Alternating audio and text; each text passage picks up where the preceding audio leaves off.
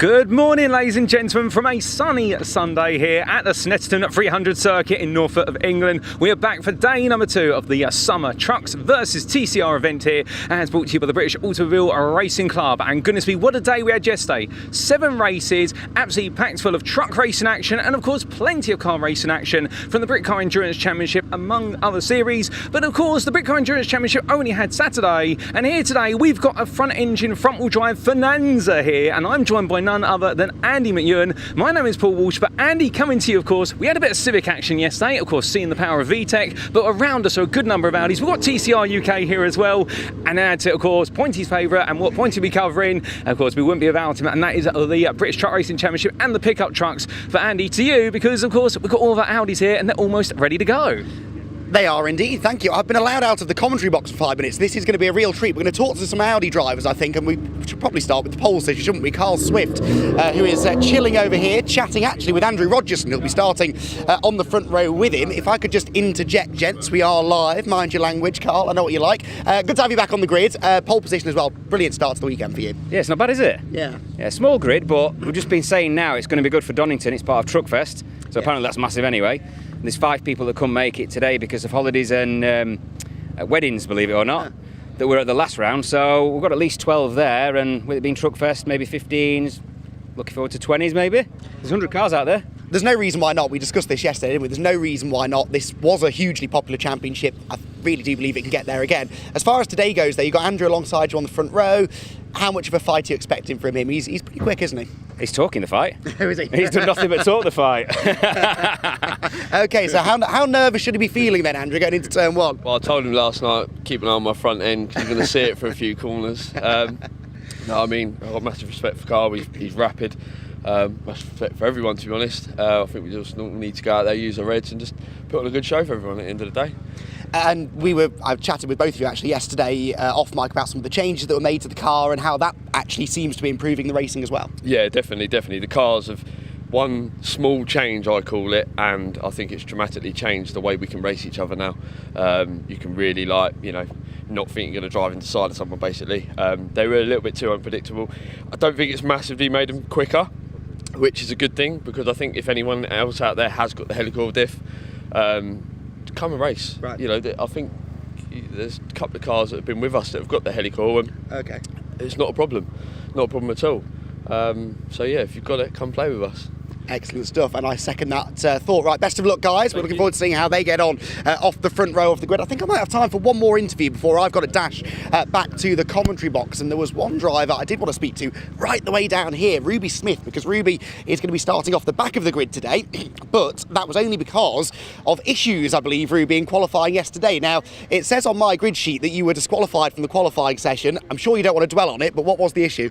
I was underweight, unfortunately. That's just one of them things that happens. So it would have enhanced the performance massively, I suppose, and at least now that's all sorted, you can hopefully make some progress in the race. What do we think will happen here? Hopefully. I mean, I'll just stay out of the way the first corner and then hopefully come through, do what I can. Yeah, there's some hot heads up there at the front. I think you could inherit a few positions. How are you enjoying your time in the Audi Cup? Are you getting on well with the car? Yeah, it's been really good actually so far. I mean, there's not a lot of cars, which makes it a little bit easier, but it'll be nice with a few more, I guess. I guess whilst you're learning, maybe, yeah, that's not a bad thing, but I think if we get some more competition, we'll see you getting stuck in. Warm conditions out there as well. Are you mindful of that? Does that present any sort of challenge to you? I think it makes it a bit easier for me, obviously. Oh, really? I think my last one at Thruxton, it was so wet, it was raining, which I didn't do well with. So I'm a bit happier now. Yes, no rain forecast today, thank goodness. Ruby, very best of luck. Thanks for having a chat. Now, I've got a dash to the commentary box, but we've got more time to chat to some drivers down here in assembly, and Paul Walsh is your man. Paul, enjoy. Will do, Andy. Thank you. And so as Andy does a bit of an Olympic dash there now to the commentary booth, of course, he'll be joining none other than Dave Goddard. Well, let's carry on the story of catch up with some of our Audi Cup drivers. We make our way along, of course. And we're going to come to a man who's not just racing Audis this weekend, ladies and gentlemen. You saw him on the Mini Club Sport grid earlier on. I just wonder if we've got time to catch up with you again, John. I had a bit of a chat with you yesterday before the Mini race. Now into an Audi. I've got to ask, what's the difference between racing the Mini and the Audi? I think the Audi's slower, to be honest. It seems like it. It's the first time out in it, and it's a rental, and I'm just to fill the weekend up, really. So we just see, but I don't know. We'll get used to it. I race a Golf as well, so it's a similar car to the Golf, and I don't know. We'll see. We'll see what it's like. It's quite safe and secure. Would be a good car for someone if they wanted to do a bit of club racing without really taking too many risks. So it's a good car. Oh, 100%. Well, we wish you the best luck in the races today, and we'll see you out on circuit. You will, and you'll see me later on as well. Oh, indeed. That being none other than John White there. And, well, we'll be catching up with him as well in the minis later today. And I feel we've got time for 1 or 2 more interviews. So can we get a word perhaps with Sean Smith as we make our way around? Sean, you got time for a quick chat? Yeah. And Sean, good to catch up with you as always. And, well, all set to go. And today starting from 5th on the grid here. You looking to move forwards or hold your position or just see how it all plays out? No, we always want to go forward, I think. So we didn't have a great qualifying, had a few issues with the car, so I think we sorted that now. So we'll move as forward as we can. All fair play. Now, of course, it's going to be a bit of a cooler morning compared to perhaps this afternoon when the sun comes up. Is that a big part of racing these Audis in terms of how you set them up? Yeah, I think so. It does make a difference. This car was still learning because it's new. But it was a lot hotter on Thursday when we were testing. We didn't get to test Friday, but yeah, it's definitely going to be a lot cooler. All fair play. Well, hopefully you can keep your cool in the cockpit of the car. And we wish you the best luck for the first race of the weekend. Lovely, thank you. Cheers. Here and there, ladies and gentlemen, from Sean Smith. And well, I think we might have time for 1 or 2 more interviews here. We're just waiting to see when we will see all the drivers get called to what will be the grid. And I wonder if we can potentially catch up with Patrick Booth here. And well, we're just trying to come for a word with Patrick. Patrick, you got a second? Oh, hold up. I think we're being summoned away, ladies and gentlemen. I think, yep, we are good to go green. So what we're going to do, we're going to walk away from our lovely Audis there. Our marshals also making things to go. And well, we are going to be getting ready then for this first our races. 14 races today, of course, and race number 1 being the Audi Cup. So without further ado, I'm going to hand you over to your commentary team, and you're going to have the wonderful Dave Goddard, and of course, joining him for the Audis, the Civic Cup and TCR UK, it's going to be Andy McEwen. So Andy, Dave, it's over to you. Let's go racing. Yes, thanks so much indeed, Paul. Good morning, everyone, and welcome to Snetterton Circuit, the home of motorsport in the east of England. Dave Goddard here, and Andy McEwen, I can see him. He's just on his way across now to the commentary box as we get ready for our first race of the weekend for the Audi Cup. There's 2 races for them today. We've got the Junior Saloon Car Championship as well. TCR UK have 2 races there. Latest round. Seems a long time since we were at Croft in the rain up in the northeast, but it's beautiful weather here in East Anglia. British Truck Racing have 3 races today. 2 races for the Pickup Truck Racing Championship and 2 races for the Mini Challenge Club Sport with Airtech Motorsport as well. They're here in big numbers this weekend. And we've got the Civic Cup here as well. 14 races in total across the day. All the qualifying was done yesterday, so we don't have to worry about any of that. It is racing all the way through today. Keep your comments coming in all day on YouTube as well. Hi to Erki watching in Finland. Carl to Cormac. I think that's Ross Makar, who has been racing in the Audi TT Cup this season. He's not here today. So his car, number 73, is being raced by one of the Mega family. Yeah, 73 Jack Mega will go from row 4. So I'll give you the grid then before we hand over to Andy to take you through the race. Carl Swift, the ex-Autograss champion, is on pole in car number 45. Good to see him back out. Not seen him race for a while. Andy Rogerson has had a couple of wins this year. He's alongside in car number 113. Sam Marr in car number 5 alongside number 33 Patrick Booth. Sean Smith, ex-Legends racer in 211, goes on row 3 with John Wyatt. As we said, he's doubling up with the Mini Challenge Club Sports here this weekend at the number 7 car alongside him. Then Jack Barr, number 73, in the car regularly raced by Ross McCarr, the Scottish racer, and Ruby Smith will go on row 4. Jack qualified out of session yesterday, so he starts from row 4. Ruby Smith alongside, as we heard. Her car was found to be underweight after qualifying, so she will have to start from the back. 8 cars out there for this new series this year, the Audi Cup. It is a series, not a championship. They're not racing for points this season, racing purely for entertainment and enjoyment and to get this new series underway. So I'm going to hand you over now to Andy McEwen, who can tell you a bit more background on the cars. He's got his breath back after sprinting across from the box as we watch the cars come out onto track for the first of our 14 races here today on the Snetterton 300 circuit.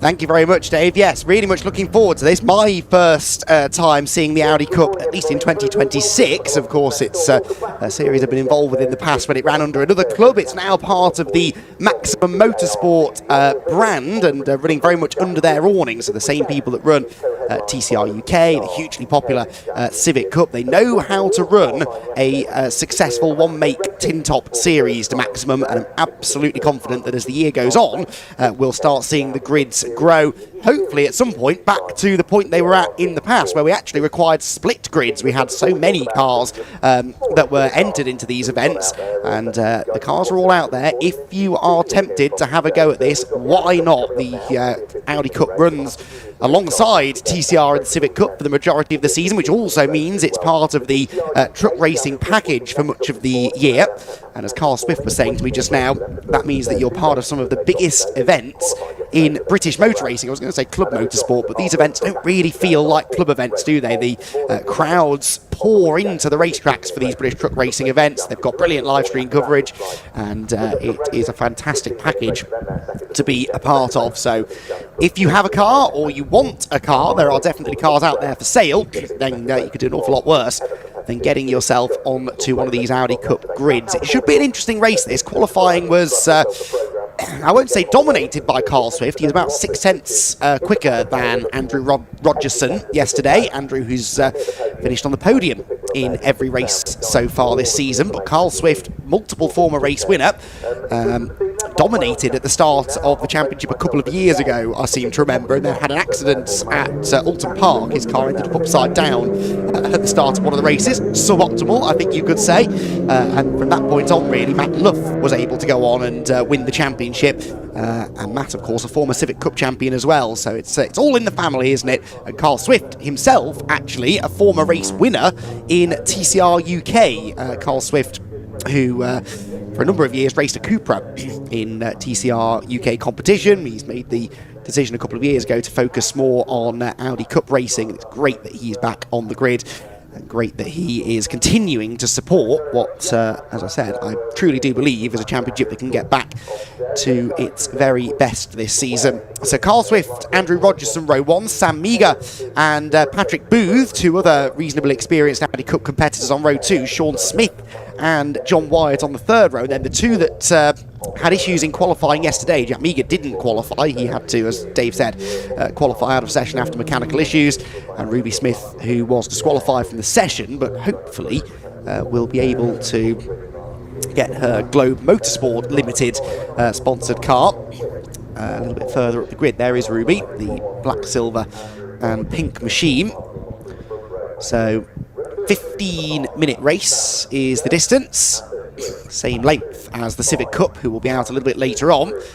You'll be hearing from me a fair bit today, I'm afraid. There was only one race under the Maximum Motorsport umbrella yesterday, that being that first Civic Cup encounter, but today we've got 2 Audi Cup races.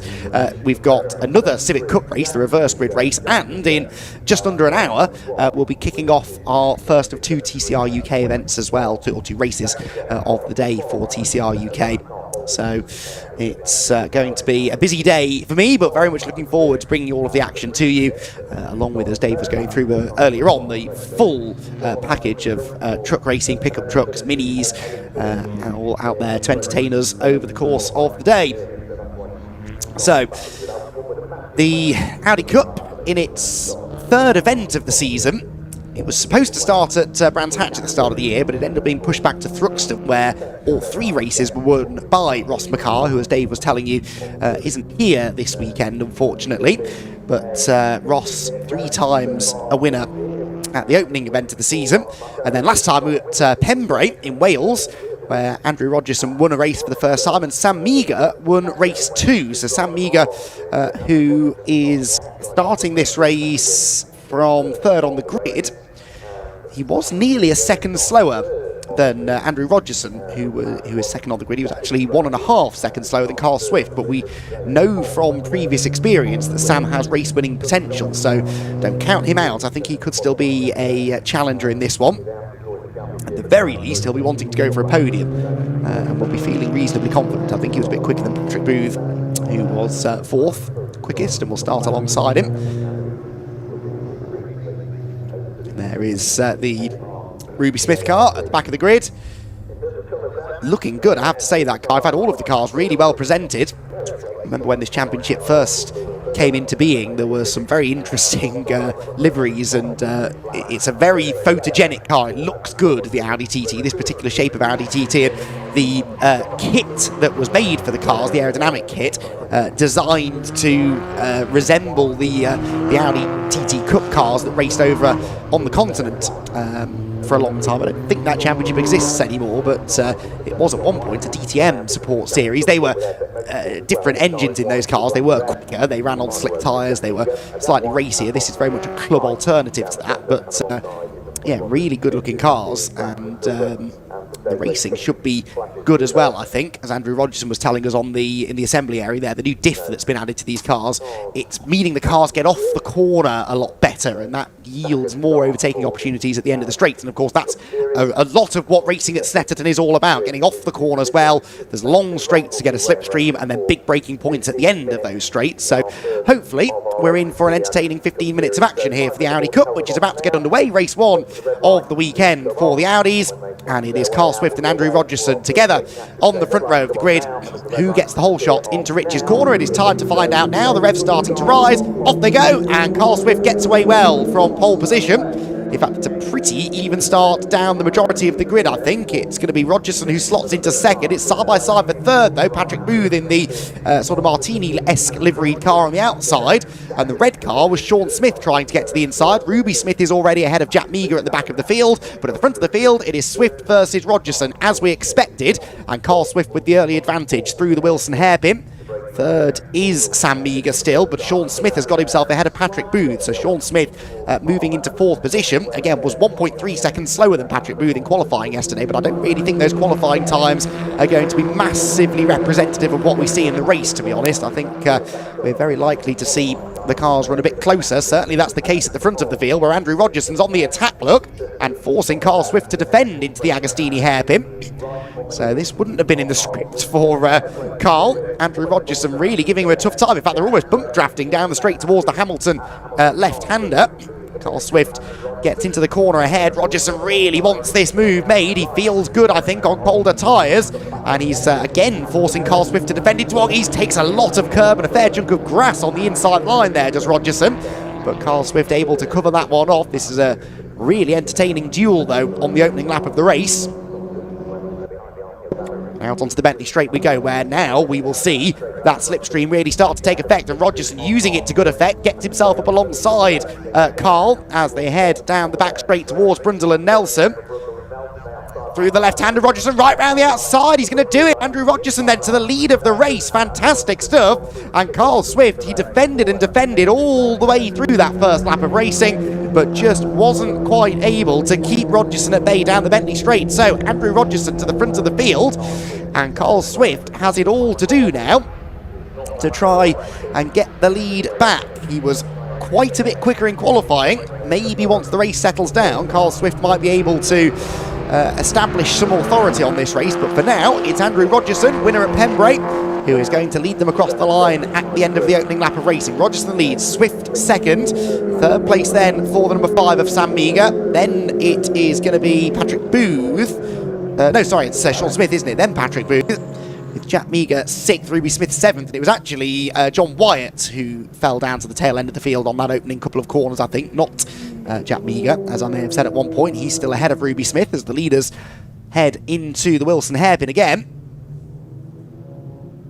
So Carl Swift then with a face full of Andrew Rogerson's black and yellow Audi. Now Andrew was saying, wasn't he, in the assembly area that Carl wasn't going to see a lot of the front of his car and he was going to see a lot more of the rear of his Audi TT. Well, that is at the moment exactly what's happening, but Carl Swift now looks like he's back on the attack as we head into Agostini. And this time it is Rogerson who has to defend the inside line. Swift takes the wide line in and looks to try and cut back on the exit of the corner. Down the short chute now towards Hamilton. Rogerson from Swift. Less than a TT length between them. And it's almost a carbon copy of what happened a lap ago. It's now Rogerson defending everywhere. And Swift taking the Rogerson line. Look through Oggies and again gets a face full of Audi.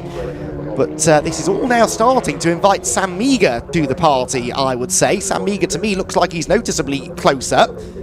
And yes, his first sector time was fractionally quicker than the race leader. I think in the middle sector, though, he's gained even more. In fact, he's weaving around, look to try and get a slipstream from the two ahead, who themselves are ducking and diving down the Bentley Straight. Rogerson and Swift. Swift's going to try the outside line. This is what Rogerson did to him a lap ago, but not quite close enough. Rogerson was fully alongside at that point when he made the move, whereas Carl Swift not quite able to get fully within striking range.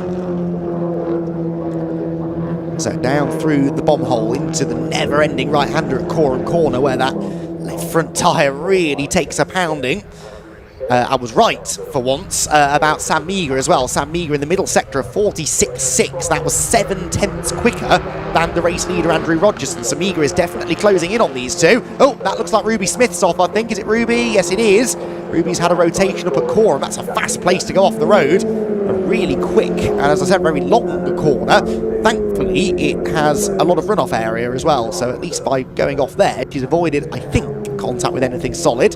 Just struggling to get the car going. Meanwhile, Carl Swift is on the attack again. Look, is he close enough this time to go for it into Wilson? Well, not on the inside line. Sam Meagher makes sure of that by defending that inside run into the hairpin.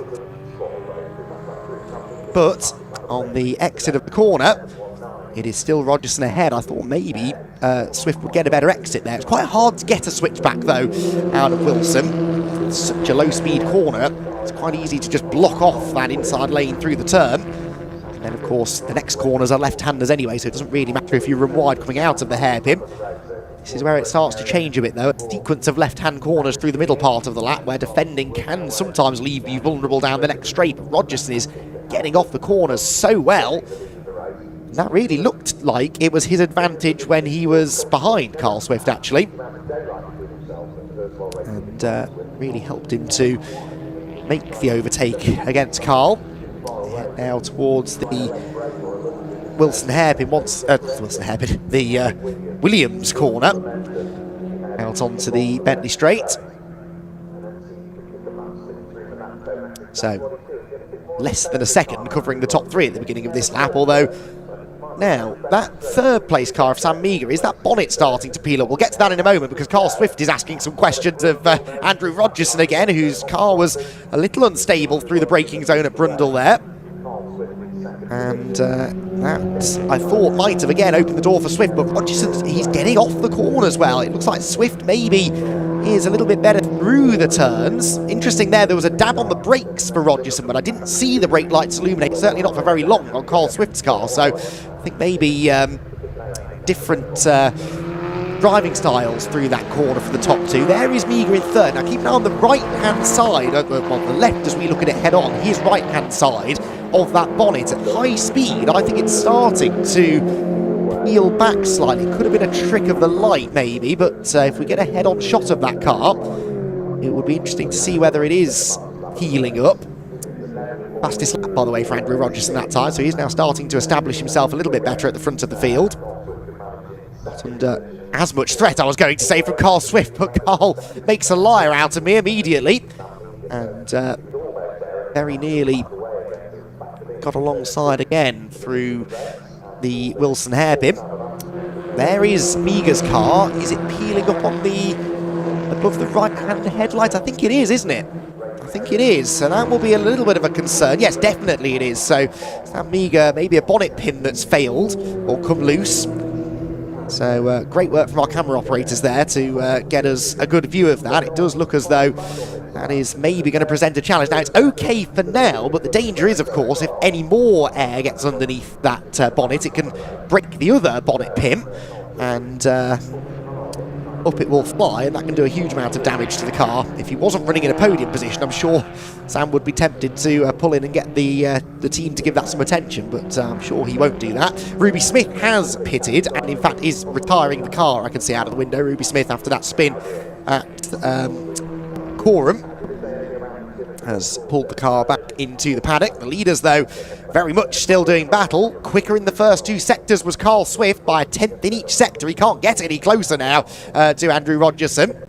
That's definitely where Swift's best opportunity will lie, I think, down that back straight, or maybe into the Wilson hairpin. He seems to get off Riches quite well, and has been closing in that particular braking zone on previous laps, but Rogerson's got an answer so far to every question being posed by Carl Swift. He kicks up the dirt there, does Rogerson, through Coram Corner. Is Swift going to have a go into Murray's? He's thinking about it. The corner that was reprofiled all those years ago, in theory, to make another overtaking opportunity on the track. It hasn't always seemed like that's the case, but we have seen the odd overtake at that final turn.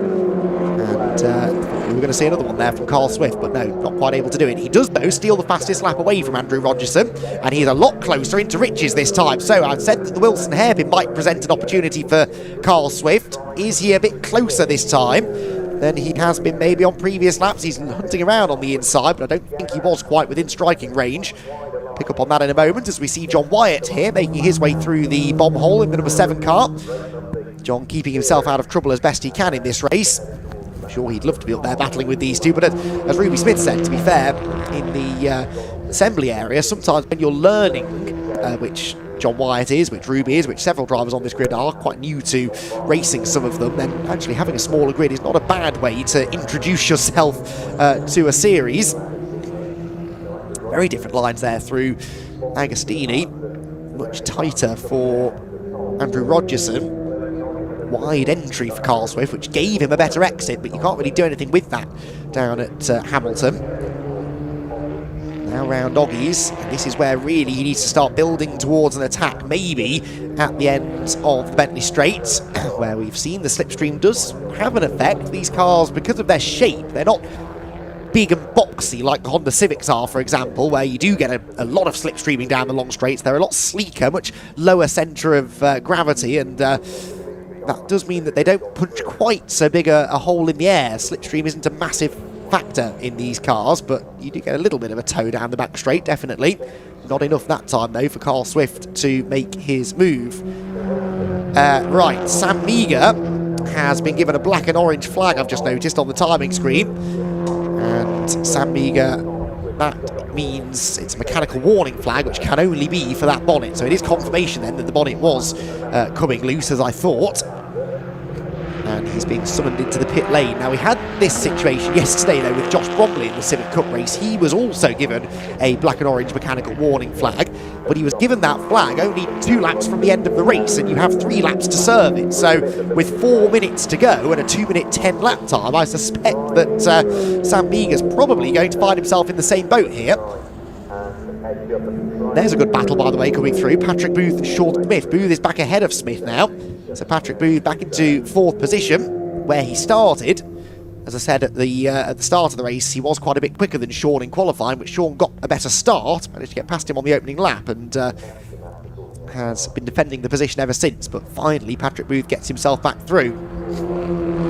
So leaders, once again, the closest pair of cars on track. They've been trading sector times. It was a personal best lap last time by for Andrew Rogerson, but it was a 1/10.5 slower than Carl Swift's fastest lap of the race. And again, Carl takes this wider line into Agostini, looks to try and get the switch back. Rogerson, look, doesn't use all of the road on the exit of the corner, just covers off that potential switchback move.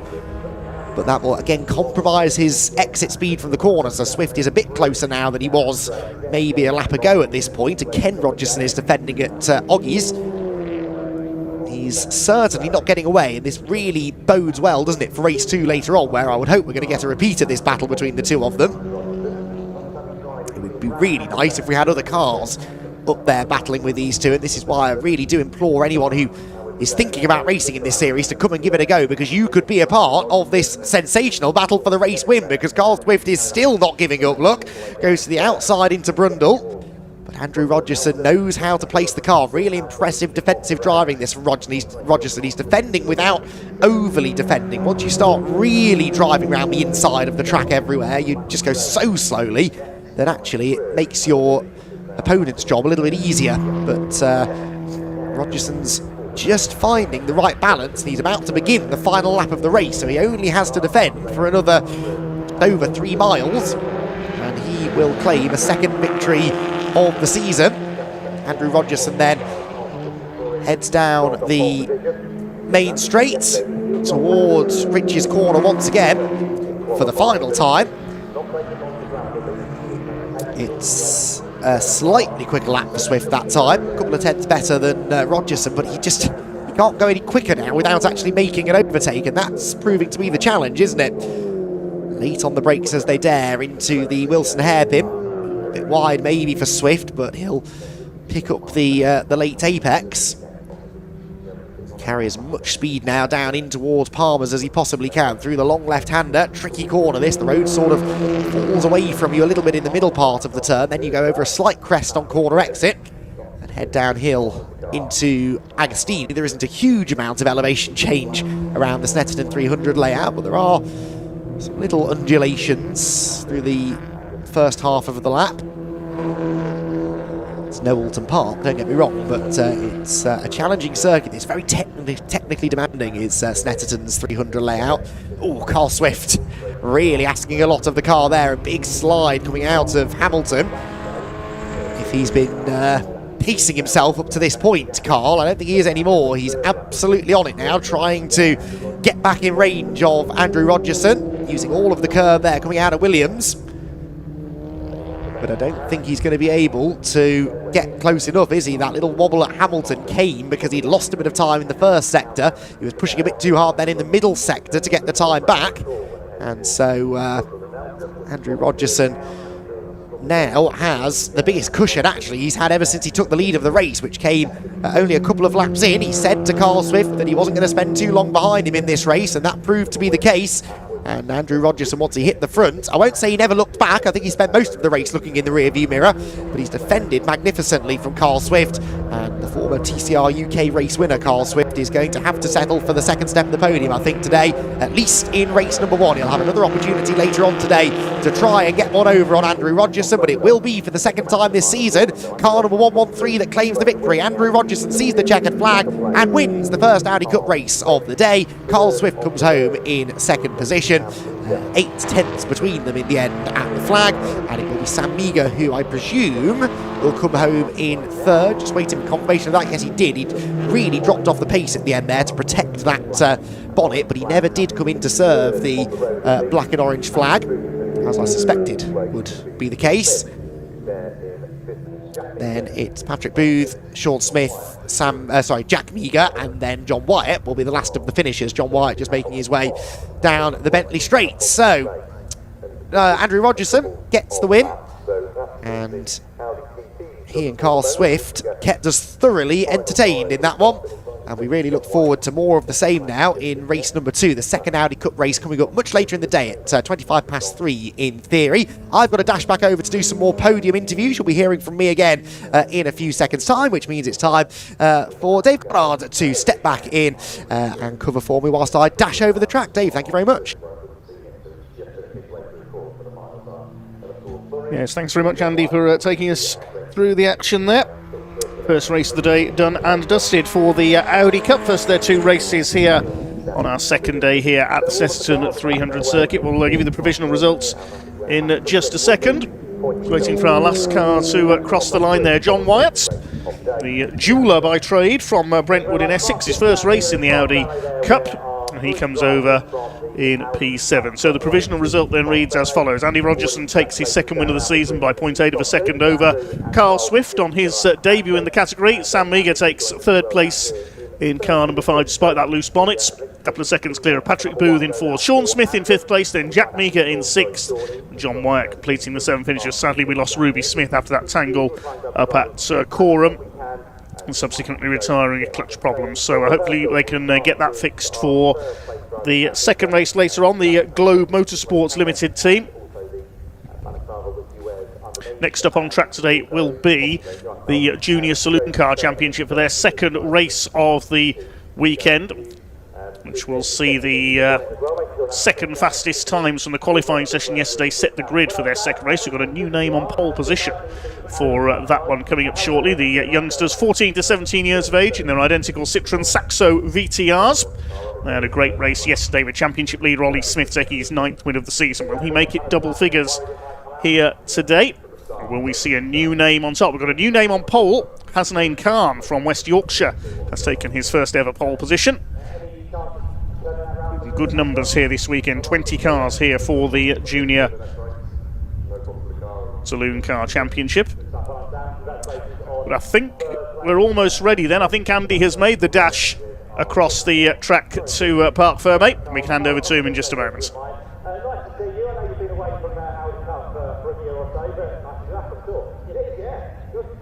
Well, what an entertaining first race of the day then for the Audi Cup drivers. Another chance in a moment then to talk to our front runners. I've lost our race winner, helpfully. Where did it? Oh, there he is, Andrew Rogerson, chatting to Jack Finlan over here, and we can get his thoughts now on what was a fantastic scrap. Sorry to interrupt, gents. Andrew, brilliant battle. You said you weren't going to spend too long behind Carl, and you were right. To be fair, I did lie to him. I promised him by turn 2, and it ended up being by the end of the straight. But I had to get the move done early. I don't like sitting behind someone. Right. I like to control it if I can. And yeah, I see where Carl was a bit weak. Straight away, I saw it. I was like, right, I'm taking that. I'm not just going to sit there and wait. And he was trying to wait the whole race. I think he was a little bit easier on his tyres, but then I was trying to manage mine, so it was a bit of a management game really. Yeah. But I mean, you know, thanks to all the boys that helped me prep the car.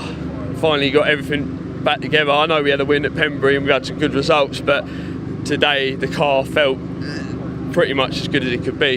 And to go up against Carl, who's a bit of a soldier in this, in all motorsport, that yeah, I'm just glad we got the jump on him and give it to him.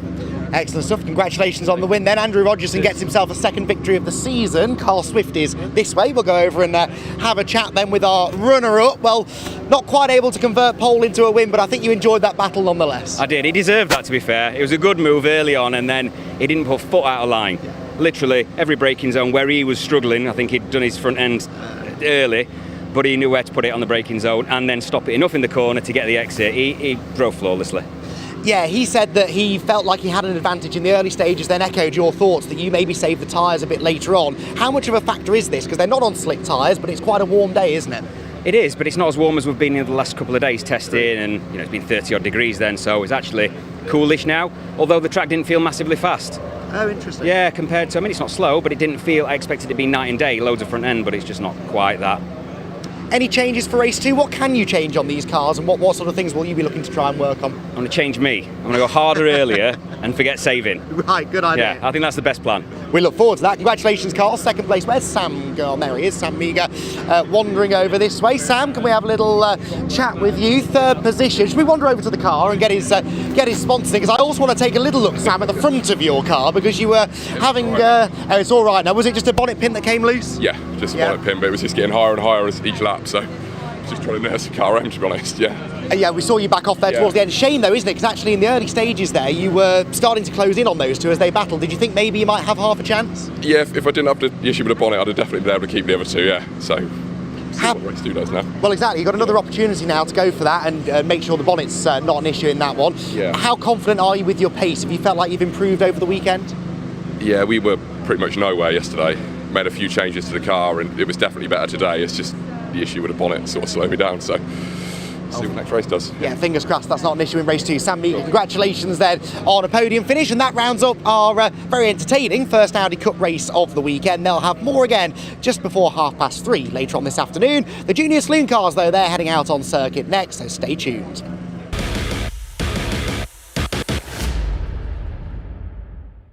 Well, ladies and gentlemen, in preparation for their second race here at Snetterton, I'm with none other than Zane Quaker. And Zane, 5th place yesterday, starting from 10th today. You've had one podium this season, so surely everything's looking upwards after Pembury.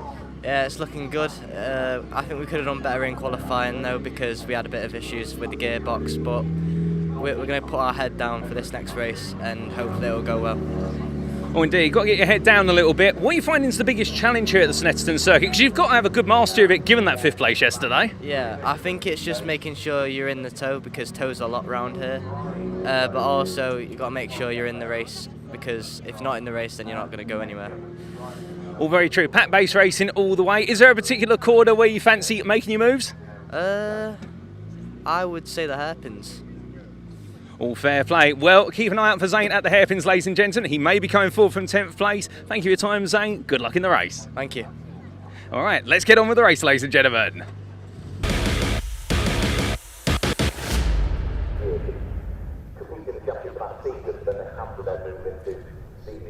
It's good to hear from Zane Quaker there. His first season in the Junior Saloon Car Championship. They're next up on the schedule today with a 15-minute race, followed by the TCRUK Championship. Then we have our first race for the big rigs, the British Truck Racing Championship. 2 wins for Stuart Oliver yesterday as he looks for his 11th British title this year. The pickup trucks are out after that. Then it's the Mini Challenge Club Sport with Airtech Motorsport. Over 20 BMW Minis here this weekend. And then we have the Civic Cup, the last race before the lunch break. The lunch break will see the grid walk ahead of the next British Truck Racing Championship events. Then Junior Saloon Cars, TCRUK back out to the Audi Cup for their second race. Then the Minis, final truck race, and the pickup trucks round out the day. Well, the Junior Saloon Car, Saxo safety car leading the cars up to the grid then. There'll be a green flag lap behind it and then a 15-minute race, our second race for the young guns in their Saxos. And it is Hasnain Khan who lines up in his first ever pole position in car number 18 alongside Championship leader Ollie Smith, number 80, looking for his 10th win of the season. Row 2, looking for his first win. He's come close a couple of times now. Martin Wright, all the way from Cornwall in number 14. Alongside Matthew Swatton, who dropped back on the first lap in yesterday's race, hoping for a better run today. Row 3, Max Scharfegger finished last in yesterday's race, had to pit with some damage, and 87 Leon Holly, who raced through from 8th on the grid for a podium yesterday. Row 4 is Lachlan Homer, number 94, and 57 Tom Justice, newcomer this weekend for the Kersley Motorsport team, teammate of Matthew Swatton. Completing the top 10 on the grid, number 3, Jake Wardle starts alongside the man we just heard from, 44, Zane Quecker. Row 6 is 41, Will Omar, 29, Tim Leonard, who failed to finish yesterday's race. Row 7, Ricky Pittman, who celebrates his birthday next week, so would like some rewards from this weekend, starts alongside George Allen in number 17. Scholarship winner this year, Ralphie Branscombe, number 96 on row 8 alongside 223. Newcomer this weekend, Jamie Faggin. Row 9, Caelan Keith, another newcomer in car number 72, the third of the Kersley Motorsport drivers. Frankie Lawson, number 11, starts alongside him. And on the final row, Atta Huna, who only got one flying lap in qualifying, so will be starting from the back here alongside Charlie Stapleton, who had a shunt in qualifying yesterday. The team got the car repaired and he's able to start from the back of the grid. 20 cars should be out there then for this second race of the weekend. Now, can Hasnain Khan hang on in front for a maiden win to go with his maiden pole position here? A cracking effort by Hasnain, who was actually fastest in qualifying yesterday, but got a grid penalty, so had to start from the second row. This time he gets the chance to start on the pole. Made his debut at Pembrey at the last round in Wales. Championship began at Donington with a hat-trick of wins for Ollie Smith. I think somebody's lined up in the wrong place there. George Allen being pushed back. It's like Giancarlo Fisichella in that Grand Prix in Malaysia, where he ended up stuck diagonally across the track in the Renault. So Donington saw 3 wins for Ollie Smith. He got 2 at Cadwell Park, and the third race went to Max Scharfegger.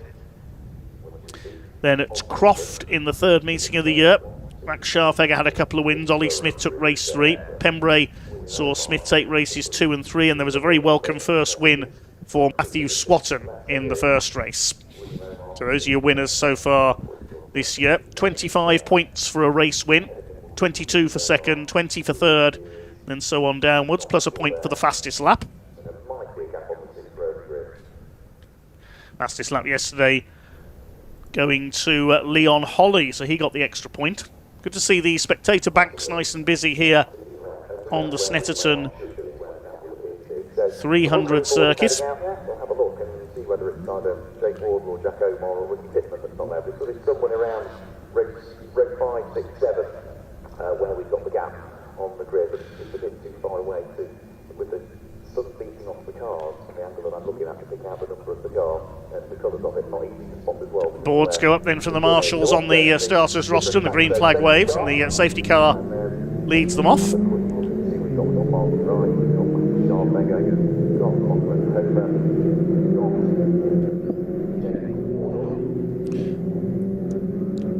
Check through some of your comments on YouTube. Hi to Hannah Fulcher. Gordon Snell says looking forward to some good racing. Josh says best of luck to Sammy Oyanen in the trucks later on, the Finnish driver. Meg Edwards. Stay safe to Doreen and Ricky marshalling here this weekend. Big thanks to all the Orange family, our marshals.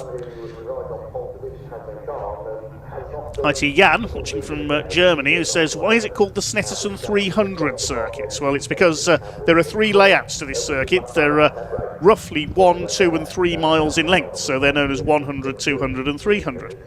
We're on the 300 circuit, which is nearly 3 miles long, one of the longest race circuits in the UK, along with the Silverstone Grand Prix circuit. This former World War II airfield. Cars heading through Palmer, the left-hander there, named after Dr. Jonathan Palmer, ex-Formula 1 driver, who is now head of Motorsport Vision, who own this circuit. Then up to Agostini, this long left-hander. Plenty of overtaking opportunities here, named after Giacomo Agostini, one of the all-time greats of motorcycle racing. Drivers weaving to warm their tyres. Great to see plenty of newcomers in the field this weekend. There's the left flick of Hamilton's, named after Sir Lewis Hamilton, of course. Quite easy to run wide there, tricky little corner that one. Then the right-hander at Audi's, and up towards Williams' corner, named after the late legendary Sir Frank Williams.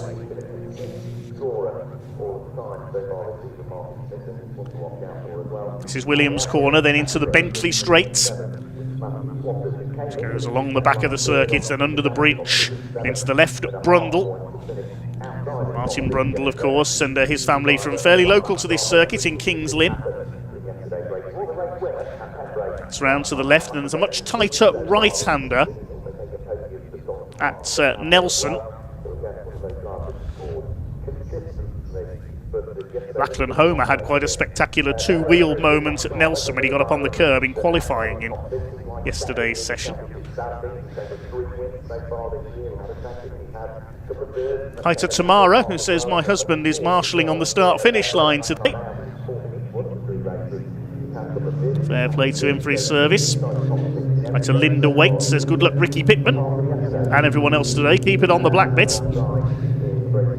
Sheila Kersley is watching from Kersley Motorsport. They're running Matthew Swatton, Tom Justice and Caelan Keith. That's the 3 red, white and blue cars. Matthew Swatton was overjoyed to get his first win at Pembrake. There's Charlie Stapleton, the yellow and black car at the back. None the worse for a bit of a shunt in qualifying yesterday. The team have repaired his car, the number 127. So pole position will be the white and black car of Hasnain Khan, number 18. Alongside him, Ollie Smith is in blue, green and white, number 80. 14, Martin Wright is in all blue.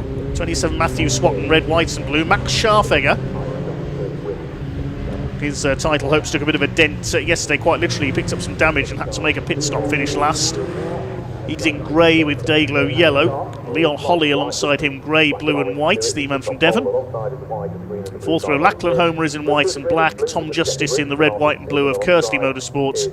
Completing the top 10, the black and green car of number 3, Jake Wardle, and Zane Quecker. His car predominantly black with some red, yellow and green flashes on it.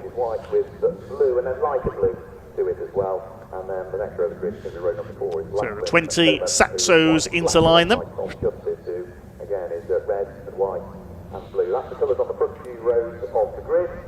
Will Ollie Smith make it double figures of victories this year? His brother Harry races in the Mini Challenge Trophy. 5-second board is held aloft then. Revs beginning to rise. The second junior saloon car race of the weekend gets underway, and off they go down towards Rich's corner for the first time. They're all away cleanly. Good start by Hasnain Khan. He's just about got the lead as they go towards the right-hander of Rich's. A decent start by Max Scharfegger, trying to get up the inside, using the pit lane exit there to try and squeeze down the inside of Martin Wright. Matthew Swatton getting around the outside in the number 27.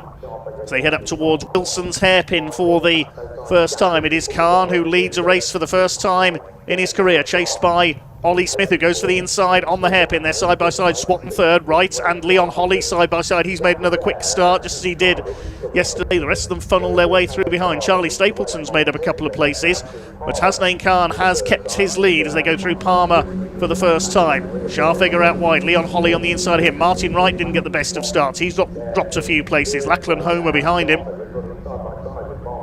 Down towards Agostini. Top 3 lead the way into it. Leon Holly up the inside, 3 wide into Agostini. That rarely works. I think it has worked. They've just about got it together there. Martin Wright in there with Leon Holly. And also Martin Wright there at the inside of Max Scharfegger at Hamilton's. Is going to go wide onto the grass. I said it was easy to do that there. Max Scharfegger does a bit of rally crossing. So they've been side by side for the whole race, these two. Bash into the back of Martin Wright goes Scharfegger. That's Jake Wardle going wide at Oggies. He recovers. And they're still side by side, these two. Martin Wright. They finally go line astern into the Bentley straight. Scharfegger ahead. Wright, I think, picks up a bit of damage to his bumper. But down the Bentley straight they come. It is Hasnain Khan who has the lead from Ollie Smith. Matthew Swatton in third position. Smith right on the leader's bumper as they head into Nelson. Third place is still Swatton, then Leon Holly in fourth position. Jake Wardle has recovered from his off. He's under fire from Ricky Pittman in there, the number 85, the grey car with the yellow wheels.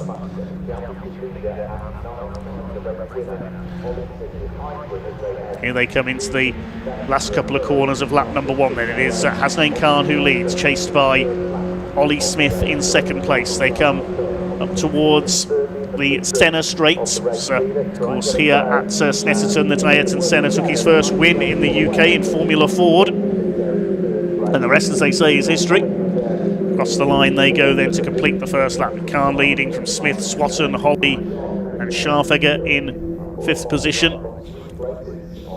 Here's Ollie Smith going to get his nose down the inside into the hairpin. He's going to be very late on the brakes. I think this could be the move to take the lead. That's good driving by Ollie Smith. He's got the lead from Hasnain Khan, who will try and attack back as they come towards the left-hander at Palmer. But it's Ollie Smith into the lead. Khan will concentrate perhaps on getting his first podium. Matthew Swatton in behind them.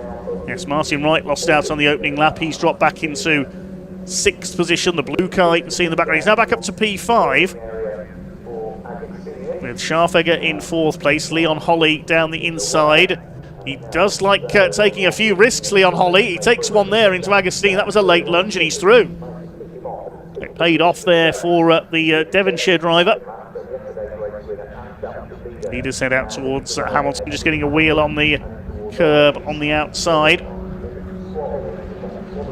One non-starter, I think, in this race, which was Atta Huna, number 81. No, he is there, apologies. He's in 14th place, so he's there. We have got only 19 cars out there. We'll try and work out which car didn't take the start of this second race of the weekend. There's Lachlan Homer, number 94.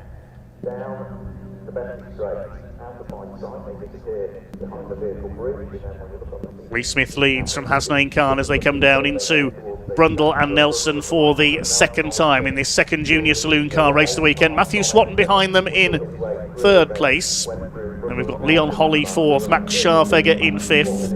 Sixth it is Martin Wright. And a bit of a tangle there at Brundle. That's Ricky Pittman involved.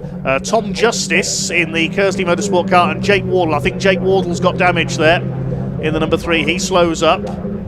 Try and see again what happened there. I think 3 into 1 didn't go into that tight right-hander.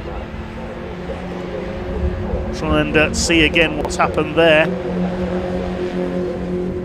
Leon Holly being chased here by Max Scharfegger. This is the battle for 4th, 5th and 6th. Let's have a look again what happened there into Nelson. Oh, up 2 cars up on the curb, and then as they came together on the exit. Well, Jake Wardle got onto 2 wheels first, then Ricky Pittman got onto 2 wheels, and as Wardle tried to recover, he bashed the front of Ricky Pittman's car.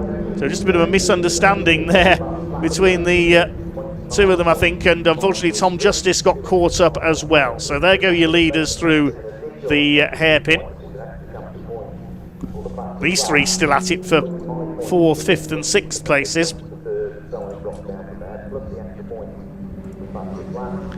I think the car we're missing that didn't take the start is Will Omar, number 41.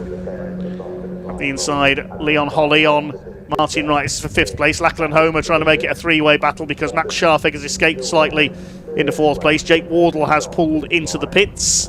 Damage from that collision down at Nelson's. Leon Holly there on the inside holding that 5th position, there's Jake Wardle's car being jacked up by the CSC racing team in the pit lane. It's like his race could be run. There go the 2 leaders through Oggies. Hasnain Khan, this is a good drive, staying with Ollie Smith, the championship leader. Swatton in 3rd place, then Scharfegger, Holly. 6th is Martin Wrights, then Lachlan Homer in the 94, then a gap back to, I think it's Tom Justice, who was next in the order, but things might have been shaken up by that little contretemps down at Nelson, which has left these 3 well clear, this group of about 7 well clear. See in the background, yes, it is Tom Justice next in the order, but quite a way back now as the leaders head through Brundle and Nelson. Let's hope nobody's going to go flying off the curb there on the inside this time. Leaders make it through. Lachlan Homer moving up to have a go at Martin Wright. There's Tom Justice in 8th place. Ricky Pittman's still going in his slightly battered car in 9th after that collision with Jake Wardle, but he's under fire there down the straight. That was possibly George Allen on his tail.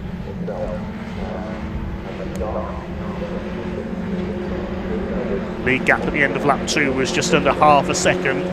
It's a long lap here at the Snetterton 300 circuit, one of the longest in UK motorsports. Leaders go over the line. Lead gap is about 3/4 of a second now. Fastest lap of the race with the leader, Ollie Smith, 2:25.533.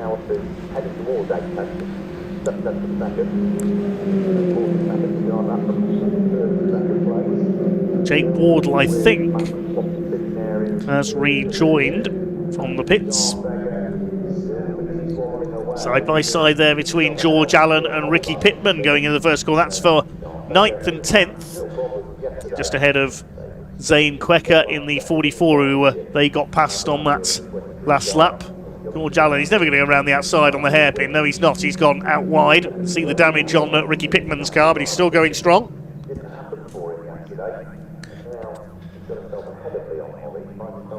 Comes from the Scottish borders, so a long journey here this weekend.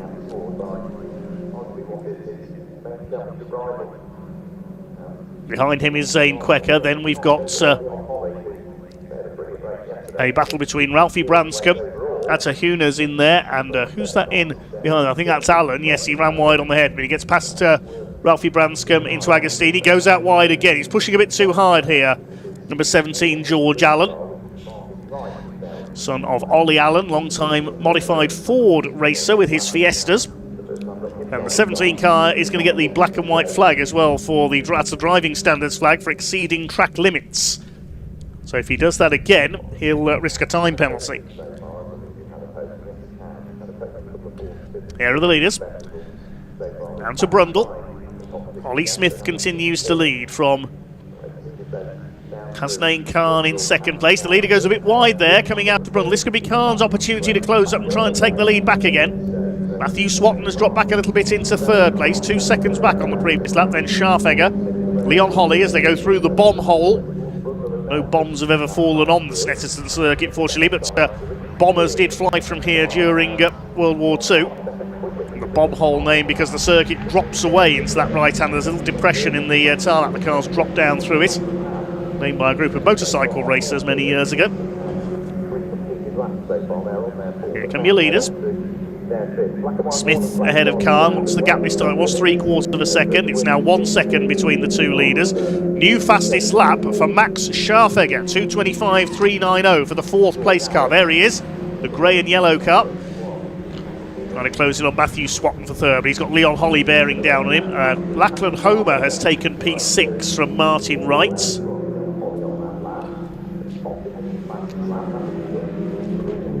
The 81 car of Atahuna has just got the black and white flag as well. Ralphie Branscombe is dropping down the timing screen. He's come through in 17th place, so Ralphie's had a moment somewhere. The scholarship winner, he's down to 17th place, one of the youngest drivers in the championship. And a big shunt at Pembrey last time out in the first race of the weekend, where he went off at the last corner and put the car on its roof, but thankfully his team repaired, the Oryx Competitions team, for the following day. Matthew Swatton, possibly a problem there. He runs wide at Agostini. Through goes Scharfegger. Leon Holly follows him through. I thought Swatton looked quite slow there going into Agostini, so he's lost momentum there. Yeah, he's dropping back from those two. There is Jake Wardle. Now he's back out after making a pit call earlier on after picking up that damage. So good to see he's going again, but he's at the back of the field.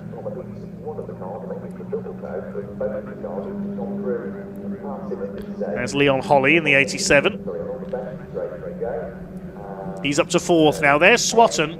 Whether he missed a gear coming through Agostini or just ran a bit wide, but he's down to 5th now. Still your leader is Ollie Smith from Hasnain Khan. Scharfegger now up into 3rd place. He's ahead of Leon Holly, 4th for the 87. Scharfegger just did the fastest lap. Up on the curb goes Leon Holly. He has to move to defend now from Matthew Swatton, who gets the nose down the inside of the bomb hole. Goes through the little dip there, then it's onto the long right-hander at Coram. And then the left-hander to complete the lap is Murray's. Named after the voice of motorsports, Murray Walker. Swing through the left-hander. It used to be a much tighter chicane there in earlier years before MSV took over the circuit. It was known as the Russell chicane, then after Jim Russell, who ran the racing school here at Snetterton for many years.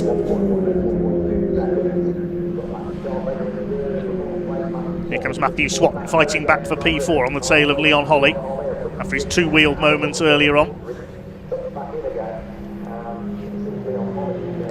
Yes, Andy Spate says in our comments today that that's a name from the past, George Allen.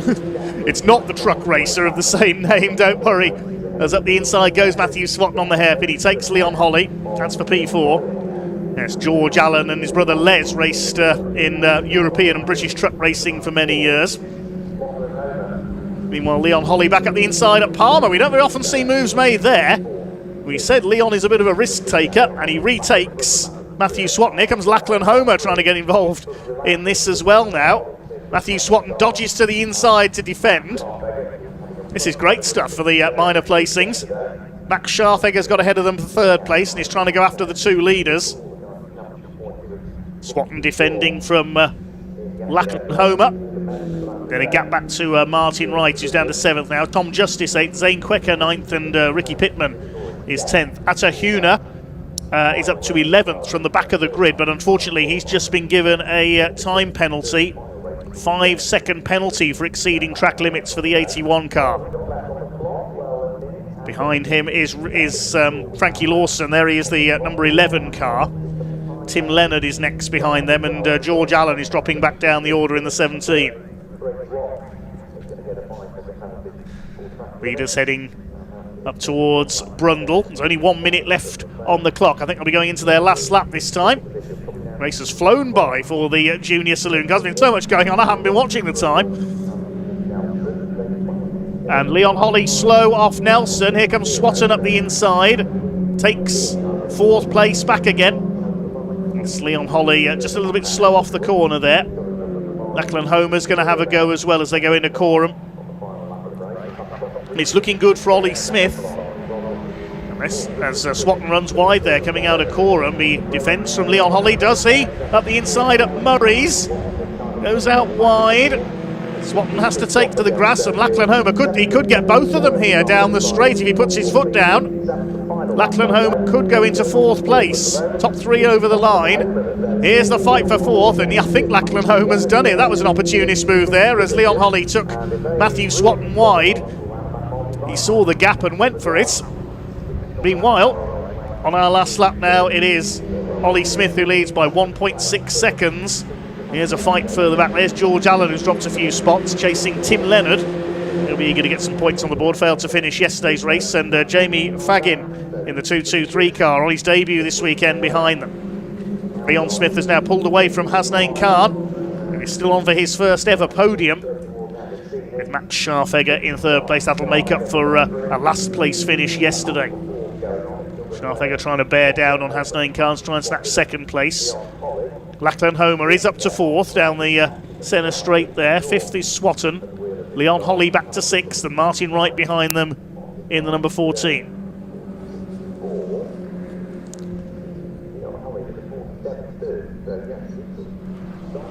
Up to Oggies for the last time. It's going to be win number 10 for Ollie Smith. He goes out onto the wide line there. Sets the car up for Williams' corner.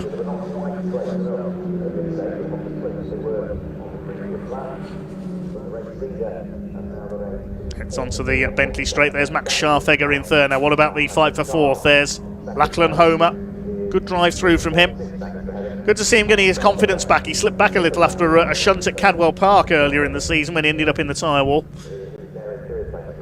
Well, Ollie Smith, he had a good scrap early on with Hasnain Khan in the first couple of laps, but he's been able to pull away again. And he's certainly looking the clear favourites for a championship title this year. He was Rookie of the Year last year, finished fourth in the points. As Oliver Kerr took the title, he's gone into historic racing, I believe, with a Mini this year. But here comes Ollie. His brother Harry has been a junior saloon car champion as well. And here comes Ollie Smith, heading for win number 10 this season. He's pulled away from Hasnain Khan. The checkered flag is at the ready. It's going to be 2 out of 2 this weekend for Ollie Smith here at Snetterton. He takes the win. Hasnain Khan, a first ever podium. Well done to him in second place. And third goes to Max Scharfegger to make up for his disappointment yesterday. Lachlan Homer 4 there to Matthew Swatton and Leon Holly. Great fight between them. Martin Wright, starting from the second row, finishes 7th. It's going to be, I think, Tom Justice in 8th place. He's having a good weekend on his championship debut. Here's a scrap further back in the order. That's Frankie Lawson and Jamie Faggin fighting it out towards the back of the field. Zane Quecker is 9th, Ricky Pittman takes 10th. Now next across the line will be Atta Huna, there he is, but he's got a 5-second penalty to be added on for exceeding track limits, so we'll see if he remains. Was he 5 seconds or more clear of Tim Leonard? Yes he was, so he keeps 11th place. So the rest of the pack come home. We've lost Charlie Stapleton into the pits, unfortunately. Oh, Atta Huna's got a further penalty. He's been given an additional 10-second penalty for more track limits breaches. That just came up as he crossed the line, so he does drop to 15th place.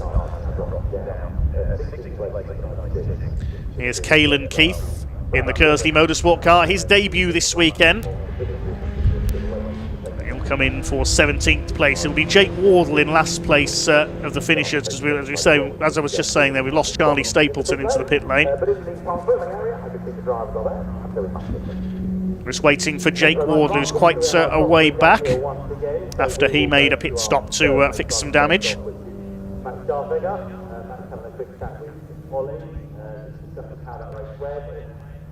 Here he comes. Had a couple of podiums in the early part of the season, but has not had much luck since then, Jake, unfortunately. He's in 6th place in the points coming into this weekend.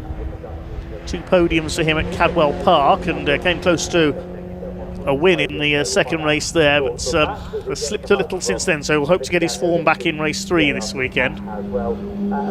That's all our finishers in then, so we'll give you the provisional results in a moment. So that puts Ollie Smith on a hat-trick going into our final race of the weekend. 2.86 seconds clear of Hasnain Khan. Well done to him. Pole position and his first ever podium in second place. With Max Scharfegger third. Lachlan Homer coming through for fourth ahead of Matthew Swatton. He'll be a bit frustrated, dropping back from third to fifth. Leon Holly in 6th place. Then Martin Wright started on the second row. Ends up 7th ahead of top newcomer Tom Justice. Zane Quecker 9th. And Ricky Pittman in 10th. Behind them, Tim Leonard was 11th ahead of George Allen. Frankie Lawson and Jamie Faggin in 14th. Atta Huna with track limits penalties dropped to 15th ahead of Ralphie Branscombe in 16th. Caelan Keith 17th, and Jake Wardle after his pit stop was 18th. Charlie Stapleton the only non-finisher, and there was one non-starter in that race as well. That was Will Omar. Hopefully we'll see him back out for race 3. How was the race for you? You tried your best to get past Ollie, but you were strong once again. Yeah, it was really good. We can hand down to Parc Fermé with Paul in just a moment to talk to our race winner, Ollie Smith. A little bit later on as well. What do you reckon you can pull out the bag for that one? How you kind of adapted to this circuit as well? Was it the first time you've kind of raced on the Snetterton 300? Yeah, certainly.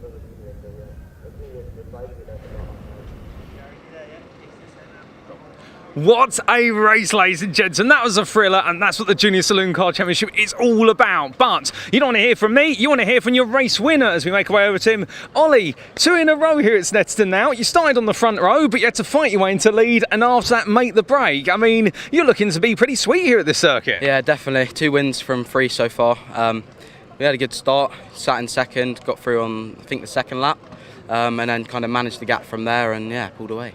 Well, indeed, smooth work from yourself. So the big question is, can you now make it 3 from 3? Well, I mean, I hope so, but I'm starting from 17th, so it's going to be a challenge, but we can give it a go for sure. Well, almost last the first challenge, if you will. I mean, you look up for it. Yeah, definitely. Looking forward to it. Well, Ollie, we'll leave you to it. Congratulations on the win. Well, ladies and gentlemen, that is your winner, Ollie Smith. And of course, now we're going to come to our second place finisher, who I believe is around. Is Hassan Khan around? I'm just trying to see from there. Would you happen to be our second place finisher? Yeah. Well, Hassan, it's been an absolutely brilliant race from yourself. I mean, started on the front row and looked so, if you weren't going to hold on to the win, you were definitely going to hold on to a spot on the podium. Yeah, it was really good. Yeah. And in terms of the battling out there, I mean, we saw you in the end lose Ollie Smith over the first couple of laps, but you look very happy in second. Yeah, well, it's only my second race, so yeah, really happy with second. Well, you're only your second race. I mean, if you're settling in already and taking a podium just like that, surely race 3 this afternoon, another podium? Yeah, maybe even first. Well, we look forward to that. Best luck for race number 3, but congratulations on the run-up spot in this one. Thank you. Well, hearing there from our second place finisher, and for our third place finisher, where is Max Scharfegger? As I do a little bit of a twirl there, I promise you I'm not a ballet dancer, ladies and gentlemen, but we will see if we can grab Max if he's done a bit of a run-up. In fact, I'm looking for what is Vicky, who might be able to help me out here. Sorry, gents, any of you seen Max running around? Vicky, have you seen Max? I bet he's run the other way like yesterday. There we go. Thank you, Vicky. Vicky, of course, our wonderful coordinator for the JSCC. And, well, here comes Max. Max, we found you. 3rd place, but you had to fight hard for that one. Yeah, there was a lot of overtaking in that one. I think we were down to 6th at one point, but managed to get back up to 3rd, which I'm quite happy with. So a little bit of a slow start, perhaps, but what clicked for you? What got you back in the 3rd? I can't really remember, to be honest. I think it was onto the back straight and made an overtake. And then, yeah, he re-overtook again and it just kept swapping around. There's a lot that happened. Well, a lot of back and forth. I mean, race 1 yesterday, perhaps not one to talk about. This one, definitely one to talk about. What about race number 3? Can we expect you back on the podium, perhaps a win? Hopefully, we'll see what we can do. Well, Max, we'll leave you to it. Congratulations on 3rd place. We'll see you in race 3. And just like that, ladies and gentlemen, that was another round of the Junior Saloon Car Championship. They've got one more race this afternoon, but now, coming up, is the first of our races for today from the TCR UK Championship. And to set you up nicely, before we do go to the grid for it, we're going to cut to an interview that we had earlier on with none other than your second place man in the championship. It's Callum Newsham.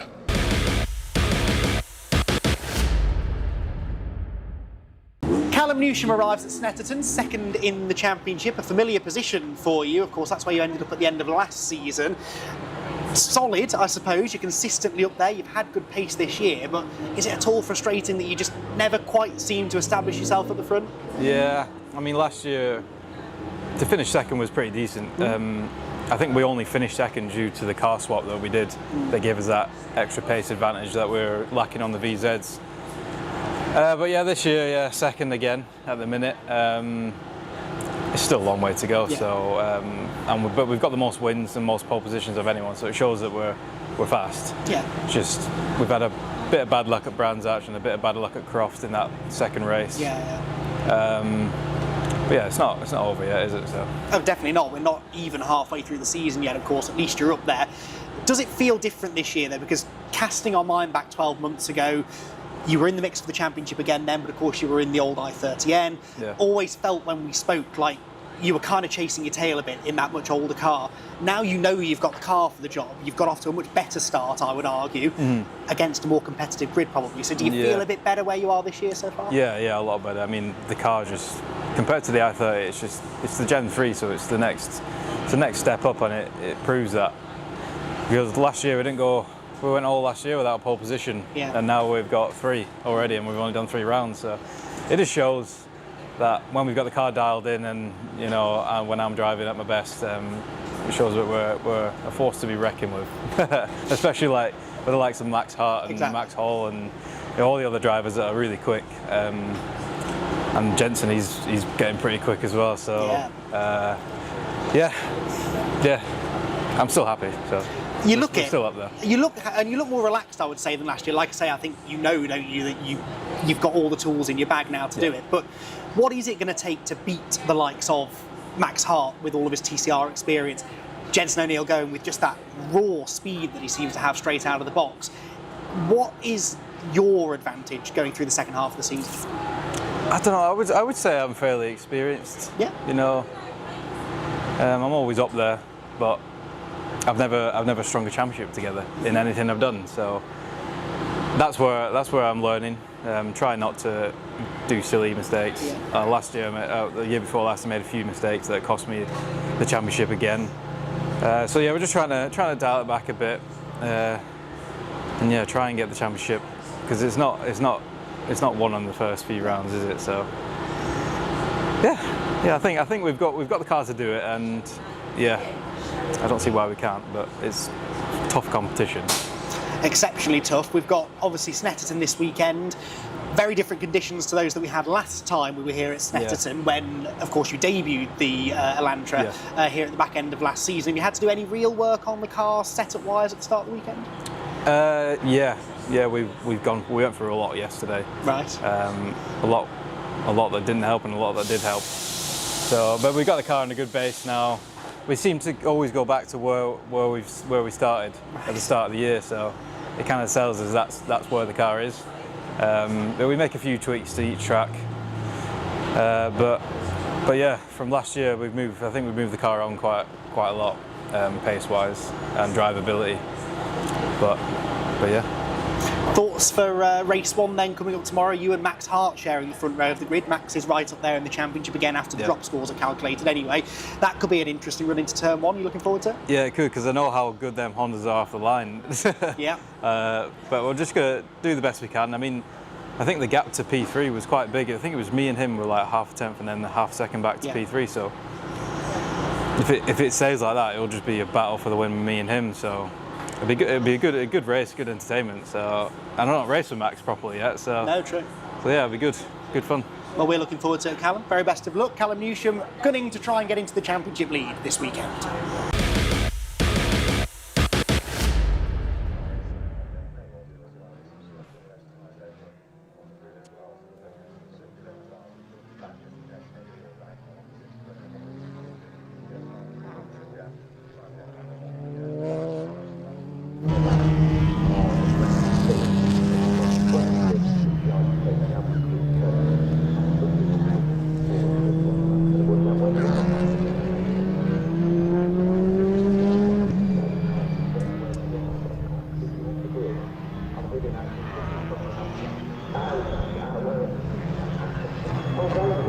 Well, it will be Callum Newsham who starts from pole position then for our first TCR UK race of the day. And right on cue, cars starting to arrive down on the grid. He's got Max Hart starting alongside him on that front row of the grid. The Irishman desperately trying to get himself a few championship points. He arrived here this weekend 20 points adrift of the championship leader, Jenson O'Neill, going, who's going to be starting directly behind him. Now, those Honda Civics have been notoriously quick off the line so far this season, and I know they'll be feeling quite confident about their chances of getting into turn one first. Callum Newsham not with us yet. I can just see the Elantra now starting to weave its way through. I would like to try and get a chat with a couple of the drivers in a moment or two if that's possible. We'll let Callum Newsham get into position. This, of course, is the venue at which he debuted the Hyundai Elantra at the back end of last year in very different weather conditions to these. It was soaking wet, and well, if I'm honest, that day didn't quite go according to plan for Callum, did it? But he'll be hoping for much better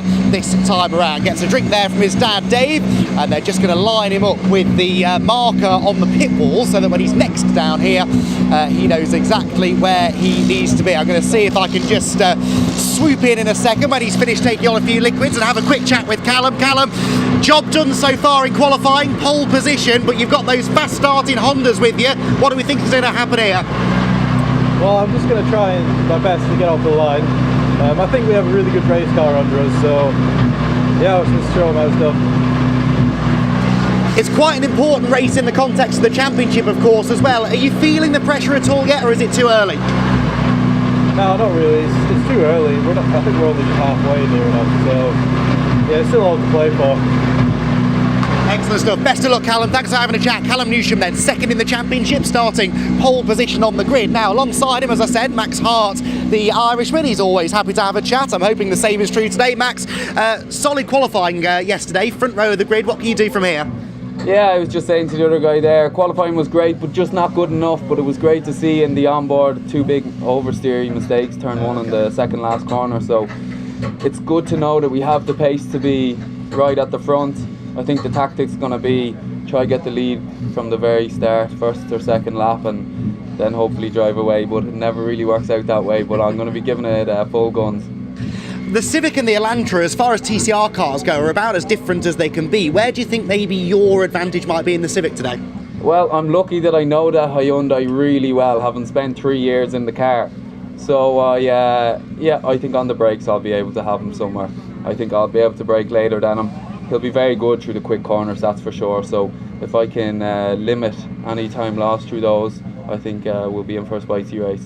You guys are in for a spicy race. That is music to our ears, Max. Thank you very much. Best of luck for the race. Max Hart then, starting on the front row. Now, have we got time to go a bit further down? We've got 3 minutes, so I think that might be all we're going to get here. I've got to get into the commentary box, but we have got a barnstorming TCR UK race heading your way. The championship's tight. The weather is perfect for racing. Stay tuned, everyone. This should be a good one.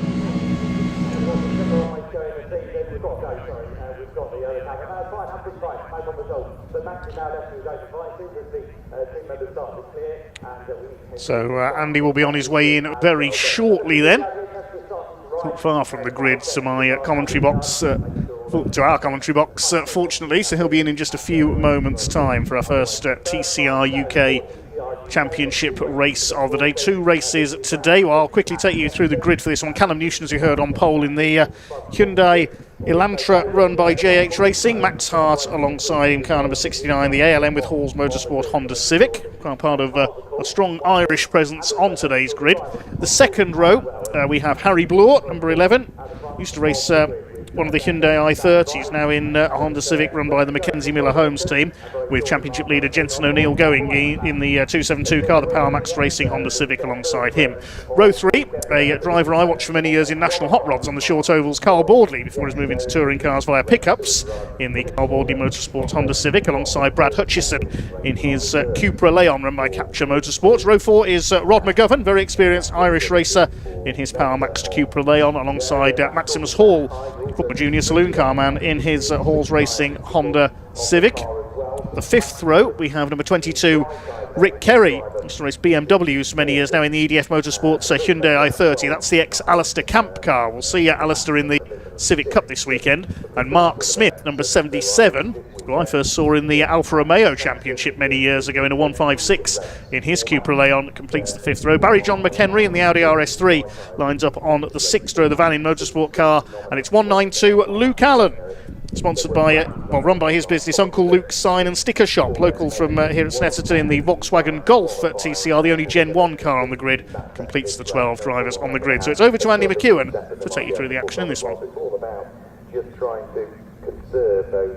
Yes, thank you very much, Dave. That is, setting us up nicely, I think, isn't it, for a fascinating race here. TCR UK at Snetterton over the years has produced us some memorable moments. We've not always been blessed with the very best of weather. The Snetterton round, for one reason or other, has tended to be right at the start or right at the end of a season, and so often it's been a bit cold, a bit wet, a bit miserable. Today, though, picture perfect conditions for racing. It is bright, it's sunny, it's a little bit blustery out there. That's keeping the ambient temperature down just a little bit for the spectators who have piled into the Snetterton circuit over the course of the morning, and they're in for a treat now, courtesy of TCR UK. The cars then make their way around on the green flag lap, and as Dave was quite rightly saying, and as we've just seen, it is Callum Newsham who took a 12th career pole position in qualifying yesterday. For those nerdy enough to care about these sort of things, that is the second on the all-time list. Adam Shepherd, of course, with 14. Adam Shepherd now off racing over in Europe in TCR machinery, as indeed are many of the drivers that you find on our winners list over the years in TCR UK. We've got an awful lot of them that have gone on to race elsewhere in TCR. Alex Lee, for example, 6 times a race winner in this championship. He was here yesterday, but he's been racing over in TCR Europe. And of course, Max Hart, who is currently racing in TCR Europe. He was racing over there last weekend, actually, at Spa, if memory serves. I might have made that up. But anyway, he's been racing TCR Europe this year. He is also going to be, of course, putting in a full campaign in TCR UK. And he arrives here right up there in the championship. Coming into the weekend, he was, I think, only 20 points adrift of the championship lead.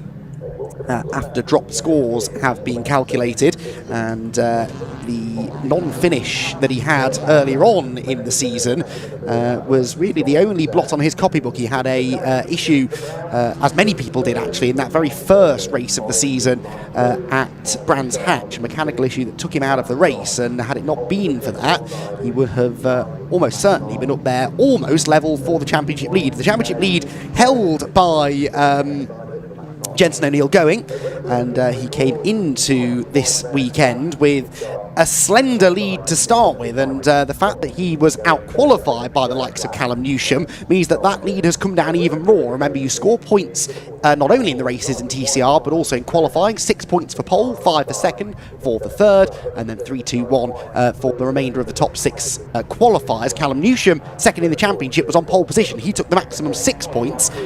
Jensen O'Neill going, the championship leader, qualifying only 4th, so he claimed 3 championship points, and that means there are only 2 points between them now after dropped scores. Now, one of the significant things to remember, though, is that Callum Newsham has had a non-finish earlier this year, whereas Jensen O'Neill going has finished every race, and so Jensen's dropping more points at the moment than Callum Newsham would be, and that means that Callum Newsham has got relatively little to fall back on now as we move through the second half of the season, approaching the midway point of the season this weekend. But yes, only 2 points between them, and it's then 127 points for Max Hart, so he now is only 18 points adrift of the championship leader Callum Newsham. It's then a bit of a jump back to Rod McGovern, who is still 4th in the points. Remember, he had that stellar opening weekend of the season at Brands Hatch, and is still inside the top 5 in points, but it's shaping up to be more or less a 3-horse race. A couple of drivers, I would argue, out of position on the grid are Max Hall, definitely. Max Hall, 8th on the grid, debuted in the championship here at the back end of last year, did Max Hall. He was in a Lincoln Co at the time. He's now in one of this group of Civic FL5s that have rather taken over the grid this year. Max Hall, only 8th. He definitely should move forward. He got himself a couple of podiums here on debut last year, but he'll have to really go some to get into the top 3 in this race. And also, Carl Boardley and Brad Hutchison, they won't have been thrilled with being on the 3rd row together. Boardley particularly, I suspect, will be a bit grumpy about that. He'll be wanting to move forward in another of those rapid Honda Civics. So the back of the grid is in position, and we are ready to go racing. It's been 10 weeks since TCR UK were last on your screens, and we're delighted to bring it back here today. 20 minutes of TCR action at Snetterton. About to get underway, the revs rise, the lights go out. Now there's a bit of movement. It's looked at. The rest of the field, though, accelerates away, and it was a good start made, I think, by Max Hart from the outside of the front row. Oh, and there's been drama. Carl Boardley is slow. And did he tangle with Harry Blore? Maybe was that Blore, I think, delayed as well? I think it was. So there's been some sort of a tangle on the run into the first corner. Max Hart has the lead, though. The rapid starting Hondas once again living up to their name, except for Harry Blore. It is Hart that leads. Hutchison there given an assist by Rod McGovern, and Carl Boardley's wide, possibly with some damage. He will be even grumpier now if that is the case, but it is Max Hart leading. It is Callum Newsham second, the championship leader Jensen O'Neill going his 3rd, Brad Hutchison is 4th, and it's side by side for 5th. That is Max Hall, who I thought would move forward, and he is moving forward. He's up the inside of Rod McGovern, but Harry Blore is trying to get past him. Harry with, I think, his best ever qualifying performance of 3rd yesterday afternoon, and he'll be really disappointed with whatever happened off the line. He muscles himself up alongside Rod McGovern, though, and gets past him on the short shoot towards the left-hand kink at Hamilton. So, dramatic start to the race, and, well, lots going on behind the leaders, lots going on at the front, to be fair, with Max Hart stealing the lead away from Callum Newsham, and he said to me on the grid, did Max, that he wanted to get the job done early and he's been able to do so. The Honda then leads the Hyundai down the back straight, then it's another Honda in third of Jensen O'Neill going, the Cupra of Brad Hutchison up a couple of spots into fourth, and then Max Hall and Harry Bloor behind him. So Hart leads the way. Now Max Hart is a race winner in TCR UK, 4 times a race winner in fact in TCR UK, but has yet to win on his return to the series this year. Remember, he raced with us a number of years ago in a Cupra first, I seem to recall, and then a Hyundai i30N as Boardley goes wide coming out of the bomb hole. But Max Hart, since returning to the series this year, yet to stand on the top step of the podium. Harry Bloor, meanwhile, has been given a 10-second penalty, so I thought I saw him creeping, and that is indeed the case. Harry Bloor then with a penalty to be applied, and that will knock him down the order. That will be for moving before the lights went out. So an entertaining opening lap is in the books, and look at this for the race lead. Callum Newsham is right behind Max Hart. So Callum Newsham in the Elantra, which, as Max Hart was telling us, is good through the fast corners, it's good in a straight line. The Honda maybe has the edge through the more technical middle sector, but that Hyundai Elantra of Callum Newsham is looking rapid down the straights, and he closed right in on Max Hart. He's bringing Jensen O'Neill going with him as well. So the top 3 in the championship are the top 3 in the race. They're not in championship order right now though, and that makes it all the more exciting because the championship leader is only 3rd. Max Hart, who leads the race, is 3rd in the points, and Callum Newsham, perennial second place man at the moment, isn't he? Runner-up in last year's championship, 2nd in the championship at the moment, and he is 2nd in the race behind Max Hart, but feels, I'm sure does Callum, as though he's got the pace to challenge for a win here. Out through Hamilton towards Oggies. Again, this middle sector, the Honda looks okay, doesn't it? But we're about to head onto a long straight again down the Bentley Straight. Previously was known as the Revit Straight before the reconfiguration of the circuit a decade and a half or more ago now. And could this be Callum Newsham's opportunity then to tuck into the slipstream, get the run down the straight, and maybe attack into Brundle? Max Hart hopes not. He's weaving from side to side to try and break any slipstream that the Elantra might be picking up. But under the brakes, look again, the Elantra, it's a bigger car. It's got not necessarily a much longer wheelbase, but it's a much bigger platform in general. That gives it stability through the corners, and that Brundle-Nelson sequence, you really need that stability. You're braking on a turn, which is always difficult to do. You've then got to change direction to the right for Nelson, and it's very bumpy as well. Corham and Murray's is another part of the circuit that should suit the Elantra, and Newsham is very much using that to good effect. He tried a move into Murray's corner, but decided better at that. Is that brought Jensen O'Neill going back onto his tail, perhaps? I think it might have done. Yes, it has. Jensen is right there with them. So Hart, Newsham and O'Neill going absolutely nose to tail, and the fastest lap set by Brad Hutchison. Brad Hutchison in 4th position is going quicker than the leading 3.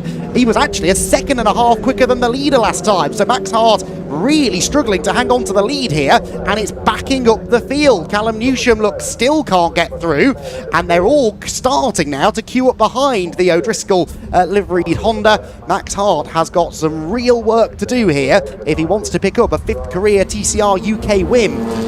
So around Palmer's down towards Agostini. I said this should be a barnstormer, and it's already proving to be so. There you can see the white and blue Cupra of Hutchison 4th, and it's not that much further back to Max Hall and Harry Bloor. In the background, meanwhile, Carl Boardley there was nipping up the inside of Rob McGovern, and that will be 7th position now for the double former champion. Worth mentioning the other double TCR UK champion, Lewis Kent, sadly no longer part of the grid. He had a big accident at Brands Hatch at the start of the season, and then unfortunately budget, I believe, has run out a little bit, and the Lincoln Co driver not out on the grid. Lewis, if you're watching, I really hope we get you back out there a little bit later on in the season. It was great to have him as part of our TCR UK grid for 2026. He was up there in the championship as well, to be fair, had it not been for the misfortune that he'd had. And hopefully that's not the last we see of Lewis in TCR UK competition. Oh, look at this. This is Brad Hutchison for 3rd. Brad Hutchison for 3rd. Around the outside of Jensen O'Neill going. What a move that was. So Brad Hutchison, then he had the inside through Brundle. Well, that was the outside for Nelson. That's not normally how you overtake down there, but it was for Brad Hutchison, who again wants another race victory. Brad Hutchison is 4 times a race winner as well in TCR UK, but he wants to try and get himself another race victory here if possible. Brad, whose best finish so far this year is a 2nd. He's yet to win in 2026. He's in very much the same boat as Max Hart, actually, who's on 4 career wins and has a best finish of 2nd so far in 2026. So those two both gunning for a victory, and I think Brad's definitely going to be a contender here. Meanwhile, this is Max Hall and Harry Blore, two of the Civics, doing battle for 5th position. Harry, I thought, had the inside there into Wilson, but no, Max Hall able to cover that one off. Remember, Harry Blore in the number 11 car, though, the red and white Honda, he's got that 10-second penalty for moving before the lights. So Harry Blore is running sick. He just set the outright fastest first sector on the previous lap, but it's all going to matter little because in such a closely bunched field as this, that's going to send him plummeting down the order. He is clearly quick enough, though, to have a go at Max Hall here. He's looking to the outside into Agostini. Two of the more distinctively liveried cars on the grid. Brilliantly turned out, these two Honda Civics are. And they're doing battle at the moment for 5th place on the road. The one to watch, though, is Brad Hutchison. Brad Hutchison, he's up into 3rd. He was 2/10 quicker than Max Hart in the first sector on this lap, and he was about 3/10 quicker than Callum Newsham. Well, he was only 7/10 behind at the start of the lap, so Brad Hutchison is going to be with Callum Newsham before too much longer. Now, Brad had issues with the car in qualifying yesterday, said it wasn't tracking quite right when he first took it out onto the circuit. Needless to say, worked on that for the race, and that Cupra Leon is absolutely flying. Look, he's with the Elantra now as they head through Brundle and down into Nelson. There's Max Hall with Harry Blore behind. But what an intriguing second half of the race we're going to have, because Max Hart cannot get away. He is stuck only a half a second or so ahead of Callum Newsham, so he doesn't seem to have the pace to go anywhere, but he's got the rapidly closing Brad Hutchison behind the pair of them. So Newsham's in a bit of a bind here. He can't really afford to sit behind Max Hart for too much longer, because Brad Hutchison is going to be with him probably part way around the next lap. Now, Brad is 7th in the championship. He's a little bit out of the championship picture at the moment, but it's easy to forget that we're still quite early in the season. We've only had 5 races. We're not even halfway yet. So if Brad can really start notching up some race wins and podiums, you never know. He could still be a factor by the end of the season. He's done it before, remember, where he's sort of crept into the championship equation as a little bit of a dark horse in previous years. And he definitely wants to prove that now he's got the latest generation of Cupra at his disposal. He's every bit as much of a contender as a Max Hart or a Callum Newsham or a Jenson O'Neill going. And in this race, he's going a long way towards proving that. He had a good exit there from Palmer's, looks to the inside line, not really trying to attack Callum Newsham there, but just trying to stay out of the dirty, turbulent air behind the Elantra. The Elantra's exhausts pumping out super hot exhaust gases, and that is not good if that starts going into the radiator of the car behind. That can sap power from the chasing car. It also overheats the brakes a little bit. Everything gets a bit too hot when you're this close behind another car on a warm day like this, so that's why you sometimes see them just nipping out of line down the straights, even if they're not really close enough to attack. Brad is now close enough to attack, though, and he's going to be thinking about it, I think, down the Bentley Straight.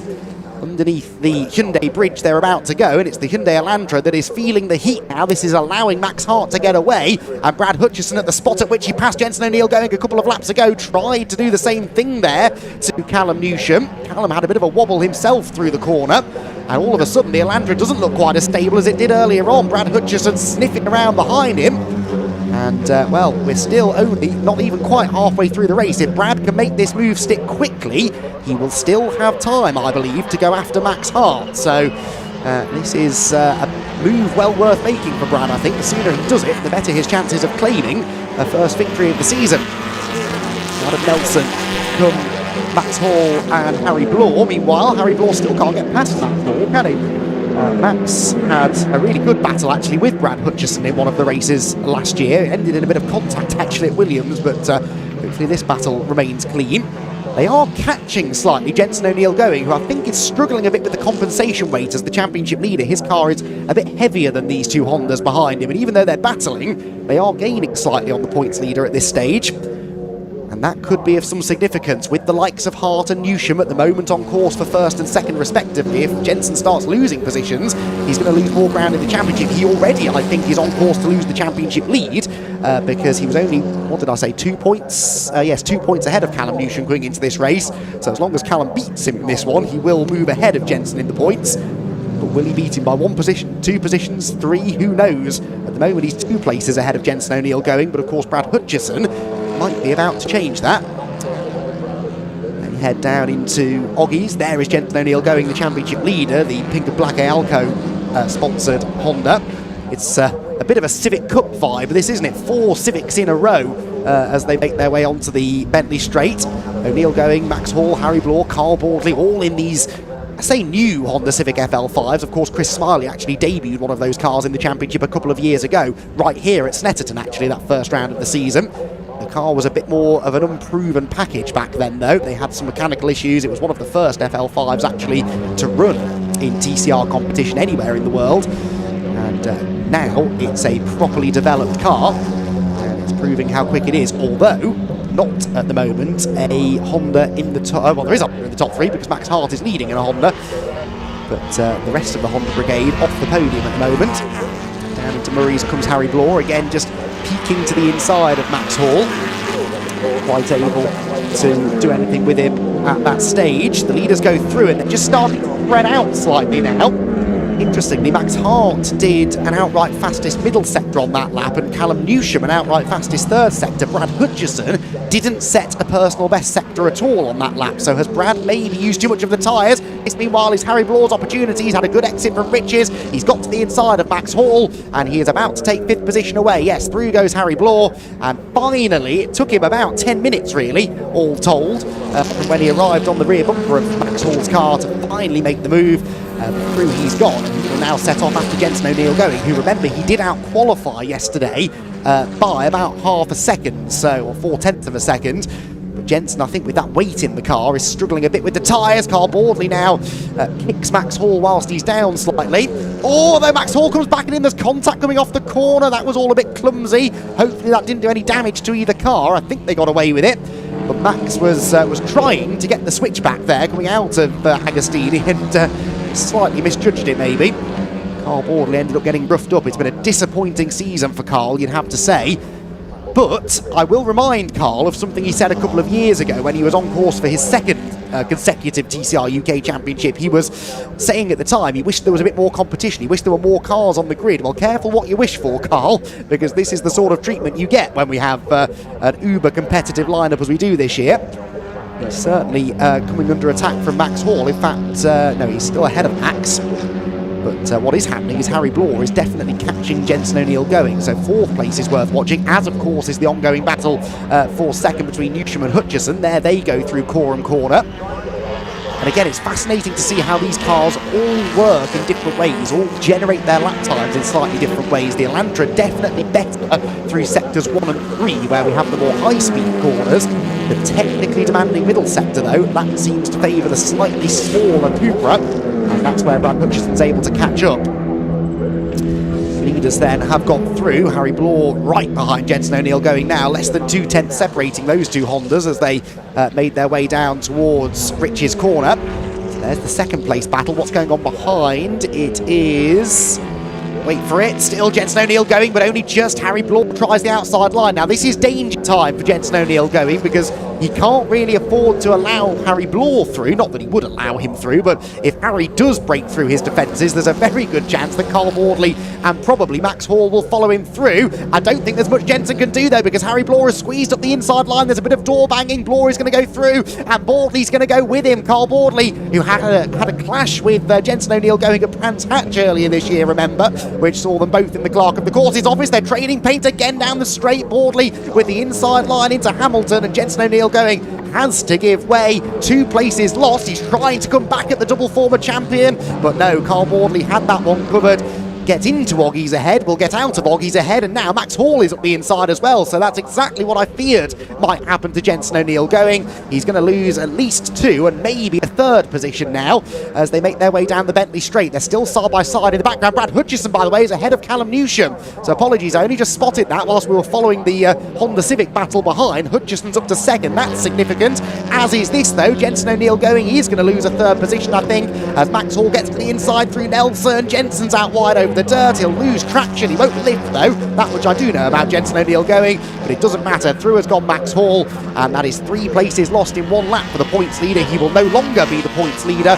Callum Newsham is going to move ahead of him, despite the fact he has fallen to 3rd. So as I said, Brad Hutchison has now got himself ahead of Callum Newsham. The problem is Max Hall has broken away now to the tune of 3 seconds. There are 4 minutes to go, so they'll have time just about for 3 more laps, I think. They're lapping just under the 2-minute mark at the moment. What was that then? That was Hall and O'Neill going, I think, side by side again, wasn't it? Yes, it was, as Jensen O'Neill going was actually coming back at Max Hall, heading past the pits. But yes, we have 3 laps to go, I think. Can Brad Hutchison do anything about Max Hart? They're both gunning for a first victory of the season, and they're both gunning for a 5th career victory in TCR UK competition. Who is going to get it? Will it be Honda? Will it be Cupra? In the first sector, it is Advantage Cupra. It was a personal best first sector for Max Hart, but he was still... no, sorry, I tell a lie, I'm misreading it. He was a 10th quicker. He was a 10th quicker than Brad Hutchison in the first sector. Calm down, Andy. And so the gap stays more or less as it was. Watch, though, to see whether that develops over the remainder of the lap. Max Hall, by the way, did, in the end, get the better of Jensen O'Neill going, who was coming back at him into riches, but not able to get through. And now Rod McGovern closes in on Jensen, who's going to be very, very happy, I think, to shed some weight in that car after this race and hopefully be a bit more competitive in race 2 later on. Carl Baldley has been given a penalty, a 5-second penalty for exceeding track limits, and he's not the only one. Harry Blore has been given a 5-second penalty, which by rough mathematics means he's now sitting on a 15-second penalty combined with his start line infringement. So Harry Blore is going to drop down the order by 15 seconds. That will benefit Jensen O'Neill going. And actually, if Jensen could stay within 5 seconds of Carl Baldley, that could benefit him. So this isn't necessarily the complete disaster that it might first appear for Jensen, because 2 cars ahead of him have penalties to be applied post-race. We'll wait until the checkered flag flies, though, which will happen in 2 more laps' time. Max Hart was 2 tenths quicker than Brad Hutchison that time. So Brad is not at the moment able to go after Max Hart. He gapped Callum Newsham to the tune of 3 tenths of a second as well, did Brad. So it's just starting now to spread out a bit at the front of the field. This race has been actually exactly the kind of race we were waiting for this year. We've been saying all season this is the most competitive grid. I believe, anyway, this is the most competitive grid we've ever had in TCR UK. We've had bigger grids, we've had seasons where we've had lots of different race winners and close championship battles, but the quality of driver lineup we've got this year, I believe, is the highest it's ever been. And we've really got to see these drivers deliver some great side-by-side racing in this one. We've had some interesting races, close races so far this season, but we've had so much overtaking in this one, up and down the order. And this isn't even the reverse grid race, which of course will come later on this afternoon. That second race at 5 to 3 this afternoon, give or take, for TCR UK. Build up from about 10 minutes before that. And we will reverse the top 10 finishers, which at the moment would put Mark Smith and Rick Kerry on the front row for race number 2, although Mark Smith has just picked up a 5-second penalty for track limits, which could benefit Barry John McHenry in the Audi behind him. The leaders, though, head down into Brundle and Nelson for what I believe is going to be the penultimate time, unless Max Hart really backs off the pace here on this final lap, which he could do with a 3-second lead, but I don't think he will.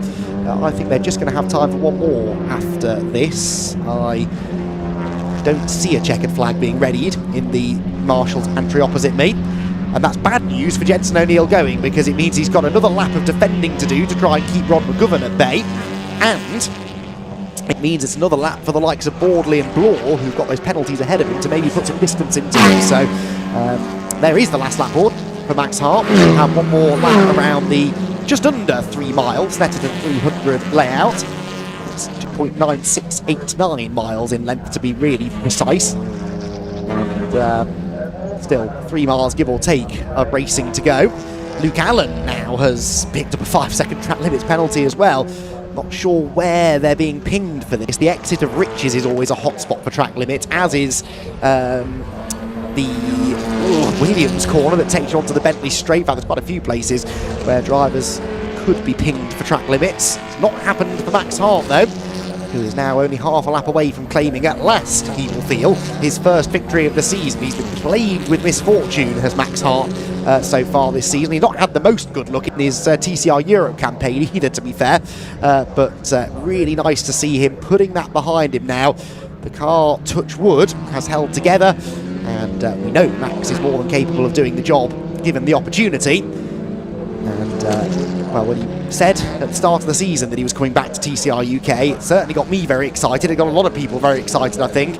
And we were all just waiting for that moment when it clicked for Max, and he could get himself his first race victory. He's had to wait until round number 5 of the championship, but he's been scoring consistently enough up until this point. He is very much in the championship conversation, and this win is going to further cement his position as such. And with Callum Newsham stepping down to the 3rd step of the podium, that's going to make the point situation very interesting. You get 40 points for a win, you get 30 finishing in 3rd. There were 17, 18 points between the two of them coming into this race.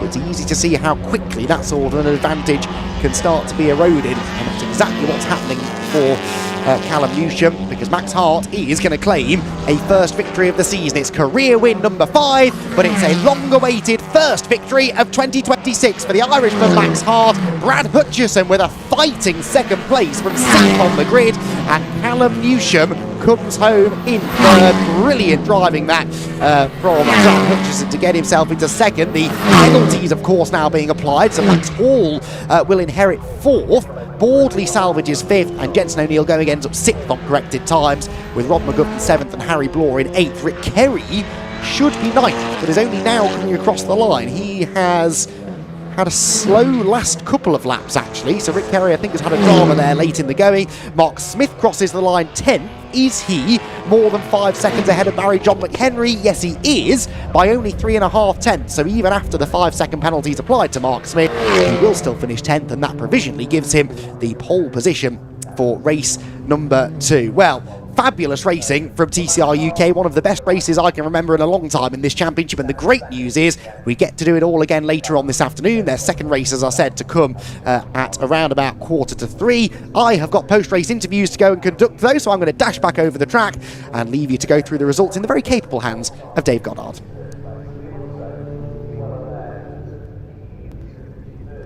Thanks very much, Andy. Yes, a provisional result then of TCR UK race number 1. Max Hart takes the win by just over 3.5 seconds from Brad Hutchison coming through for 2nd place. And it is Callum Newsham who takes 3rd, having started from pole. Max Hall in 4th place in his Honda Civic. Carl Bordley picking up a 5-second penalty there, completes the top 5. There's a bit of contact off the line as well. Jensen O'Neill going, finishes in 6th ahead of Rod McGovern. Harry Bloor with that 25 seconds of penalties he took in the end, a couple of track limits penalties and the 10 seconds for being out of position at the start. Rick Kerry and Mark Smith round out the top 10. Barry John McHenry in 11th place, and Luke Allen rounding out the 12 finishers. He had a 5-second penalty, as did Mark Smith. So quite a few track limits penalties in that one, plus a jump start for Harry Bloor. That concludes race number 1 for the TCR UK Championship. We go truck racing next up then. The 3rd race of the weekend for the British Truck Racing Championship is coming your way next. Just waiting for the marshals to move back off their posts. Of course, the marshals move off the marshals post for safety reasons when the trucks are on track. The TCR cars heading into Parc Fermé very shortly. The trucks are followed by the pickup trucks for their 2nd race of the weekend. Aaron Thompson taking the first win in yesterday's race. There we go, BMW Mini Racing, big field of Mini Challenge Club Sport with AirTech Motorsports cars here with 3 different classes in there. Then it's back to Andy for the Civic Cup before our lunch break, where we will see the grid walk for the trucks, and then a truck race coming up after the lunch break at 1:40 p.m. Junior Saloons with their final race of the weekend, then more from the TCR UK Championship and the Audi Cup. Then the Mini Challenge, British Truck Racing and the pickup trucks will round out the weekend here. It's a very busy weekend indeed here at the Snetterton at 300 circuit. It's perfect weather and some great racing already this weekend. We're back in action on BARC TV next Saturday, where we go to Alton Park.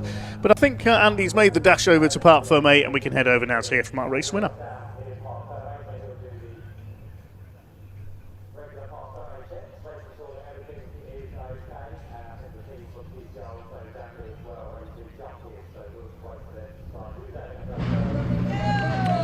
Well, what a fantastic first TCR UK race of the day that was. As I said, one of the best I can remember for a long time in this championship. We're just starting to get drivers appearing down in Parc Fermé. Interestingly, no sign of our race winner Max Hart yet, but we do have Callum Newsham, so we'll dive in there first, shall we, and have a chat with our runner-up in, third place finisher in that race. He seemed to be struggling a little bit in the second half of that one, but let's get his thoughts now. Callum, Pole position to third, I'm sure, is not the result you were hoping for. It's still good points banked, but just didn't quite seem to have the pace of those around you. No, to be fair, we didn't expect to get pole yesterday, and I don't know how I pulled that out of the bag. I think that's about where the car is at the minute. But yeah, I'm just sort of struggling out of traction everywhere. So, and the bag cars are just rapid out of the corners. So, yeah, we did what we could. A bit frustrating, but it is what it is.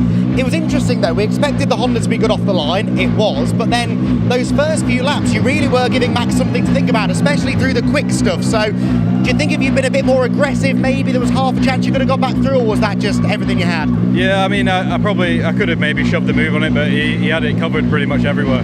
But he was all over the shop with the rear end the first few laps. I think that's what was catching him out. But yeah, when he hooked it up, that was it. He was gone and Brad was catching me. I was just trying to keep Brad behind me, but couldn't do it. As I said though, decent point score for the championship, mate. Congratulations, and we'll see how Callum gets on in race 2 later on. Thank you, Callum Newsham.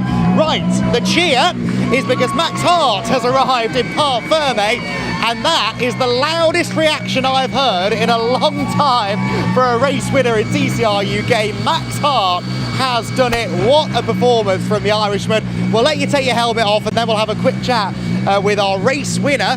It's his 5th career win. It's his first of the year though, and there will have been a period of time this season where Max would have felt like it was never coming. Max Hall comes over to congratulate him as well.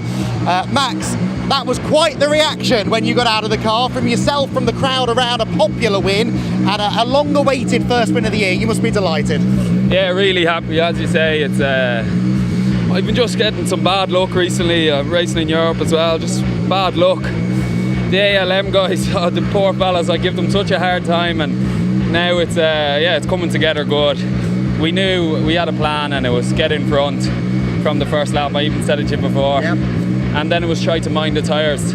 Set up possibly a little bit off, maybe a bit too much oversteer. I don't know if you could see that in the TV, but it was trying to kill me. But by the end of the race, the car was really good. So look, I'm really pleased. I'm just so grateful. You know, you think I'm sweating, that's the hard work, but as a racing driver, this is the easy part. Like, getting on the grid is so difficult, and I'm so lucky to have great sponsors. You can see me covered in them, and genuinely only for them I wouldn't be a racing driver. Tell us a little bit about what this means. Obviously it's useful for the championship. We spoke earlier on, you're right up there in the points, this helps, but you've just had, as you say, no fortune this year. Your last stint in TCR UK, you had the pace to win a championship, it just never quite came together. What does it mean to you now? You've got the car, you've got the team for the job, and you're starting to get the results. Well, it's like you say, it's sort of like a box ticking thing, really. That's what I want it to be. Now, it's not really turning out like that. Callum put me under serious pressure at the start, so fair dues to him. We know he's going to be quick at the start of the race later on, and but no, it means the world to me. I work so hard to get on the grid, and every trophy you get to bring home is a trophy, not just for me, but for my team of sponsors and actual team of ALM and Yas Motorsport. So yeah, it means the world. Excellent, we're all happy for you. Congratulations, Max Hart, gets the win in the first race of the day. Where is Brad Hutchison? He's over there. The tallest man on the grid, and I managed to lose him. Brad, let's drag you over here for a quick chat. Congratulations. I mean, 6th on the grid to 2nd. You'll take that, right? Yeah, going into turn 1, I wasn't thinking of podiums. So I was thinking of how do I get back on the circuit. Yeah, what was going on the run into turn 1? It looked a bit busy. It looked a bit busy on the track, so I thought I'd take the scenic route. No, I didn't really have a choice. Right. I didn't feel like... I mean, you could always brake, but what racing driver wants to do that? Yeah. A bit of grass tracking, a couple of fun overtakes. It was good. I think we've still got a bit of an issue that we had from qualifying. Like I said to you yesterday, the car would be really fast if we could iron all them out. But yeah, I'm happy. I believe we got fastest lap. So yes, I think so. Yeah, I'm not so sad about that. Obviously, Callum took a bit of getting past, but yeah, I expect nothing less. He's a cracking driver, isn't he? It was nice to beat him for once this year, you know. Yeah, no, I'm happy. Obviously, it's good. We've got all the family here, friends, sponsors, everyone. I mean, the sponsors are family, really, aren't they, at this point? But yeah. No, I'm happy. It's a good result. We'll go again later on this afternoon, hopefully one better. Yeah, what are you thinking about that race then? Because obviously you'll be back behind Callum now on the grid, but you'll be ahead of Max and right back in the thick of it, not far away from where you started this one, really. Yeah, I think the first lap's always the most fun lap, and that is the fun bit, isn't it? It's just like iRacing. The start of the race is the best bit, isn't it? when it sort of spreads out a little bit later on in the race, it's difficult. I know Max is obviously managing car and temps and stuff, and I had to do a fair bit of that when I was behind Callum. Sort of out the slipstream, let it cool for a little bit, and then go again. And so I think we'll try again. It's good to have another go at it, isn't it? So it should be good. It's always a good race here as well. It's a good track. It's a good track for racing, isn't it? Yeah. It's nice to see you in a good mood for once. I'm joking. Brad Hutchison on the podium. What a magnificent first race we've had of the day. Remember, more TCR action coming your way later on. However, we do have trucks on circuit, I believe, so it's over to Dave Goddard to sort you through the first truck racing action of the day.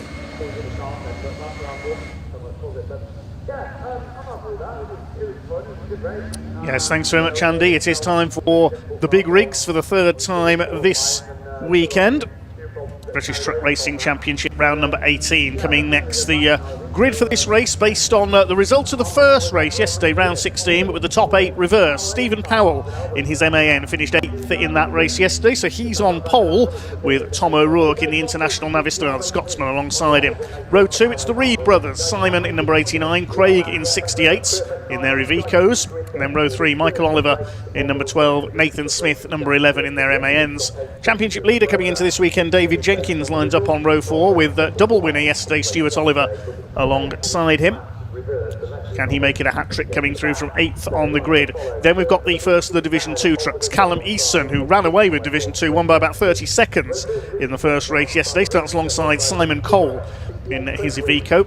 Row 6, Sammy Oyanen in his Mercedes. Neil Yates, who dropped back in yesterday's race, is on row 6. Row 7, Archie Handy with the Iveco, Bradley Harvey with the DAF. Row 8, Simon Faulkner substituting for Ricky Collett in his MAN, and John Powell with his DAF. Jake Evans should be out there. He didn't race yesterday, had problems in qualifying and has had to do some repairs. Yes, he is there. And Warren Harvey, father of Brad, in his DAF, rounds out the 18 trucks. So it looks like we have got the full complement out there for the first time this weekend. Looks like we are almost ready to get underway. The red light is on the gantry, so we'll be going racing when they come past this time. Pace truck about to head into pit lane. By the look of things, the truck's about to be unleashed. They come up towards the start gantry. It will be a 15-minute race, round 18 for the British Truck Racing Championship. Stephen Powell and Tom O'Rourke on the front of the grid. Stuart Oliver, the man to watch from row 4 of the grid. He's on a hat-trick as the red lights go out, and we are underway with our first big race of the day. Almost 1,000 horsepower from each of these 5-ton race trucks, and they charge down towards Rich's corner for the first time. Stephen Powell leads from pole position. There's Jake Evans, the number 10, towards the back of the field, looking to make up for not being able to race, problems with his truck yesterday. They worked hard on it all day after problems with qualifying the Evans team. So Powell leads, O'Rourke in second place. It's one of the Reed brothers in third. I think that's Simon in the number 89. Has missed the last couple of rounds with business commitments with the family haulage firm based up in Stoke-on-Trent, but he's there in third place this time, ahead of Michael Oliver, son of Stuart, in the number 12. Side by side for fifth, Nathan Smith and Craig Reed. Then we've got David Jenkins in the Digraph Transport MAN, gets a wheel onto the grass there, the number 69. Led the championship coming into the weekend. Up the inside, Nathan Smith in the number 11. And Michael Oliver gets a big squeeze there with Simon Reed. He's not letting him by there, so they rather forced the issue, both of them there coming out of Agostini. And Simon Reed has retained third place on the outside at the expense of a bit of bodywork damage, you can see there. That's allowed the top two to escape slightly. Stephen Powell, the man from Kent, lives just down the road from the Brands Hatch circuit, your early leader in his MAN. There's the bonneted Volvo, number 7, Stuart Oliver. On drive we are missing this weekend is John Bowler, number 14. He's getting married this weekend, so all the best to John and his bride Becky, getting married in Greece this weekend. Very nice indeed. See him back out the convoy in the park at Donington in August, but it is Stephen Powell who leads the way then, chased by Tom O'Rourke. Took his first win of the season last time out at Pembrey. Stephen Powell had a decent weekend at that time as well. We've had 10 different winners in Division 1 this season. Division 2 further back, it's been Jake Evans who has done the majority of the winning, but he's got to come through from the back this time after those problems yesterday. There's Nathan Smith at number 11. He had a win at Pembrey as well. He's had a strong season so far, the young gun. His father David raced that truck for the majority of last season, getting sideways there as they come through Coram. These trucks limited to a maximum speed of 100 miles an hour. So limited to 56 on the roads of the UK. Head up towards the completion of lap number 1 then. Stephen Powell leads by just under 1.5 seconds from in second place Tom O'Rourke. Then it's Simon Reed. Oh, Jake Evans in trouble again. That's the Division 2 Championship leader out of the race. We'll try and work out where he has pulled over. So the repairs have not worked, sadly, for the Evans team. And this is going to allow his Division 2 rivals to catch up. I don't think John Powell is there either. That's coming out of Nelson. There's a stop there. John Powell has stopped as well, I can tell you, out on track as well, the number 6. So we've lost 2 of our leading Division 2 runners. I think that's the top 2 in the championship that have gone out there. And that's music to Callum Eason's ears, because he can close the gap. He had some problems at the opening round at Brands Hatch, so he's playing catch-up in Division 2. There he is, the green and black MAN in the background. He's looking to close that gap in the Division 2 Championship. His 2 main rivals appear to be out of the race. Whether they've had a clash or something further back in the order, I'm not sure. We didn't see. So Stephen Powell leads the way then from Tom O'Rourke. That's the battle for 5th, Smith and Jenkins. There's Callum Eason. Both his parents have raced trucks in the past, Wayne and Joanne Eason. This is, I believe, the ex-Andrew Fulcher MAN that Callum is driving this season. He came close to the Division 2 title last year, just lost out to Jake Evans, the 2 newcomers. Simon Cole is running second in Division 2. A better weekend for Simon, the man from Dartford, in his Iveco. Sammy Oyanen with his new Mercedes Atigo runs third in the class. They're just ahead of Simon Faulkner, who used to race an Iveco with the Reed Truck Sport team. He's substituting, as we said, for Ricky Collett, who had major surgery just before the Pembrey round and is out of action for the foreseeable. It was Terry Gibbon who subbed at Pembrey and took a win in the 4th race of the weekend, but Simon at the wheel of the number 95 MAN this time. There's Stuart Oliver. He's back in 8th place. He's not been able to make any progress yet from his reverse grid position. There was a time when the championship used to reverse the entire grid under the reverse rule. It wasn't partially reversed, everybody would be reversed. But after a few collisions with slower Division 2 trucks starting up front and the quicker Division 1's not been able to make their way through, they chose to change the regulation to just the top 8 in reverse. Stephen Powell is the fastest lap of the race as he crosses the line, 2:26.582 from the MAN TGX.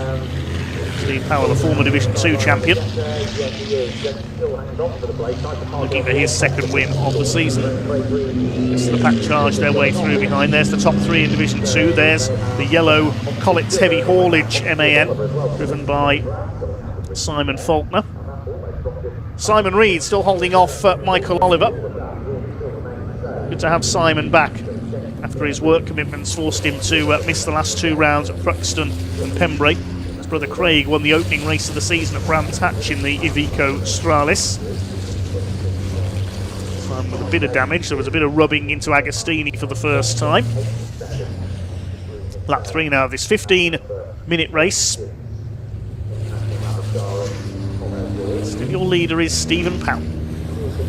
Nathan Smith in number 11 MAN is in 5th position. There's Simon Cole running 2nd in Division 2 with his Iveco. Used to run the Mercedes Beast, as it was known, the bright pink and white Mercedes a few years back.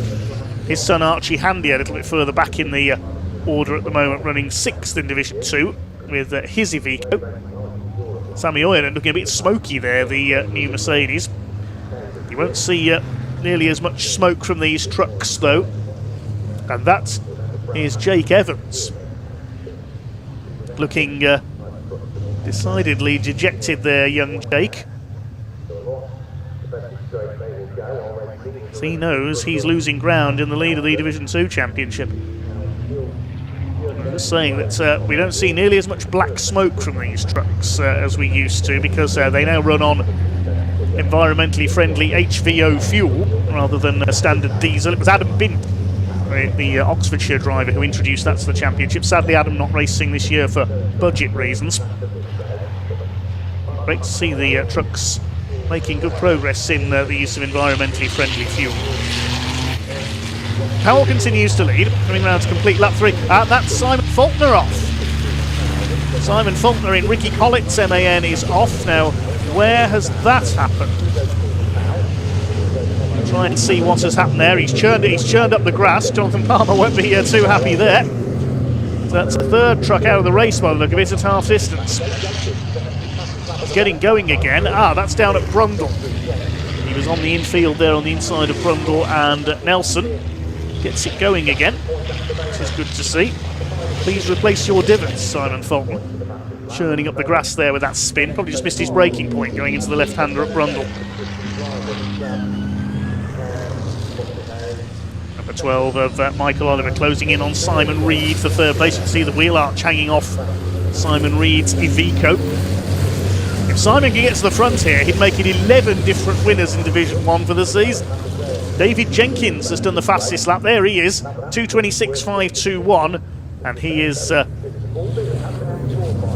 closing in on Nathan Smith here. Thank you to Imi East in our comments. That's not the ex-Andrew Fulcher man that Callum is driving. It is a new truck for this year. Apologies there. Here comes David Jenkins all over the tail of Nathan Smith for P5. They're keeping Michael Oliver in their sights as well. Stuart Oliver still stuck in 8th place. Not the easiest circuit to overtake on in a truck is Snetterton. It's one of the narrower circuits visited by the championship. This is your main overtaking opportunity, either slipstream down the Bentley Straight or perhaps into Agostini. You can get a move done under braking. Tom O'Rourke in 2nd place. He's got the black and white warning flag for exceeding track limits. That was coming out of Palmer last time around. He's still holding 2nd place though. A little bit of a stack up behind him here. Through Nelson. There's Jake Evans' truck stranded. And there is Stuart Oliver having a go at Craig Reed. Nathan Smith still under heavy pressure from David Jenkins, former champion, the man from Stafford, looking for his 2nd title this year. Stuart Oliver looking for his 11th. There is Callum Eason. Continues to set the pace in Division 2. What's his lead over Simon Cole? Nearly 8 seconds at the end of the previous lap. He's dominating Division 2 this weekend.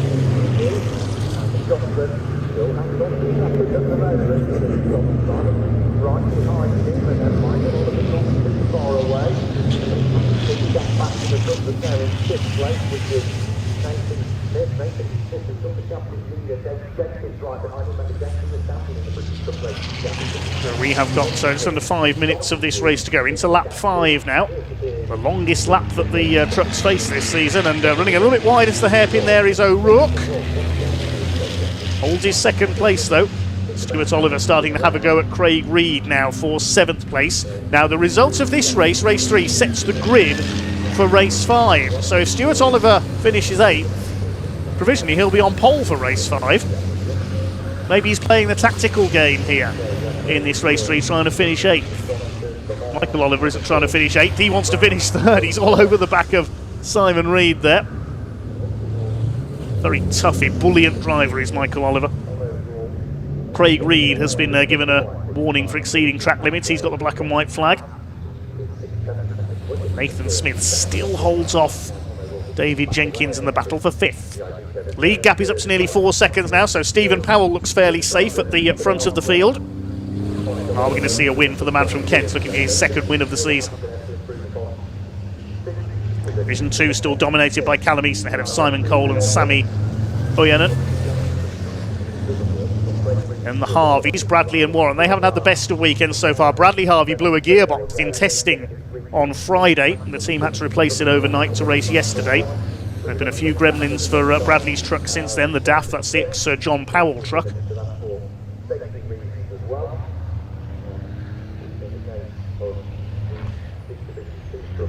Bradley Harvey is challenging Sami Oyanen for 3rd in Division 2. Behind them is Archie Handy, and Simon Faulkner's rejoined from his spin at the back of the field. Just getting used to Ricky Collett's MAN. Collett's famous name in ultra-heavy haulage. I saw some spectacular photos on their social media page the other day of them transporting some huge wind turbine blades. Not until you see those things near the ground on the back of a truck, you realise just how big they are. Here's the battle between Oyanen and Bradley Harvey in the Weaver Motorsports DAF. Down into Brundle, behind the Mad Croc energy drink Mercedes. Sammy Oyanen has run a Sisu, a Finnish-built truck for the last couple of years, but brought out the Mercedes, made its debut at Pembrey. First time we've seen a Merc in the championship since Ryan Smith ran one for a year. Ryan's still in the points chart, but not contesting the rest of the season. The previous Merc to that, of course, was the truck of Simon Cole. Mostly MANs out there, but Volvo, International Navistar. A few Ivecos in there. Volvo of Stuart Oliver. Haven't seen any Scanias for a few years, except for when motorcycle legend John McGuinness made his one-off appearance in the International Truck Prix at Donington a couple of years back in Team Oliver's spare Scania. Previous Scania to have run regularly in the championship was Trevor Martin, the Wiltshire-based driver in Division 2 a few years back, but nothing's been heard from him for a few years.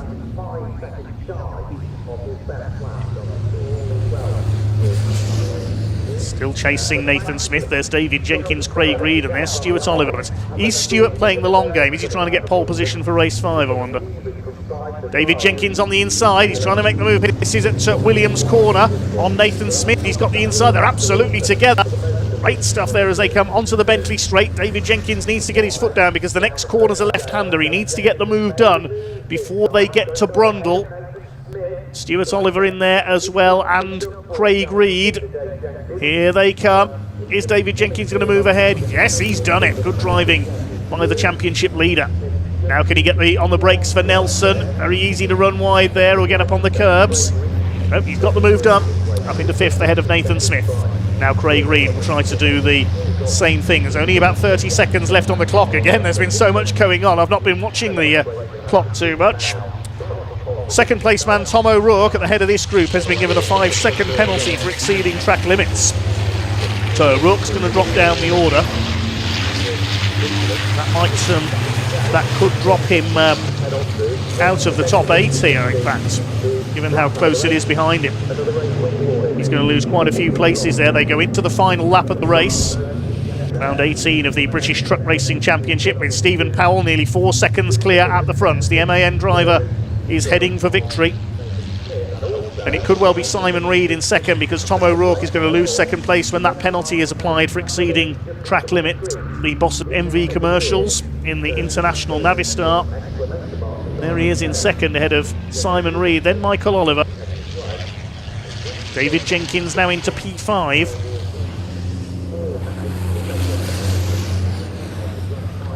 So we're on the last lap now. The clock has counted down to 0. They're not going to catch Stephen Powell.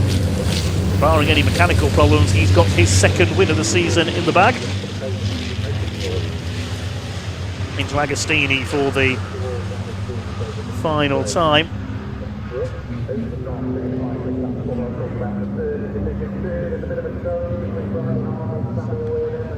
Getting busy there. Well, Nathan Smith ran a bit wide going into Agostini there, so is he going to lose any spots there behind David Jenkins? We'll try and look back. Yes, Craig Reed has got through, and Stuart Oliver as well. So Nathan Smith has lost 2 places there. He ran wide coming out of Agostini. He's got Neil Yates on his tail now as well. This is going to be an interesting conundrum for pole position for race 5, especially with Tom O'Rourke getting that penalty. How far is it going to drop him back? It might drop him behind all this lot, down to 9th place, I reckon, with 5 seconds added on, because look at the line of trucks behind him. But they're all well behind Stephen Powell. From pole position, he's going to head to victory. Here he comes up towards the bomb hole for the last time. O'Rourke getting sideways out of the final corner. Well, the man who runs the Portobello Inn near Brands Hatch in Kent.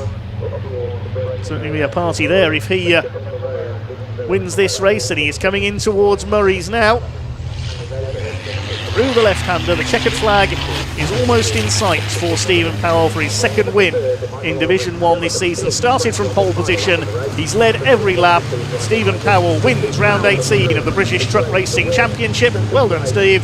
Second over the line will be Tom O'Rourke, but the penalty will be applied, so it will be Simon Reed in second place. Michael Oliver is third. David Jenkins will take fourth place. Craig Reed is going to be fifth. Then sixth for Stuart Oliver, Nathan Smith seventh, and Tom O'Rourke ends up eighth, and provisionally with pole position for race 5. So the penalty has kind of worked in his favour for later on there. Loses championship points in this race, but will gain pole position for the last race. Meantime, Division 2 is going to be won by Callum Eason. There he goes over the line.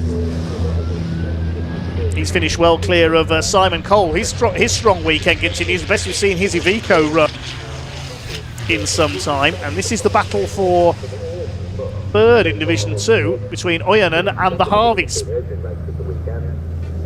Simon Cole over the line, second in Division 2 again. He's picking up some good championship points this weekend. Who's going to be third in Division 2 though? Here they come. It's going to be one of the Harveys. Is it Bradley or Warren? Their trucks look identical from a distance. It is Bradley, third ahead of Oyanen. Warren Harvey is fifth. The other finishers will be Simon Faulkner and Archie Handy. 7 laps completed by our race winner. It was David Jenkins who got the fastest lap in fourth place, 2:26.521. Simon Faulkner, despite a spin, comes back into the race to finish in 15th place. And Archie Handy will be the final finisher in his Iveco. 6th in Division 2. Sadly, we lost John Powell and Jake Evans, two of the leading Division 2 contenders on the first lap. There is Jake Evans, MAN. Hopefully that's not the end of his weekend.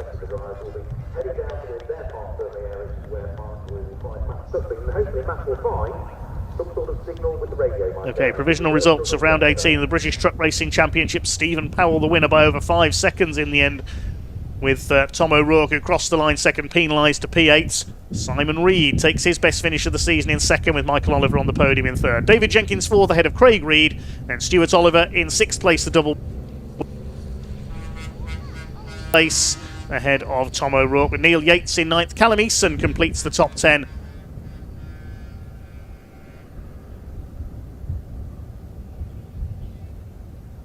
Down to Park Ferme now to catch up with some of the drivers. So we're going to hand you down in just a second. Here's Pointy.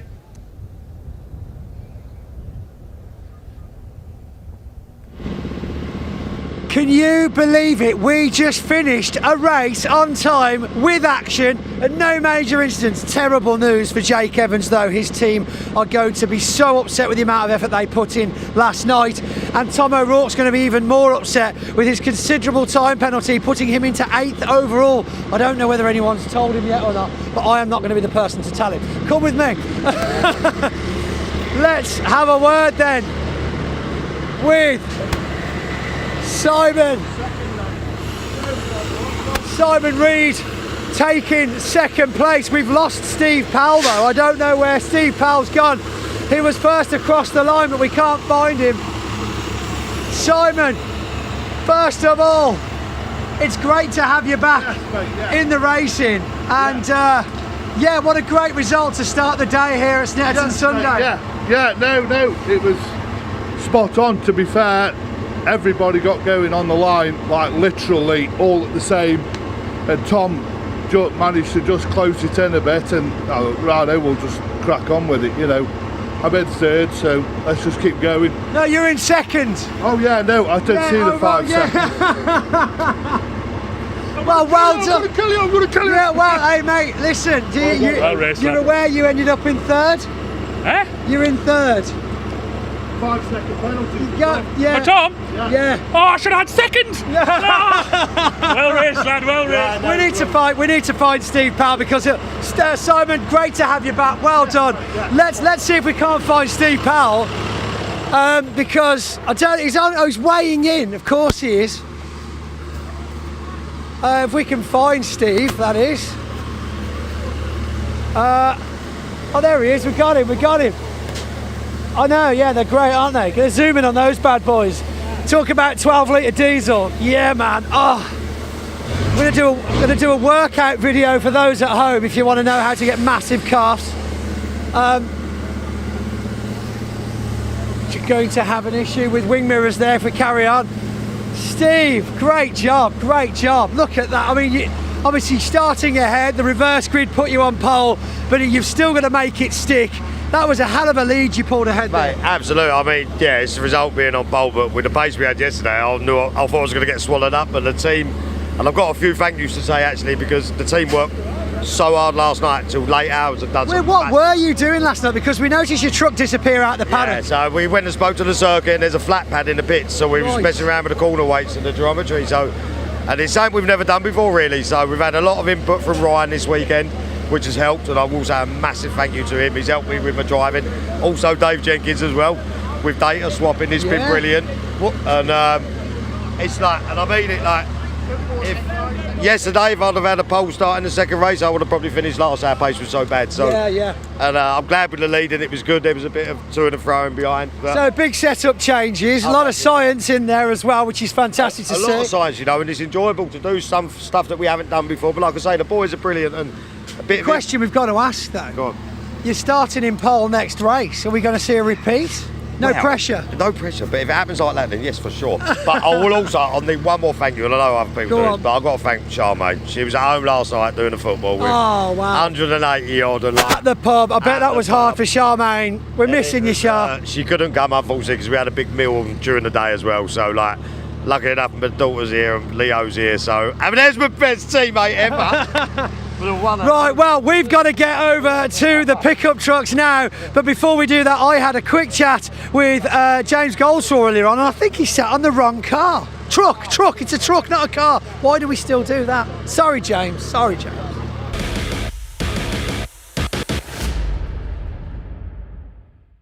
So here we are, bright and early, whether we feel that way or not, with James Goldstraw. Now, are you in the wrong car this weekend? Tell us the story behind this. I'm in Johnny Hadfield's car today, so a big thank you to the Hadfield family for letting me use his car. He's racing his Formula 2 stock car at Skeggy, and I had an alternator belt fall off the car in qualifying, which took the oil pump belt off, which blew the engine up in mine. No way. Yeah. So one fan belt, which you can usually live without for a bit if you're desperate, it was catastrophic. It was catastrophic, yeah. Big engine failure, conrod out the side. Oh no, oh God. And it was a new engine for this meeting as well, so it couldn't have gone any worse. I was feeling a little bit down in the dumps over it, but Rob and Ryan and the Hadfield family come over and said, use Johnny's car. Legend. So I double checked with Johnny, and he was like, yeah, but as long as you drive it like I drive it. Which means smashing it to bits. Yeah. Oh, I didn't want to assume, but yeah. Yeah. Oh, my goodness. So that's not going to happen. No. But you know, we're out there. It's another truck on the grid, and I'm out there putting some laps in. But what a lovely thing to see, and and I feel like that's why you're going to mix with the trucks so well. As much as they can be so against each other on circuit, you know, direct competition, it's still that kind of but we've come to go racing. We've come to put a show on, and that's what we want to do. Work together as a championship and make it happen. I mean, 100%. I mean, the whole grid for the pickups had to agree to let me race as well. Yes. So yeah, everyone ticked the box that they was happy for me to take Johnny's car out, and like I say, we're another truck on the grid. So we're one big happy family, really. I mean, you do get your little bit of that's families as well, isn't it? That's families and racing, isn't it? But yeah, no, it's fantastic. Yeah. Awesome. Oh, fantastic. Well, that is it. Well, good luck. It's great. I'm glad we've got you on the grid in that case. And yeah, massive shout out again to Team Hadfield for loaning the truck. Yeah, 100%. Yeah, thank you very much. Good luck, James. Cool. Fantastic. Thank you. Thank you.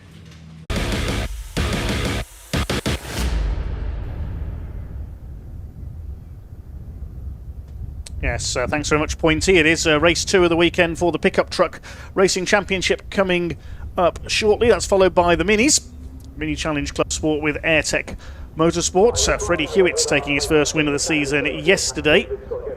That's followed by the Civic Cup, our last race before the lunch break. And then we have our grid walk ahead of the next truck race. Trucks will be parked up on the grid. I'm sure Pointy and company will be down there to have a chat to a few of the fans. Well, I can see out of my commentary box window on the centre straight the BARC pace car, driven by Evelyn Buanik, the former BMW racer, is moving into position. And we are ready for the second pickup truck race of the weekend. I think this will be a 7-lap race. That's what yesterday's was. Yes, 7 laps of the Snetterton 300 circuit, because pickups go on number of laps rather than a timed race. And the grid will see set by the second fastest time for each truck in qualifying. Aaron Thompson, yesterday's winner in number 41 in the Lightning McQueen lookalike, is on pole with number 72. The championship leader, Alan Cooper, alongside. Second row, number 83, Dale Gent in the Kyle Larson NASCAR lookalike. Starts alongside 65, Mark Willis, who's been racing pickups since the class started in the late 1990s. Row 3, good grid position for 71, Simon Ward. Good to have him back out in the Barwell Trailers truck alongside 93, former champion Michael Smith. Fourth row, 29, Tom Hutchins, starts alongside 85. Newcomer this year newcomer to Motorsport. It's the first time he's raced this year. Mark Chalmers, number 85, had a strong weekend at Pembrey. And then on the back row of the grid, we have number 1, the reigning champion Ryan Hadfield in the gold number 1 truck alongside the man we've just heard from, 52, James Goldstraw, racing Jonathan Hadfield's truck this weekend, Ryan's brother. He's racing his Formula 2 stock car up at the Skegness Speed Weekend up in Lincolnshire, and so after James Goldstraw's engine went bang in qualifying yesterday in his Cold Trickle Days of Thunder lookalike truck, he has taken over the green machine normally raced by Jonathan Hadfield, and he's there at the back of the grid. 10 pickup trucks out there then. Now these are, if you've not seen them before, nothing like the pickup trucks you see on the road being used by your local tradespeople or anything like that. These are space frame chassis, very highly tuned, 260 horsepower race engines, Ford or Vauxhall based units under the bonnets of these pickup trucks. I was lucky enough to commentate on these racing on the 1.5 mile oval at Rockingham, where they would achieve over 140 miles an hour racing in a pack. They really are very spectacular indeed, these trucks. 3 drivers standing out at the top of the points at the moment. Coming into this weekend, it was Alan Cooper who led the championship by just 2 points ahead of Dale Gent. A further 8 points back was Aaron Thompson, in third. Then a gap back to Mark Willis in 4th place. Michael Smith and Ryan Hadfield completing the top 6 ahead of Tom Hutchins. Then Eric Bolton at number 68, who I think is the only driver, Eric Bolton, to have raced a pickup against other sports cars. He did that at the Boxing Day Open Sports Car event at Mallory Park last year and was quite competitive. But Eric not here this weekend. Simon Ward is 10th in the championship ahead of James Goldstraw and Mark Chalmers. Ahead of them, Dan Fisher, 9th. He's not here this weekend. And the other drivers who've raced this year, Jonathan Hadfield, Chris Land from Cornwall, Chris Brockhurst and Mel Collins. So 10 trucks here this weekend. It has been a very busy period for the trucks because they had an extra round at the American Speed Fest at Brands Hatch alongside the Euro NASCAR series, among others. This is probably quite close to as close as you'll get to NASCAR racing in the UK, but sadly we don't have the Rockingham Motor Speedway anymore for the oval races, which is a great shame.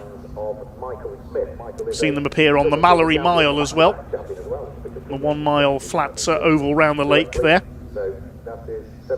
Let's see what they can do on the road course here at Snetterton. The pace car leads them away. It's Aaron Thompson on pole. Now his father Steve raced in the category that effectively was the predecessor of the pickups and raced alongside them, Eurocar, back in the 1990s. That was a series created in the early 90s by Sonny Howard, who also builds these pickups. It was Sonny's ambition to bring NASCAR-style racing to the UK, and he invented the Eurocar formula. It was a combined circuit and short oval formula at first. Now I remember seeing them at Hensford Raceway in Staffordshire. They were Ford Mondeo body shapes with V6 engines, space frame chassis. And Steve Thompson was an early star in those. There were some big names raced in Eurocar, the likes of hot rod legend Barry Lee, and several other stars of the short ovals. Peter Faulding, the former Formula 1 stock car world champion, was quite successful in them as well. And Eurocar introduced a V8 class as well. Kevin Clark was one of the stars of that, who now races BMWs very successfully. But while Eurocar is no more, the pickup truck class survived and sustained. It's great to see them still racing strongly today. Aaron Thompson, who has shared a Clio in Brick Car Trophy in the past with his father Steve, on the pole. Alan Cooper alongside, another ex-short oval man. Won titles at Mildenhall Stadium, not too far from Snetterton, in, believe it or not, Reliant Robbins. I'm not joking. There's James Goldstraw at the back in the green machine. That's Jonathan Hadfield's truck. Jonathan back in his F2 this weekend. Jonathan and Ryan Hadfield have both raced Formula 2 stock cars, following their father Rob Hadfield into short oval racing. He raced bangers and hot rods at Buxton Raceway in the Peak District, where the Hadfield family are based, where Rob runs a haulage company. Rob Hadfield raced in national hot rods for a time. Alan Cooper's raced F2 stock cars as well. Dale Gents, number 83, a former pickup truck champion. He's previously raced the black Dale Earnhardt's lookalike livery, now in the colours of Kyle Larson, the blue and white, a current NASCAR champion.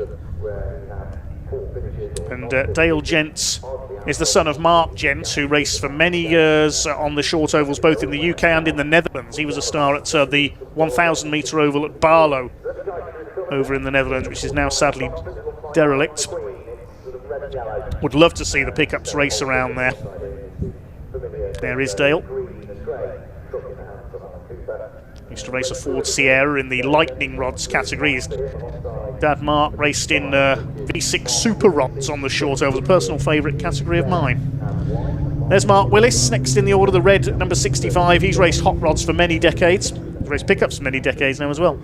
Simon Ward on row 3 alongside Michael Smith. He's an ex-Formula 1 stock car driver.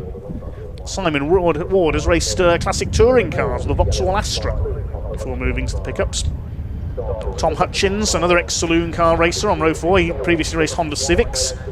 Mark Chalmers, a novice this year, alongside him. Then Ryan Hadfield and James Goldstraw from the back. Ryan Hadfield will not be at the back for long. He charged straight through into 4th place on the first lap of yesterday's race, which was won by Aaron Thompson. So let's see what they can do today then. 10 trucks for 7 laps of the Snetterton 300 circuit. Pace car is into pit lane, up towards the red lights. Revs start to rise, and as a certain commentator in the States would say, let's go racing, boys. Good start by Mark Chalmers down the outside there from the back, but it is Aaron Thompson who leads the way. Side by side for second, Dale Gent trying to get up the inside of the 72 of Alan Cooper. A big twitch there for Chalmers. He's gone too quickly. He's into the grass. He's going to be into the field if he's not careful. This is not auto grass, Mark Chalmers. He's thrown away his good start there. He just missed his braking point for the first corner at Riches. And he's down to the back of the field. I hope he's been able to keep going. Yes, I just saw a flash of pink and blue in the background there. Mark Chalmers just overshooting. Very easy to do there, and you end up in the farmer's field next door. They make it, the rest of the pack makes it round Palmer's. They're not the best of starts for Simon Ward. He's back to 9th place there behind Tom Hutchins. It's Thompson who leads from Cooper. 3rd place is Gent, then Willis. And look who's up to 5th. James Goldstraw's had a great start in the 52, alongside Michael Smith in the white truck, who gets up the inside through Agostini. There's Chalmers at the back of the field in the pink truck. He's lucky that there's no crops in that field at the moment. I remember a certain Mark Webber in his days in Formula 3 going into that field when it was full of corn once, and he completely disappeared after his front wing broke going into the first corner here at Snetterton. So here come the lead battlers into the back straight for the first time, the Bentley straight, and it's the Lightning McQueen lookalike of Aaron Thompson. You hear Aaron interviewed after races, he even speaks like Lightning McQueen. He gets right into character. Great entertainer is Aaron. Chased by Alan Cooper in 2nd place, Dale Gent in 3rd, the big 3 in the championship this year, chased by Mark Willis, who's never won the overall pickup title. Look at him bouncing off the curbs there at Nelson. Great to see. Ryan Hadfield's up to 5th. I said those two wouldn't stay at the back for long. Hadfield up to 5th, Michael Smith is 6th, then Goldstraw in 7th. Had to start at the back of the grid because of changing his truck after qualifying, moving into the Hadfield's backup truck. From a pickup truck to a backup truck, there you go. Over the line they come then to complete lap 1 of 7. What's the lead margin for Thompson? It's 1.1 seconds over Alan Cooper. Dale Gent in 3rd place. The rest of them stream their way over the line. Mark Chalmers Shame he ran wide on the first corner because he made such a great start, and Goldstraw's lost it. He's spinning into the field. Mind the tyre wall. What a shame for Goldstraw after such a strong start. He'll drop to the back of the pack now. In 7th as they came over the line. That's a scary place to go for a spin. At least there are some tyre walls on the first part of the exit of Riches now, so you have slightly less chance of going off towards the A11. Alan Cooper under fire from Dale Gent for 2nd place. There's Mark Willis, throws the truck sideways a little there coming out of Agostini. Said earlier, he's never won the overall pickup title in all his years in the class, Mark Willis. He has been Rockingham Oval champion because they had a separate Rockingham points chart in the days of the Northamptonshire Oval. It's Ryan Hadfield ahead of Michael Smith. Michael Smith sponsored by John O'Regan, I noticed there, father of David O'Regan, who's raced successfully in the pickups in the past, the Irishman, but we haven't seen him out this year, unfortunately. It'd be nice to have David back in his number 8 truck. Aaron Thompson starting to pull away slightly, but up on the curb there, Mark Willis through Nelson. Still in 4th place. And the battle for 5th. Ryan Hadfield, the gold truck with the white front panel. There's Tom Hutchins, number 29, the Dines Recovery and Scrapco Metal Recycling sponsored truck. Scrapco decals on there. I've got a feeling that's one of the Hun family's trucks. The Essex-based hot rod racing family. A few of them have raced in the pickups. Could be wrong. Apologies if I am. Across the line they go. Aaron Thompson does a 2-minute 6.037. Interesting to take a quick look here and see how the pickup truck lap times compare to those of the TCR touring cars. Be nice to see how they compare. Dale Gent, meanwhile, dives up the inside of the hairpin. Can he make that move stick? That was a late lunge into the Wilson's hairpin. Alan Cooper fights back. Yes, the TCRs are a few seconds quicker as I look at their result sheet from earlier on. Back to the action, a good battle developing here. Dale Gent has made the move stick for 2nd place. All the time they battle, Aaron Thompson is fighting back. Alan Cooper, sorry, is fighting back for 2nd place. Of course, the harder they battle, the further Aaron Thompson will be able to pull away. James Goldstraw is still going, I can tell you. He's 9 seconds behind Mark Chalmers, having rejoined after spinning. Those rear-wheel drive pickups, they so often corner on the very edge of adhesion. You can see there Dale Gent hanging the tail out as he comes off Williams' corner. That's what he learnt from his father Mark when the two of them raced in lightning rods and super rods on the short ovals.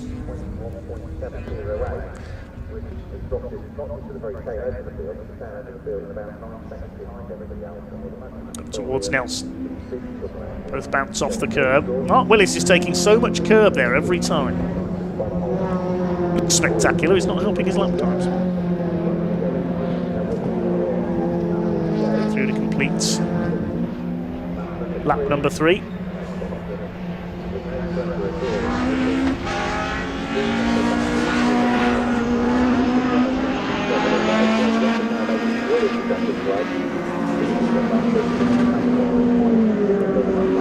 Aaron Thompson leads over the line then, 3 laps completed. He's 4 seconds clear of Dale Gent in 2nd place. 2 minutes 5.815, new fastest lap for the race leader.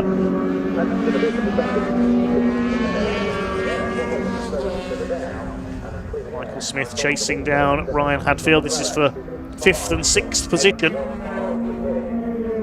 About 3.5 seconds behind Mark Willis in 4th place now, these two. Michael Smith from the northeast of England. Former champion in pickups in their early days. And a chase down Ryan Hadfield. Here comes the 2nd place battle, and Alan Cooper perhaps getting into position to make a move into Agostini. Can he get up the inside? Weaves about a bit under braking, but he's not going to get alongside Dale Gent in the 83. Holds that 2nd place.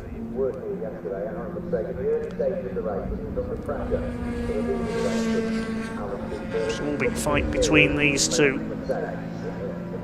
This is for potential championship lead as well, but all the time Aaron Thompson is closing up on them as he is pulling away from them. Looking for 2 wins out of 2 this weekend.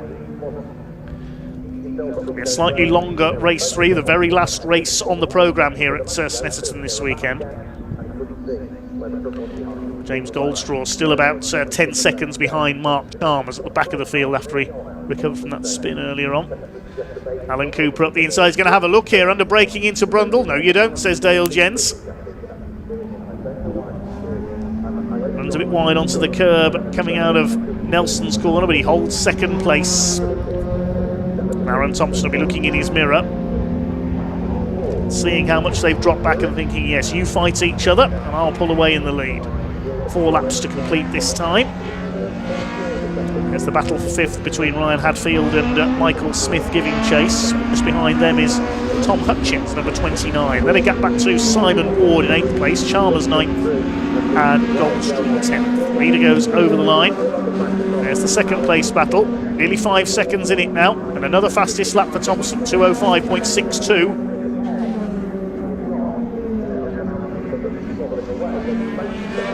Dale Gent holding second. What can Alan Cooper do? It's here that Gent got through a lap ago. Let's get alongside, but Dale Gent just about holds him off. Through the palm. There you can see the gap.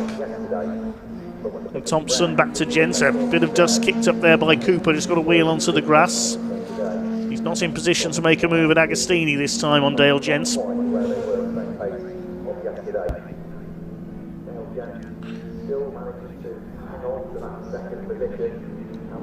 Mark Willis rather on his own in 4th. Now he's 3 seconds back off these two and 3.6 seconds clear of Ryan Hadfield.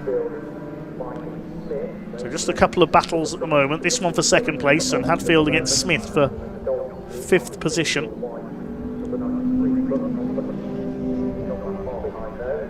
Tails twitching again as they come out of Williams onto the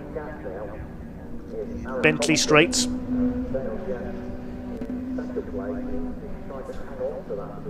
Here comes the 2nd place fight down towards Brundle. Cooper doesn't make a move this time. There's Willis, the red truck on his own in 4th, and Ryan Hadfield under real pressure now from Michael Smith, who's trying to make a move. They weave about there, almost Caterham style, down the straights. Chased by Tom Hutchins, the yellow and blue number 29 behind. Smith tries for the inside of the bomb hole. You very rarely see a move made there. And again kicking up the dust, Alan Cooper in 3rd place. Willis in 4th. Here's the fight for 5th. Michael Smith getting closer and closer.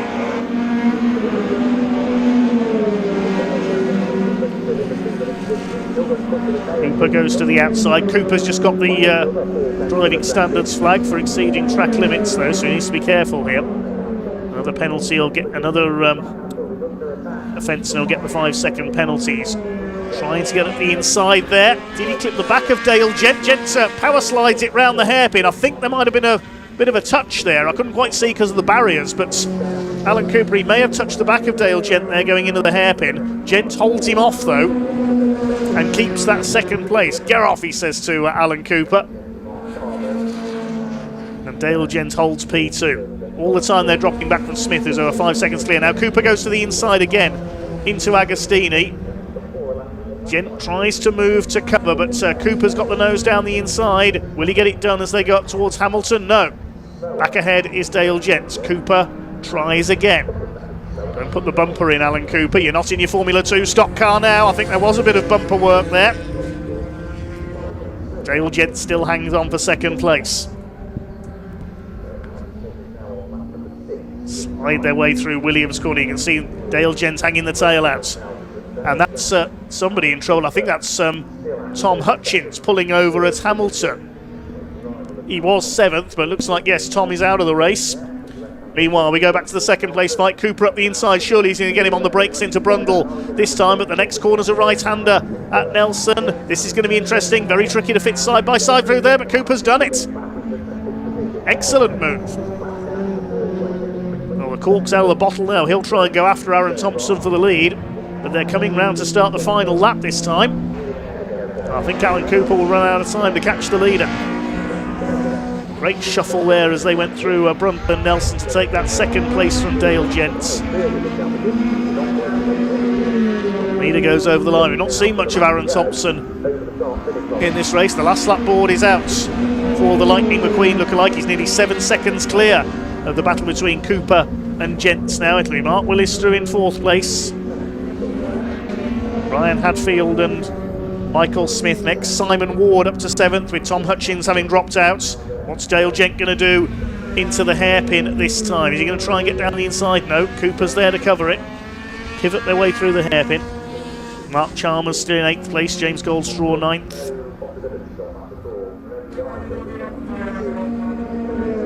Cooper actually pulls away a little bit there as they go towards Palmer. There's Thompson in the foreground. Can Dale Gents retake 2nd place? He's going to have a go up the inside into Agostini, but no. Later on the brakes is Cooper. Holds that 2nd place. There's a yellow flag out, so Gent won't be able to attack at Hamilton because there's Tom Hutchins pulled over. His race ending a lap early. Up towards Oggies and Williams they go. What can Dale Gent do? His main chance is going to be at the end of the Bentley straight as they go into Brundle. Can he get up the inside under braking? Out of the heat haze they come. Aaron Thompson's heading for his 2nd win of the weekend, but who is going to be 2nd? Here comes Dale Gent. Mark Willis has dropped back into the clutches of Ryan Hadfield. Dale Gent still on the tail of Cooper, doesn't manage to get alongside. Cooper up on the curb though, he'll lose a bit of momentum there. This could be Gent's opportunity. He might be able to slipstream him as they run into the Senna straights. There's Hadfield in 5th place, and 6th is Michael Smith. But Aaron Thompson is about to come through to take his 2nd win of the weekend. The checkered flag is being prepared by the marshals. Here he comes. 41, Aaron Thompson from Romford in Essex. Charges up towards the line. It's 2 out of 2 for the number 41 this weekend at Snetterton. It'll be a partially reversed grid, so we'll have the going tougher in effectively the final later on. Who's going to be 2nd? Cooper hangs on ahead of Gents. It'll be Mark Willis in a rather distant 4th place. But Ryan Hadfield just holds off Michael Smith for 5th. 7th is Simon Ward. 8th place it should be Mark Chalmers. Despite going off on the first corner, he takes 8th. And the final finisher will be James Goldstraw for his spin, because of course we lost Tom Hutchins. Waiting for James Goldstraw. Not a happy weekend, losing one truck and then spinning another. Across the line he comes for 9th place in Jonathan Hadfield's truck. It's a win for Lightning McQueen once again, aka Aaron Thompson. And he'll certainly be pleased that winning by over 7 seconds in the end. Similar pattern to yesterday's race, the rest squabbled behind him and he was able to pull away. Thompson taking the win, Alan Cooper battling past Dale Gent. Great fight between those two. Cooper 2nd ahead of Gent. Mark Willis further back in 4th ahead of Ryan Hadfield, who had a good scrap with Michael Smith. Simon Ward 7th ahead of Mark Chalmers and James Goldstraw. And Tom Hutchins dropping out at Hamilton with a couple of laps to go. Well, the Mini Challenge Club Sports is up next. We can hand down to Parc Ferme in just a moment to hear from our race winner.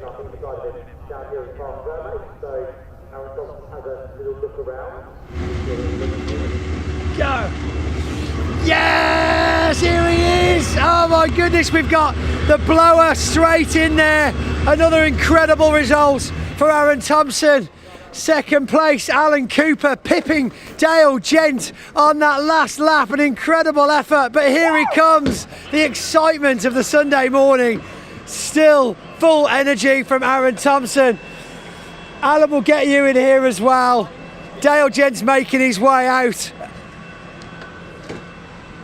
Aaron, look at the state of that hair, my goodness. Smiling today. Get that in, that is peacocking at its best, ladies and gentlemen. We ain't gritting teeth today and all self-deprecating. You seem a totally different beast today. When I say I'm going to work on something, I don't care if that's racing, business, being a dad or husband, whatever, I want to work on it, and yeah, me and Bobby put a lot of work in last night and wrote. If you on the mirror on the inside, I've wrote breathe. Stop. It is important.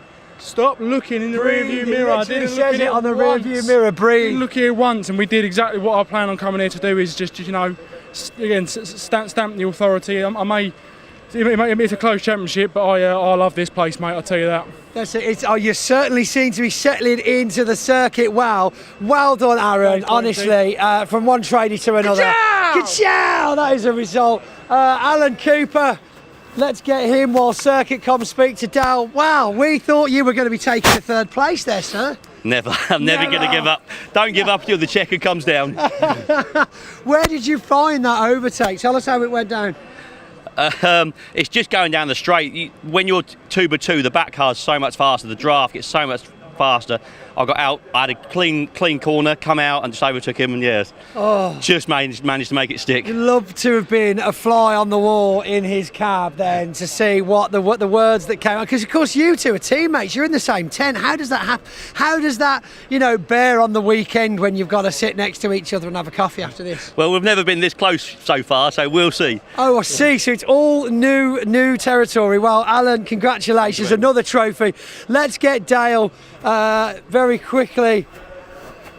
Dale, I mean, congratulations on the trophy, commiserations on that last lap. We just spoke to Alan. What went through your head when you saw him come past you there on that last lap? He's just had the drag down the straight there, which we've been struggling for straightaway pace all day, all weekend really. So we found a little bit back in it there for this race. We're going to have a little look and scratch our heads and see if we can get a bit more for the next race. But I had a good battle with Al. That's a brilliant battle. Really enjoyed that one. Better than yesterday's race because we're just in no man's land, just cruising, having a cup of tea and a cake. Yeah. So well, exactly. I mean, you ever thought about taking snacks for the race? I think I might have done in that first race yesterday. I could have done with that. But no, that was a good race this one, so I'm pretty pleased of how the truck went and that. So it was just, we got a little bit more to work on for this last race. Fair enough. On the subject of snacks whilst driving, if you were to take some beverages and a quick nibble, what do you think would be the most practical for whilst you're driving one of these? Oh, a shandy. A shandy, yeah. And for food? See if we can get some Doritos in there. Doritos. We'd have to try and find a way of putting them to the roll case. You didn't spill them everywhere. That's it, yeah. Well, what flavour Dorito, though? Because everybody wants to know now. Tangy cheese. Is it tangy? Tangy cheese. Yeah, tangy cheese? I'm more of a flaming hot guy, but you go to, at least it's not Cool Ranch, because no one does cool. Right, fantastic result. Well done to our top three. Now, I believe we've got Paul talking to some minis.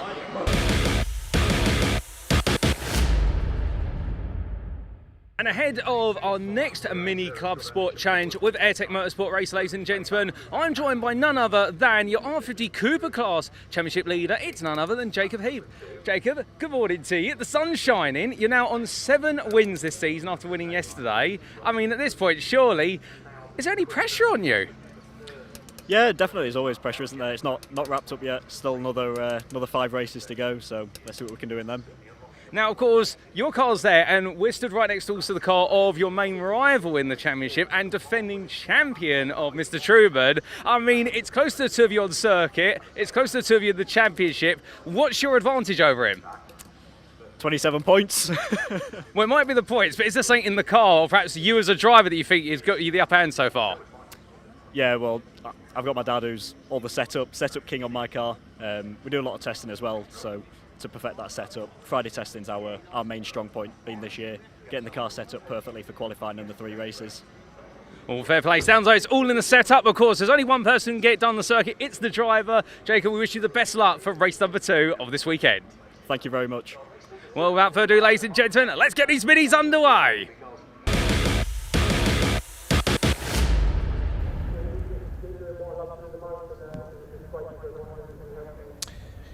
Thanks very much, Paul. Good to hear from Jacob Heap, the pace setter in the Cooper class of the championship. That's the naturally aspirated, less powerful cars. They start from the second half of the grid in our mini challenge club sport with AirTech Motorsports Championship. They're up next for the second of their 3 15-minute races this weekend, and then the last race before lunch we'll be back over to Andy McEwen for the Civic Cup. And then we have our lunch break for about an hour while we have the trucks out on the grid for the grid walk. I'm sure Pointy and Co will be down there for that one. I might just join the grid walk this time as well. After the truck race, we'll have the junior saloon cars for their third race of the weekend. Then it's back on with the TCR UK Championship, the Audi Cup. More from the minis, final truck race of the weekend, and the pickup trucks round out the day with their final, which will be a slightly longer race. We now focus on the Mini Challenge Club Sports with AirTech Motorsport. 3 classes on the grid. The two classes for the forced induction cars lead the grid, the S56 and S53 classes. It is Freddie Hewitt, yesterday's winner, who takes pole, the result of race 1, setting the grid for race 2. Freddie Hewitt finally took his first win of the season yesterday. He lines up alongside championship leader in the S56 class, Ollie Wilmot, on the front row of the grid. Second row, Adrian Lingy in car number 77, and treble 7, John Wyatt. We saw him out in his Audi TT earlier on in the Audi Cup. He swapped to his gold liveried BMW Mini for this one. At row 3, it's the Trundleys, father and son, Ian and Ben. Ben won the S53 class yesterday. On row 4, it's number 7, James Dudley from Cardiff, and Paul Sawyer. DJ Paul Sawyer is on row 4. Just checking if Paul's there, because he slowed at the end of yesterday's race and lost the class win. Yes, he is there. Row 5 of the grid, Chris Johnson, 219, number 10, David Gibbons, 469, Lauren Fletcher, alongside 24, Carmen Reeve. The final row of the first half of the grid, 231, Steve Webb, and 55, Simon Sinfield, who retired from yesterday's race, but he is on the grid for this one. Just looking out of the window, I can see him at the back of that first part of the grid. Then there's a gap, and we've got the normally aspirated Coopers, which are led by Jacob Heap, who we just heard from, the number 20, alongside reigning category champion 19, Dan Truman. 33, Jacob Baldry starts alongside 53, Neil Clark in the Union Flag liveried car. 23 is Dan Butcher-Lord alongside 14, Chris Aram. Then we've got 67, Mark Reed. He starts alongside number 12, Colin Wilmot, father of Ollie Wilmot, who's on the front row of the S-Class grid. Colin Wilmot, who had a spin on the first lap of yesterday's race, but was able to rejoin. And at the back of the grid, we have number 28, David Taylor, Dundee Dave as we call him, all the way from Scotland to race here this weekend in the TNS racing car. It's had quite a bit of bad luck so far this year, Dave Taylor, so due some better fortunes here. He'll go from the rear of the grid. The car's about to move off on their green flag lap. Freddie Hewitt leads the way in the car his sister Chloe used to race a few years ago in the Mini Challenge. And Ollie Wilmot has done the vast majority of the winning so far this season. Thanks for all your comments coming in. Hi to Andy, from sponsor of Dan Truman, Sawyer Models. Dan Truman racing in the Cooper class. That's the green, white and red car we can see there. As I said yesterday, don't get me waxing lyrical about model railways, we'll be here all night.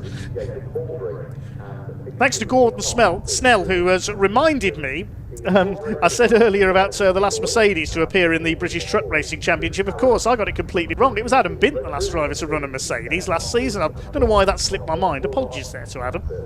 And Stephen Fishburne, ex-Brisker F2 racer, says the pickups did race at Barlow in the Netherlands in 1997. I'd be interesting to see if there's any footage of that, because I've never seen that.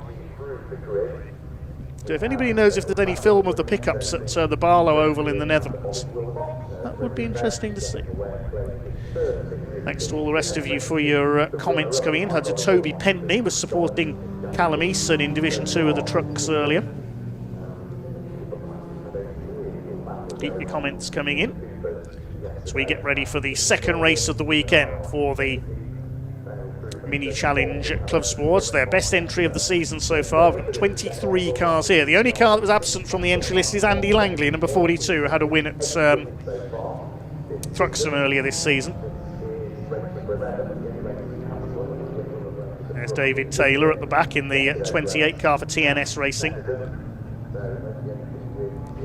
Team supporting men's mental health here this weekend.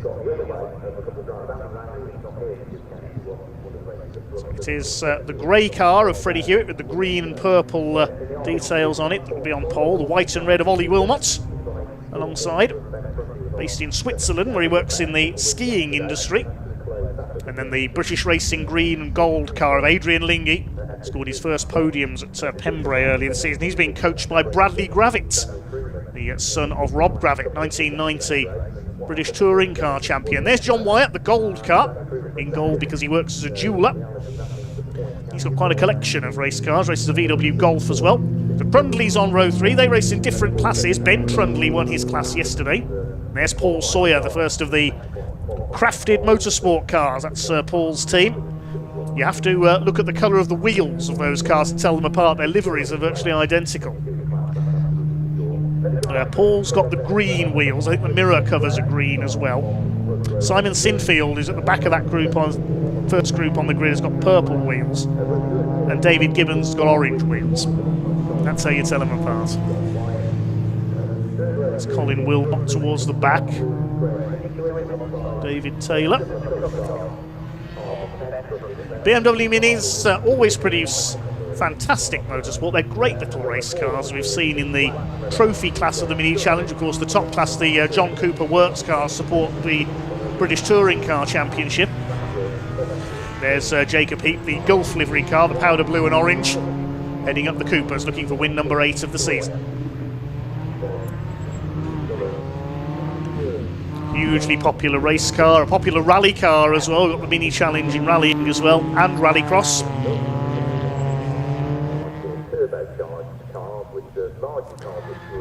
In position then, ready for race number 2 of the weekend for the Mini Challenge Club Sport with AirTech Motorsports.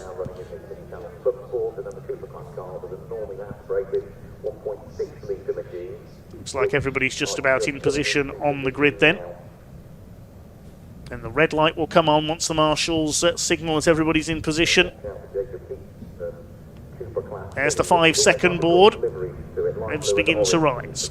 Freddie Hewitt and Ollie Wilmot, arch rivals on track. Great friends off it on the front row. The red light is on. Goes out now and away we go. Freddie Hewitt, always a fast starter. He will lead the way from pole position down towards the first corner at Riches. To Riches they go. It looks like everybody is around okay. The Coopers starting on a delay from behind. Now, we don't normally see that. That's why I was a bit confused there. I've not seen the Coopers start on a time delay before. They normally just go straight off at the back of the first group. So that's a bit different. I've not seen that before. I have to check if there was a bulletin advising of that on the online notice board. But anyway, we are underway. And yes, that was a change for this race. So meanwhile, we have Freddie Hewitt leading the way ahead of Wilmot and Adrian Lingy. Yes, that was a bulletin that came out earlier on the online notice board confirming, yes, the Coopers starting on a 10-second delay. I haven't spotted that. So something a little different. The Coopers will have their own race towards the back of the field. So we've got 2 races in 1 to watch here. And it's Dan Truman who's taken the lead of the Coopers, ahead of Jacob Heap. Side by side with Jacob Baldry in the 33. And Chris Arams made a good start in the number 14, the green and grey car there. Truman under fire from Jacob Heap. Side by side for the lead of the Cooper class through Hamilton's. Truman just about holds on to his advantage. Meanwhile, the S classes, S56 and S53, are heading down the back straight. Freddie Hewitt holds off Ollie Wilmot for the lead. Lingy in 3rd place, then it's John Wyatt. Rounding out the top 5 is one of the Trundleys. To tell the Trundleys apart, you have to look at the roof colour of the car, because Ben Trundley's got a pink roof. Yeah, looks like he's in 5th place. Battle towards the back of this group, that's Lauren Fletcher under fire from the number 24 of Carmen Reeve. We saw them having a good scrap yesterday as well. So the leaders come round towards the completion of their opening lap, and a tangle among the Coopers. Chris Arams sideways, that's taken Jacob Baldry off and it'll scatter everybody else behind. Meanwhile, Jacob Heap has moved to the front of the category. Somehow Chris Arams survived that without any damage. I don't know how. As up on the outside there down the pit straight comes Ollie Wilmot, trying to take the lead away from yesterday's winner Freddie Hewitt. Which side's he going to go on the hairpin? Great rivalry between these two out on track. Into the hairpin, Freddie Hewitt holds the advantage. And Colin Wilmot is off for the 2nd race in a row. Now where has that happened?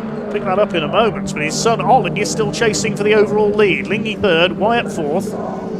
Then it's Ben Trundley, I think, in 5th position. Ian Trundley 6th. Colin Wilmot, damage to the front of his car. That's towards the end of the lap after that little contretemps up at Nelson, I think. So he'll be heading for the pits. Not a happy weekend for Colin. Spun on the first lap of yesterday's race and finished towards the back. So Ben Trundley is 5th ahead of Ian. That means Ben leads the S53 class. The title leader in that is Paul Sawyer, and Paul's dropped a long way down. He was down in 12th place at the end of the first lap and only 4th in the class. In the Coopers, meanwhile, Jacob Heap has moved to the front there, ahead of Dan Truman. It looks like it's Dan Butcher-Lord, number 23, 3rd in the category, ahead of Jacob Baldry and Neil Clark. Under the bridge head the leaders. A couple of car lengths in it between Freddie Hewitt and Ollie Wilmot for the lead. John Wyatt rather on his own in 4th in this one. There's Ben Trundley in 5th. Ian Trundley coming under a bit of pressure from Simon Sinfield, who's up to 7th. He started 14th on the grid, so he's made his way through very nicely indeed in the early stages. Let's pick up the Coopers. Here they come. That's one of our photographers there under the bridge. And Butcher Lord coming under fire from 3rd place. From the 33 of Jacob Baldry. Then it's Neil Clark in the 53. Behind Clark we have Chris Aram, who's recovered from his off earlier on. Colin Wilmot, not surprisingly, is in the pits. I think that's the end of his race. Freddie Hewitt continues to lead. He's on the fastest lap of the race, 2:16.859. Leads Ollie Wilmot by 0.3 of a second. It's Adrian Lingy still in 3rd place, chased by treble 7 of John Wyatt. Through towards Agostini, once again come the leaders. First 3 have broken away from Wyatt, then there's a bigger gap back to the Trundleys. Ben ahead of Ian Trundley. It's Ben with the pink attachments on his car. And Simon Sinfield is having a good run up there in 7th. James Dudley is 8th in the number 7. Chris Johnston is 2nd of the S53 class. Jacob Baldry at the inside takes 3rd in the Coopers on the hairpin from Dan Butcher-Lord. Behind James Dudley, Chris Johnson, we mentioned, is 2nd in his class. David Gibbons is 3rd in that class, number 10. Have we lost Paul Sawyer? Just looking at the timing screen. Yes, he's pulled into the pits, so not a happy weekend for Paul Sawyer. He could lose the points lead in the S53 class, possibly to Ben Trundley. Freddie Hewitt continues to lead. Here comes Ollie Wilmot, getting closer.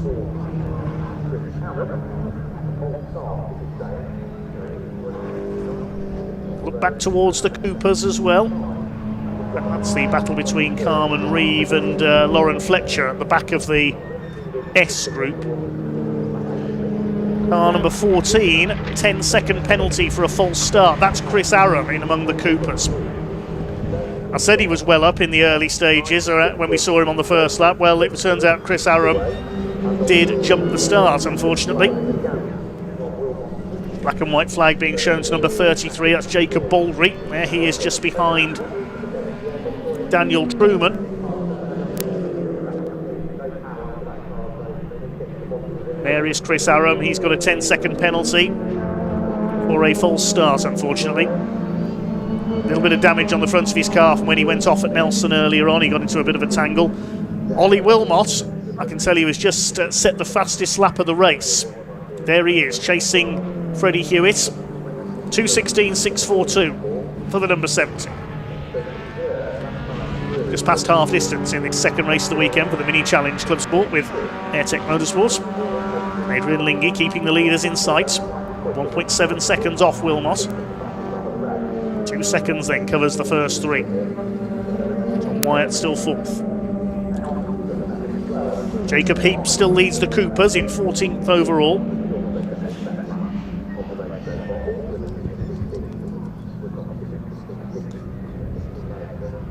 Here There are the leaders through Oggies and up towards the right-hander at Williams.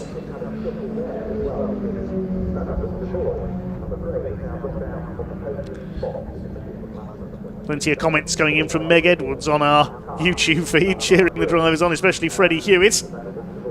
There's Carmen Reeve, one of our newcomers this weekend, the number 24 in the DCR Motorsport car, and here come the leaders. Now, Ollie Wilmot set the fastest lap last time through, trying to chase down Freddie Hewitt. Up towards the bomb hole. See there the dip in the tarmac through that right-hander. They climb out the other side and into Coram.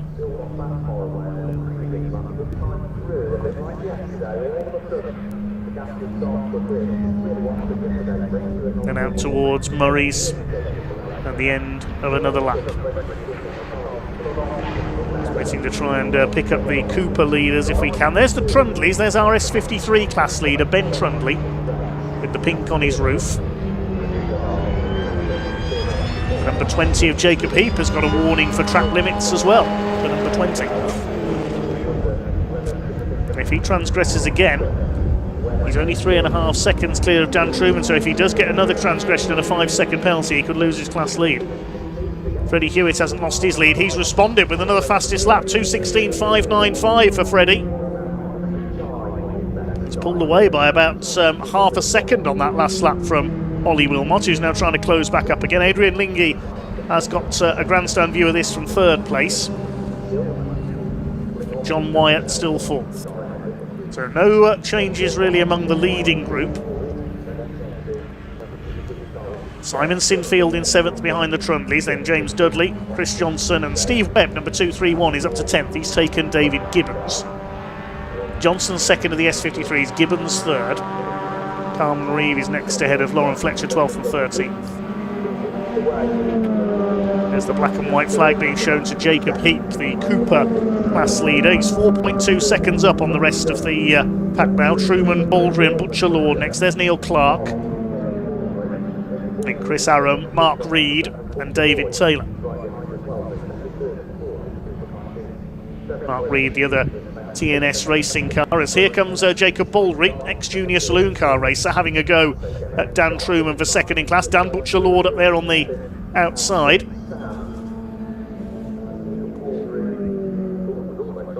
Towards Palmer. This is the battle for second in the Coopers. Jacob Heap has escaped at the front of the field.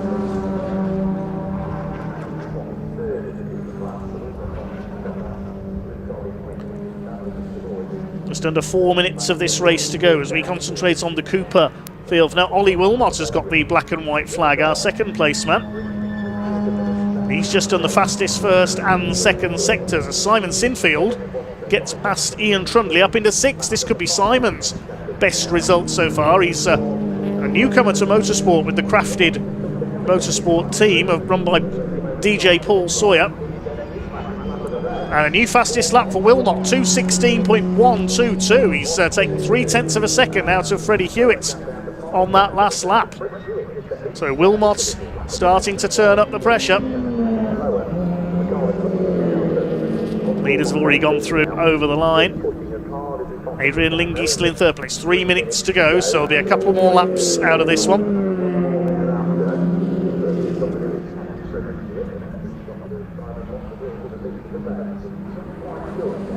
Here are the leaders at Palmer. Hewitt still ahead of Wilmot.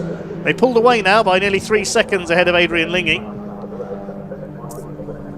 So as so often before, it's just between these two at the front. The only driver who's broken their dominance this season, Hewitt and Wilmot, is Andy Langley at Thruxton, and he isn't here this weekend.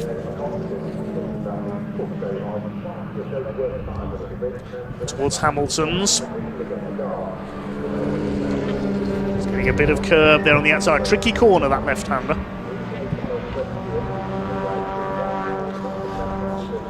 Another track limits warning, the black and white flag out for Dan Butcher Lord, number 23. Certainly pushing the limits in these vids, and now Ollie Wilmot is almost with Freddie Hewitt as they come into the Bentley straight. Here he comes. The number 70, the Ski-Set Wengen car, is ready to attack Freddie Hewitt for the lead. Hewitt Tries to move him to the outside here, but Ollie Wilmot keeps his foot in. He's going to try and get up the inside. Oh, they touch together and Wilmot spins. Round goes Ollie Wilmot. Hewitt over the curb on the inside. Oh, it's all come to a head there coming into Brundle and Nelson. Ollie Wilmot tried to get alongside Freddie Hewitt, but as he tried to pull around him on the run into Nelson, I imagine there was a bit of a rub there between the two of them. Whether Freddie didn't realise he was there, let's have a look again. Yes, contact between the two of them, look, as Wilmot tried to pull round the outside, neither giving way. Wilmot kept the nose in down the inside, and round goes Ollie Wilmot. So it is Freddie Hewitt who will lead them into the last lap, but is his car damaged? Doesn't seem to have slowed down. He goes over the line. Adrian Lingy now in second place in the number 77. And it will be John Wyatt in third. They're into the last lap. There's only a minute left on the clock. Well, Freddie Hewitt was not going to give up the inside line into Brundle, but Ollie Wilmot, I think, thought he could get the inside for the right-hander at Nelson, so he tried to stay alongside Freddie Hewitt, and there just wasn't room for both of them side by side as Ollie tried to pull ahead there. There was contact between the two, and it was Ollie who went spinning out. That's a shame. That battle had to end that way because Wilmot had bided his time there, I think, and was waiting to make that move. But it all came to a head. Meanwhile, this is a battle in the Coopers. This is for second place between Truman and Baldry. They're over 4 seconds down on the leading Cooper of Jacob Heap. He's heading for another class win.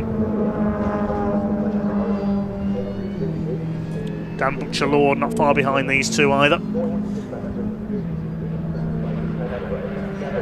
So John Wyatt up into third place then.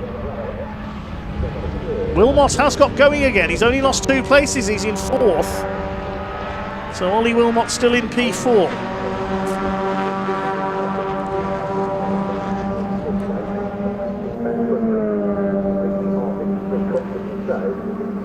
Clock has counted down to 0. As the Coopers head over the line. Where is Freddie Hewitt? He's on the Bentley straights. Cars escaped without any major damage, that bit of contact. It's going to be a second race win of the weekend for Fast Freddie. Out of Nelson, Adrian Lingy giving chase, equal his best ever result.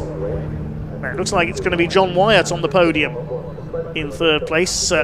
Pick up the classes as they cross the line. But it's going to be Freddie Hewitt, second win of the season and of the weekend, surviving that tangle with Ollie Wilmot. Here he comes out of the final corner at Murray's. Checkered flag is in sight, and it's going to be a win for Fast Freddie Hewitt in car number 5. He takes the victory. 2 out of 2 this weekend. Adrian Lingy comes over in second, and we await the gold machine of John Wyatt for third. He completes the podium. Ollie Wilmot recovers for 4th place after he went off. And it's going to be Ben Trundley in 5th, the second class win of the weekend for him in S53. Who's going to come through for 6th? Ian Trundley comes over in 6th. Oh, Simon Sinfield's pulled over again. I think that's exactly the same place he stopped yesterday as well. He was on for his best ever result. He was in P6. So it's Ian Trundley 6th, Steve Webb is 7th, Chris Johnson will be 8th, and 9th is James Dudley. It's going to be David Gibbons to complete the top 10. What about the Coopers? Well, Jacob Heap has driven away at the front of them again after Dan Truman led the early going. It's going to be class win number 8 this season for Jacob Heap. He's surely heading to the Cooper class title this year.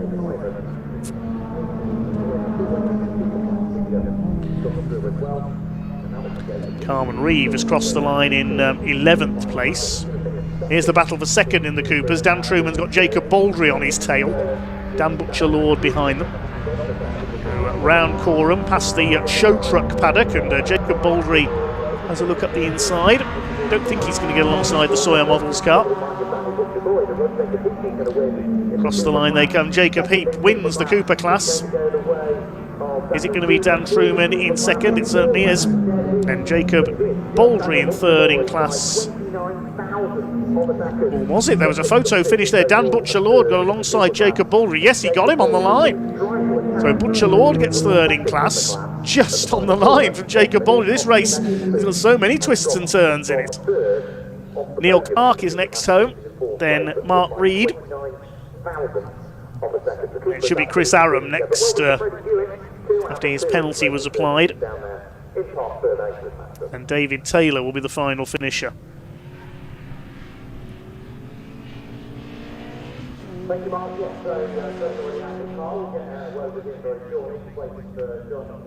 The car's being signalled into the paddock. There's David Taylor, the last man across the line. Provisional result then, Freddie Hewitt's taking the win by 1.8 seconds over Adrian Lingy, and John Wyatt completing the podium ahead of Ollie Wilmot, who recovered from that spin to come home in fourth. The Trundleys next, with Ben winning Class S53, Steve Webb in 7th place, Chris Johnson second in class, and David Gibbons third as he rounds out the top 10. Behind them were Carmen Reeve, Lauren Fletcher, Jacob Heap in 13th wins the Coopers ahead of Dan Truman, Dan Butcher-Lord third on the line ahead of Jacob Baldry, then Neil Clark, Mark Reed, Chris Aram, who got that penalty for the false start, and David Taylor round out the finishers. The unlucky Simon Sinfield was on for 6 but dropped out on the last lap. We also lost Paul Sawyer and Colin Wilmot. Let's head down to Paul in Parc Ferme.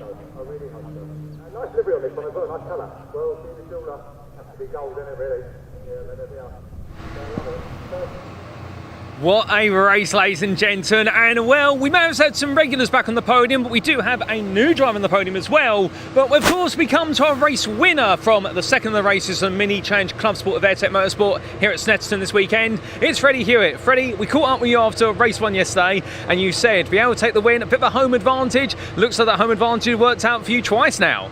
It does. I mean, me and Ollie had a bit of contact in that, so I don't know if this race might end up in a steward's room, but we'll find out. It felt like he squeezed me, but we'll look back at the footage and make a real assumption then. Oh, indeed, fair play. I mean, it all happens in the heat of the moment, and afterwards you have to review it. But given that, tough race out there then, and of course, it's boiling hot at the circuit, so I can imagine running right on the limit. It's boiling hot inside the car as well.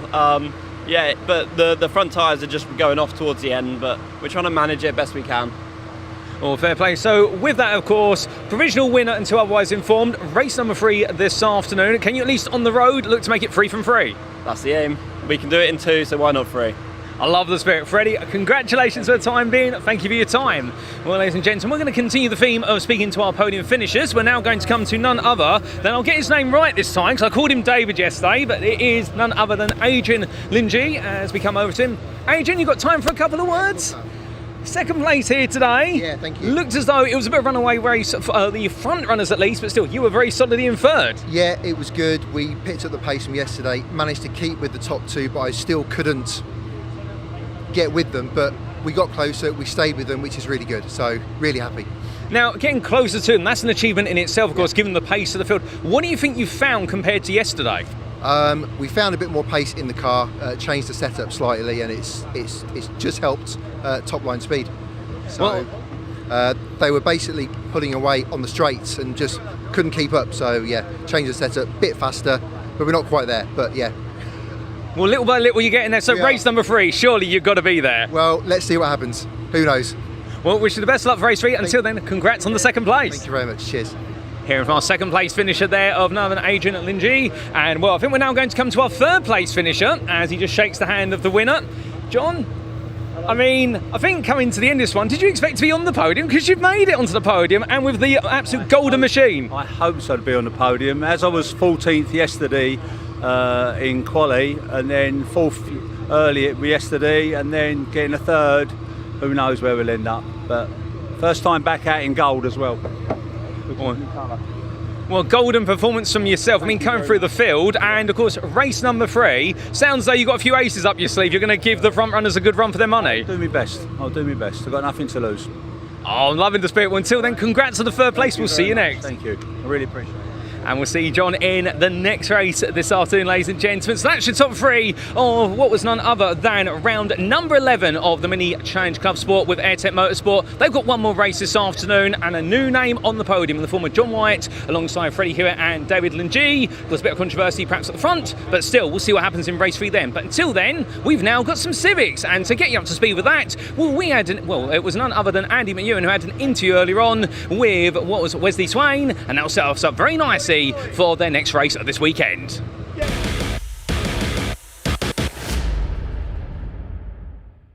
Wesley Swain started ninth, finished ninth in yesterday's first race, but there's no such thing as a dull Civic Cup race, is there, Wes? I'm sure you were right in the thick of that midfield battle. You enjoy that one?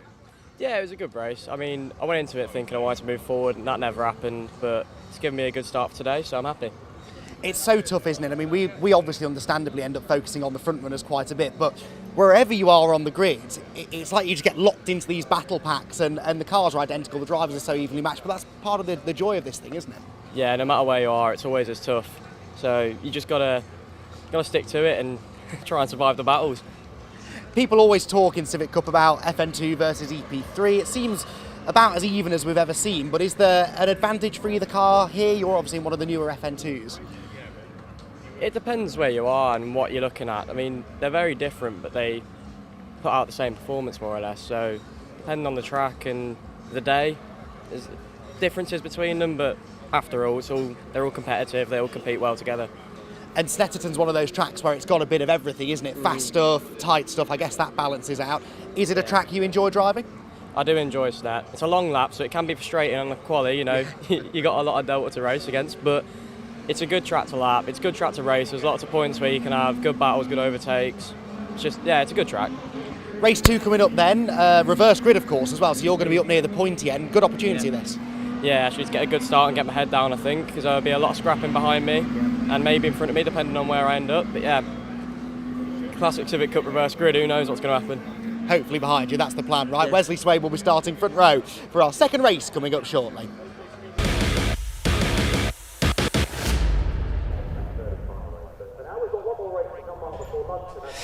So Wesley Swain then, as I said, gunning for a good result. He will be starting from the front row of this grid for the second race of the weekend for the Civics, their second and final race, only a double header for the Civics here at Snetterton, and it's Matt Wilkins who will start from pole position, and that's quite significant because he is one of our championship contenders. This is how the rest of the day looks then. The Civic Cup out next. We'll then have a lunch break, during which I believe we're going to head out onto the grid with Pointy to chat to some of our British truck racing drivers. They will then race at 20 to 2. 2:15 will be our final Junior Saloon Car Championship racing of the weekend before the second TCR UK Championship race kicks off at around about 10 to 3. That also featuring a partially reversed grid. That's followed immediately by the Audi Cup. Then the Mini Challenge Club Sport with Airtech Motorsport will have their third and final race. More trucks then at 4:25, and it all finishes with the final Pickup Truck Racing Championship race at 5 p.m. So we've got a busy weekend, a busy afternoon ahead for you.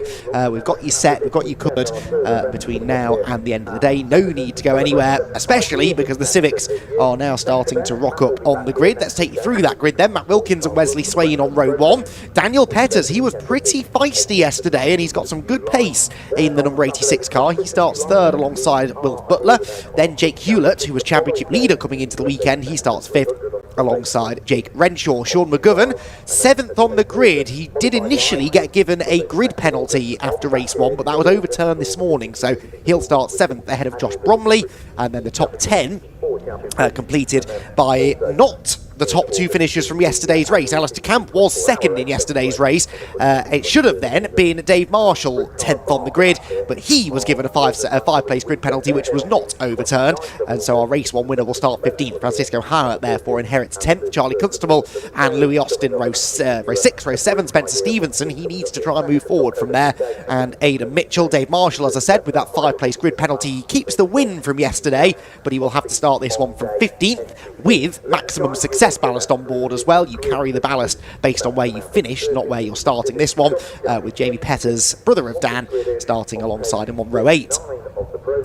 9th row for Harry McGovern with Charlie Budd alongside him. Then it's Ben Bateman and Freddie Ingram with Joseph Dalgano and William Butt on row 11. And row 12, Adam Parker, who's desperately hunting for his first points of the season, and he's got Mark Hughes for company on row number 12.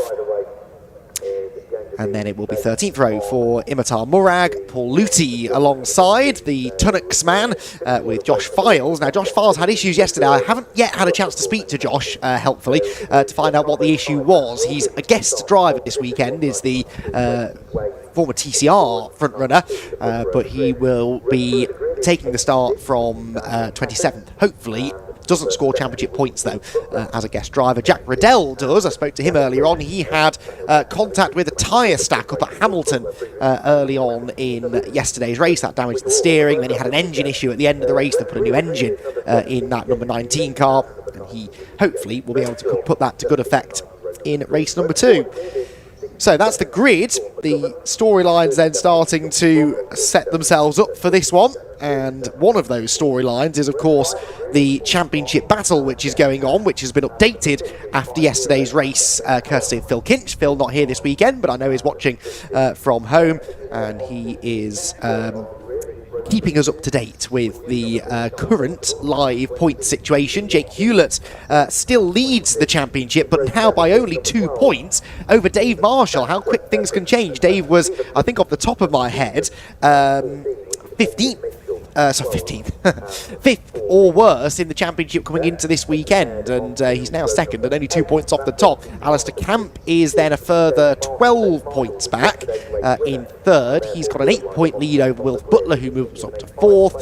Spencer Stevenson's 8 points further back in fifth. He's then 2 points ahead of Matt Wilkins, who is sixth. Matt Wilkins came into the weekend second, so it's so tight. I mean, you could actually continue going on. Really, the top 8 drivers are covered by 47 points, which when you consider you get 40 points for a race win is nothing, really. So this is going to keep on chopping and changing as we move through the rest of the season. We do have drop scores to take into account. The points I just gave you do actually take into account those drop scores.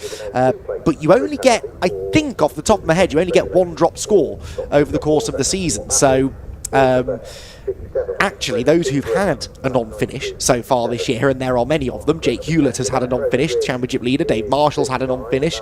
I don't think Alistair Camp has, to be fair. No, Camp is dropping 24 points for a 6th place finish, that would have been earlier in the year. Where was that? That was...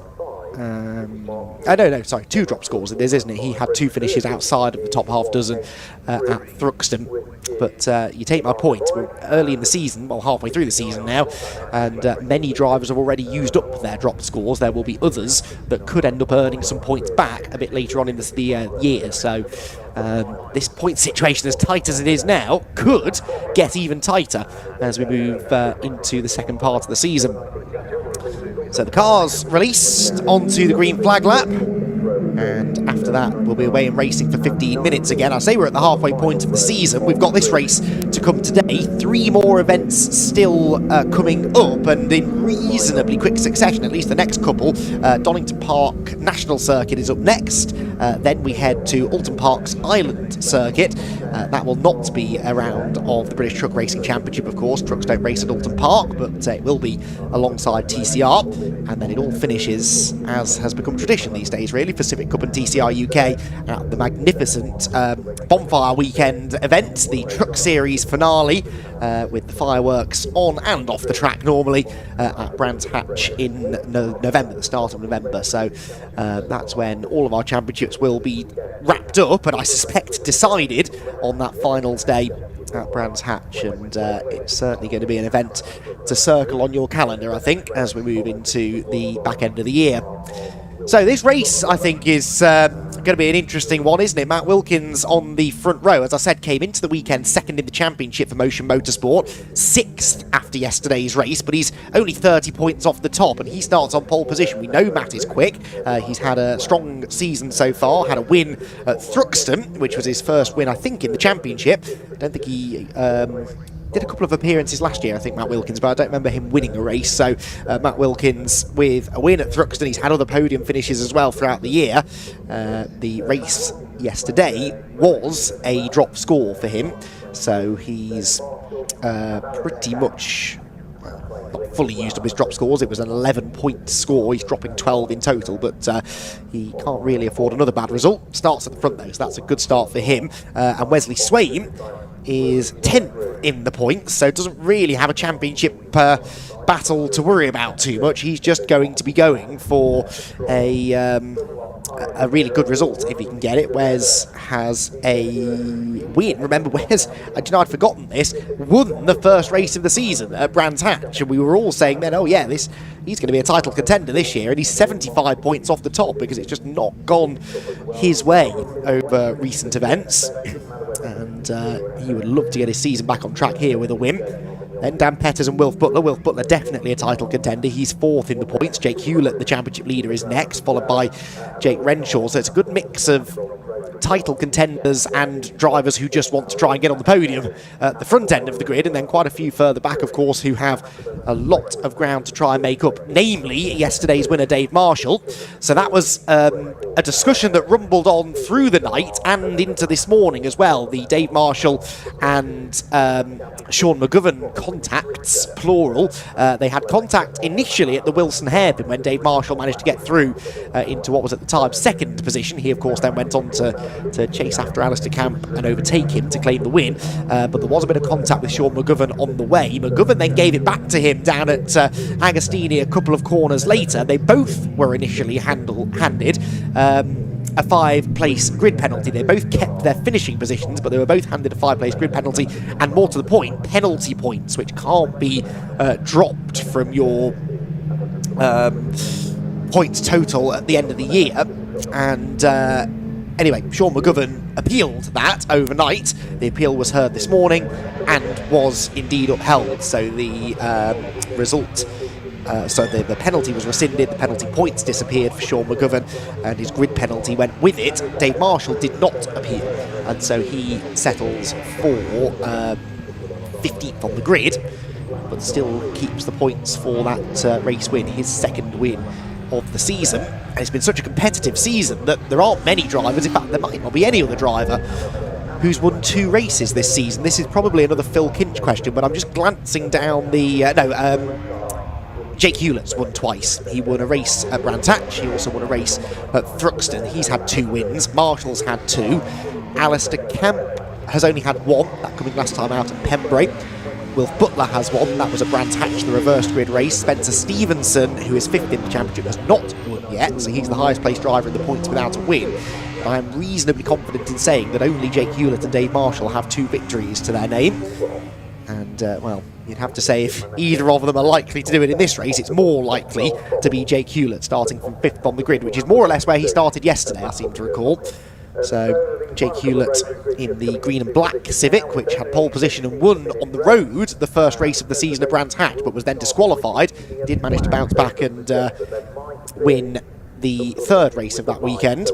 He hasn't won since race number 4 of the season at Thruxton. He is going to be one to keep an eye on, I think, from the 3rd row of the grid. The back row of the grid is in position, I believe. The green flag's been waved, the 5-second board is held aloft, and 15 minutes of Civic Cup racing about to get underway for the 2nd time here at Snetterton. Away we go, and Matt Wilkins gets away really nicely there from pole position. Wilf Butler had a good launch as well by the looks of it there, and it's side by side, in fact, between Wes Swain and Daniel Petters. So it was Swain who was a little bit slow away. Campy there in the black and pink car at the inside of Josh Bromley, and that was McGovern, I think, who was very slow going into Riches. That happened right in front of Josh Bromley, who had to throw the anchor out to avoid running into the back of Sean McGovern, who mysteriously slowed through the first turn. They're all still there. There is McGovern, the yellow and green car on the outside line, still going, but obviously having lost a fair bit of ground. Wilkins, though, holds on to the lead. It is Swain in 2nd. No, it's not, it's Petters 2nd, sorry. Swain 2nd. Start that again.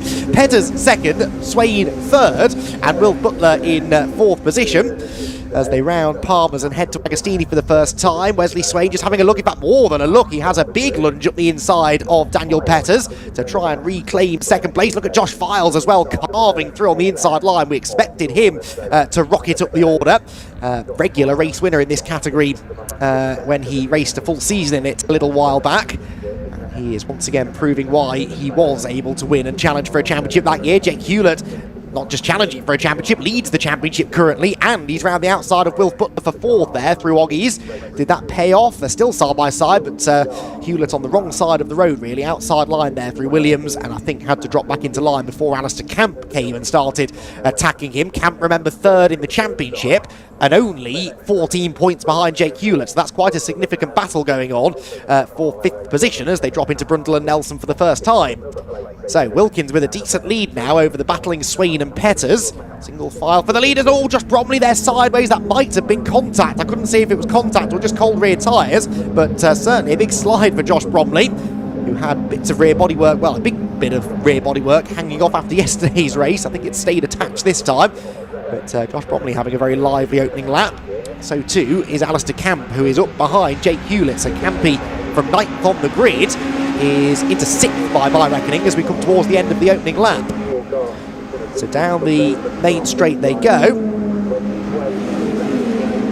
And in towards Rich's corner. There's already a time penalty for Wes Swain. 10-second time penalty for Wesley Swain. He runs 2nd on the road for jumping the start. So that is a disaster for Wes. There he is, look, he's ahead of Dan Petters, but the car that is 2nd on the road has a time penalty to be applied post-race, and that was something we saw for Harry Blore, of course, another youngster in a Honda, albeit in the TCR race earlier on.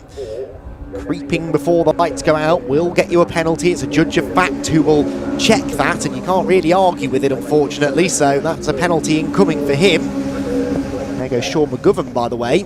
Struggling a bit, McGovern, isn't he? In fact, he's behind Dave Marshall, ironically. A couple of places behind Dave Marshall, who is already into the top 10 from 15th on the grid, despite all of the success ballast that he's carrying now.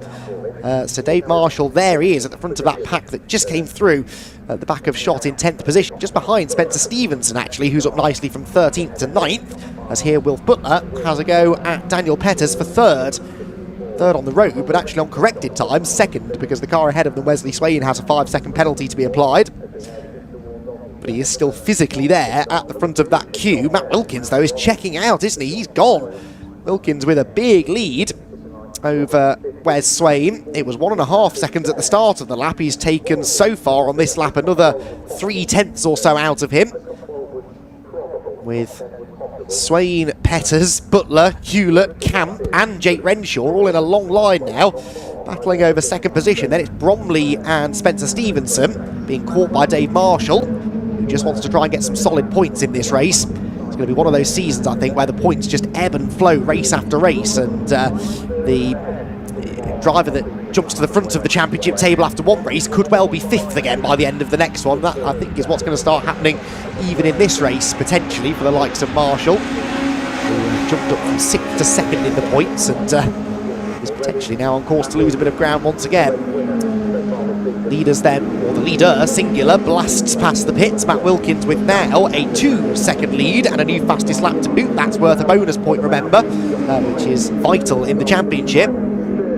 Swain, Petters, Butler, Hewlett, Camp and Renshaw are next. And then Bromley, Stevenson and Marshall completing the top 10. Good battles going on further back. Oh dear, that's an ambitious lunge, I think, from Charlie Constable, that was, wasn't it, trying to gain ground. Josh Files, by the way, is in 13th already. So Josh Files, having started 27th after the mechanical issues that took him out of contention yesterday, is already up into 13th position. Now remember, he doesn't score championship points as a guest driver, but he's still on course potentially for a really good result, as is Will Butler, who gets up the inside of Daniel Petters, and that is for 3rd position on the road. Remember, 2nd on corrected times, if he can complete the manoeuvre, of course. He's still alongside Petters as they turn through Hamilton, and Daniel is still there, hanging tough around the outside. That's the inside then for Oggy's corner, where he comes back at Wilf Butler, and that might now open the door for Jake Hewlett. It does open the door for Jake Hewlett, because Butler runs out wide. Can Jake get up the inside into Williams? We'll have to wait and see. No, not quite. Wilf Butler able to fend him off, and in fact, by taking the tight line to try and attack there, Jake Hewlett ends up losing momentum, and all of a sudden, one of his big championship rivals, Alistair Camp, is right behind him, although Wilf Butler's also one of his championship rivals, in fairness, right in front of him. Wilf might not be in front of him for much longer, though, because he's having another go now at getting past Daniel Petters as they head into the Brundle-Nelson sequence. He's on the outside line, though, and needs to be careful here, Wilf. Jake Hewlett could take advantage of that. No, not quite able to get up alongside into the bomb hole. Another good pack of cars behind, but a contact there, Ben Bateman, that was, into the back of somebody, and another car going very wide just behind them in 21st place, that would have been, which I think was Adam Parker, whose car at least is still running after it's been plagued with mechanical issues so far this season. Across the line comes the leader, Matt Wilkins.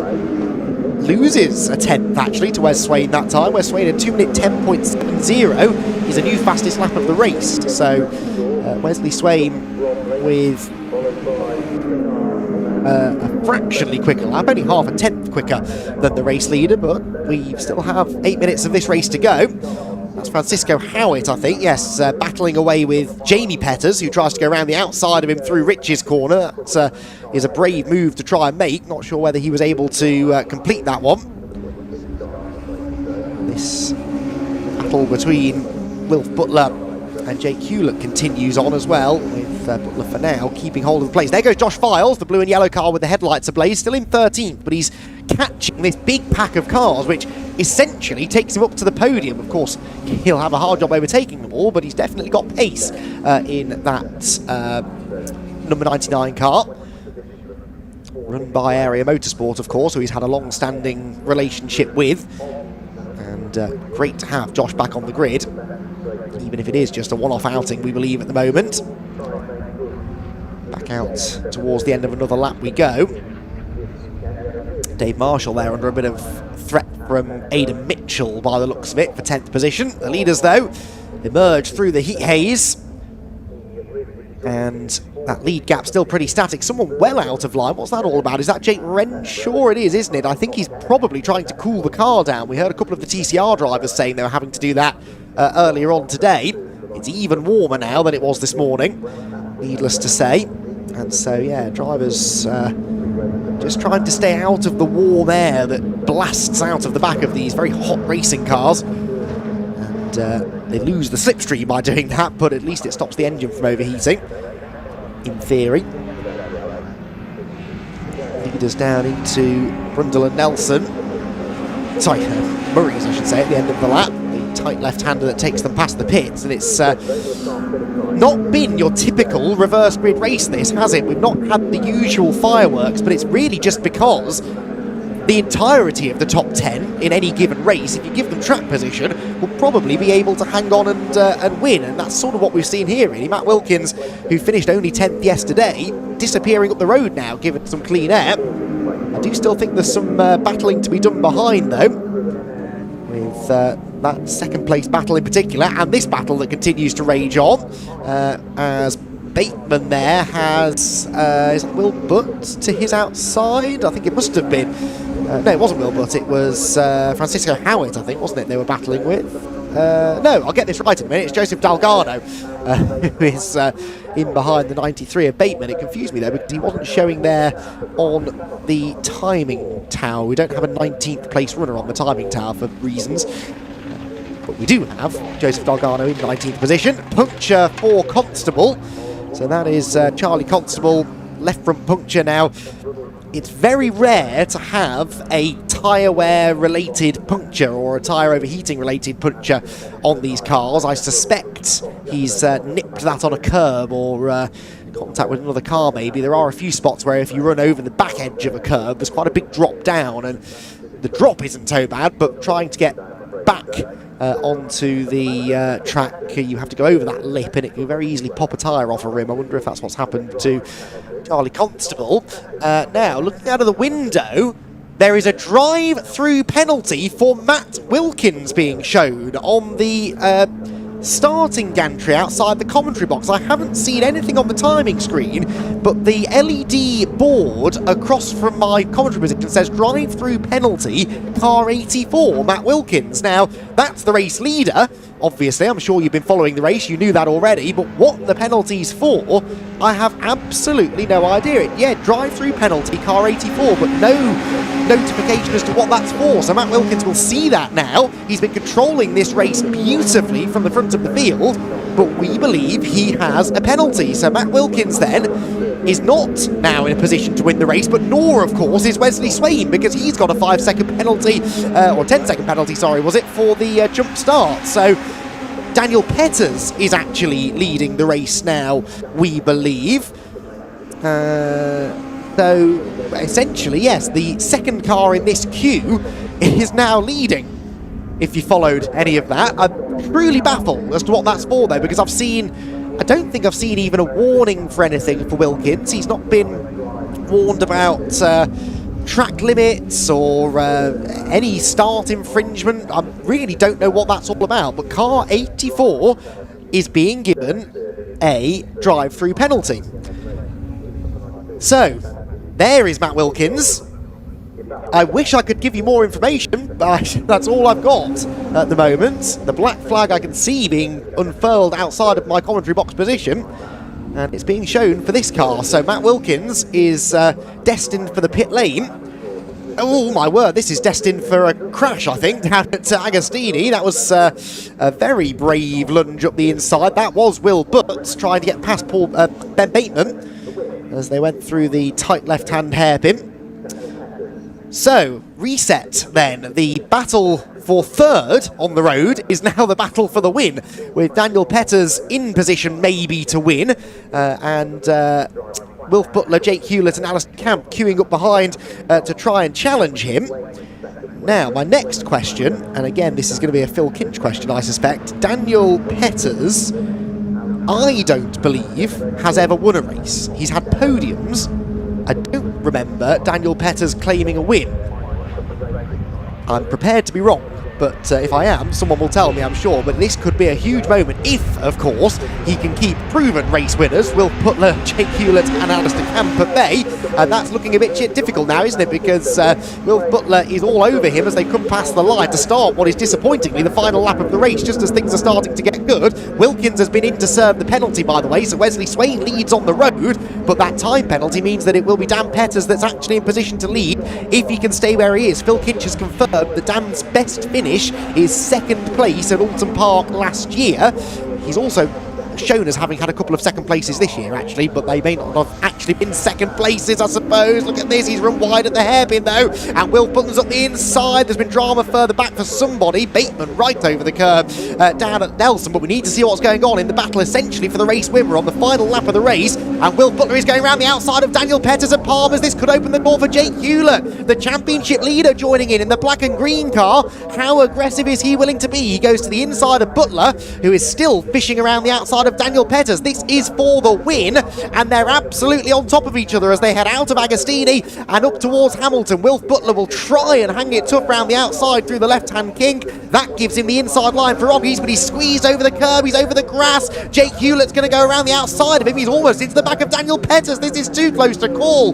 How wide goes Hewlett? Two wheels in the dirt, and this could be allowing Daniel Petters off the hook because Wilf Butler gets back ahead of Jake Hewlett. Alistair Camp now gets to the inside. That has real significance in the championship battle, and Daniel Petters might not have to defend too hard as they head down the back straight. So Wesley Swain is going to have a penalty at the end of this race. We can ignore the FN2 that leads the pack. It is who comes home behind him that matters. Daniel Petters in a good position for now.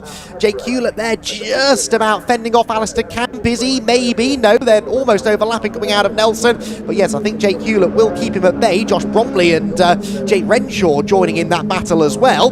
But I think Daniel Petters has got enough now. He's got a couple of civic lengths lead over Wilf Butler as we come through Coram for the final time, and it looks to me as though it's going to be a race victory for Daniel Petters. Josh Bromley there launching to the inside of Jake Renshaw at the final corner. They trade a little bit of paint. The checkered flag is being waved though, and it's going to be Wesley Swain who sees the checkered flag first, but with a penalty he will drop down the order, and Daniel Petters will win in the Civic Cup at Snetterton by just over a tenth of a second in the end, from Wilf Butler in second, Jake Hewlett in third, Alistair Camp fourth, and Jake Renshaw to complete the top five in a remarkable race. Well, I said that we hadn't had the usual reverse grid fireworks in that one, but they certainly came in the last few laps. I still have no idea what the penalty was for Matt Wilkins. There was nothing on the timing screen. I'll try and find out if I can when I go over to do the podium interviews in a moment or two, but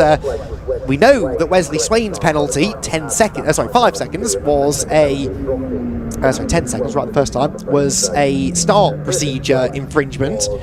But for some reason, Matt Wilkins, who finished 13th, by the way, after that drive-through penalty, was given a drive-through and loses what looked like a nailed-on victory. So Daniel Petters then is your winner for the first time in the Civic Cup. Wilf Butler and Jake Hewlett join him on the podium. Here are the results, with Daniel Petters the winner, Wilf Butler second, Jake Hewlett third, Alistair Camp fourth, and Jake Renshaw in fifth position. Then it's Spencer Stevenson in sixth, Josh Bromley seventh, Dave Marshall eighth from 15th on the grid. Good effort that from Dave with maximum ballast. Aidan Mitchell was ninth, and Josh Files completes the top 10 again from 27th on the grid. Brilliant race that for Josh. He was only 5.6 seconds off the eventual race winner, having started 27th on the grid. So that's the top 10. I'm going to leave Dave Goddard to run you through the rest of the results, because again I've got to dash over to the Parc Fermé area. You'll be hearing from me shortly with our latest winner in the Civic Cup.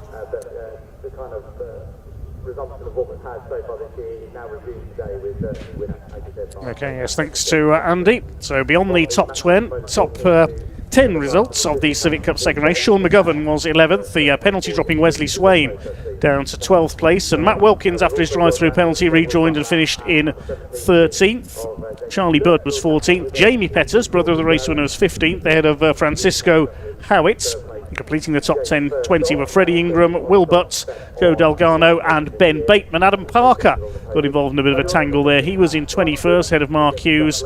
Then Austin Morag, Constable, after he pulled into the pits. We lost Jack Riddell and Paul Luty. We've had a solid weekend, to be fair. It's been a good point scoring weekend. We can take on. So we'll be going into the lunch break shortly. We'll wait for Andy to dash over to Parc Fermé.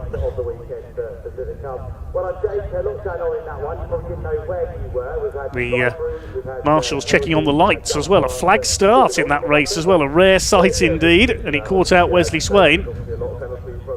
We go racing again in about 50 minutes' time with the British Truck Racing Championship, followed by the Junior Saloon Car Championship, and then Andy's back over for TCR and Audi Cup, and then 3 more races after that. Minis, trucks and pickups to round off this weekend here at Snetterton. We're back on BARC TV next Saturday. It's a one-day event from Alton Park in Cheshire, and we will have the Caterham Championships in action at the picturesque Alton Park venue. I'm certainly looking forward to that one.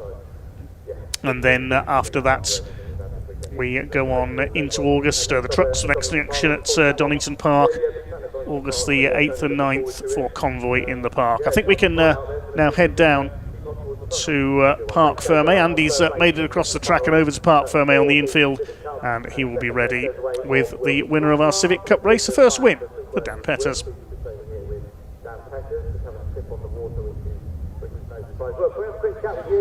Well done. Well, what drama in the Civic Cup. The result on the road in the end, not the result in which they line up in Parc Fermé. It is a first ever victory in the championship for Daniel Petters, who I think is just over there. So we're going to have to dive into another conversation, I think, and interrupt and speak to our race winner, Daniel. Daniel, come over this way. And then we'll get you in front of your car, because that is a moment that your sponsors are going to want to join in the celebrations for as well. At long last, you get the win. In slightly confusing circumstances, admittedly, but you must be absolutely delighted with that. Yeah, man, that has been a hell of a long time coming. I've been circuit racing now for 8 years, and I've been so close on so many occasions, but that's the first time to actually get a win. I'd like to have been the first car across the line on the track, but, you know, these things happen, don't they? And I'm not going to turn it down, so I'm dead happy with that. Well, you were the first one home that didn't do anything wrong, that's for sure. He didn't pick up a penalty. Almost went wrong, though, on the last lap, didn't it? Will started having a nibble. Jake was in there. You must have been thinking, no, surely I'm not going to lose it. Yeah, that was pretty tense, and I'll be honest, it wouldn't be the first time I've lost one in circumstances like that, but no, it was a great battle with them boys, and, you know, that's what makes Civic Cup great, isn't it? You've got battles like that all the way along. It ain't over till it's over, is it? But, you know, I just can't thank my family and my team and everyone enough for all of the work over the last 8 years to make this happen, and it's quite a good feeling. I mean, yes, over the last 8 years, it will feel like a long time coming, but you've been knocking on the door of this for a while. Your pace has really improved over the last 12, 18 months or so. Now you've got this off your back. Do you think there are more to come? I hope so. They say the first one's the hardest, don't they? But, you know, we made a big change on the car last night, and I've got to thank Dave Marshall for the advice last night. We spent about an hour and a half chatting in his tent last night, and, yeah, he gave me some good advice, and that's paid off nicely. So, yeah, hopefully that's first of many. If you do keep winning, you might live to regret that, I suppose. But hey ho, he's a nice bloke, isn't he, Dave? Oh, he's a top bloke. Absolutely top bloke. Nice stuff. Congratulations, Daniel. Really, really nice to have a new winner in the Civic Cup. Now, second position was Wilf Butler, who's over there. Let's dive in, shall we? Wilf, congratulations on the podium, and you gave it a proper good go to try and get the win on that last lap as well. Were you fully aware of the situation with the penalties? Did you know that was for the win? Yeah. I was looking around and I was thinking, well, we're this close, I've been challenging him all race, may as well go for it. So that's what I tried to do, but he was brilliant at defending, and I had the cars behind, so I was thinking, got to try and make a reasonable move, and yeah, like normal, but yeah, it was good racing. and every move is crucial, right? Because we've got about half a dozen of you within basically no points at all. You're one of those competing for the championship. Do you have a championship hat on at the moment, or are you still just going for race results? I think definitely got a championship hat on, especially with ballast. I mean, if you're not thinking about that, then the championship's not going to go your way. So, yeah, we were thinking, coming into here, we had a few bad results from before when we should have had some good ones. So, tried to get maximum points this weekend, and yeah, came away with a good result. Are you surprised that you're in contention for a championship first time off? Because let me tell you, I've covered this championship for a while. It's not normal for someone to come in first year and sort of crack it immediately. Is this what you sort of expected to happen? Not really. We sort of came into the year thinking top 10, that would be good, but we'd done some testing beforehand and the pace was looking good. But then racing in this championship is a whole different ball game. So yeah, I was really happy with it, especially after Brand, then immediately you switch your thought process. So yeah, it's been amazing so far. And another solid weekend. Congratulations, Wilf Butler, back on the podium in the Civic Cup. Third position was Jake Hewlett, who is right behind me. Jake, should we wander over to your car, get your sponsors in? Jake Hewlett then on the podium, and that's a significant podium finish, really. Championship contender. Here's his beautiful green and black car. Anyone you want to give a particular shout out to while we're here? Just everyone who's on the car. Honestly, there's so many people that are involved. I genuinely wouldn't be able to name enough of them. Obviously, Mill Street Motors, Tim and Michelle from Mill Street Motors go above and beyond. Europa Crash Centre, Lewis and Ryan from there, On a Mission, Dale and A. Honestly, there's just so many people to thank, and I'm just so grateful to have their support. You know, it's hard. We've got problem after problem after problem, and then we're chasing it and chasing it and chasing it. But that was a brilliant race, though, wasn't it? All that aside, that was brilliant. Problem after problem. You're still the championship leader, though. That's not a problem. I mean, a really good weekend. It could so easily have slipped away, this one, couldn't it? Because obviously qualified just a bit further back than you'd have liked to be, and anything could happen from there. You must be really quite happy with how it's gone. Yeah, absolutely. All things considered, you know, some great races, some great racing in general. Yeah, I don't think we could have really happened or really had a better weekend, really. So I just want to send some thoughts to my brother Ashley, who's always here helping with us, and he's okay, but he had to rush to hospital this morning, and I'm just really thinking of him and really grateful for him, and glad to have got on the podium for him there as well. So, I'm sure he's watching along. I'm sure he's happy to have seen that. Congratulations, Jake. We'll let you get to the podium. That wraps up our Civic Cup action for the weekend, sadly. We are going to be handing over, I think, to Pointy, are we? Yes, good. Someone knows what's going on. It's not me. But we do have a pit walk, grid walk, something. Trucks. Pointy, tell us about trucks. Oh, hello. Trucks, they're big, they're mean, they're 5-ton racing machines. They're awesome things to see. And if you just have a little look over there, Danny boy, you'll see an absolutely tremendous queue of people just waiting in the baking hot sunshine to get up close and personal with one of my favourite parts of the racing is not racing, weirdly. So yeah, anyway, follow me, come hither. Let's leave these little things, but it's great to see such a great turnout for the TCRs, Civics, and of course the Audis as well, all racing with some very good friends of ours. Very well managed championship, I must say, and yeah, it's great to have them on with the truck package, because it really does bring a different kind of a different following. You know, we can start to promote each other's sports out there to each other, and that's what it's about, because we're all racing family and we're all under bark, and that's what it's about, is getting new types of championships out to spectators that might not even know they exist, which is what it's all about. So we can see now the queue starting to build. These is teammates going out on here. Let's just make our way round. Hi, oh, very quickly. So this is an exclusive, I think we'll say. An exclusive. Do you want to do this here, or would you like to have a chat with the backdrop of some trucks? With the backdrop of some trucks, With the backdrop of some trucks, yeah. Well, let's walk around this way. We'll walk and talk together. Yeah. So Danny will follow us.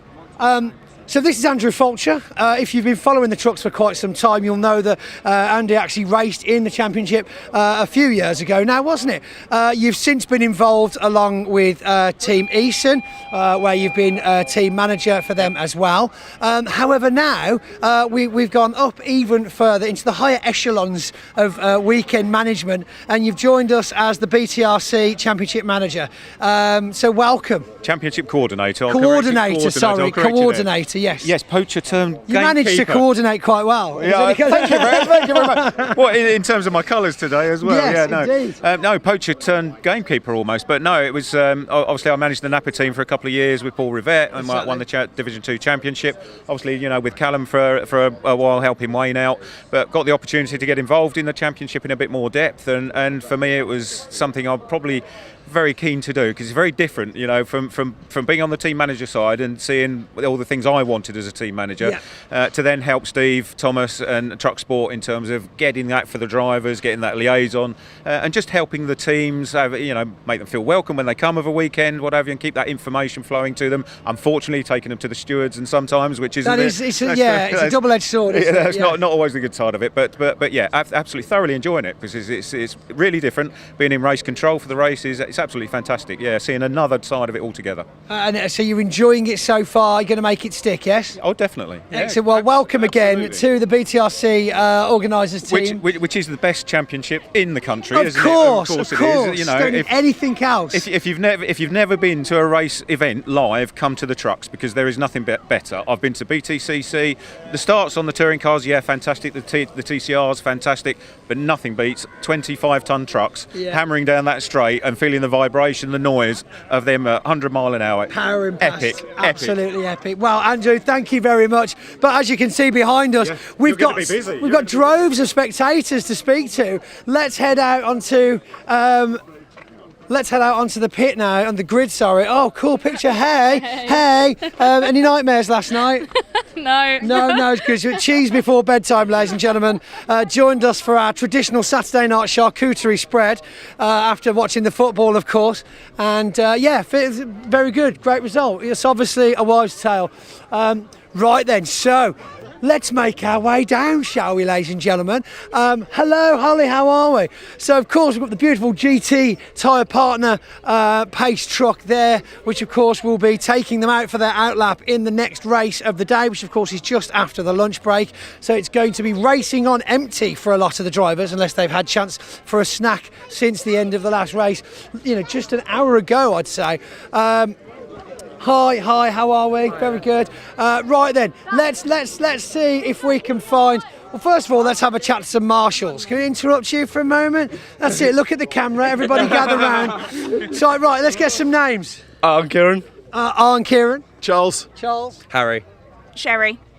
Anita. Right. Oh, my mum's name's Anita. Good name. My mum. That's your mum. Oh, brilliant. There we go. Oh, 2 generations. My goodness me. Any other relatives here before we carry on?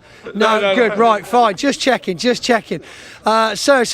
usually when there's a camera, you walk behind it, bro. Just letting you know. It's how cameras work. Anyway, so we're here on the grid walk with, I would arguably say, some of the most important people here of any race weekend, whether that be at Goodwood, whether it be at Formula One, whether it be at the trucks. You cannot go racing without the Orange Army, and it's great to see them down on the grid in, let's be honest, sweltering temperatures. What's it like having to work in all this safety gear?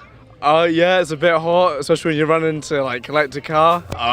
Does get a bit warm when you got this done up. But yeah. How long have you been a marshal for? Just on a year here. This is my local one, lived 20 minutes down the road, so I took after my mum.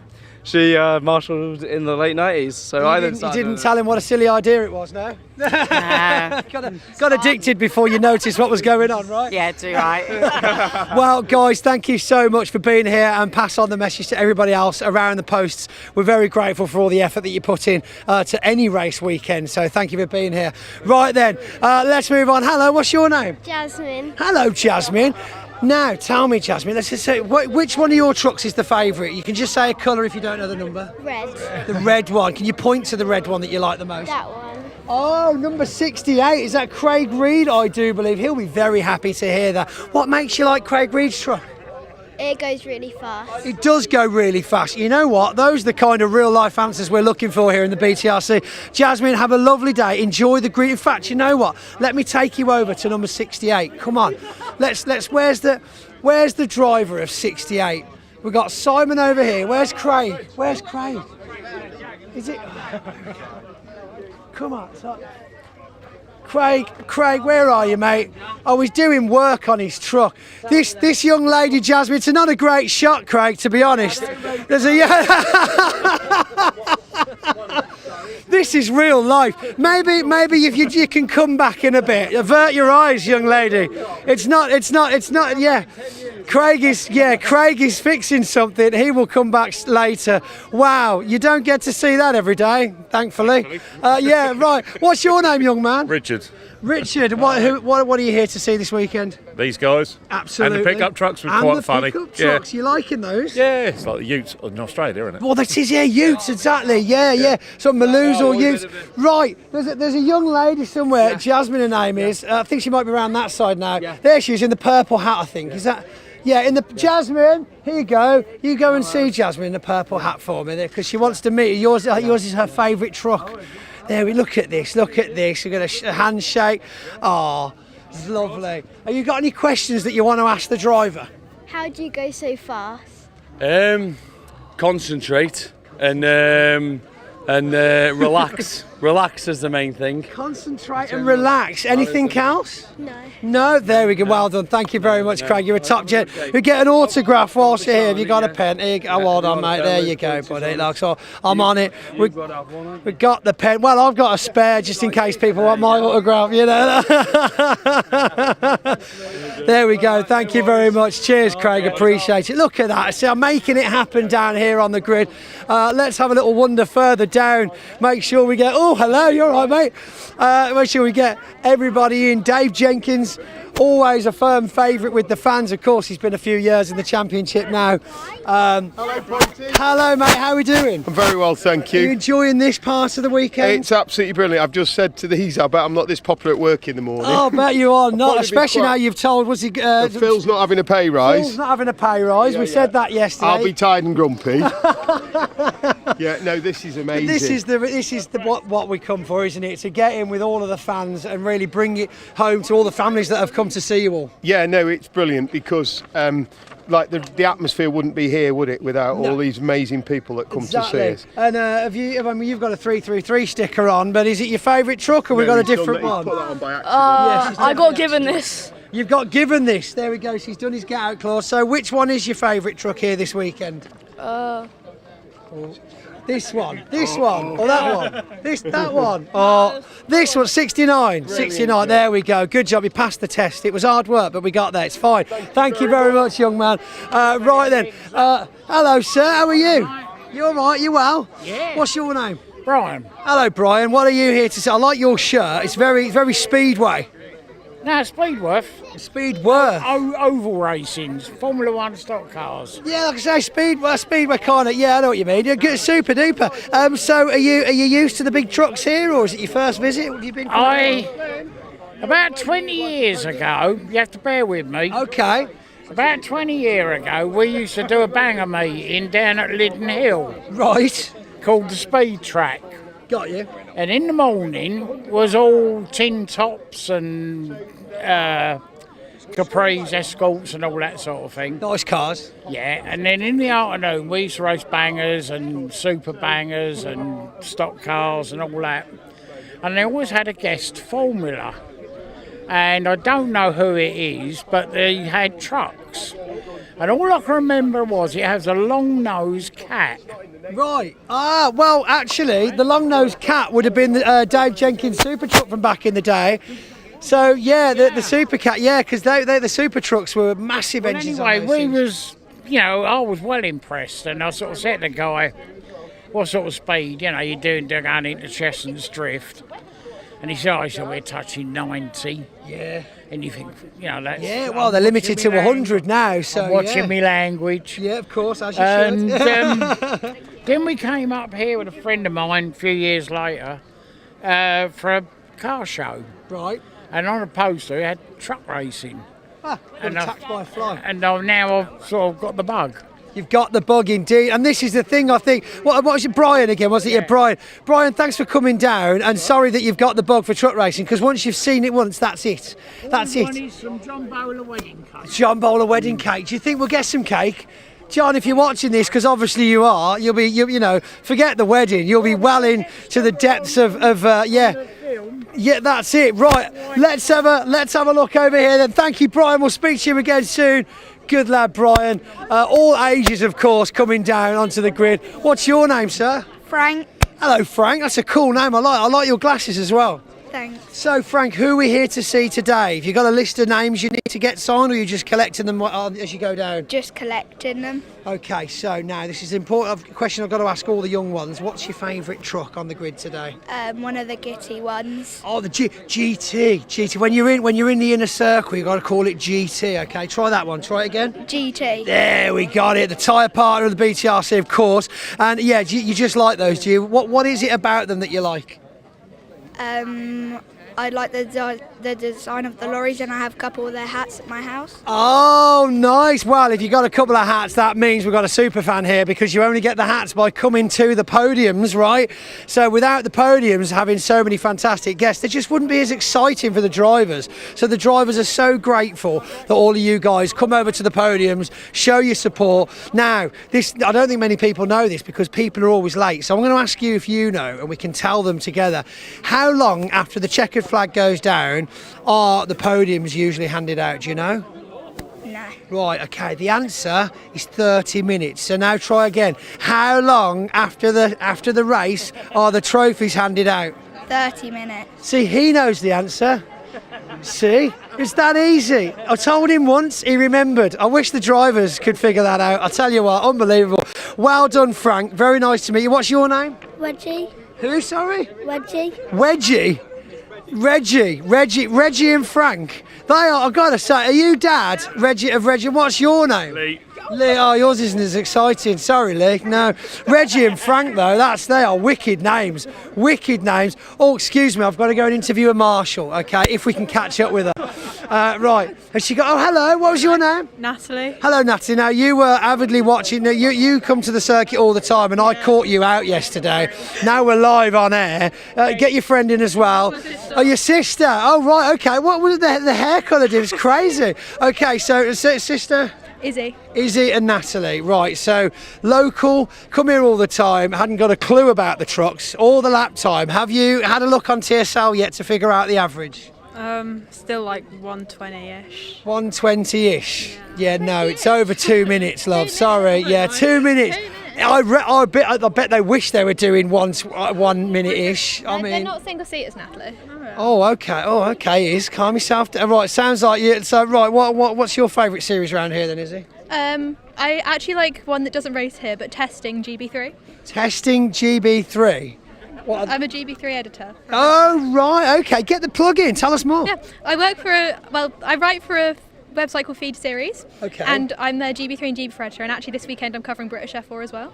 So nice. I've been sat in the cafe when there's no racing on, writing up. Just writing up. And then I'll be back out to watch races. But actually, this is my first time at trucks, and I love it. Fantastic. This is it. Wonderful. You'll be coming for my job soon. So it's my first time at trucks and I love it. Damn. She sounds so much better than I do, doesn't she? Let's be honest. If you like it, in the comments, just vote Izzy in the comments. See how many people want to get rid of me this weekend. And Izzy can leave the little car editing and come and do this for us instead. It is what I want to do. I want to be a presenter. Oh, well, hold on a minute. Listen. Right, there's only room for one of us, okay? So just like wind your neck in. Right, okay. Anyway, so it's lovely to meet you, Izzy. Thanks so much for having no interest in the trucks whatsoever. Have a great day. Let's go. I don't like this anymore. Getting a weird vibe off Izzy, I tell you what. Weird vibe. Unbelievable. She's got it all going for her. I'll tell you what, I've got no chance. Right, where is she? Oh, she goes, yeah, okay. This is it. I'm just going to push in. What's the next question? Go. The next question, that was it. No, go with it. Ask another one. So what do you do for a living normally? I work in sales. Okay. Monday to Friday. Big sales, little sales? Big sales. What are the sales made of? Well, I'm going to hand you over. No, it's fine. We're finished. We're done. We're finished. I'm not finished with it yet. Tell me more about these sales. What kind of boats do they go on? Really expensive boats. Yachts. Yacht sales. Yacht I like it. How did you get into marshalling from sales? Always had an interest in motorsport, always loved motorsport. So yeah, it's a great way to get closer to the action. He certainly is. He certainly is. And there's a lot of people that. I'm sorry that she threw you under the bus. You know, it's just but she did. We got you eventually. So apologies for that. That's absolutely fine. Well done. You did didn't she do well? You need to run quicker next time. You do need to run quicker. Well, you got collared by someone else. I mean, he effectively pinned you down. I just came in for the kill shot, right? Okay, thank you. Right, let's have a look over here. Hello, young man. What's your name? Alfie. Alfie, and you are? Steve. Stephen Alfie. I tell you what. Another one. You stand there, Danny. We'll make sure we've got interesting backdrops at all given times because that's what it's about. Here just for the grid walk, or were you looking forward to the trucks especially? Yeah. Yeah, brilliant. Yeah. Stevie, yeah. Trucks, definitely. Yeah, trucks, Steph. Got to be the trucks. Obvious question. Favourite truck? Scania. The Scania. Oh, okay, just in general. Okay, what about ones racing on the track? Archie's. Archie's. I like it. A lot of support for Archie. How do you think he's been doing this year? Good. And you think he needs to work on the mechanical reliability a little bit, right? Yeah. Yeah, I think, but he's doing well so far. I mean, he's finished all the races so far this weekend, which is really good. I know it sounds silly, but it's a great result. And of course, Dad Simon's taken 2 trophies already as well. It's good. It is good. Thanks. Right, what do you think is going to happen in the next race? Archie's hopefully going to win. Okay, you heard this, Archie. Right, you're going to win. All right. Hello. 4 more fans here. 4 more fans. You've got to come over here though. I need look at this backdrop. Does that look good, Danny? Yeah, excellent. I love it. It's just all about getting this brilliant. I mean, just look at the weather. This is it. I mean, this is racing, right? Family event. Loads of families here. We've got trucks. We've got a breeze. Are you wearing sun cream though? No. Oh. We've just haven't opened it yet. You've got it, you just haven't opened. Do you not burn easy then, no? Just tan. You just you lucky so-and-sos, I tell you what. Right, what's your name? Howard. Howard, that's awesome. We're getting some really non-traditional names today. And you know what? I'm here for it. I think they're great names. We had a Frank, and what was the other guy's name? Frank and, oh God, it's gone, it's left me. Anyway, I remember Frank, he had cool glasses. And your name? Edward. Oh yeah, strong. I love it. Very good. Yeah, like king names. Like it. Yeah. Okay. I don't care about you two, to be honest. Right. Which truck's your favourite? That one, number 7. Who drives it for extra points? I don't know. Oh, can't like it that much. A man. A man. That's true. With the driver, you could have said. Yeah. Stuart Oliver, that one is. Okay. Yeah. The man everybody loves to hate. And which is your favourite little man? I quite like the white one down there on the corner. The white one on the corner, this one here on the left. So Nathan Smith joined us from sim racing. Do you two do sim racing? No. You want to get into sim racing? Yeah, I'd love to. Do you do sim racing? No, I still don't. Oh, you should just that's it. I feel like you're getting a sim racing, or a racing sim for Christmas. Yeah. Do you do any racing? No. What brought you here? Did you get dragged along? Was it your idea? How did it go down? He was supposed to be at Goodwood. You came here. You see Ian, you're watching this. He was meant to be at Goodwood, but no. Priorities, mate, yeah? Priorities. Okay. Hello, everybody. Hello. Give the camera a wave if you want. There you go. So you came here instead of Goodwood. That's the story. Let's not change it. No, absolutely. Yeah, had a friend's 40th birthday last night, and there was no way I was getting there this morning. Right, so you thought, you know what, actually, don't need Goodwood, we're going to go and chill out. And you know what, I heard it was really dusty again this year anyway, so... Fantastic. Yeah. So, whatevs. It is what it is, right? Exactly, trucks is just better. You heard it here first. Right, thanks guys, great to see you. Happy 40th to whoever his friend is. Kingsley McDougall. Kingsley McDougall, is that made up? It's a strong name, man. It's a strong name. Wow. KM Cartech. Yep. Love the plug. I love it. That's great. Say that again. KR. No, the name. Kingsley McDougall. Kingsley McDougall. It just rolls off the Kingsley McDougall. Sonny Medley from Medleys. Sonny Medley from Medleys. Yeah, nothing to do with cars, just hairdressing, just barbering. Barbering, hairdressing. Yeah. Getting all the businesses in there. Search them online. That's all the free advertising you're getting. Thanks for coming down. Cheers, guys. Have a great day. Right, let's get back onto the tarmac. and get into the thick of it. We got John Powell here, ladies and gentlemen. Are you John Powell? Maybe. Has your weekend been going well so far? Maybe. That's good. That's good. So we're race 4 coming up for you next. You're hoping for a good result? I will win.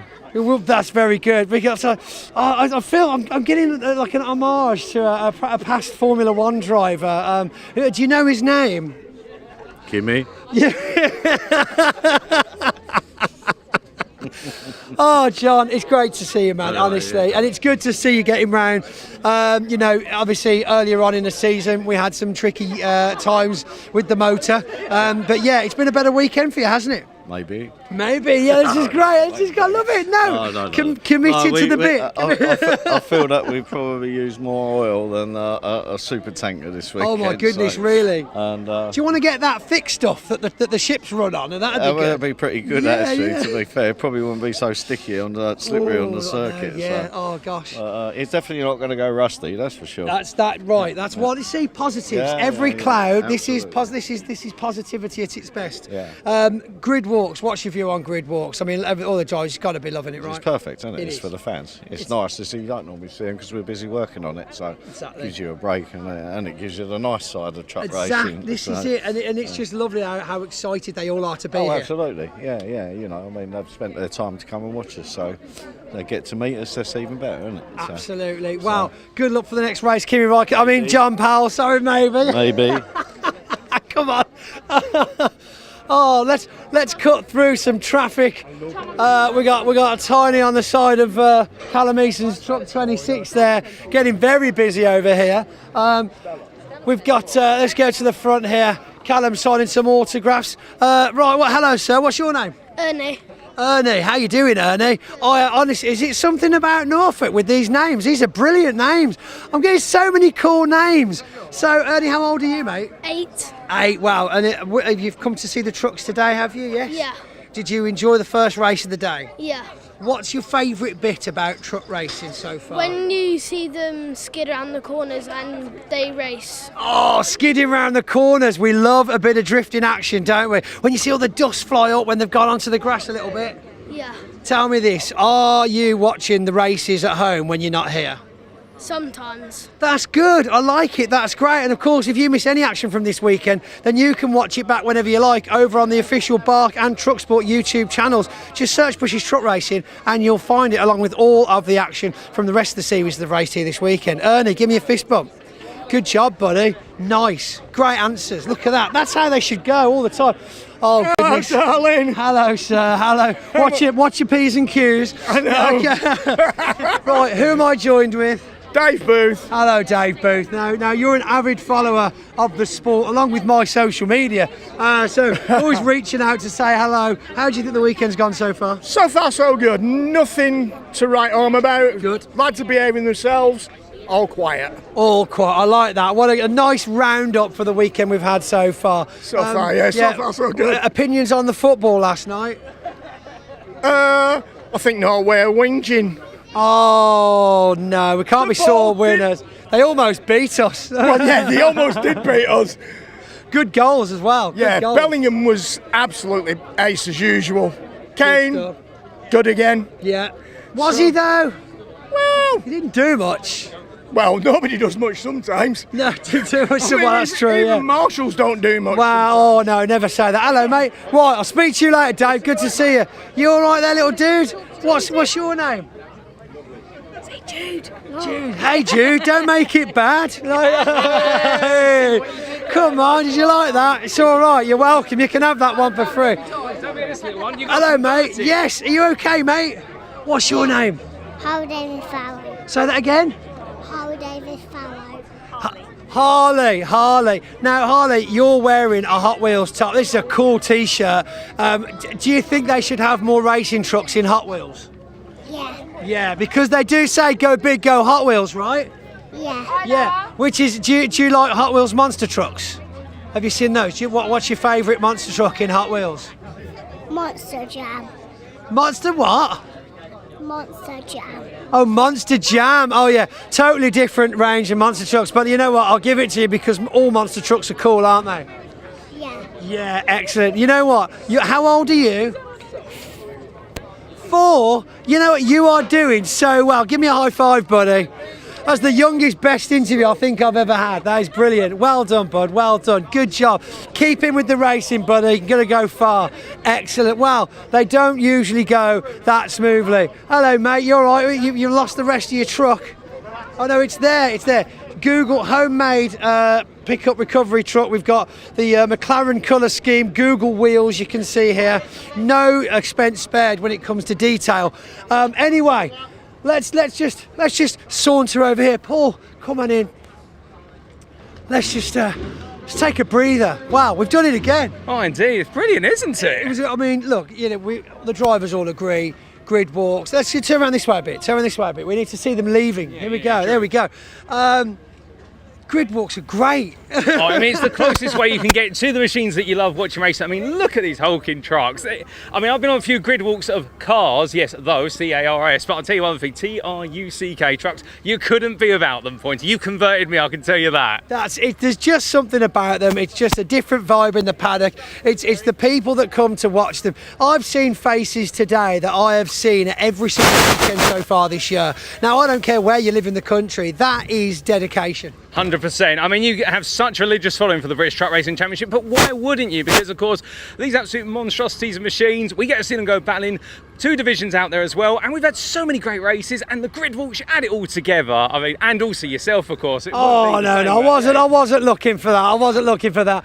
Now, I think we need to start making our way back down because, of course, they are now clearing the grid because after the lunch break, we're going to go straight in to the 4th British truck race of the weekend. Now we're going to be able to do trophies just afterwards. Now we're talking a lot of issues with the Division 1 in the last race. Of course, as they crossed the line, we saw Steve Powell, we saw Simon Reed. We saw Michael Oliver move into 3rd because of the time penalty for Tom O'Rourke.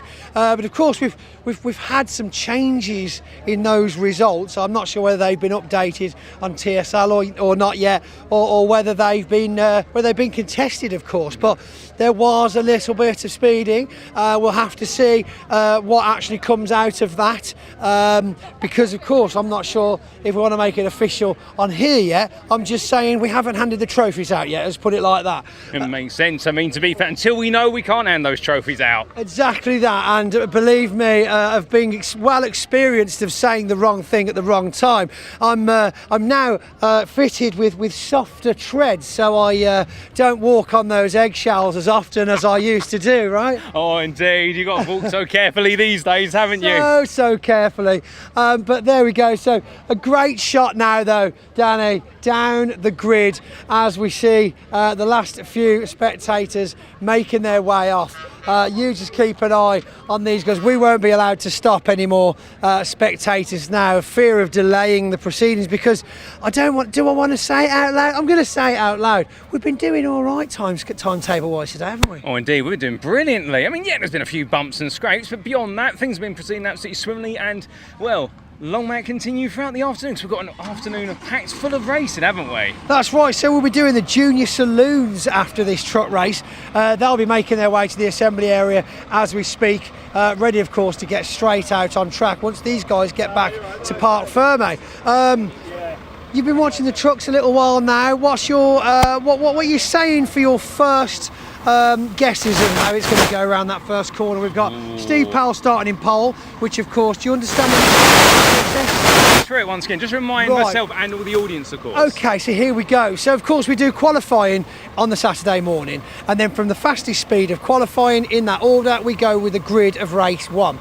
Race 1's decision isn't quick enough for race 2, so we use the second fastest lot of qualifying times for race 2 grid.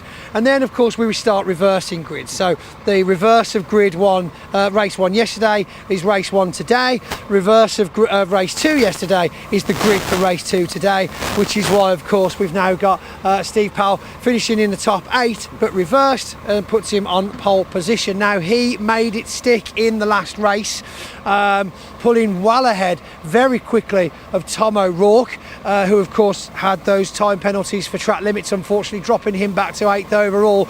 But again, we've got a bumper neck and neck of the brothers Reid behind him in the 89 and the 68.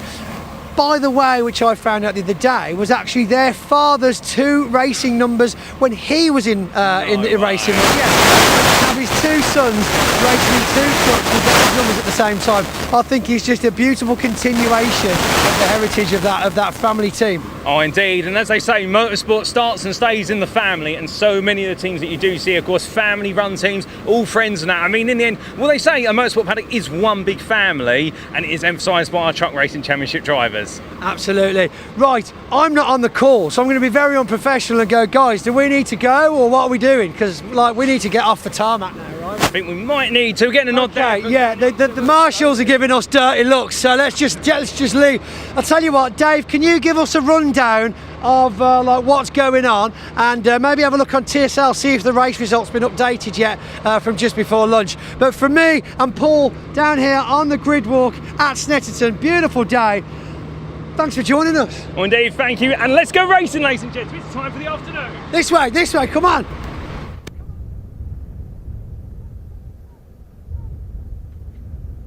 Well, thanks to Pointy and Paul down on the grid there.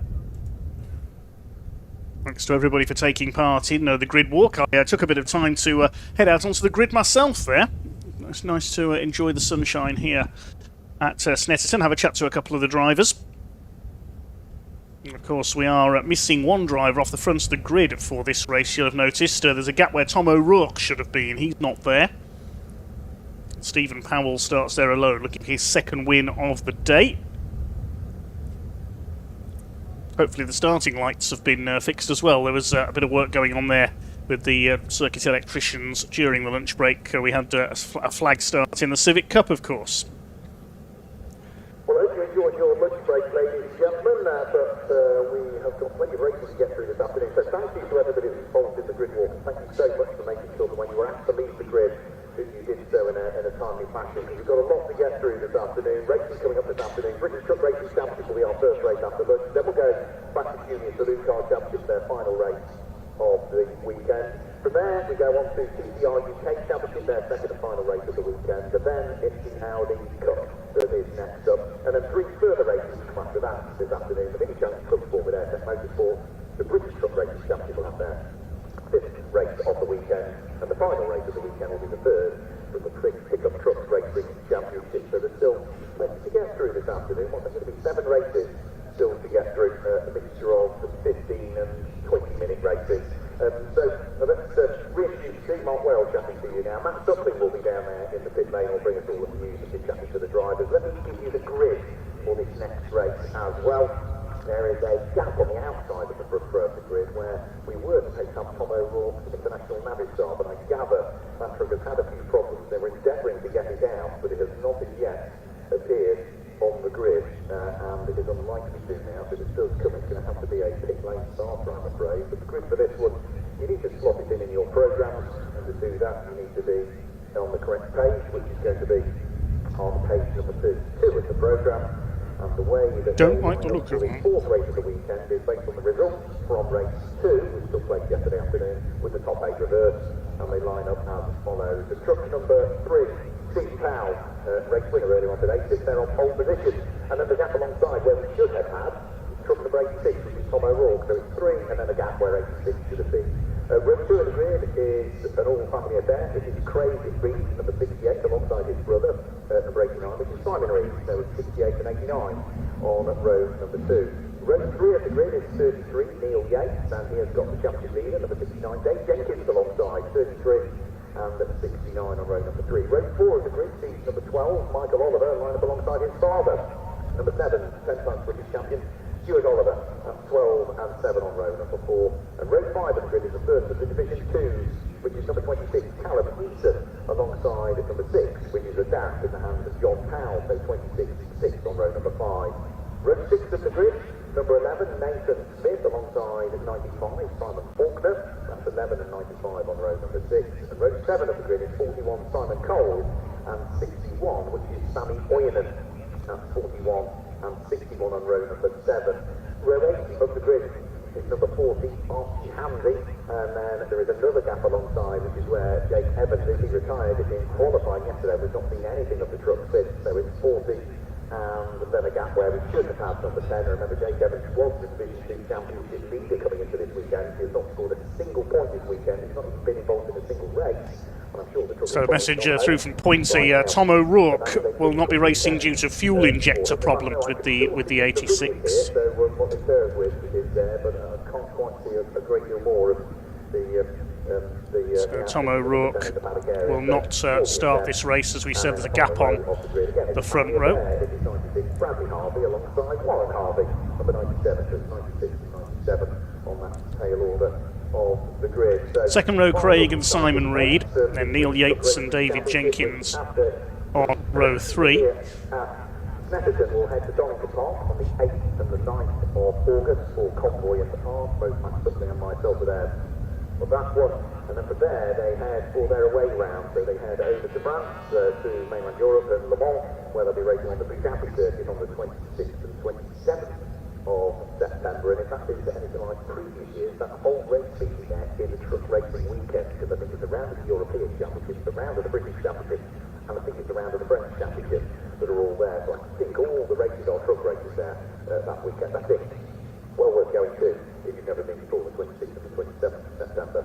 And then they return to the UK for the traditional season finale, which takes place at Brandfast. Usually, grid lines up as follows then. Stephen Powell will start alone on the front row with Craig Reed and Simon Reed on row 2. The third row of the grid will be Neil Yates and the 33 and 69 of David Jenkins alongside him. And the fourth row, Michael and Stuart Oliver, son against father. On the fifth row of this grid, Matt made a very valid point yesterday. If you've never been to the Brandfast fireworks display, sorry, just having one or two issues with my screen here in the box. The fifth row, Callum Eason and John Powell, the leading Division 2 pairing. That's followed by Nathan Smith and Simon Faulkner. This grid, of course, based on the results of race 2 yesterday, and Nathan and Simon both had a bit of a delay.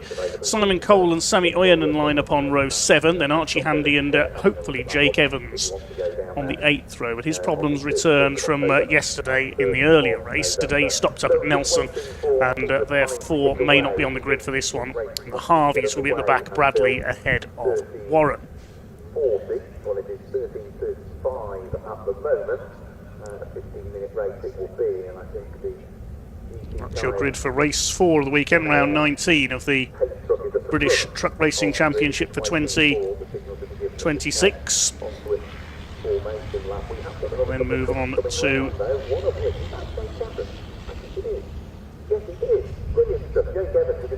Donington on August the 8th and 9th, the trucks for Convoy in the Park. Who have been missing from what was going to be the 7th row of the grid.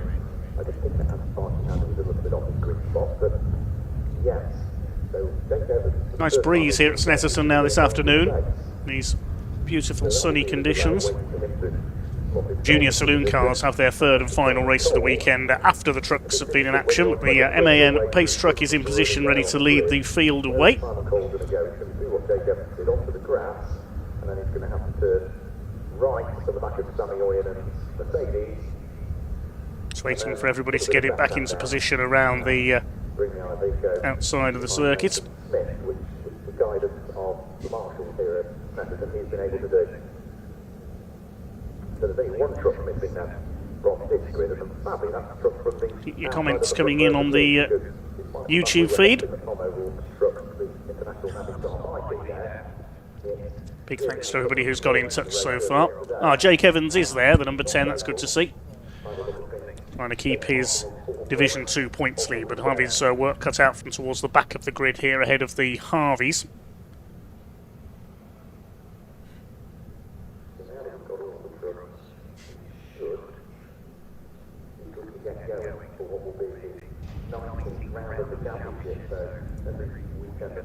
really exceptional for more, which I think they only have 4 races for them, but all the UK rounds, Brabham, Structures, Temperate, Donington, and back to Brabham, they only have 5 races in over a weekend. I think the only exception this year is for more, where they do 4 races, and in a championship where every single round counts, you have to be consistent. While Dave Jenkins and Stuart Oliver came into this weekend separated by 17 points in the championship. I think it's down to 30 now, if memory serves me correctly.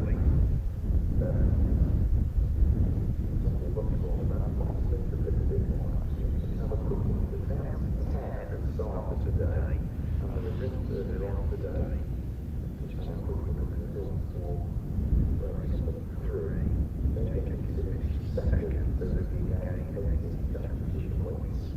Stuart Oliver finished 4th, so he would gain 40 championship points. Matt's lap was set by Dave Jenkins, so he picked up the extra point in Matt's lap.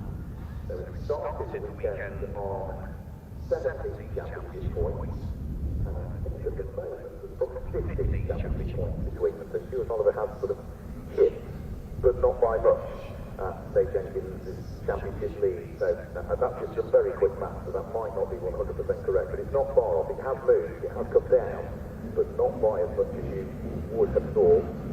So once they go on their formation lap, the MAN safety truck brings them round. Okay, the truck's off and rolling then, ready for race 4 of the weekend.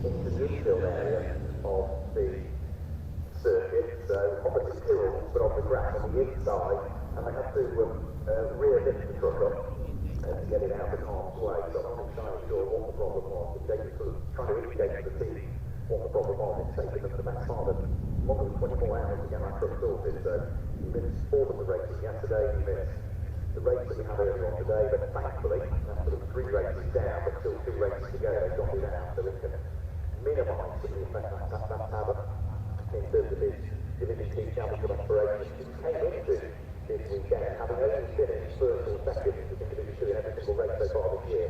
He's got 294 championship points, but hasn't added to the tally, whereas the likes of Callum Easton, he has 3 wins out of 3 in Division 2 so far this weekend.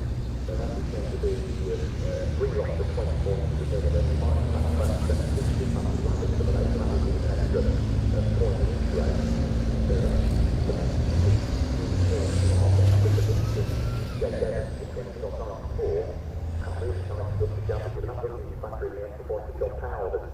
Claimed so far this weekend with the respective races have a few difficulties as well. So Division 2 I think is looking outside the Division 1 in terms of the championship. It's going to be a bumpy year I think this year in the British Truck Racing Championship. So Stephen Powell will have the opportunity to try and get the jump on everybody else himself. Tom O'Rourke earlier on were able to get the break on everybody else once they're all queuing up at the swelling over first place. Well, this time he's on his own on the front row, really hoping that maybe the lead for Illustrated Simon gets involved in a squabble with Neil Yates and Dave Jenkins, while Michael Oliver and Stuart Oliver try and pick their way through, and Steve Powell can just manage to get a little bit of a break early on, and he might be able to control his pace from the front. He's had 3 wins so far this year, Stephen Powell, and they have all come in the 3rd race of the weekend. Get out into the sunshine on the back of the circuit then.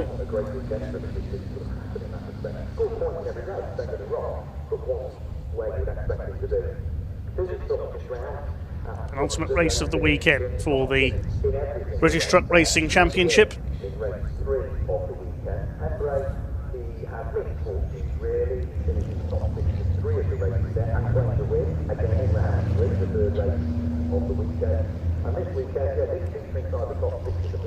It's Warren Harvey at the back in the number 97.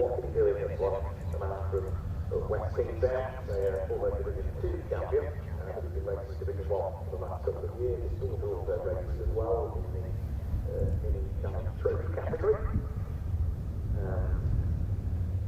He'll be looking to try So can Stephen Powell hang on in front then for win number 2 of the weekend, win number 3 of his season? Craig Reed looking for his second win of the season. Simon Reed for his first. Could we have 11 winners in Division 1 this season? Neil Yates well up there on the grid as well, alongside David Jenkins. Then the Olivers. Callum Eason looking to keep up his run of wins this weekend in Division 2.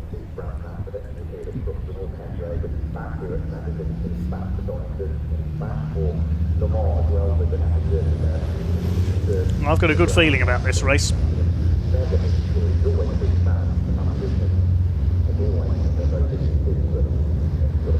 Good to have Jake Evans back out there ready to take the fight to Callum Eason.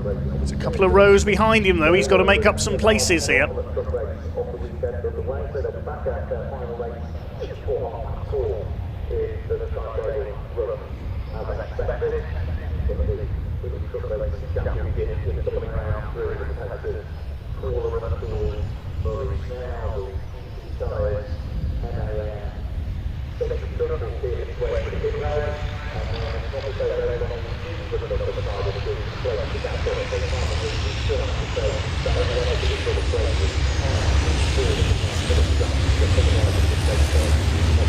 Ropes begin to rise then. Steve Powell to lead them away. Round 19 of the British Truck Racing Championship about to get underway. Keeping it steady at the moment.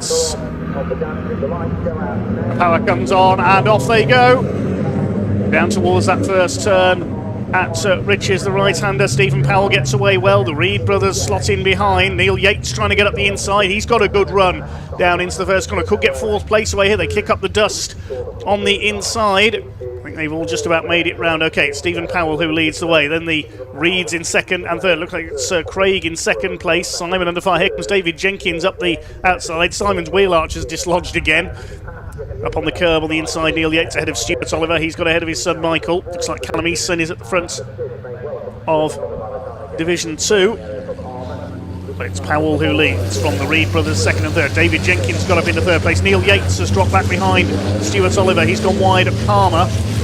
And in fact, it's John Powell who's taken the lead of Division 2 in truck number 6. Nathan Smith, who was further back on the grid in this one, is up behind them. Oh, and a tangle there. That's the Division 2 leaders. John Powell's gone off. Powell spins onto the infield. Great cloud of dust. He'll try and rejoin at the apex of Agostini. He's lost a fair few places. Not much grip on the grass. He slides again. He's in the dust cloud somewhere. He's going to rejoin at the back, John Powell. He's not had a lot of luck this weekend, unfortunately. So Craig Reed chasing down Stephen Powell for the Division 1 lead. Simon Reed in third place, then David Jenkins in fourth. Then it's the Olivers. Stewart ahead of Michael as they head out onto the back of the circuit. Gap behind Neil Yates there. That's Sammy Oyanen who's now taken the lead of Division 2. He's got ahead of Callum Eason, so there was a bit of a mix-up there, I think, between Eason and John Powell for the lead in Division 2, and Sammy Oyanen has snuck through to take the lead of the category. Division 1 heading down into Nelson for the first time. And it is Stephen Powell still just about holding his lead. There's the Division 2 leaders. It's Sammy Oyanen's Mercedes at the front ahead of Callum Eason. Nathan Smith and Simon Faulkner in that group as well. They're in Division 1 trucks. Here comes Callum Eason on the inside. Oyanen moves to cover at the bomb hole. He wants his first win of the season. First win for his new Mercedes. But I can tell you that Sammy Oyanen has got a 10-second penalty for a false start. So Oyanen has got a penalty for probably moving off early on the rolling start there. As the leaders head over the line, it's Stephen Powell who leads. 3/4 of a second clear of Craig Reed in second place. Oyanen in 8th overall on track at the moment, but he'll drop back with that 10-second penalty. At the moment it'll drop him towards the back of the field. Division 2 battle heads its way through Riches for the second time, with Callum Eason chasing Oyanen for the lead. Just needs to stay behind him, really. If they stay first and second in class. to the hairpin they go, and Oyanen does run wide. Callum Easton tries to slide down the inside in his MAN. Nathan Smith trying to get past both of them, and Oyanen, having gone wide, has lost out to both of them. A bit of debris there from John Powell's truck on the track at the run into Agostini. Craig Reed getting closer to our race leader. David Jenkins trying to close in for P3 on Simon Reed in the 89. Simon Reed, that wheel arch dislodged again just as it was in the earlier race.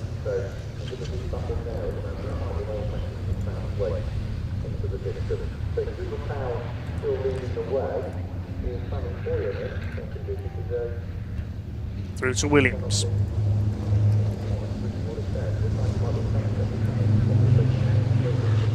David Jenkins trying to close in on our leaders as he goes down the Bentley Straights. Fourth place for the man who led the championship coming into this weekend.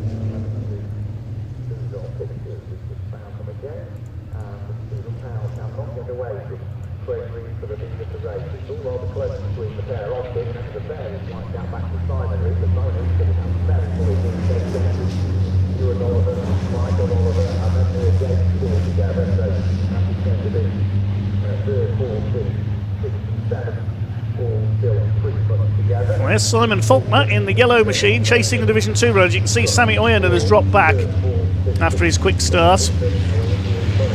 Perhaps feeling that challenging for the lead is not so relevant now he's got that penalty. He'll have seen it on the light board above the start-finish line as he went through.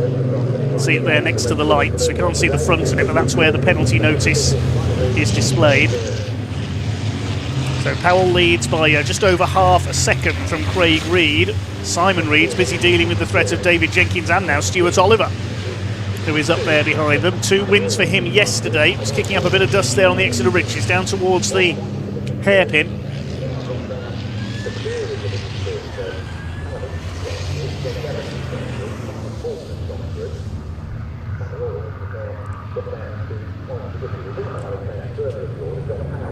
Stephen Powell still holding back Craig Reed. MAN versus Iveco for the lead.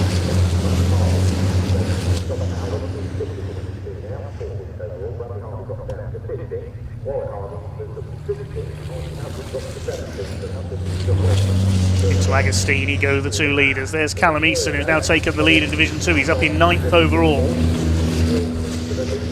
He doesn't need to get into the top 8 because this race doesn't set the grid for any more races. Only the first 3 races do that.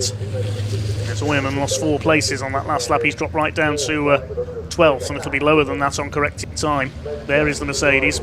John Powell, was recovering up the order, but tries too hard there into Agostini, and round he goes, exactly where he went off on the first lap. I think he's a bit frustrated there, John Powell. Was trying to recover on the tail of Simon Cole there, but he's got it all to do again now. There go the top 3. 3 red trucks, first, second and third. David Jenkins and Stuart Oliver. Here comes Michael Oliver. It's been a quieter weekend for Michael Oliver in this Snetterton round. Neil Yates in 7th place. He's having a better run. It's been a very quiet weekend for Neil. Been having a few problems yesterday. Then further back in 8th place is Nathan Smith, who's now got clear of the less powerful Division 2 machines.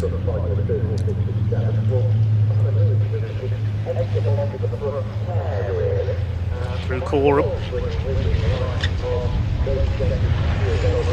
Towards Murray's. Stuart Oliver closing up on David Jenkins. There's been quite a rivalry between those two for many years now.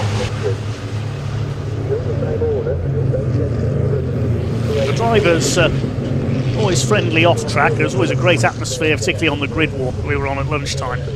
Good to see the drivers signing autographs and socialising. Stuart Oliver closes up again on Jenkins. It looks like he's stronger on the brakes there going into that first corner. Lead gap is 0.8 of a second, so Stephen Powell not getting any peace from Craig Reed. There is Simon Reed in 3rd. Great to have Simon, the older of the Reed brothers, back. John Powell closing back up on one of the Harveys there. I think that's Bradley Harvey just in front of him. They're 14th and 15th over the line. Sami Ojanen has been given the black and orange flag. Now, why is that? I know he was slowing down. Is he leaking fluid or trailing smoke, perhaps? That's the Mercedes that was leading Division 2 briefly. I'll try and pick up why that is. Sami Ojanen, the black and orange flag. We saw it in the Civic Cup earlier this weekend. That means pull into the pits, you have a technical problem. There's Jake Evans. He's got damage to the front end of the number 10. He's second in Division 2 to Callum Easton, who's up at Hamilton's there. They're ahead of the 95 of Simon Faulkner.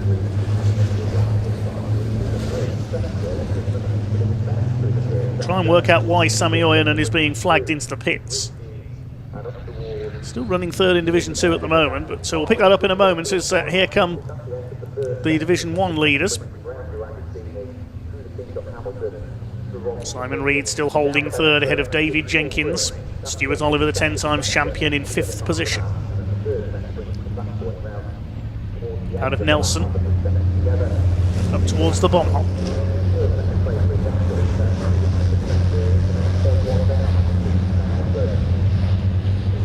A little bit of dust being kicked up there by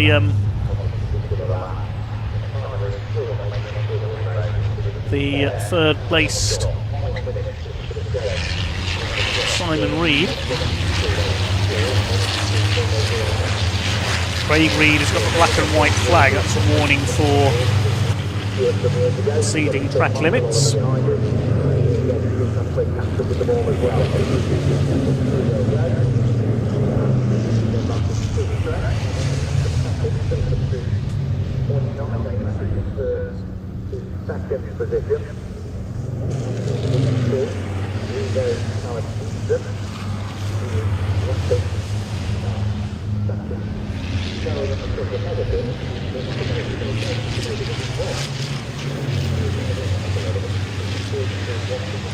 Leaders go through the hairpin. Now Sami Ojanen, I'm told, has pulled into the pits, so we'll try and find out what the problem is there. There he is.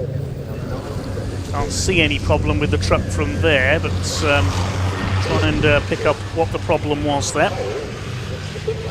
He'd already got the penalty. Archie Handy has just been given the black and white flag as well. Warning for track limits. So David Jenkins now right on the tail of Simon Reed for third position.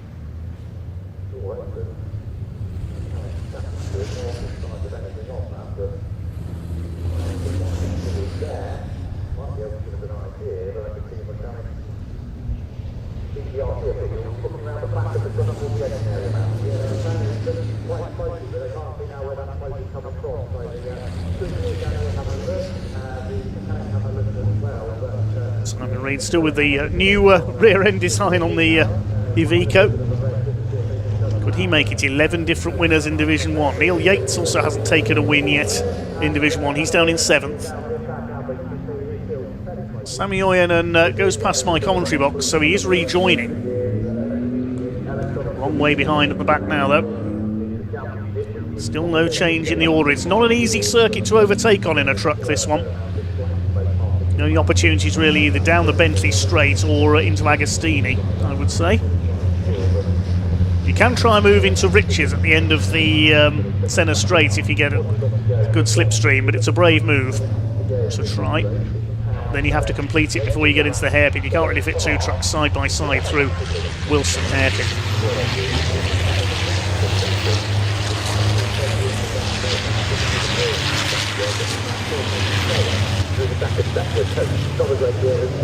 Across the line come the leaders. Still your leader is Stephen Powell. Craig Reed has just done the fastest lap, 2:27.97, just under 2.5 minutes of the race to go. So it'll be touch and go whether... Who does that belong to? A big piece of bodywork just come off somebody's truck down the straight. It's come to rest right on the start-finish line. Who's that come off?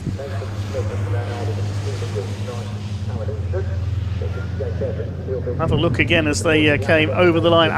It might be off the front of Neil Yates' truck. Yes, the bumper hanging off there. As he comes over the start-finish line, there it goes. So that's now on the start-finish line. Quite literally. The marshals, I can tell you, are signalling the trucks to go to the left down the centre straight so they don't hit it. As Stephen Powell continues to lead, but as we said, Craig Reed set the fastest lap of the race. It was touch and go when they came over the line, whether this is the last lap or whether there's another one to go after this. I think there'll be another one to go after this. The marshals have recovered the bodywork from Neil Yates' truck. Well done to them. It was right by the access gate in the pit walls they were able to do so. Stephen Powell looking for win number 2 of the weekend, number 3 of the season. Craig Reed wants a second win of the season though. He's turning up the pressure in the Iveco.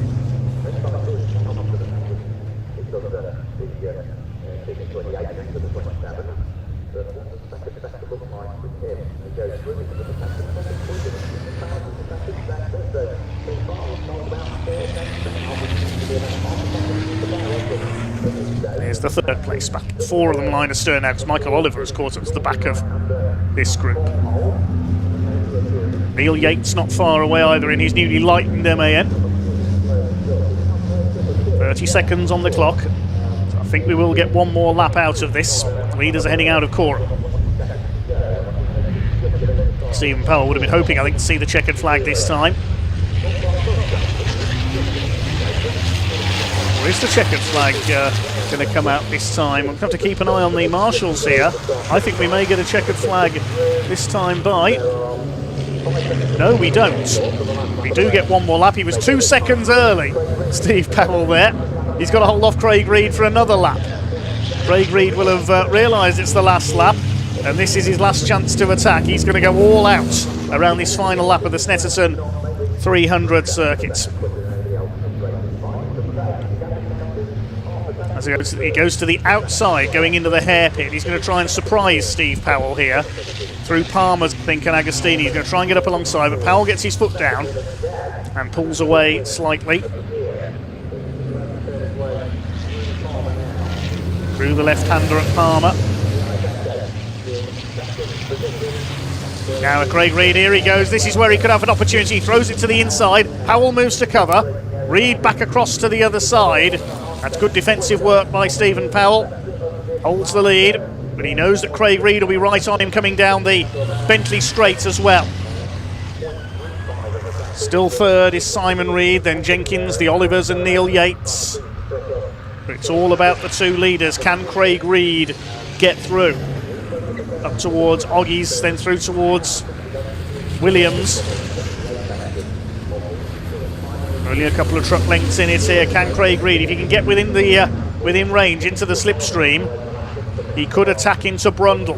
This will be his last opportunity. I don't think he'll get through after the Brundle-Nelson complex. David Jenkins holding off Stuart Oliver, but here come the leaders down towards the bridge. This is Craig Reed's chance. He's got to take it. But I don't think he's going to be close enough. Stephen Powell still leads. The man who started from pole for the second time this weekend. If anything, he's pulled away a little bit. The MAN seems to have the straight line speed advantage. Out of Nelson, I don't think Craig Reed's going to do it. He's missed the passing opportunity. That's going to be another win for the man from Kent. Craig Reed actually went a little bit wide there coming out of Nelson. I think that's cost him the momentum. The Reed brothers are going to finish on the podium, but in P2 and 3, Craig getting sideways there out of Coram. Trying his hardest, but he's not going to catch Stephen Powell. Out of the final corner they come. Oh, what a day this man is having. Stephen Powell with a second win of the day. He wins round 19 of the British Truck Racing Championship. Craig Reed chasing all the way takes second place. Third goes to Simon Reed. No, Craig Reed's got a penalty. That's just come in. He's got a 5-second penalty for exceeding track limits. Craig Reed drops to 4th. So Simon Reed is second and David Jenkins onto the podium in third. Craig is down to 4th. And Stuart and Michael Oliver. Neil Yates, Nathan Smith, Callum Eason sounds the horn as he crosses the line to take another Division 2 win. At least Jake Evans is going to get some points on the board this time. 2 non-starts and a non-finish so far this weekend, but he will finish second in Division 2 this time. Simon Faulkner next home. And next it will be John Powell, who's fought back nicely. He's had a couple of spins, but he comes in third in Division 2. Good recovery, John. Then we have Simon Cole and Bradley Harvey. And further back we have Warren Harvey and Archie Handy, and of course we saw Sammy Oyanen have to call into the pits, so he'll finish at the tail of the field.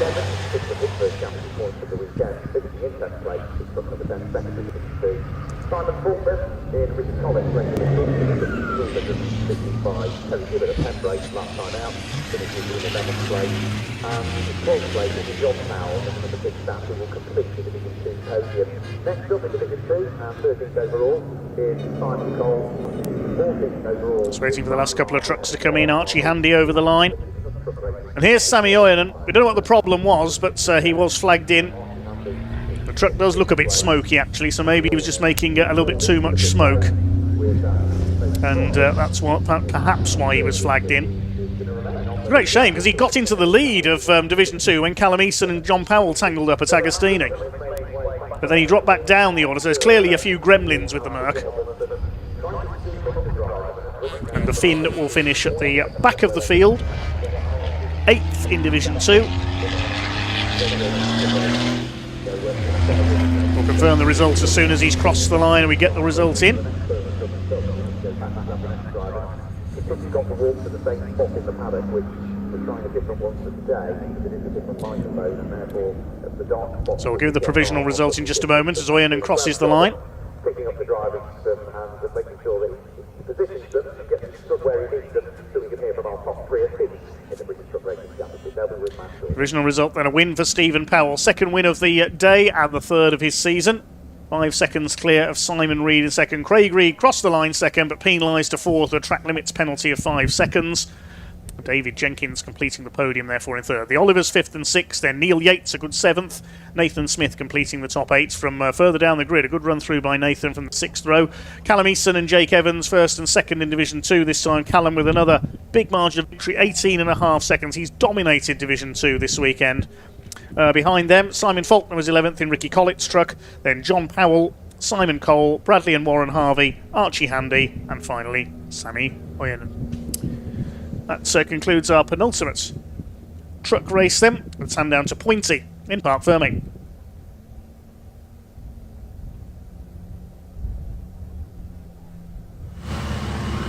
Right, we've just lost Steve. He's gone. He's left Parc Fermé with his team. However, great result. It's got to find out what we're going to get disqualified for this time. Right, not wearing a high vis in Parc Fermé probably. Right, so anyway, we've had a 3. I mean, to the kids at home, it's been a 3 red truck race. Look, we've got number 3, number 89, number 6. No, in fact, we didn't have number 68 because number 69 moved into third, Dave Jenkins, with a last lap track limits penalty going out to Craig Reed.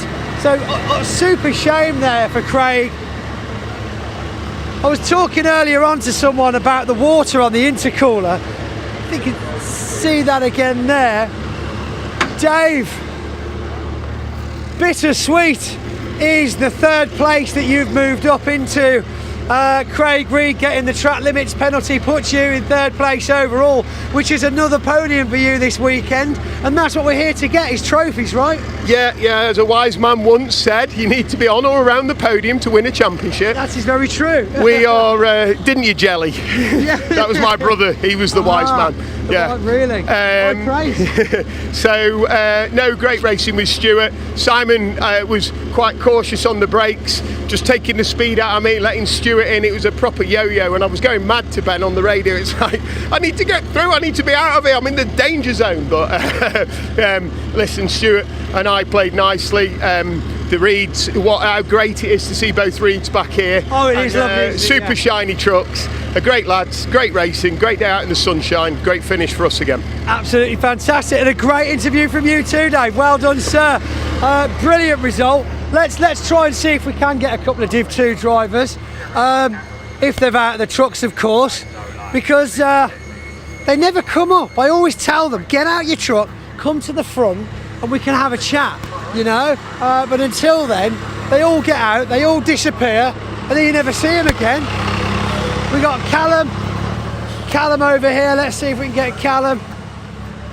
Looks like we've lost the. What's happened here? Just been a bit busy. Been a bit busy. Like a bit loose. Is that? Oh, it's fine. It's just the pins. It's just the pins. It's okay. Great result for you again. Yeah. 4 of 4 now, isn't it? Yeah, we got to go for 5 for 5 after. Oh, that'll be a hell of a weekend for you, wouldn't it? Oh yeah. Has that happened for you before?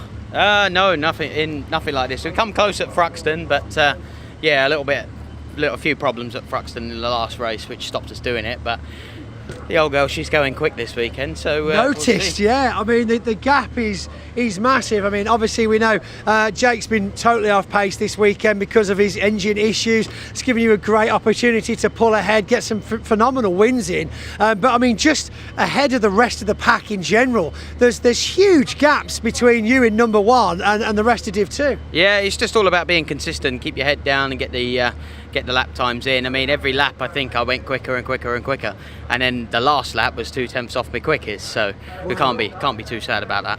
You certainly can't be. Fantastic. Right, you heard it here first. 5 of 5 this weekend at Snetterton, okay? So we're all rooting for you, buddy. Let's see if you can make that one stick.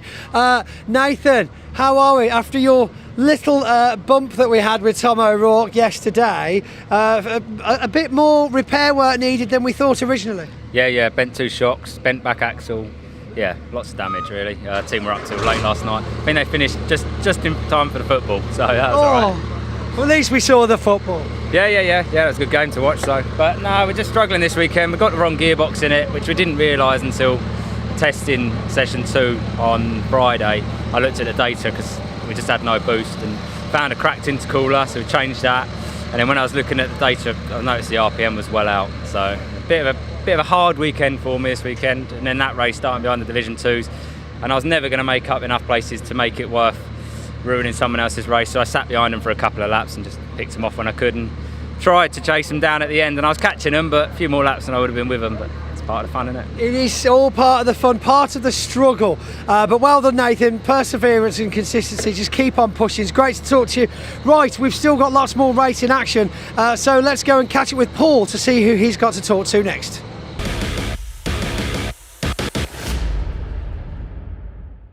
Ahead of our 3rd and final race of the weekend for the Junior Saloon Car Championship, I'm joined by none other than George Allen, part of a very proud racing team within the Allen family. George, 2 races already down. You've been in the car that this weekend, as you described to me earlier on, this weekend's been a bit down on power, but to be fair, it hasn't stopped you from pushing up the field. No, it's been good. Car's handling well. Everything's good on it. It's a little bit down on power, which is crucial down the back straights and the longer straights, but yeah. Well, to be fair, if you haven't got the speed on the straights, you've got to be quick through the corners. I mean, have you been improving your cornering technique as a result? Yeah, well, I've just been trying to, like my dad said, trail in the brake into the corners, and yeah, a lot of different techniques going towards it. Yeah. And of course, these corners being so challenging around here and such a hot circuit as well. I mean, those front tyres, you must be thinking to yourself, how do I manage them best? Yeah, sometimes, I mean, in the first race, I did weave quite a bit too much, so by the 3rd lap, they went a bit, and it was a bit, I didn't have much grip throughout the rest of the race, but apart from that, there's quite a lot of grip, because the track is quite warm itself from all the cars and the hot weather.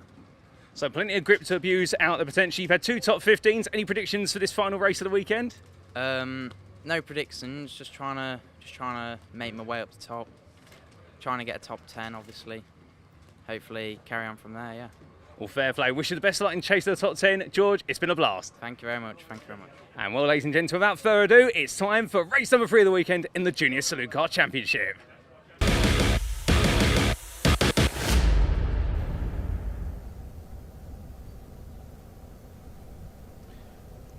Thanks, Paul. Cars on the grid then, ready for race 3 of the weekend for the Junior Saloon Car Championship, and this is going to be an interesting one. This grid was made up of the third quickest time by each driver in the qualifying session yesterday, but a lot of drivers had a number of lap times disallowed for exceeding track limits, so it's a rather different grid to what we've seen earlier in the weekend. Martin Wright, number 14, is the man on pole, with 27 Matthew Swatton alongside him. Hasnain Khan, first podium for him earlier on the second row along with Leon Holly in the 87. Row 3, 94, Lachlan Homer alongside 57, Tom Justice. Jake Warden starts on row 4 alongside Tim Leonard. He hasn't had much luck this weekend, so deserves a better result here. On row 5, Will Omar, number 41. I'm not sure he's there. He didn't start race 2. Ricky Pittman, number 95. Row 6, Ralphie Branscombe and Jamie Faggin. Then row 7, Caelan Keith and Frankie Lawson. So the newcomers further forward on the grid this time. Max Scharfegger, he had an issue in qualifying. He's down at 15th with George Allen, who we just heard from, alongside him. Now, he's one of 5 drivers to have lap times disallowed, so they only had 2 lap times that counted, didn't have a third one to go in for this race. So that's your top 16 on the grid completed. Now, you may have noticed there's a big name missing, and there he is. Ollie Smith is only 17th on the grid for this race. That's going to be interesting watching him come through from further back on the grid. He's got Zane Quecker alongside him in the 44. Aita Huna, number 81, and 127 Charlie Stapleton, who didn't make it in qualifying, starts from the back. I'm just looking for the back. I don't think Charlie's there, actually. Charlie Stapleton not there at the back of the grid.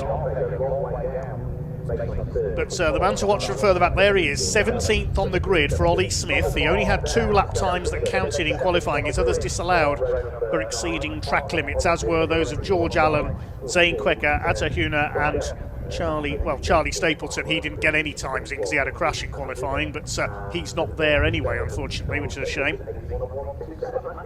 It's Caelan Keith, Frankie Lawson, Max Scharfegger towards the back as well.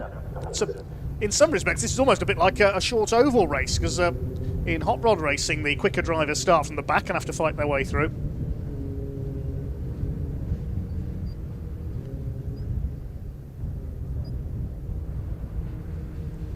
So Martin Wright on pole, looking for his first win. Matthew Swatton for his second. He won race 1 at Pembrey.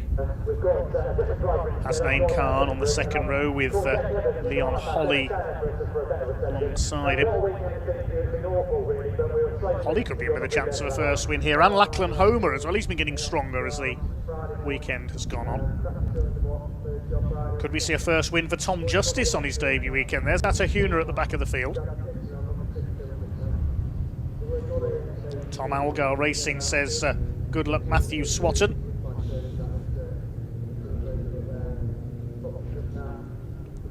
Hi to Paul Russian as well.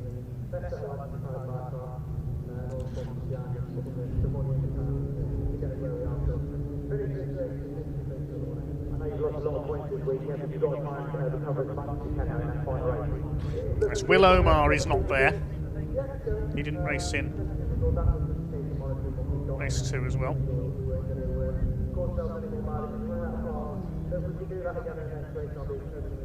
Good effort from you and good luck to the final race. There we go, I thought it was nice to catch up with Jake. Sorry to make you run as well all the way here, but thank you so much, Jake. Good luck to the final race of the weekend. Now, thank you. Thanks a lot, Matt. Yeah, good to hear from Jake. I just want to sum up the problems were, because I was, again, not aware of what the problems. Junior saloon car, safety car, leading them round. They have those problems with testing on Friday and the weekend qualifying. I've got no idea what's going to happen here. Let's see how far up the field Ollie Smith can get from P17. A bit like Josh Files from the back in the Civic race earlier on.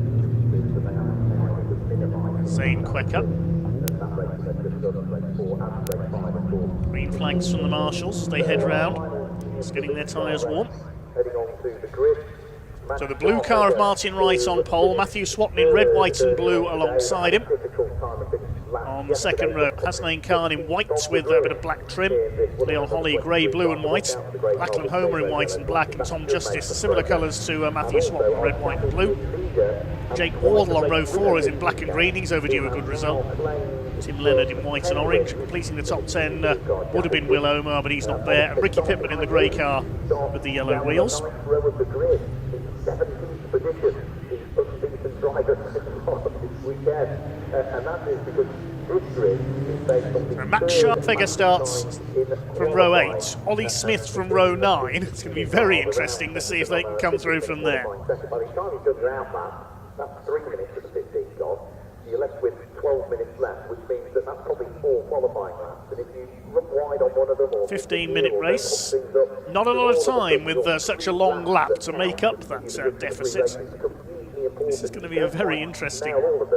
you do end up in trouble. But it's great. So Brad Hutchison joins for all your comments coming in. Watch out for the braking from row number 9. They should make progress. It's Martin Wright in the blue car. The start from pole position. Showing lots of support for your favourite drivers. So here we go then, the revs are up and away we go with race 3 for the junior saloon cars over 15 minutes. Martin Wright leads them away from pole position. Already Max Scharfegger and Ollie Smith making their way through from the back. Wright leads. Let's have a look further back in the order. Zane Quecker's off to a flyer as well in the black and red car there. He's following Ollie Smith through the pack. They're up with Caelan Keith already in the 72 cars. They made up a few spots already. Here come the leaders down into the hairpin for the first time. Up at Wilson's, Matthew Swatton going for the inside, gets up alongside Martin Wright for the lead as they go towards Palmer. Martin Wright will have the inside line for the left-hander. They're absolutely together as they come towards Palmer's corner. Martin Wright at the inside, and Matthew Swatton has to cede the corner. Hasnain Khan is in third place, then Leon Holly is fourth. Lachlan Homer rounds out the top 5. Absolutely together. You couldn't see Matthew Swatton there. He was so close behind Martin Wright as they come down towards Agostini. Hasnain Khan and Leon Holly side by side. Then it's Homer. Tom Justice up there in P6. Keep an eye on our drivers starting out of position after their qualifying times are disallowed. This is going to be a very interesting battle indeed as they come through the field. Martin Wright, though, it is who leads, looking for his first win. He won the scholarship in 2025. Current scholarship champion is Ralphie Branscombe in the 96 car. He's a bit further back in the order. And already on the fringes of the top 10 is Ollie Smith in the number 80. In fact, he's already up to 10th. There he is, and Max Scharfegger's up to 9th. So they are tearing their way through the field already. There towards the back, Frankie Lawson with Atahuna, the number 81. Look at this, they're weaving around. This is more like Caterham racing, the way they're trying to break the slipstream on the Bentley straights. Leon Holly's moved up into third ahead of Hasnain Khan. Behind them is Lachlan Homer, but it's Martin Wright who leads the way. A fine sight the Saxos make, these youngsters racing out as hard as they dare. Somebody ran wide there onto the grass. That's Nelson, that's Ricky Pittman. He's lost a place, that's Ollie Smith that's come through, so he makes up another place. So he's going to be almost halfway up the field already as they complete the first lap. Leon Holly going for second place into Murray's. You rarely see overtakes made there. And Matthew Swatton is just about going to hold the place. Leon Holly, if he keeps his foot down, might get a run up the outside here. Coming up to complete lap number 1, it's Martin Wright who has the lead though. Side by side across there, I think Leon Holly might just get the move done here for second place. Rest of them steam through behind, and Ollie Smith is up to 9th position. Where's Max Scharfegger? 1 place ahead of him. So Scharfegger's made up 6 places, Smith's made up 7, Zane Quecker's up to 11th. Let's all change in the pack, but out in front, it could be all changed for second. Yes, Leon Holly has got the move done for second ahead of Matthew Swatton. Battle for fourth between, where's Homer going? Lachlan Homer onto the grass, and Hasnain Khan had to lift off there. Khan's dropped right down the order. So Khan and Homer, they may have had some contact there, and that's allowed Tom Justice up to 4th. Max Scharfegger's in 5th position. He's flown through the order. Look at this. And there's Ollie Smith, he's up to 7th. They're going to be with the leaders in another lap or so's time. Max Scharfegger is going like an express train. There's Zane Quecker's going quickly as well, past Ricky Pittman. Hasnain Khan was the big loser there. That little contretemps coming out of the hairpin, he's dropped a lot of places. But Max Scharfegger's the one to watch, I think, here. There he is, the 23.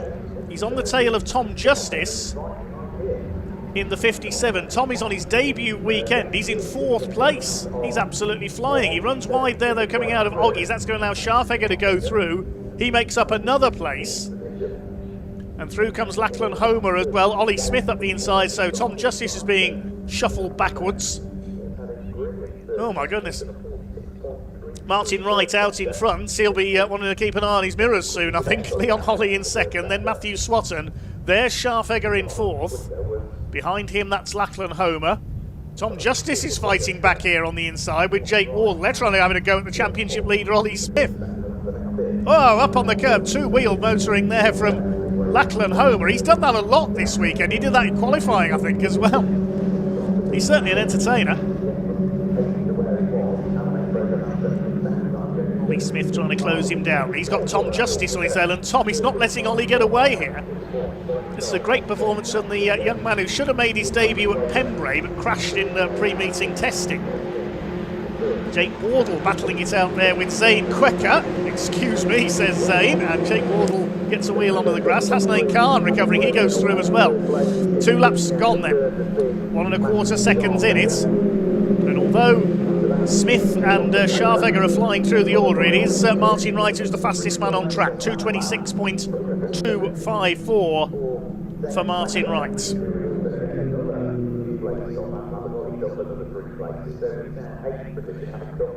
Just over 1.25 seconds in it between Wright and Holly at the front of the field. Here comes Hasnain Khan, side by side with Zane Quecker. The inside gets the place back again. That's 8th position for Hasnain Khan. Zane's not giving way though, he's back up the inside. This is great stuff. Up into Palmer, Zane retakes the place. There are your 3 leaders, and here comes the charge behind. Max Scharfegger, Lachlan 2-wheel Homer, and Ollie Smith in 6th position. Another 3 places gained on lap 2. There's Quecker still side by side with Khan. Jake Wardle's up behind them. Ricky Pittman's in there as well. Oh, this is brilliant. This is the race of the weekend for me so far.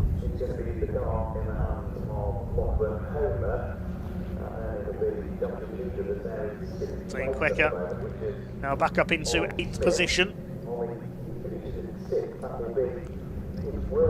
Max Scharfegger has absolutely flown up the order. He's only a second or so behind Max Scharfegger. Matthew Swatton, I would think now, Max Scharfegger. Here they come down the straight. Still the blue car of Martin Wright leads the way. He's desperate for his first win. Leon Holly giving chase, also looking for a maiden win. Black and white flag being shown to somebody. It's number 57. That's Tom Justice. He's at the back of this group there with the red bonnet.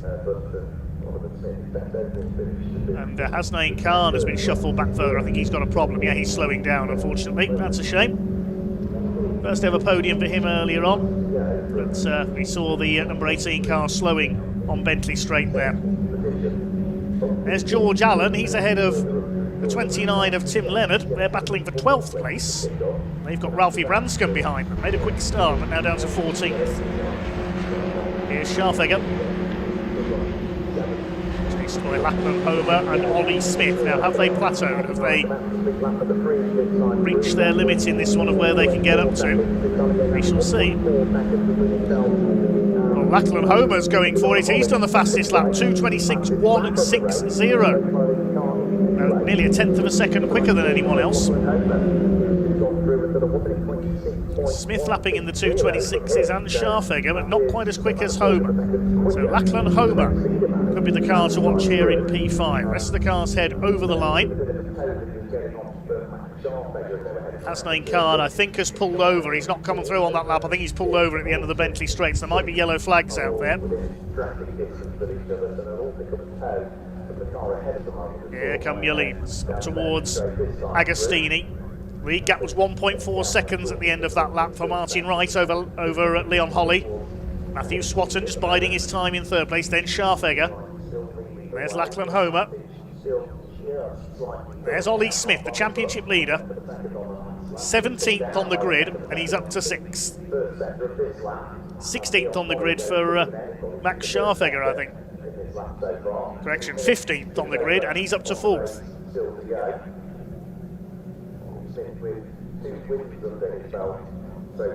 Behind that group is Tom Justice, then Quecker, Wardle and Ricky Pittman. Hasnain Khan has made it round to the pits, so he hasn't pulled over, so there won't be yellow flags out. It's a bonus to the other drivers. Here come your leaders, and Martin Wright moves across to the left and then to his right. He knows that Leon Holly is close to him. Breaks the toe, pulls away again. Swatton 3rd. Then the next three, Scharfegger, Homer and Ollie Smith. Ollie Smith, I think he locked up there going into Brundle. That's unusual. Homer up on the curb again. He likes doing that. Didn't do suspension any good, though. Ollie Smith locking up there. Is he having braking issues, I wonder? Keep an eye on that. Ricky Pittman being chased down there by George Allen. There's Tim Leonard being reeled in as well by Ralphie Branscombe. Many of these drivers only just out of karting. Look at the racecraft they've displayed this weekend. Some excellent close fought racing.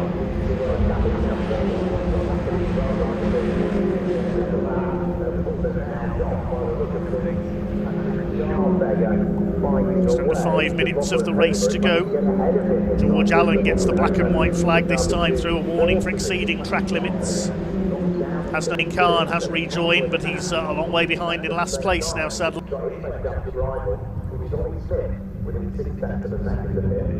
Ollie Smith still chasing Lachlan Homer.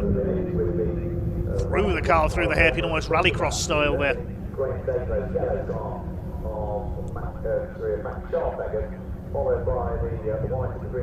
There are the leaders. Wright, Holly, Swatton, and Lachlan Homer's up to fourth. Where's Max Scharfegger? There's Homer fourth, Smith fifth. We've lost Max Scharfegger. Where's he gone? He came over the line in fifth place, so he must have pulled up in the first sector of the lap. Meantime, Ricky Pittman attacks George Allen. But what has happened to Max Scharfegger? That's a great shame if he's dropped out after that charge through the field.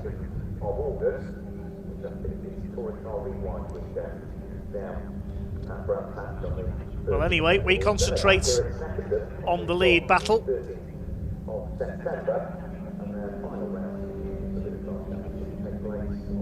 This is the battle further back in the order. Ricky Pittman and George Allen, they've been scrapping it out for 10th place. George in the ORA car, that's their dad Ollie Allen's business. Seen the two Allens racing this car this year. Had a big shunt at Croft earlier in the year. Tom Justice coming under fire. This is for 7th place from Zane Quecker, who's come through the field well.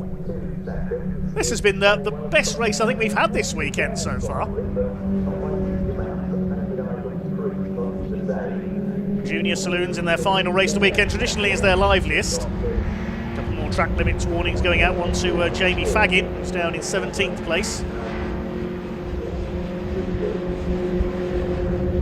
Coming into the closing stages now, less than 3 minutes to go. So there'll be a couple more laps left for Martin Wright. Over the line he goes.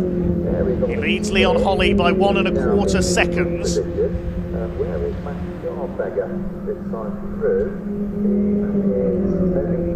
The rest of the pack go over the lines. Right from Holly, then Swatton. Swatton's 2.5 seconds back on Leon Holly now, and Homer is a couple of seconds further back. He's still got the fastest lap though, which is an extra point. So Max Scharfegger has disappeared. He's out of the race. It's been a weekend to forget for him all round. Martin Wright from Cornwall, winner of the scholarship last year. Leon Holly, second highest scoring rookie behind Ollie Smith last season in their second season in the championship. He's yet to win. Holly from Cullompton in Devon. It's Devon versus Cornwall, it could be, for the lead here on the final lap. Saw these two battling yesterday in race 1. Matthew Swatton, fresh from his first win at Pembrey, in 3rd place. Zane Quecker's got ahead of Tom Justice, up into 6th position now with the demise of Max Scharfegger. 5-second penalty for George Allen. We saw him battling with Ricky Pittman. He's got a penalty for exceeding track limits, unfortunately. Where's Hasnain Khan? Nearly a lap down, having rejoined from the pits. And here come the leaders. Look at Martin Wright weaving about there to try and break the slipstream. Good racecraft from these two at the front. They pulled clear of Matthew Swatton. There'll be one more lap to go, I think, after this one. Just under a minute left on the clock. Through Nelson. Let's see if Lachlan Homer bounces off the curb this time in the background. No, we didn't quite see that. We concentrate on our leader. Oh, that's at a Huna off. That's at Oggy's. Facing the wrong way. Now let's hope he can get that going again. Yeah, he's fired it up. Reverse is off. Didn't see what's happened there, whether he had some contact or has just had a spin. And the leaders are approaching that point, so I'll have to be careful if he rejoins. There'll be yellow flags out there. Correction, the leaders are coming towards the end of the lap, aren't they? Apologies there. Heat getting to me, I think. 10 seconds on the clock, so we're going into our final lap at this time. Let's turn my electric fan up a bit, it is getting warm in here. Atahuna has a lot of fans in our YouTube chat, but unfortunately he's had a spin there. So Martin Wright into the hairpin for the last time. And look at the way Leon Holly's going. You'll know it's the last lap. He's just done the fastest lap of the race. 2:26.15, Leon Holly. He is pushing to catch Martin Wright. It's the Battle of the Southwest. Cornwall versus Devon for the lead. Matthew Swatton looks safe in third. He's nearly 4 seconds back on these two now. So Ollie Smith up to fifth behind Lachlan Homer. There they are in the background. They're well clear of Zane Quecker, who's now sixth, having gone ahead of Tom Justice.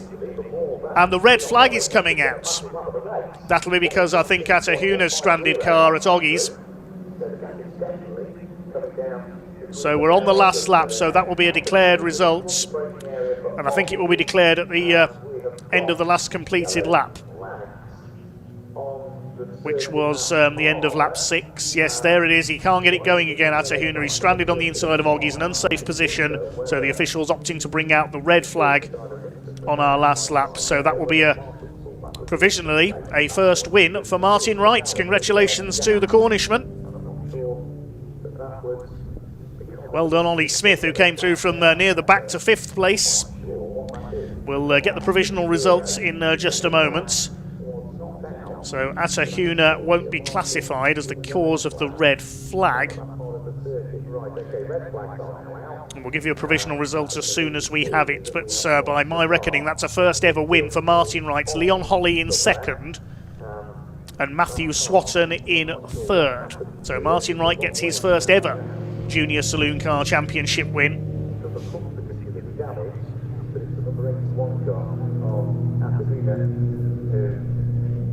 That was a very entertaining race. Well done to every driver on that grid. I thoroughly enjoyed that one. And I'm sure the drivers all did as well.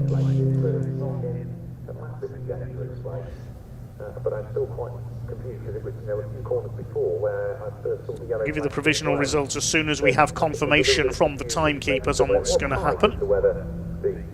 It's going to decide which lap the result is going to be declared on when the red flag came out. That will mean that everybody will work their way towards the pit lane. It also means that the point at which they were running at the red flag, in reality, we go back a lap earlier than that as well, and we did just have a change to 6th and 7th place that day, so Zane Quecker made his way up into 6th and ahead of Tom Justice. Well, there is Martin Wright. He's just awaiting instructions from the marshals at the moment.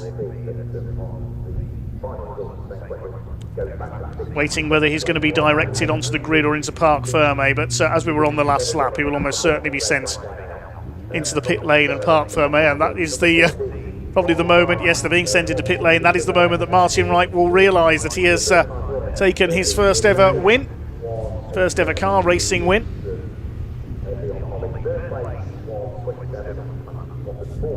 Congratulations to the Cornishman. The recovery truck in position to recover Atahuna's number 81 car.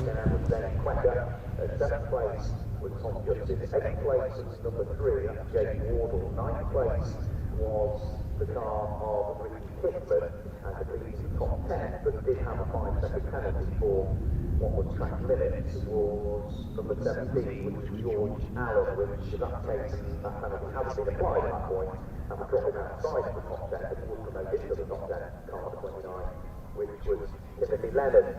So a slightly confusing end to the race there. Matt Suckling, I can see, has made his way down in towards Park Ferme. There'll be a delighted Martin Wright, who has claimed his first win. Provisional results then of the Junior Saloon Car Championship. Martin Wright takes the win ahead of Leon Holly, who gets the fastest lap, with Matthew Swatton completing the podium. Lachlan Homer in 4th place. Ollie Smith coming through from the back to take 5th. Commiserations to Max Scharfegger there, who came through from towards the back of the field, but then suffered a problem, presumably. Zane Quecker, an excellent 6th ahead of Tom Justice, our star newcomer this weekend. Jake Wardley in 8th, then Ricky Pittman and Tim Leonard complete the top 10. Behind them were Ralphie Branscombe. Penalty dropped George Allen to 12th place. Then Max Scharfegger showing in the results in 13th. So whether he got going again, we'll wait and see. Whether he had an off somewhere, we didn't see. Jamie Faggin was 14th. Then Frankie Lawson, Caelan Keith, and Hasnain Khan will be the final classified finisher, because of course Atta Huna it was who brought out the red flag. And I think we can hand down to Paul in Park Ferme to talk to a doubtlessly very happy Martin Wright.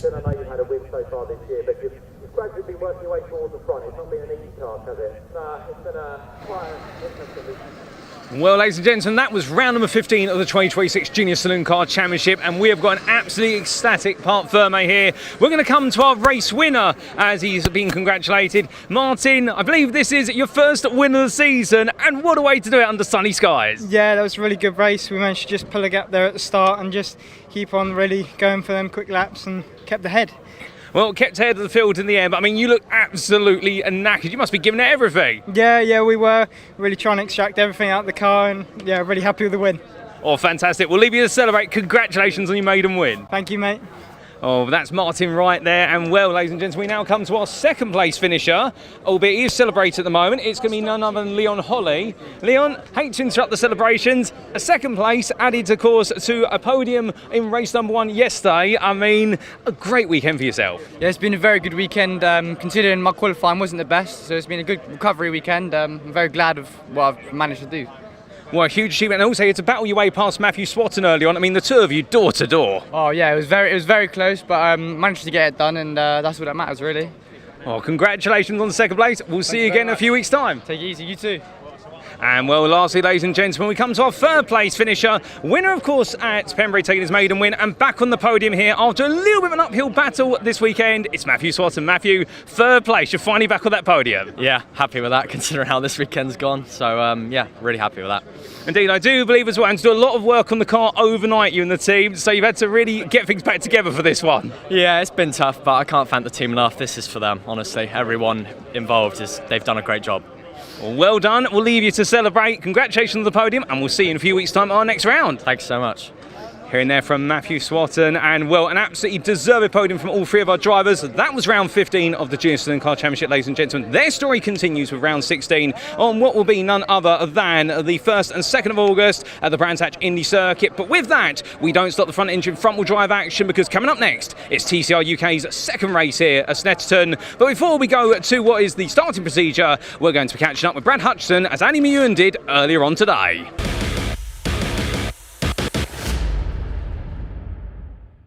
Brad Hutchison joins me here at a sunny Snetterton. Brad, bit of a stalwart of TCR UK these days. I'm sure you'll be grateful for me reminding you. You've been here pretty much since the start, haven't you? How are you finding it this season? Yeah, I mean, it's all right. If we forget about the last round, which the pace was good, the reliability wasn't. No. It's all right. Obviously, we're in a new car this year. It's not the first time we've been in a new car in TCR. Yep. Took us a little while to find our feet last time we got a new car, but come the end of the year we were fighting for the championship. So yeah, hopefully we can do similar. We are getting to grips with it. Despite it looking very similar to the last car we were in, it's completely different. The way you drive is completely different. So there's obviously quite a lot of work from my side to get the most out of that bit, and then obviously the way it goes together is quite different as well. So yeah, we're learning, but you know, it's like you said, we've been around a while. Fundamentally, a front-wheel drive car, you drive the same way regardless. So yeah, we're getting to grips. We're getting there. And for the first time, really, you've got a current generation TCR car, one of the newer cars on the grid. How much of a difference has that made? Maybe not results-wise, but just to your confidence knowing you can now fight at the front. Yeah, it's a bit annoying, so I've run out of excuses. Well, yeah, true. So, it's obviously good. Knowing that you can fight for the championship, it is quite disheartening when you absolutely give it your all in a qualifying lap and you come in a second off and you think, well, we've beat last year's pole time and we've done all we can do, but the new generation of stuff is just quicker. But yeah, it's nice. I'd always consider ourselves at the sharp end, at least trying to. I don't think we've ever just made up the grid numbers, but it's good. Confidence inspiring. I suppose it doesn't help though this year, does it, that it's so competitive? Okay, we've had bigger grids in previous years, but quality over quantity this year it feels, and that means even with a brand new car, even with all of the talent that we know you have, it ain't any easier, is it? Yeah, no, there's obviously some big professional names in it now and big professional teams in it, so it's but like I said, we're at the core, we're still dad and lad. Obviously we teamed up with Capture this year, which has been a massive help. But yeah, we've always, at the end of the day, it is me and Dad, as it has been from karting. So yeah, it's grown some. The toys have got bigger and more expensive, but yeah, it's good. We've always liked to take it to the big teams, to the big boys, and I think we'll continue to do so, hopefully. And always with a smile on your face. There's a reason we talk to you so often, Brad, because you are always, it seems, happy to be here. And always talking. And very talkative, that does help. How much, though, of that positivity do you think comes from the fact that you are essentially still a lad and dad team? Does that take a bit of the pressure off maybe in the moment? Yeah, I mean, obviously there's more pressure every weekend, really. It gets bigger and bigger and bigger, and Dad's always said from the start, it's a hobby. We do it because we enjoy it. We don't do it with any sort of aspirations of careers. Whatever comes from it, obviously it's quite a nice position that we're in now, and I'm probably living the dream of quite a lot of young boys and girls with the position that we're in and the cars we get to drive. And I just think, you've really got to enjoy it. And we do. It's not just me that enjoys it. Obviously, I probably enjoy it the most. But yeah, the whole family's here, and family and friends and sponsors. And it's weird with our team, and I'm sure if you asked our previous sponsors, they would say the same thing. We still have the family feel, even though it's a corporate day out, We had so many guys and girls emailing about coming back to another round just because they just enjoyed it. They enjoyed the day. It's not the fanciest hospitality, it's not the biggest, it's not the grandest. We don't serve a 3-course meal, but you'll have a laugh. Yeah. So yeah, I mean, and I think it's always worked for us, and it's probably why we're still here. But yeah, for everyone, I think we all enjoy it. I mean, we're racing cars. Yeah. Some circuits in the UK, it's when we're racing good cars as well. Yeah. Yes. It's frustrating sometimes, but it's good. It's good to do on a weekend, isn't it? It is. There are worse ways of spending a weekend, I would argue. 100%. Definitely. Well, Brad, thanks for having a chat with us. Thanks for your continued support with the championship, and best of luck for the weekend. Thank you. Cheers.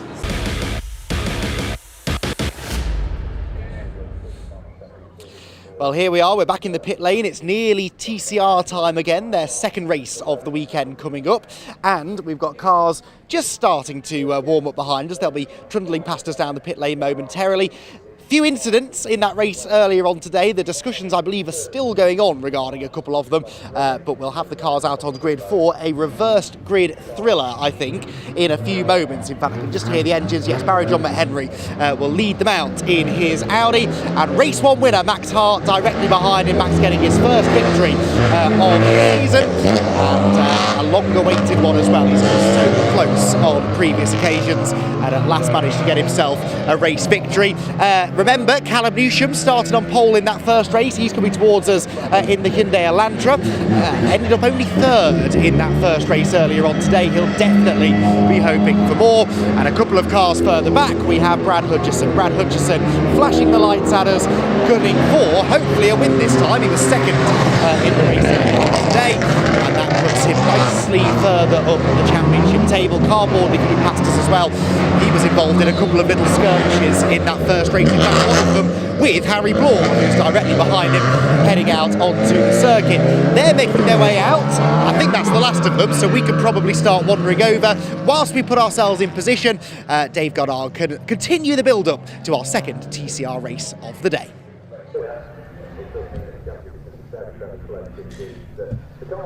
Yes, indeed. Thanks, Andy. The sun's still shining on Snetterton as the cars start to make their way out for TCR Touring Car Championship race number 2. Partially reversed grid for this one, so it will be Mark Smith in the Cupra Leon on pole position, the man from Staffordshire, alongside number 22 Rick Kerry in his Hyundai i30. Rod McGovern, the Irishman, in number 8 on the second row in his Cupra, alongside Jensen O'Neill going the championship leader coming into this weekend in the Powermaxed Honda Civic. Row 3 is Carl Bordley, but contact off the line for Carl in race 1 in his Civic, alongside Max Hall in the Hall's Racing number 93. Superbly liveried car, that one is the yellow and blue. On row 4, Callum Newsham, the pole sitter in race 1 with the Elantra, alongside Brad Hutchison with his Cupra Leon. Completing the top 10 on the grid, Max Hart, our race 1 winner, starts from 9th with Barry John McHenry in the Audi number 5, alongside Luke Allen in his Golf on row 6, the local man. And Harry Bloor starts from the back, Harry with a grid penalty. 10-place grid penalty applied for not providing video footage to the clerk of the course. Of course, cars have to be fitted with recording equipment to help in judicial decisions. But Harry Bloor not able to do that, so he has to start from the back of the grid this time. Second of 2 races today for the TCR UK Championship. What a contrast to the conditions for their previous round I attended in the rain at Croft a few weeks ago.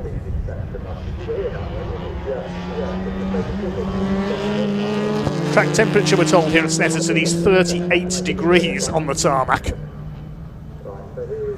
The only conditions hotter than that I can remember at a race event was when I was working at Imola in Italy about 3 years ago with the Superbike World Championship, and it was 40 degrees air temperature there. I don't know how riders can race motorcycles in those conditions, and it's obviously hot in the cars at an event like this. The cars on their way to the grid, and Andy's in position down there.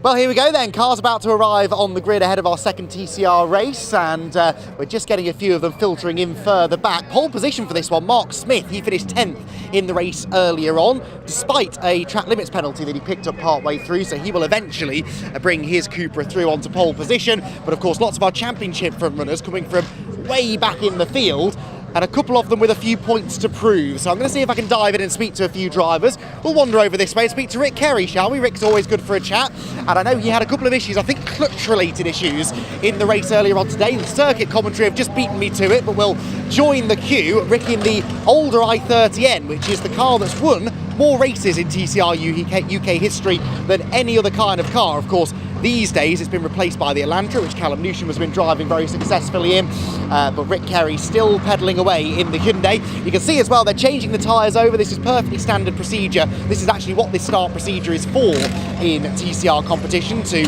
swap the front tyres to the rear, the lefts to the rights, etc. It's because a front-wheel drive touring car warms up the front tyres much more quickly than the rear tyres, and so they bring them out with the rears on the fronts, etc. This is what they're doing, just to swap them to make sure they've got enough temperature on all 4 corners. Rick just lining up with a bit of tape you can see on the barrier over there. This is to help him when he comes back in a few minutes' time at the end of his green flag lap, to make sure he's in the right position. This isn't a bad position, Rick, front row, and hopefully those clutch issues sorted. Yeah, we got a newer clutch, thanks to Callum Newsham's team for lending us the clutch, which I've got to replace for him. But hopefully with that we can push on, and you know, now we've got it handled better, we can hopefully achieve a bit of a race, I guess. Looking forward to it. Right, Rick Kerry then starting from the front row. Thank you very much, Rick. Let's carry on down, shall we? And maybe have a chat with Rod McGovern. Rod McGovern starting 3rd on the grid. I'm going to just see if I can squeeze in for a sec, if that's all right, and annoy Rod when he's trying to get into the zone. Rod, quite close to the pointy end here. This is a good opportunity for you, isn't it? It is. It's a good opportunity. Just hope I get a good start. If I can get a good start, you know, who knows what will happen behind me. I'm just going to try and just keep my head down and get away if I can. Just do my best. We spoke after race 1 about those pesky Hondas that you were trying to get involved with. Well, they're all behind you now, so can you keep them there? I don't know, I'm hoping they'll keep each other occupied. I think they might. Well done, best of luck, Rod. Starting from third. Right, we've got a bit of time. I think we can carry on our way down the grid. Jensen O'Neill going, championship leader coming into the weekend. He's starting fourth on the grid in his Honda, and directly behind him, Carl Boardley. One man I do want to have a chat with, though, is on the next row back, Max Hall, because he debuted in TCR UK here a year ago and got himself onto the podium. We'll be hoping that he can do the same again. I think I've got just about time to have a quick chat with Max Hall. Max, sorry, I know you're trying to get in the zone, but we haven't spoken to you yet this weekend.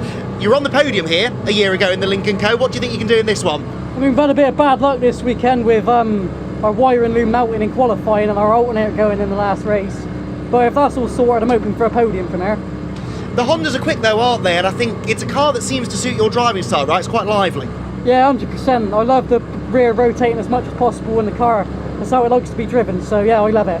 Best of luck, Max. Congratulations on the, or congratulations in advance maybe for a good result to come a little bit later on this afternoon. 2-minute boards being shown. We've got to clear off the grid. Race 2, TCR, coming up.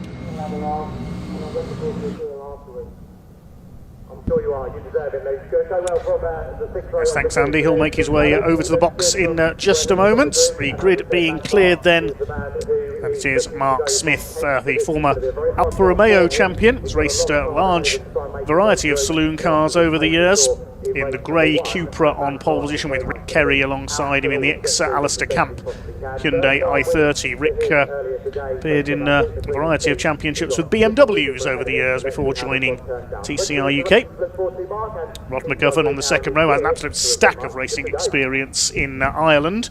And young Jensen O'Neill going, the teenager from Northampton, son of Jamie going, very successful in Fiesta racing among other disciplines. Jensen, a Fiesta Junior champion himself. So Andy has made it back to the box. We'll hand over in just a moment when he's got his breath back to take you through this 20-minute race, second race of the weekend for the TCR UK Championship.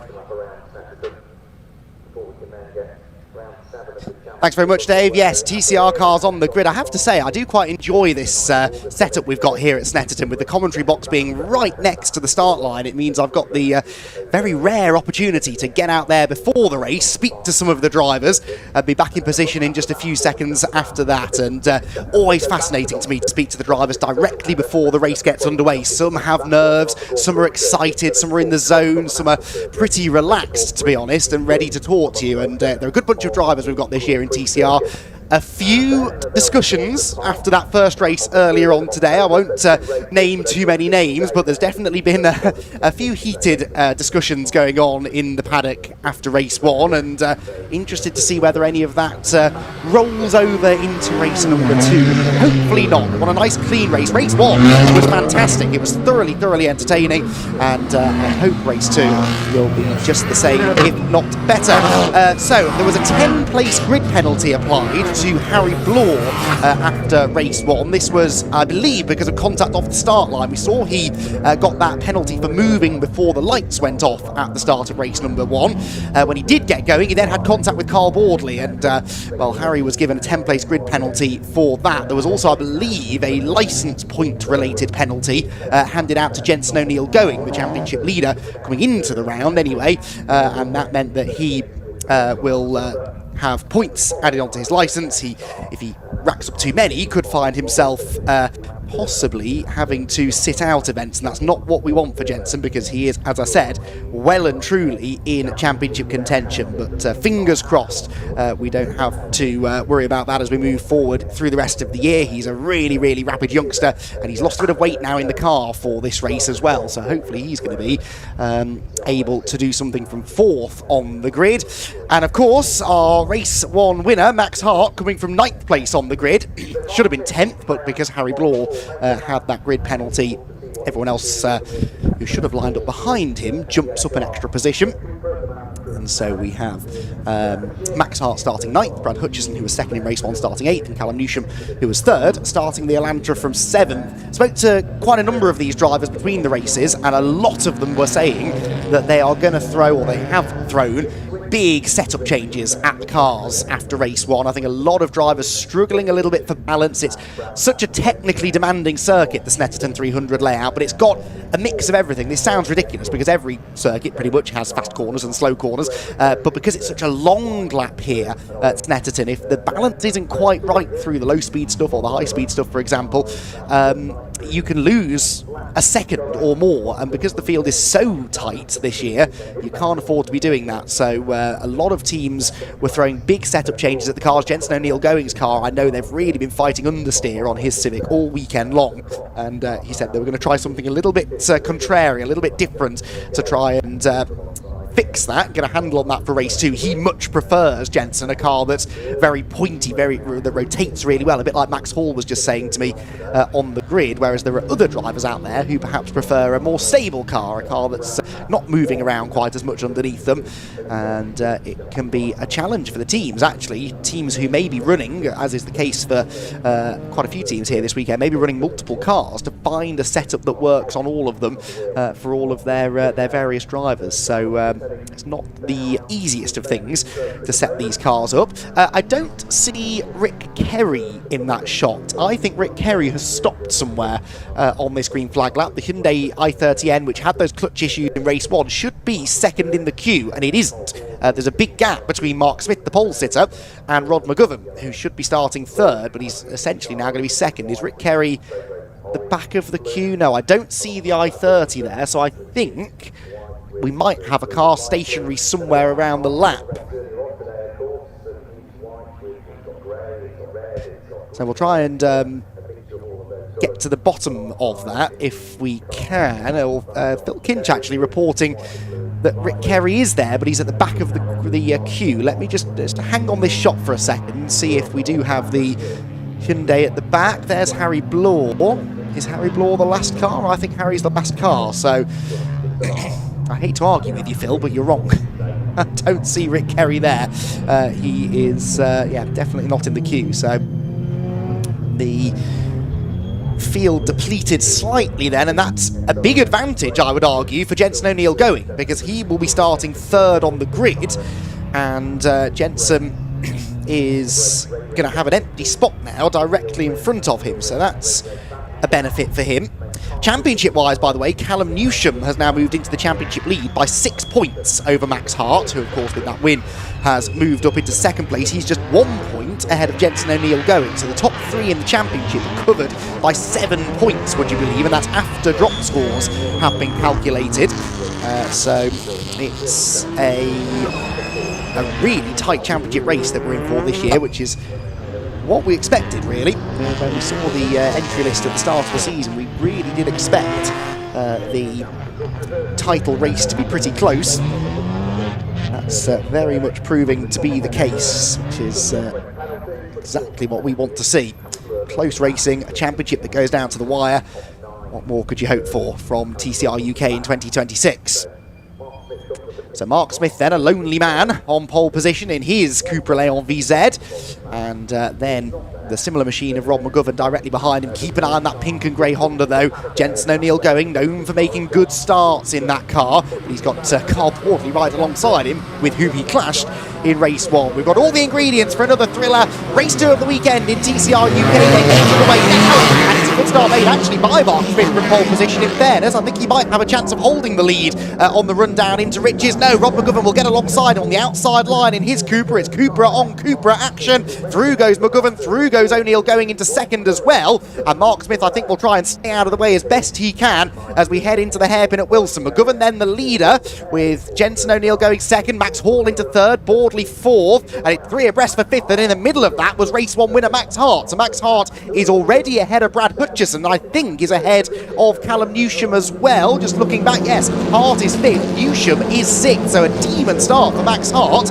who did the double at Donington Park a few years ago, I seem to remember, in his Hyundai days, where he won both races, and he would really love to do so again here at Snetterton. He's into the top 5 already as they descend upon Agostini. Harry Blur there, after that penalty, of course, started off the back of the grid. He nips up the inside there. There's contact for the lead, though. That was Jenson O'Neill going into the side of Rod McGovern as they went towards Hamilton, and he's through. Jenson O'Neill going then to the lead of the race, and Rod McGovern knocked down to second. It's side by side for third as well. Boardley to the outside of Max Hall, but Jenson O'Neill going immediately on the attack and immediately gets into the lead of the race, and that could be absolutely crucial. If he can get some distance now between himself and the chasing pack, that could make all the difference for his chances of winning the race. So Jenson O'Neill going, leads the way. Rod McGovern second, Max Hall is third, ducking out of line there in the first of the yellow Hondas. Then it's Carl Boardley fourth, fifth for Max Hart, sixth Callum Newsham, seventh Brad Hutchison, and Harry Blore is eighth. That is the lead group, essentially. 8 cars in a line, with Jenson O'Neill going, doing his best to try and escape at the front of it.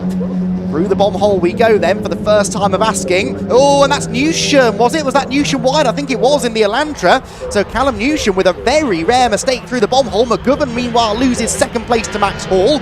I was congratulating him a bit prematurely, admittedly, on the grid there, but he might well be on for a good result. He's into second anyway, and Rod McGovern with some more defending to do. He's got 2 very quick and very experienced touring car racers behind. A 10-second time penalty for Mark Smith, meanwhile, for being out of position at the start. The man who started on pole position, he's dropped down the order anyway, and he has a 10-second penalty now to be applied as a result of being out of position at the start. So many start procedure penalties today. It's been one of those sort of days today where drivers have been making mistakes even before the race has really started.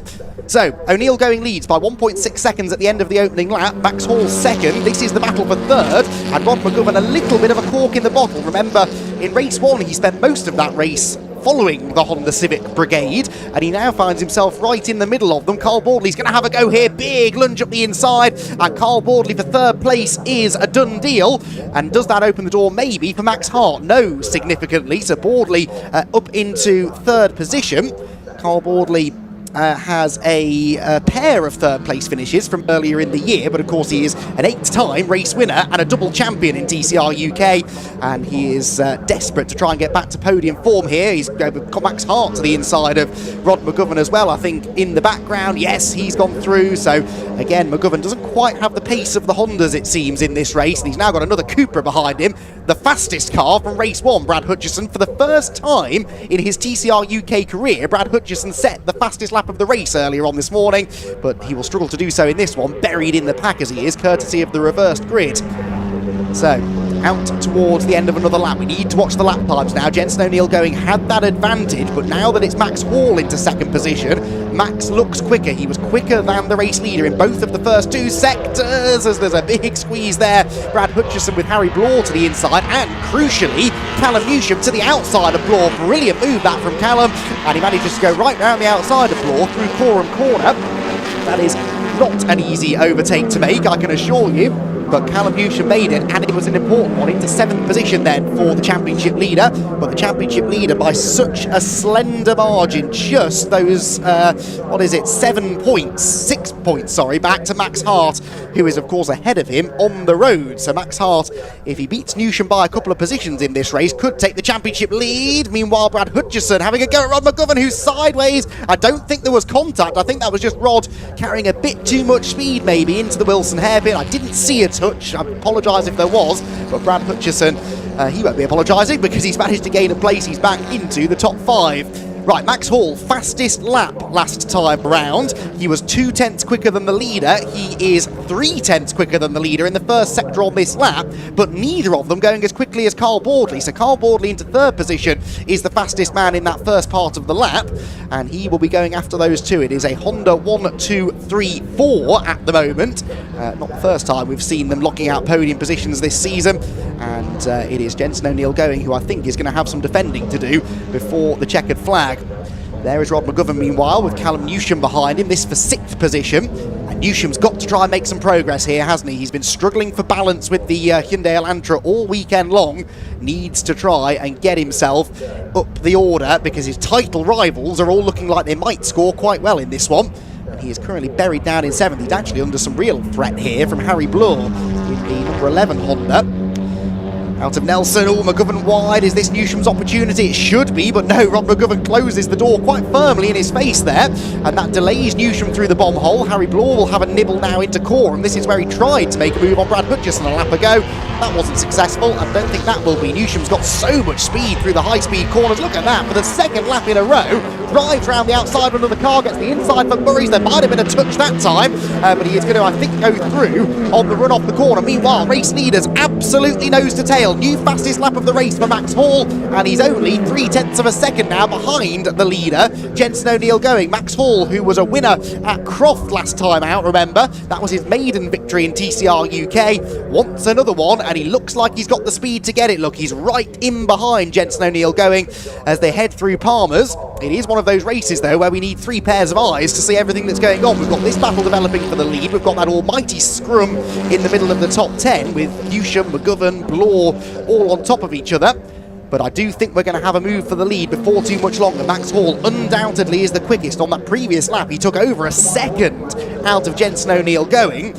But Jenson O'Neill going has not generated a reputation for being an easy driver to overtake. And so Max Hall, who's not an easy driver to keep behind you in fairness, is going to have a real job on his hands. He's clearly got the speed, but he needs to be a bit patient here. Jenson's going to be desperate to try and hang on to the advantage because he is fighting for the championship lead. Max Hall could mathematically still get into title contention. He's 5th in the points, but he's a long way back in the championship standings right now. Jenson has more to lose in that regard. Again, they look as though they're going side by side, but that's just Max Hall trying to stay out of the warm air, the exhaust fumes from Jenson O'Neill going's car down the back straight to try and keep the engine temperatures, the brake temperatures, the tyre temperatures down. He's had a much better exit from Nelson, though, and Jenson's really having to go on the defence now. Max Hall asking some serious questions of the youngest driver on the grid. Is he up the inside into Coram? No. Jenson O'Neill going just about had that one covered, but this is not going to be an easy overtake for Max Hall, that much I will guarantee. Down through Murray's then become. This is the conclusion of lap number 4, and Jenson sideways. He's been trying to dial the understeer out of that Honda all weekend long. I think he might have done, but maybe has gone a bit too far based on what we saw through that last corner. Max Hall, as a result, had a much better exit from the final turn. He's all over the leader heading into Riches. Jenson defends the inside line. That will protect the position going into the turn, but is it now going to lose him speed on corner exit? I don't think it did, really, although he is having to defend again into Wilson. Turns the car through the corner. There's that understeer. You could really see the lack of rotation for Jenson O'Neill going there, but he gets off the turn still in the lead.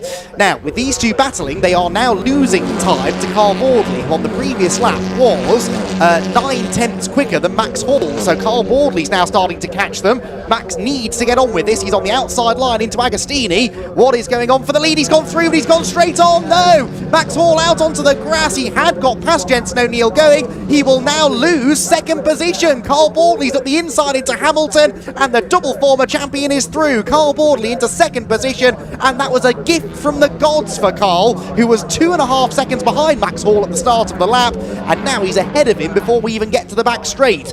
Now, will these two work together to try and chase down Jenson O'Neill going? I think they've both got the pace to get back up there, but if they start battling, that lets Jenson off the hook, doesn't it? And it could invite the 4th place man, race 1 winner, Max Hart, into the party. Max Hart is the 4th Honda in the queue. Brad Hutchison is 5th. It's 6th for Harry Blore now, ahead of Rod McGovern, with Mark Smith 8th and Callum Newsham down to 9th. So Callum Newsham's had another drama somewhere, I think, because he's dropped behind Mark Smith, which I don't think was the case the last time we saw him. Not sure what happened to Callum. This might explain it. There's been a car off at the bomb hole. No, that's Luke Allen's Golf. The local man has had a spin coming out of the bomb hole. That's a scary place to lose control.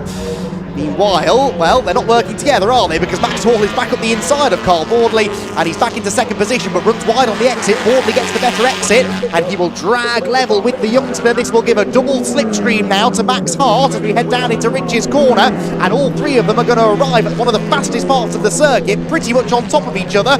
Who comes out of this one in second? Hall on the inside, Bordley on the outside. Hall is sideways over the curb. The car bounces and bobbles its way through Rich's corner, and Carl Bordley, fair play to the former short oval racer. I suppose we shouldn't be surprised. He's got confidence on the outside, and he is able to hold on to the position. Hart goes 3rd, and that could now be Max Hall's chances of getting back on terms with Carl Bordley done and dusted, I think. The lead gap, though, shoots up now to 2.8 seconds, so Jenson O'Neill going leads, but of all the people that he didn't want to see in second position, I would say Carl Boardley is quite close to the top of that list. They have had a war of words on more than one occasion this season, those two. They had contact in one of the races at Brands Hatch. They had an altercation in race 1 earlier on, and Carl Boardley is going to be fired up to try and catch Jenson O'Neill going, but Jenson will certainly not be yielding the lead if Carl comes a-knocking. Max Hall, meanwhile, to the inside of Max Hart, the two Maxes at play, and Max Hall gets back through so much passing and repassing this weekend. I know that's become a bit of a buzz catchphrase in other forms of motorsport this season, but no gimmicks here. This is just proper touring car racing. It seems that no one can really establish any authority on these battles. You might make a move, but then you're immediately under threat down the next straight. The regs are working well. Of course, these are all Honda Civic FL5, so they are going to be pretty evenly matched, in fairness. And it's sort of like the Civic Cup on steroids, this, isn't it, really, with the TCR spec Civics doing battle at the front of the field. Brad Hutchison, to his credit, is giving chase in 5th and is closing in slightly as the Hondas start to battle ahead of him. Need to remember to breathe in this race. There are still 8 minutes of it to go, and I'm intrigued to see what this lead margin is now. Jenson O'Neill going at the start of the lap was 2.8 seconds ahead of Max Hall. He is now 2.3 seconds ahead of Carl Boardley. So Carl Boardley again 6/10 quicker than the leader that time, and crucially has shaken off Max Hall and Max Hart. He's a second nearly ahead of the 3rd place squabble. So Carl Boardley can get his head down now. I think he might be able to catch Jenson O'Neill going, and what happens from that point on is anyone's guess, but I'm reasonably confident that I can predict fireworks if that were to be the case. Down into Palm as we go. This is a race that you're going to want to stay tuned into right until and beyond the checkered flag. Jenson O'Neill going, and Carl Boardley might be about to go hammer and tongs for the race win. O'Neill going leads, Boardley 2nd, Hall 3rd, Hart 4th, Hutchison 5th. That's the lead group. Any of them could win this race. 4.7 seconds cover the top 5. But I think, and I don't mean this disrespectfully to Jenson O'Neill going at all, but I think the leader might be the slowest of those 5. He's really struggling with the weight in the car this weekend. He's not quite got the setup where he wanted. Jenson O'Neill going on other occasions this season has been unstoppable, but Snetterton has been his Achilles heel a little bit. He will desperately want to come away from the weekend with a win, but I don't think he's got that in the bag just yet. In the first sector alone, he lost another half a second to Carl Boardley, who's now about 1.7 seconds back. The fastest lap, by the way, still belongs to the 3rd place man, Max Hall. You can see that in the bottom left-hand corner of the screen, 1:57.29. But I genuinely couldn't tell you what's going to happen in this race. If anything, Hall is going even quicker than Boardley, isn't he? In that middle sector, yes, 2/10 quicker than Boardley, so to my previous point, they're all concertinaing together. Now, Callum Newsham is back into 7th position. We saw Callum have one grassy moment at this very next corner at the bomb hole earlier on, but exactly what happened after that, I don't know. I think he's had another excursion maybe to have dropped back down the order. He should really be more or less in touch with certainly Harry Braw and maybe Brad Hutchison by this point. But that's not proven to be the case, and this could be costly for Callum, who, remember, has already had a non-finish earlier in the season, so drop score-wise, he hasn't really got anything to fall back on. Every result pretty much is going to count now for the championship leader, and he could be set to lose the lead that he only gained after race 1, based on the way this result looks as though it's going to go. All depends, though, on what the order is ahead of him, and that is far from decided. Jenson O'Neill going only a second now clear of Carl Boardley on the previous lap. 1.2 seconds quicker was Boardley, so based on what we've seen, their relative pace over the last few laps, they're going to be together by the end of the lap. But Boardley is bringing Max Hall, Max Hart and Brad Hutchison with him. Anyone fancy a 5-way fight for the win? Because I think we might be able to deliver that for you over the next 5 minutes. This has got all the makings of an all-time classic in TCR UK competition. We've had some good races here at Snetterton. We've had a championship decided here at Snetterton a number of years ago. Chris Smiley in a Honda actually managing to beat Isaac Smith to a championship in a last race decider. That was in very different conditions to these. It was very wet, it was very cold, and it was also the day that Matt Luff won the Civic Cup in the most exciting motor race I've ever seen. Maybe this one's going to beat that to the top spot. It's going to be a really exciting and intense final few minutes. Max Hall closing in, speaking of intense, on the tail of Carl Boardley. Now, the only thing that's going to perhaps compromise Boardley here and maybe save Jenson O'Neill going is if Max Hall starts nibbling at the rear bumper of Boardley's car, because immediately, look, Boardley's become a little bit distracted. He's not gained on Jenson at quite the same rate on this lap. So Max Hall, who was chatting to Jenson actually just before they got in the cars behind the pit garages only 20-30 minutes or so ago, he could be Jenson's saviour here. He's clearly worried about overheating though, is Max, because he's not even thinking about using the slipstream down the pit straight, pulls to the outside and keeps the car nice and cool as he can before pitching into that full commitment first corner at Riches. We are going to be touch and go as to whether it's 2 or 3 more laps as well here. We got 11 laps out of the race earlier on. This is lap 9, but of course it's a reverse grid race. The pace might not be quite as quick. We'll have to wait and see whether we do get that extra lap, but regardless of that, I think we're going to have a battle pretty soon for the lead. Boardley has shaken off Max Hall in the first sector, and he is now closer to Jenson O'Neill going than Max Hall is to him. Hart in 4th, Boardley closing in into the Agostini hairpin. That's the first time he's really been almost within striking range.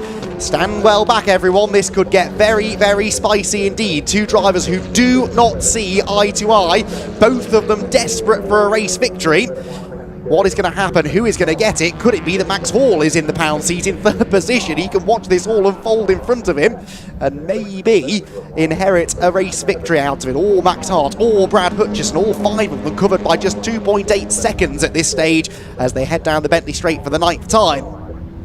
Boardley then pulls to the inside, again not wanting the slipstream, not wanting to breathe in those exhaust fumes on from Jenson O'Neill Going's car, and that loses him just a length or so down the straight, but they concertina back together. You could see that Jenson is really struggling with the change of direction. The car's not responding, not reacting in the way that he wants it to, although actually he got out of Nelson pretty well, didn't he? And once again, it's Hall who looks maybe the more menacing, and there's a big slide there for Boardley, who I think has got the opposite problem to Jenson.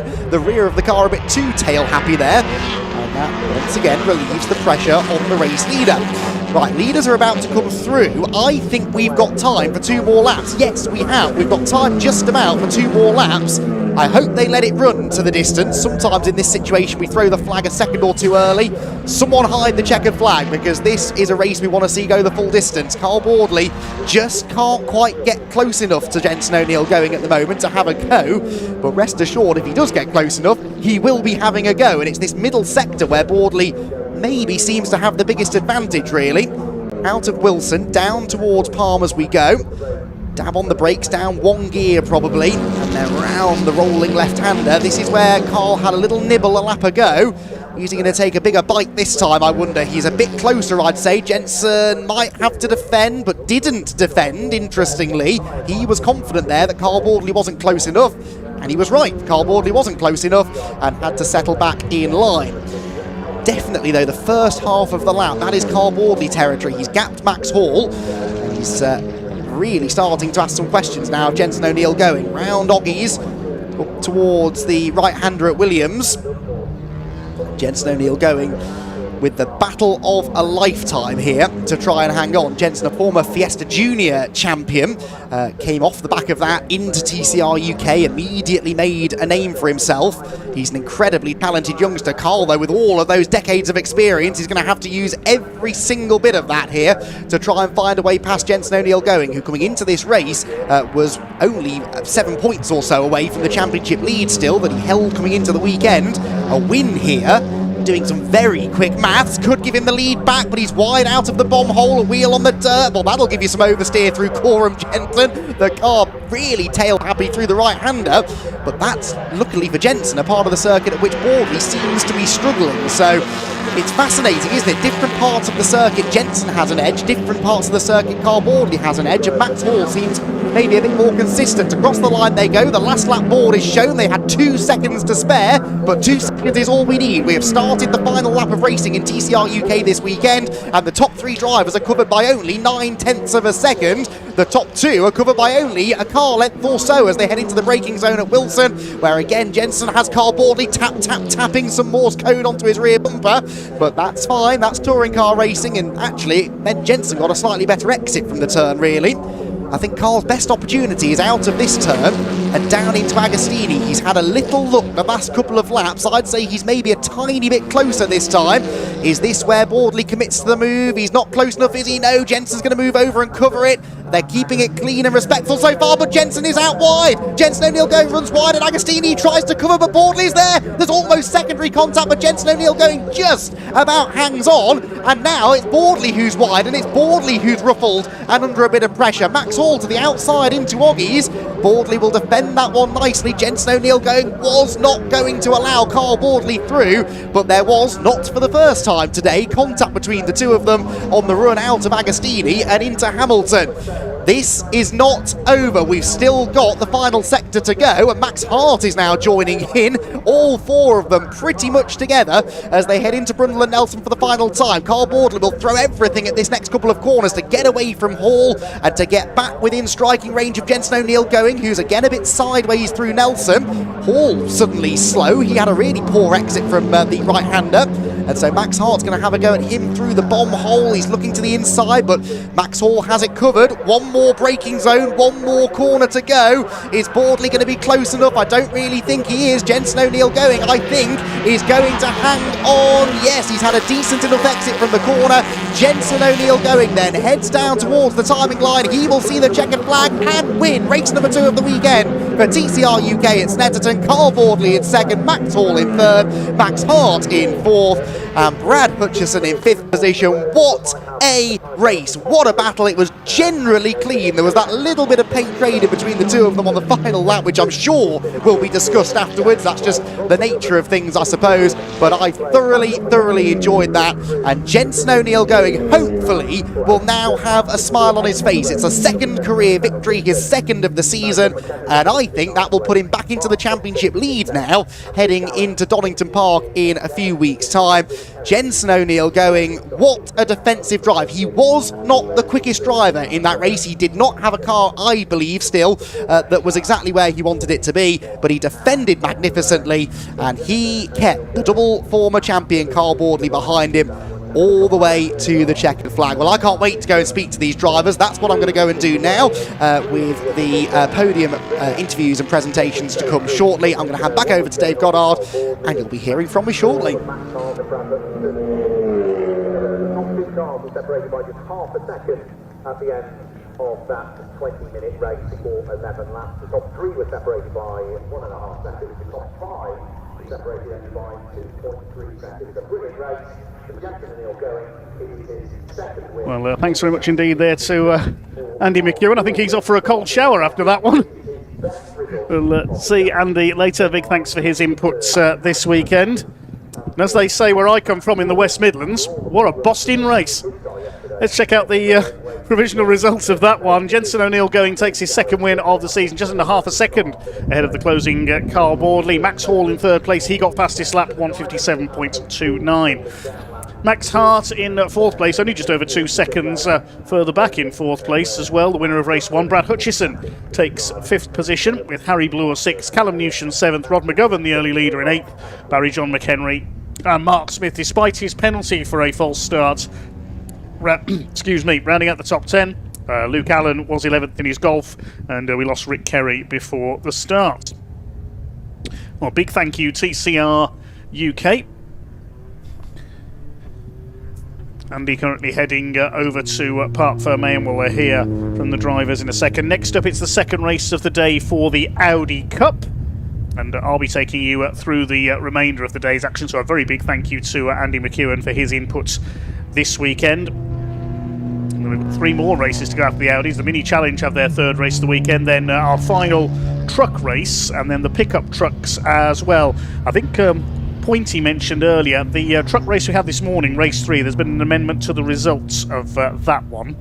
I was having a few technical problems here in the box. I think when he announced that, I missed that earlier on, so my apologies there, everyone. Stephen Powell has been disqualified from truck race 3 for overspeeding, and 3 other trucks given 10-second penalties in race 3 earlier on. That will affect the grid for race 5.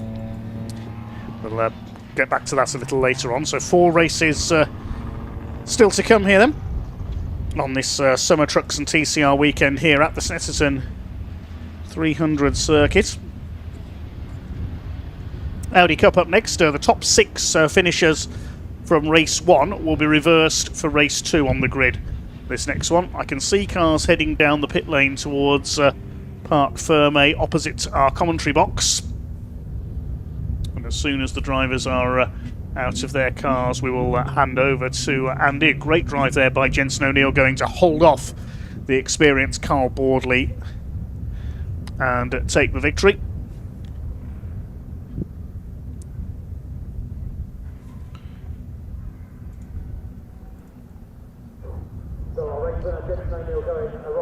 TCR UK really are having a absolutely fantastic season this year. In Jensen O'Neill going, they have really unearthed a fantastic talent here. Max Hall, only a young gun as well. I think we can now hand down to Andy in Parc Fermé to talk to Jensen O'Neill going.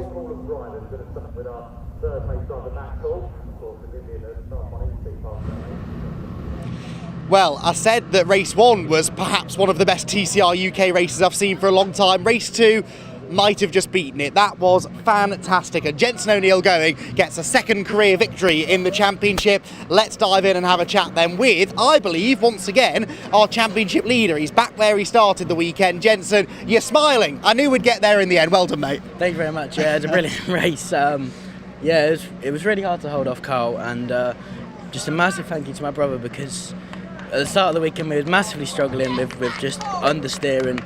The car was horrendous, and we managed to win again.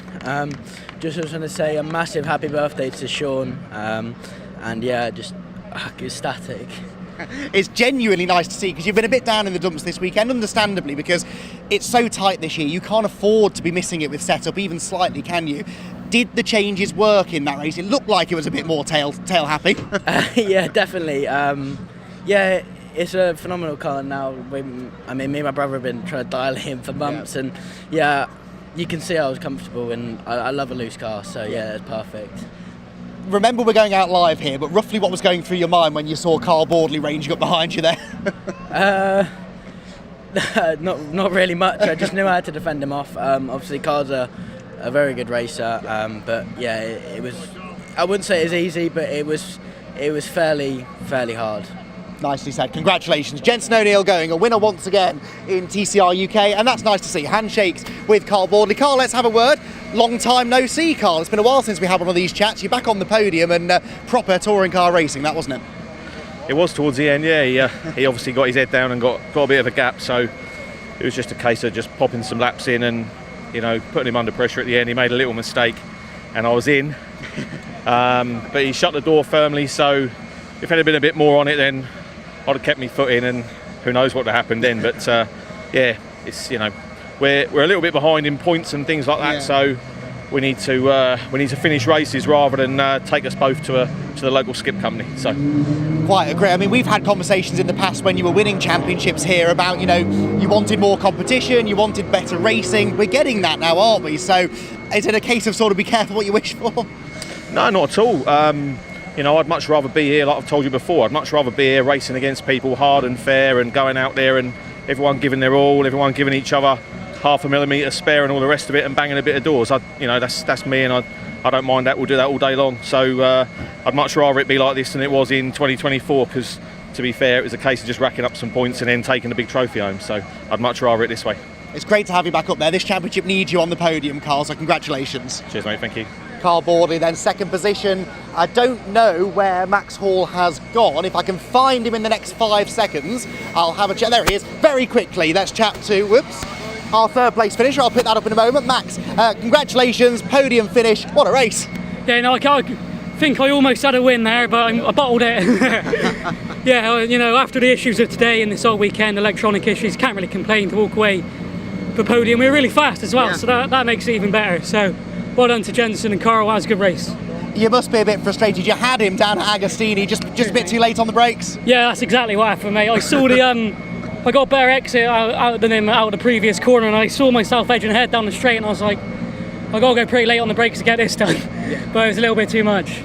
Well, look, it was a hell of a battle. We really enjoyed it. I think you guys did too. We'll see you at Donny. Yeah, cheers, mate. I mean, fast again now, so hopefully that can carry over. Good stuff. Back on the podium at Snetterton. Right, Audis are out on track, and we are going to head over to Dave Goddard to talk you through the action, because I'm trapped over in Parc Ferme. Dave, take us through the grid.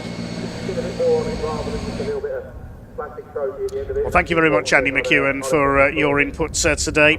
He's off to do the post-meeting interviews for TCR now. Great to have him with us as always. We move on to the second race of the day for the Audi Cup. Top 6 on the grid from race 1, reversed on the grid for this one. So Jack Meager, number 73, is on the pole, with Sean Smith, number 211, alongside. Second row, 33, Patrick Booth, and 5, Sam Meager.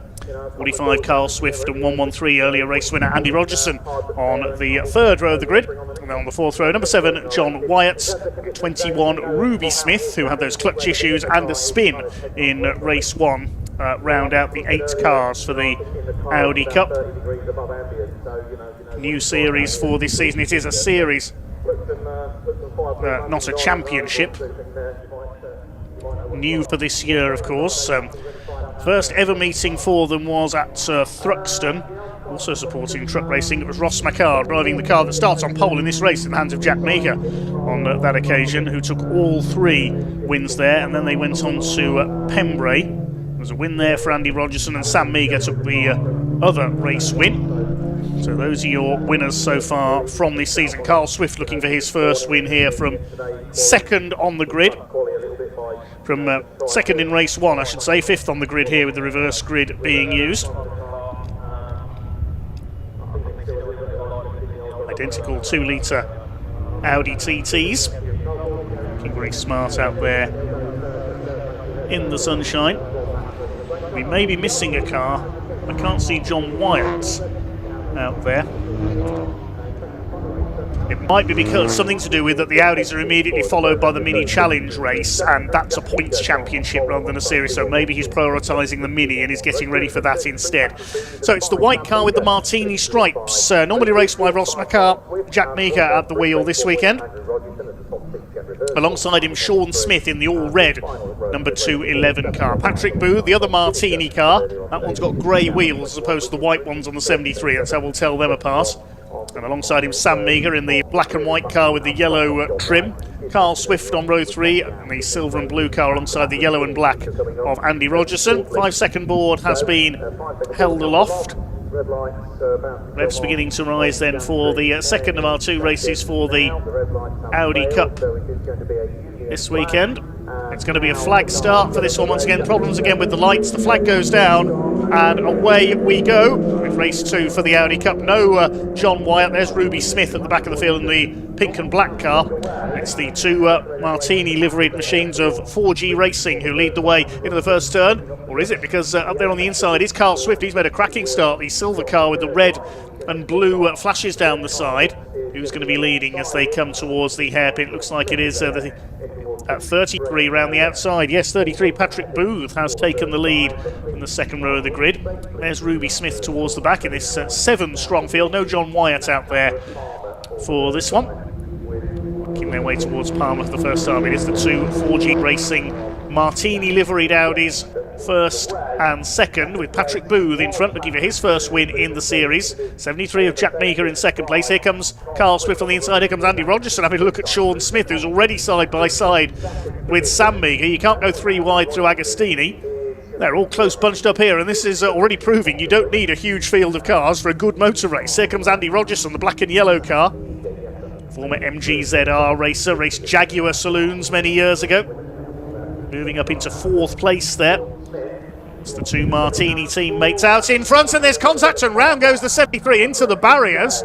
Well, Sean Smith looked like went into the back of Jack Meager there and spins the 73 out. There was certainly contact there. Side by side for the lead, meanwhile, down the back straights, and it's going to be Carl Swift who I think is going to take the lead. Yes, Carl Swift comes through on the inside in the 45. Rogerson's up to 3rd ahead of Sean Smith as well. Let's see if Jack Meager can get going again there. That's at Oggies. If he's stranded there, we might have a safety car. Good to see Ruby Smith keeping up with the back of the field this time in the 21. There's Jack Mago just talking to one of the marshals here, seeing if he can get the car off the track. There's damage to the front of that car, and I'm wondering if this race may have to be either brought under safety car or stopped. So the lead is with Patrick Booth, number 33. Correction, the lead is with Carl Swift, of course, the 45. Here he comes, the silver car, and yes, the safety car is being scrambled, not surprisingly. Carl Swift will be picked up by Evelyn Buanik in the Porsche safety car. We'll have a look and see what happened there. Sean Smith trying to go for the inside as they went towards the right-hander at Oggies. Went for the inside, just hits the back of the rear corner of the 73 and walloped straight into the barriers. The red flag is coming out, in fact. It was originally safety car was scrambled, but the reds are coming out. In fact, the race has been stopped. Let's hope that Jack Meager is okay there. It was quite a thump he took into the barriers. We're down to 6 cars in this second race of the weekend for the Audi Cup.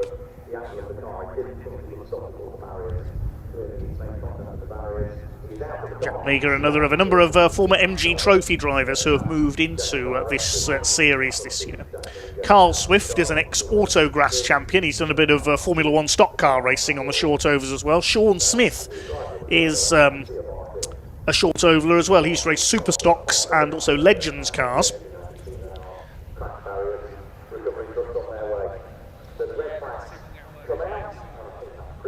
Here's another look at it.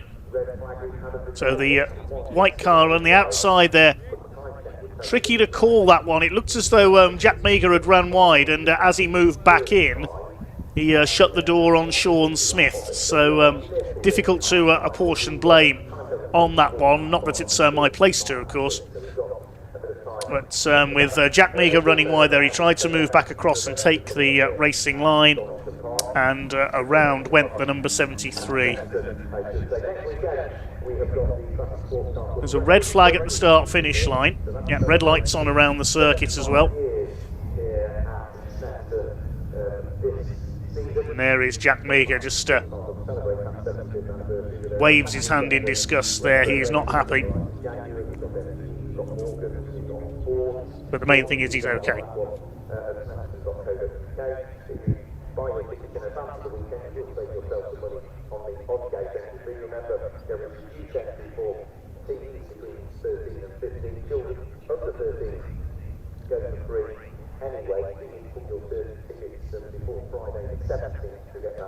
And I know Ross McCarr was watching in race 1 earlier on. Sorry to say, Ross, if you're still watching, that was your car. That's the car that won all 3 races at Thruxton. Do get your comments coming in on YouTube. It's gone a bit quiet on the feed at the moment.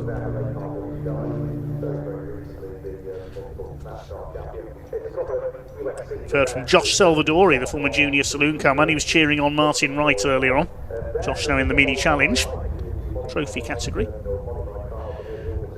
So the marshal's just checking on Jack Meager with the medics down there, just giving him a checkup. May take him to the medical centre just to check him over as well. He appears to be okay, just frustrated, I think, there.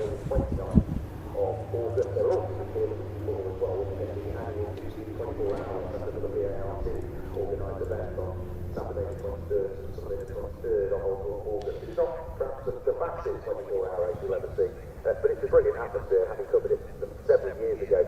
Any 24-hour race is always good, but it's a very relaxed. So the car's being pulled up on the grid then, and we'll await news on a restart. No news on the timing screen at the moment.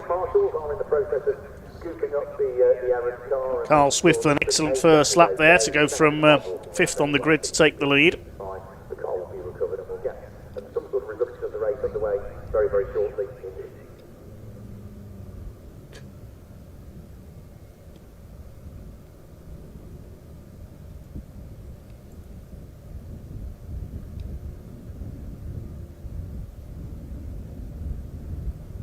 Cars are being pulled back onto the grid. I think it will be a full restart because the cars hadn't completed the first lap at the time of the red flag. We won't have our pole sitter this time. That's the car involved in the incident. So Sean Smith starts in the front row on his own.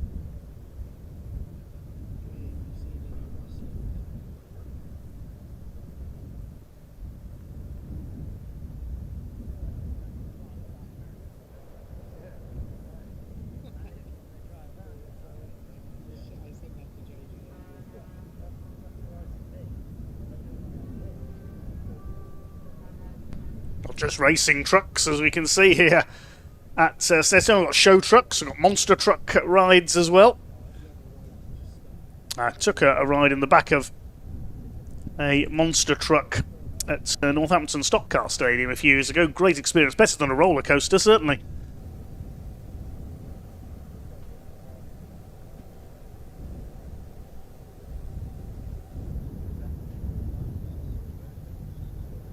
So there's the 73 car of Jack Meager being brought in. Just been told on the timing screen it'll be a 13-minute restart, so it's effectively one lap taken off the race distance. It'll be a 6-car restart.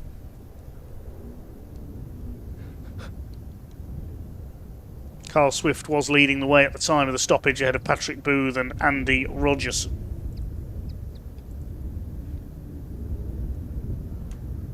Sean and Ruby Smith, I believe they're father and daughter, that pairing, 4th and 6th. It'll be all reset again for the restart over a distance of 13 minutes.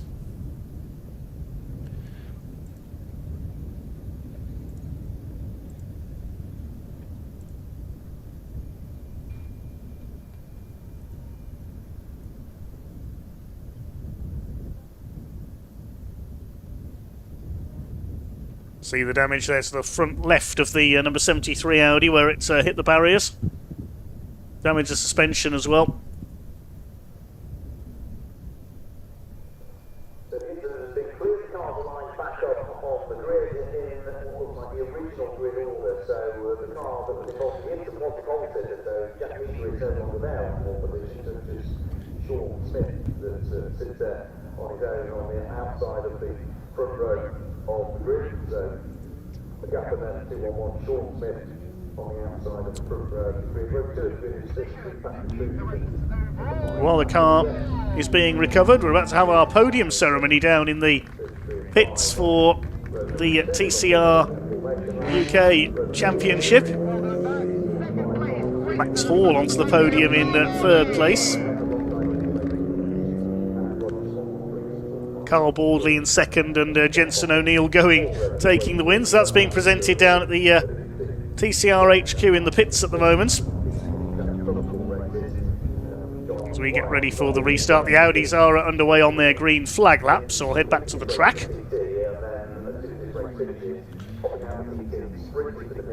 So Andy McEwen busy with the podium at the moment and the interviews down there, which is why you're stuck with me, I'm afraid, for the next Audi events.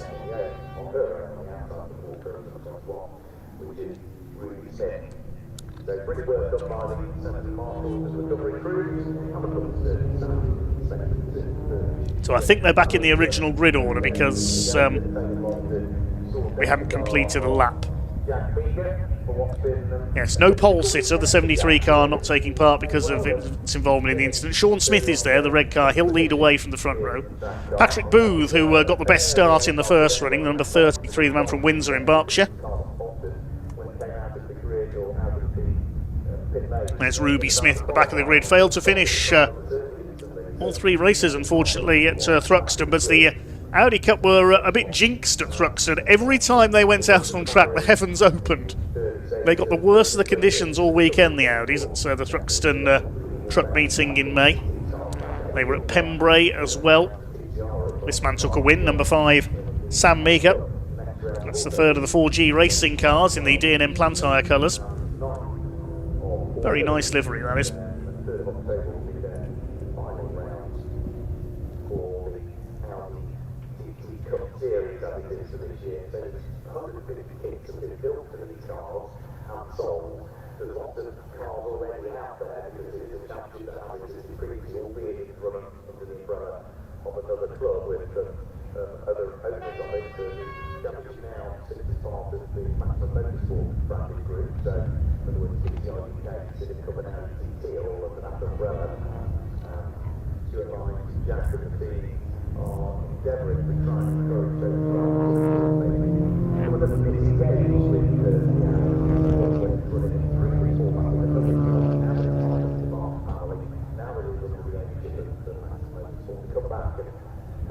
So 13 minutes then, the restart for the Audi Cup. See a couple of our show trucks going home there over the bridge. Big thanks to all the exhibitors this weekend.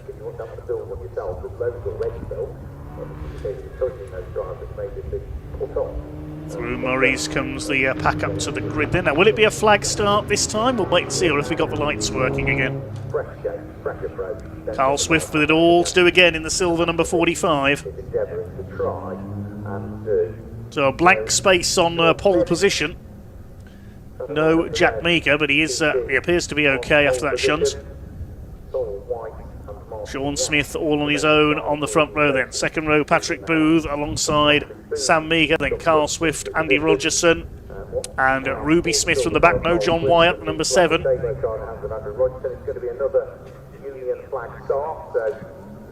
5-second board is up then. The rerun of race 2 for the Audi Cup.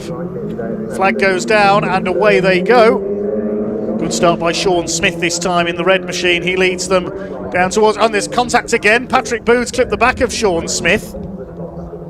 These red and white cars have got magnets in them, haven't they, in this race? Patrick Booth drops back to 4th as a result of that.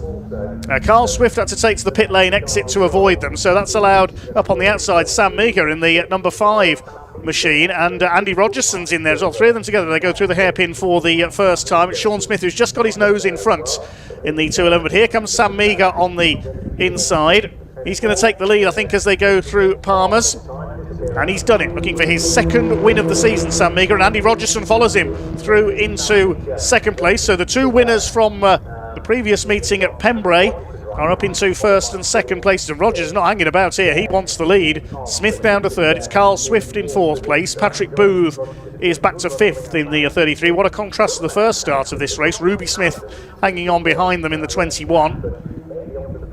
Leaders head out towards Oggies. This is where the incident happened in the first running of this race. Andy Rogerson up the inside. He's got a wheel on the grass on the inside. Sam Meager holds on around the outside line. Sean Smith closing up. It's not very often you see drivers go side by side through there, but Andy Rogerson keeps his nose down the inside, and he's taken the lead. Brilliantly done by Andy Rogerson. Well, 3 leaders inside the first half lap, and look who's up to 3rd. Carl Swift is, of course, up to them as well. He's got ahead of Sean Smith. Carl Swift is going for it down the outside.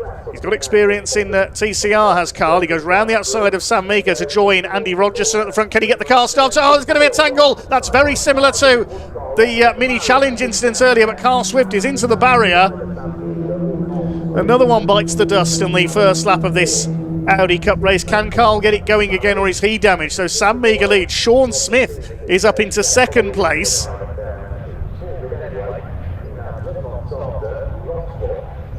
It's Patrick Booth in 3rd. Sam Meager still in there in 4th place after that tangle. Oh my goodness. What an incident-packed race for the Audi Cup here at Snetterton. Over the line go the leaders. Rogerson from Sean Smith. Let's have a look again. Yeah, Carl Swift tried to get across the front. That's exactly the same as what Ollie Wilmot did earlier on with Freddie Hewitt in the mini challenge race. But the difference is Carl went into the barriers on the outside. Just couldn't quite get around the front and get the around the front of the other car and get the car stopped into that tight right-hander. Perhaps underestimated how tight that part of the circuit is. So we're down to 5. Ruby Smith in 5th position. One advantage here at Snetterton is it's such a long lap, it gives the marshals time to move any errant cars before the pack comes round again. So Andy Rogerson leads into Agostini for the second time, chased by Sean Smith. There was just under a second between them at the line. Booth back up into 3rd position. Sam Meeker in 4th, and Ruby Smith, good to see her closer to the back of the pack this time and hanging on to Sam Meeker as he recovers from that tangle. Ruby just learning her craft, a relative newcomer to circuit racing. And out towards the back of the circuit once again. Sam Meeker trying to close in on Patrick Booth here for P3. The yellow flag's waving at Brundle because Carl Swift's car is off there, so no passing at this section of the circuit. You'll be penalised severely if you pass under yellow flags. Sam Meeker sees the yellow and goes back in behind Patrick Booth.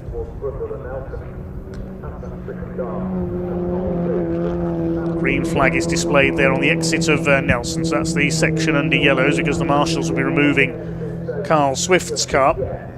So we're down to 5 runners in the second race for the Audi Cup. Plenty could still change. Patrick Booth under pressure from Sam Meeker, whose car doesn't appear to be damaged there for that tangle with Carl Swift. Andy Rogerson going for his 2nd win of the season. Over the line he goes. Sean Smith in 2nd. The gap is 1.6 seconds. Fastest lap of the race by Rogerson, 2:11.832. There's the fight for 3rd with Sam Meeker attacking Booth. Ruby Smith in 5th. She's just under a second back on these two as they went over the line.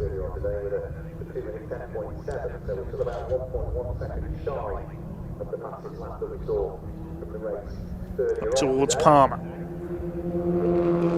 Let's see if the number 5 can reel number 33 in. Just under half a second in it as they cross the line.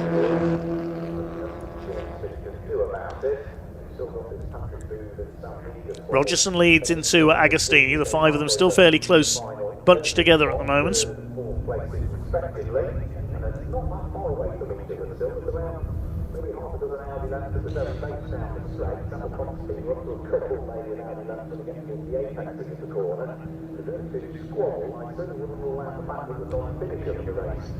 Sam Meeker still looking for a place to try and attack Patrick Booth for 3rd. Towards Williams. They're about a couple of seconds behind Sean Smith in 2nd place. There's Ruby in the number 21.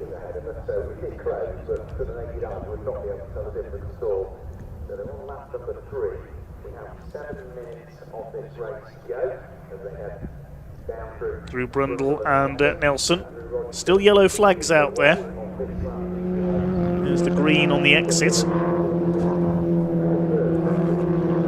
First 2, if anything, starting to break away very slightly here. Rogerson with an established lead, the number 113. Through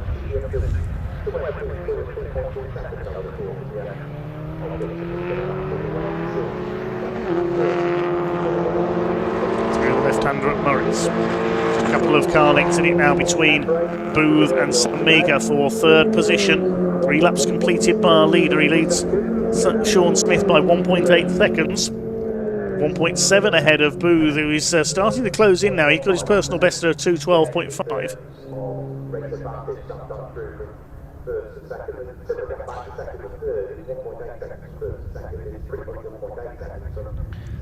Third place battle goes into the Wilson's hairpin.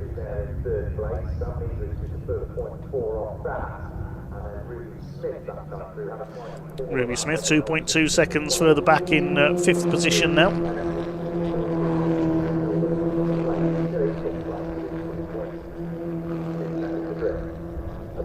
ahead of her. So, good for the lead at this stage, just looking away. So just under 5.5 minutes to go in this second and final race for the Audi Cup. It's Andy Rogerson who leads by just under 2 seconds now.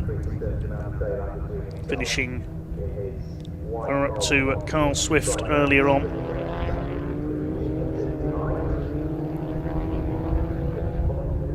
Carl Swift finished runner-up to him earlier on, I'm trying to say.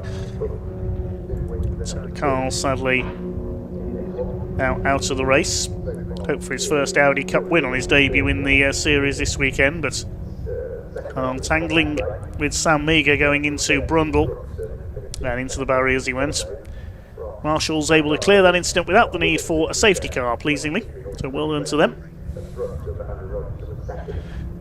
Andy Rogerson looking for a weekend double, looking for win number 3 of his season. Ruby Smith just wants a race finish this time. 3 retirements at Thruxton, didn't race at Pembrey, and then problems in this morning's race as well.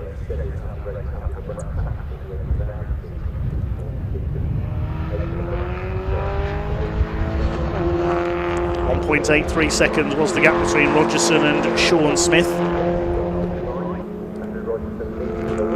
Up across the stripe once again. There goes the leader. 2.2 seconds is now the gap, so he's pulling away very slightly, about 0.4 of a second quicker on that last lap, Andy Rogerson.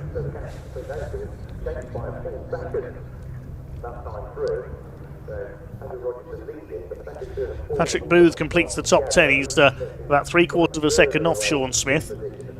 There he is with Sam Meagher still pushing.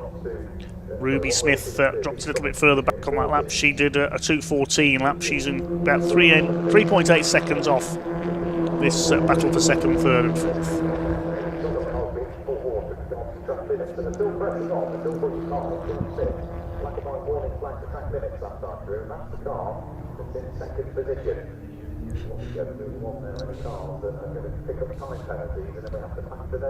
Leaders make their way out of Agostini.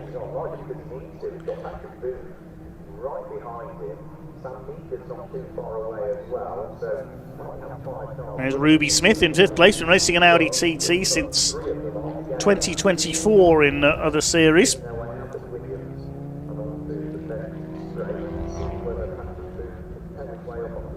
Hugely popular driver around the paddocks. Great to have her in this series for this year. She's done karting and she's been a short over in mini stocks as well. Battle for second place is starting to hot up, and here comes Patrick Booth down the inside on Sean Smith. Sean later on the brakes. Be careful into Nelson, we don't want a repeat of the earlier tangle, and Sean Smith manages to hold second place. Patrick Booth and Sam Meagher have closed on him though. We have got just over 2 minutes of this Audi Cup race to go.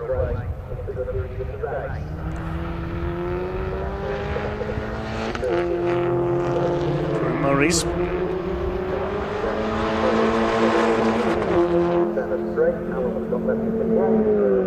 Black and white warning flag for Sean Smith for exceeding track limits. He's got other things on his mind at the moment, though. He's trying to defend from Patrick Booth for second place. They go down towards Riches together.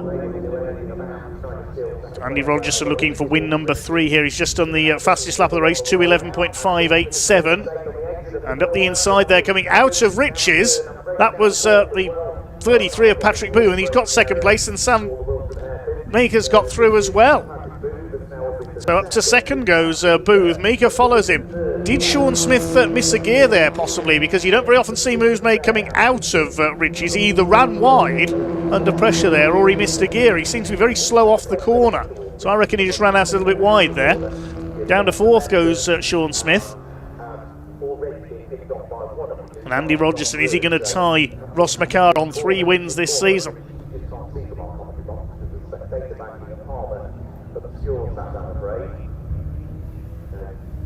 Up towards Oggies and Hamilton, then onto the Bentley Straight. Sean Smith trying to wrest podium place back again.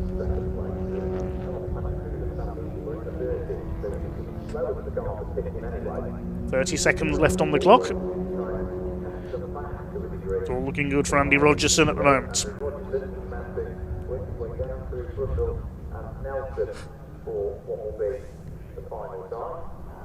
Result of that bit of dicing for second place, he's pulled well clear.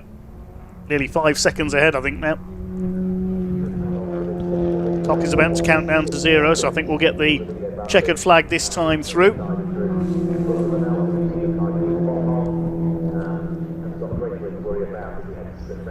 Sam Meager might have a late attack for second place here on Patrick Booth. Yes, the checkered flag is being prepared. It's going to be win number 3 of the season for Andy Rogerson. Comes out of Murray's for the last time. It's a double here at Snetterton and 3 for the season for Andy Rogerson. Second place is going to go to, is it going to be Patrick Booth? Side by side across the line. Booth gets there by 0.04 of a second. A good exit from Murray's there for Sam Meager. He almost got alongside. Sean Smith is 4th, and Ruby Smith at last gets a finish this season. Well done, Ruby. She completes the top 5. We lost Carl Swift and Jack Meager. So we'll give you the provisional results in a second. Andrew Rogerson, the winner by 6.5 seconds in the end, setting a new fastest lap on the final lap, 2:11.37. Patrick Booth in second, just beating Sam Meager in a photo finish in the end there, with Sean and Ruby Smith completing the finishes. We lost Carl Swift into the barriers at Nelson, and Jack Meager didn't take the restart after his crash at Oggies. 2 out of 2 then for Andy Rogerson, and he equals Ross McCarr's total of 3 wins in the category so far this season. Big thanks to the Audi Cup, an emerging and fast-growing series. We'll hopefully see grids into double figures soon. Next up it is the Mini Challenge Club Sport with Airtech Racing.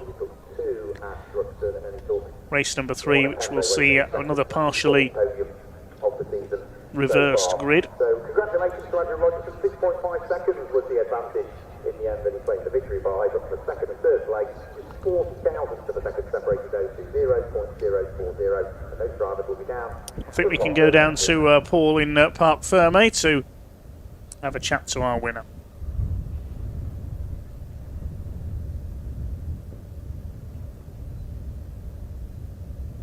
Well, Andrew Rogerson's done it again, another win in the Audi Cup. He's just ushered me aside so he can get a picture posing with the winners board, and rightly so. That's worth celebrating that, Andrew. A really hard day's work. A couple of battle scars on the car, I noticed as well. It was a bit physical out there that time. There's a lot of markers that are in the way. Oh, is that it? They keep jumping out at me for some reason. First of all, I hope Jack and Carl are okay. From my point of view, it was just 2, 3, 4 into one, and it just got a bit carnage, but I hope they're okay. I see him out of the car, so yeah, I hope they're okay. But no, it was a good race.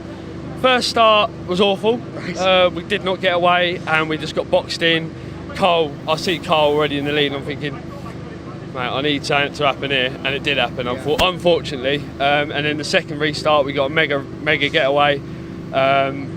It all concertinaed here. I managed to get through, and then just picked off and got through, and down the back straight I managed to get the lead somehow, and then I looked in my mirror and I see 4 cars there, and I'm thinking I need to get through it as quick as I can because this ain't going to go well for someone, and it unfortunately didn't. I think it was just a racing incident from my point of view, but yeah, like I said, I hope it was alright, but yeah. It was certainly exciting to watch, that much I can tell you. Shame obviously that Carl ended up off there, because I think he would have had ideas of coming with you. Do you think you would have had an answer for him in that one? I was going to drop him. Obviously. Yeah, I was just going to absolutely, overtake and drop him. Confidence is key, right? No, I would have loved to have had a battle with him. I mean, I think I managed to brake, and that's what gave me the gap.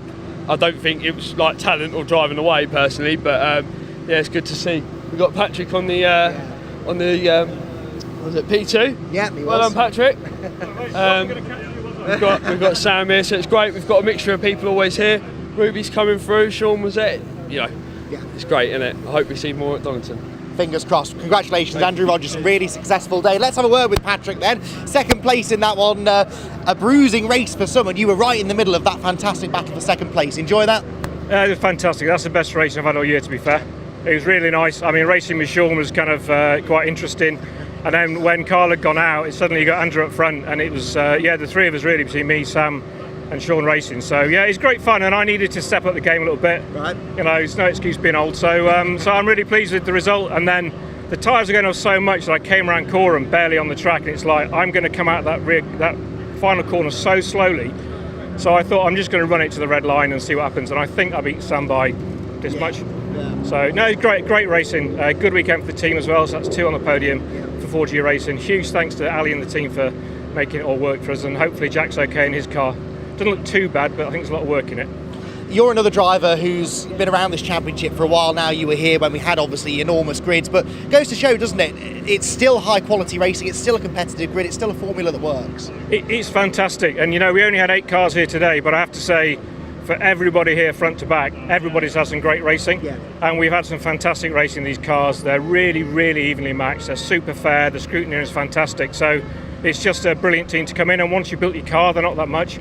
The running costs are so low. They're just so reliable. So yeah, really, really pleased to be in it, and I'll be here next year.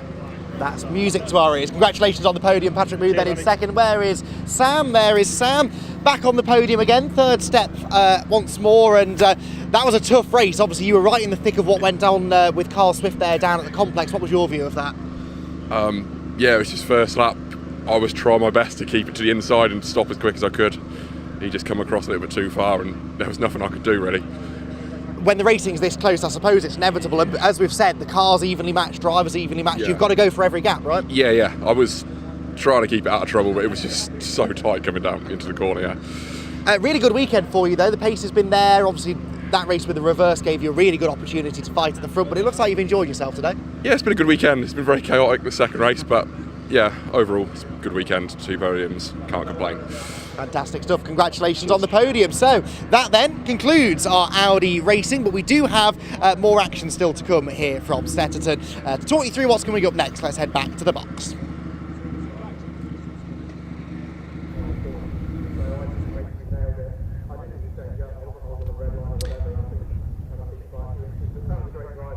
Okay, thanks very much, Andy.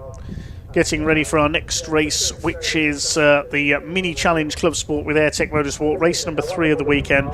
The grid is based on the results of race 2 that we saw earlier on. Freddie Hewitt going for a hat-trick of wins. Before we get the cars out onto the grid, no sign of activity from the assembly area. Let's see who Paul was catching up with earlier.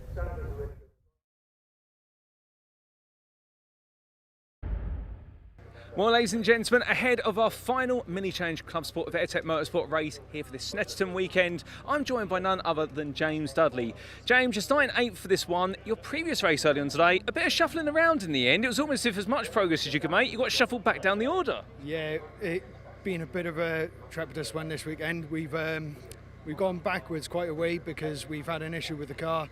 We haven't had no boost, so we're literally just overdriving the car absolutely everywhere just to try and keep the position. I actually come off at Coram in the last race, so I shed another 2 places in. And it's just purely overdriving just to manage the issue that we got. But we think we got it sorted now. So we can hear the turbo working, but the only time when you're going to find out is when it's out on the track. So. Oh, fantastic. I mean, that's what we like to hear. The James Dudley machine absolutely back to 100%. So will we still get to see you do a bit of overdriving, though? Because surely you want to move forward. You want to be in that top 5 and not on the podium. Well, yeah, we can all hope to be further up that queue there. But, yeah, we've made some changes, so hopefully, fingers crossed, because like you say, we qualified really well. We were just behind Lingy, so we know we've got the pace in the car, but track temperature and everything has changed from when we tested on Friday through to quali and then through to the race. So yeah, it's constantly changed for us. So well, you've got the pace now. We'll have to wait and see if you can make up the places. James, thank you for your time. Good luck in the race. All the best, Paul. Thank you. Cheers. Ladies and gentlemen, let's get our race underway then. It's time for our final Mini Challenge Club Sport race of the weekend here at Snetterton.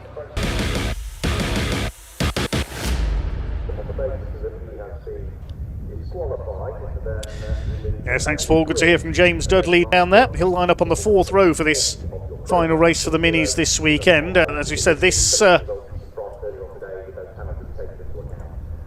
race, the grid based on the result of race 2, not a partially reversed grid for this one. There was an amendment to the result of race 2. Adrian Lingy was given a 10-second penalty for causing a collision, so he drops down to 3rd place in that result, so he lines up 3rd here. It's Freddie Hewitt on pole, going for a hat-trick in the number 5, alongside treble 7 John Wyatt on the front row of the grid. Adrian Lingy and Ollie Wilmot on row 2. Ollie will be fired up here to try and take a second win. Ben Trundley goes from row 3, the first of the S53 class cars, alongside Steve Webb in 231. Chris Johnson 219, and number 7 James Dudley on row 4. Then the 5th row, number 10 David Gibbons, first of the crafted motorsport cars, alongside 24 Carmen Reeve, 469 Lauren Fletcher, and 55 Simon Sinfield next. Simon, no finishes so far this weekend, while Paul Sawyer starts from the back of that group. He dropped out of the second race earlier on. Then we'll have a 10-second delay before we get the Cooper class cars. Will be headed up by Jacob Heap in the number 20, alongside 19 Dan Truman, 23 Dan Butcher-Lord, and 33 Jacob Baldry. Then 53 Neil Clark alongside 67 Mark Reed, 14 Chris Aram, who got that jump start penalty in the first race of today, 28 David Taylor alongside, and hopefully Colin Wilmot's car has been repaired and will be starting from the back. Yes, I think I can see it on the grid out of the window. One car we are missing, number 41 Ian Trundley. Just reading the results of race 2. He has been disqualified from the meeting for abusive language or behaviour, so we don't know the specifics of the incident, but Ian Trundley has been shown a red card basically and will not be in this race.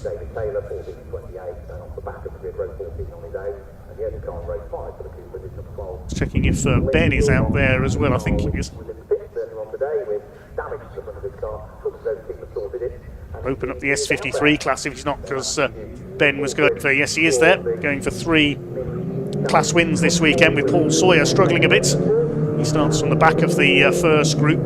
Cooper's of course starting with a 10-second delay, something new this weekend. We'll have 2 races in one. Colin Wilmot has repaired the front end of his car and starts from the back.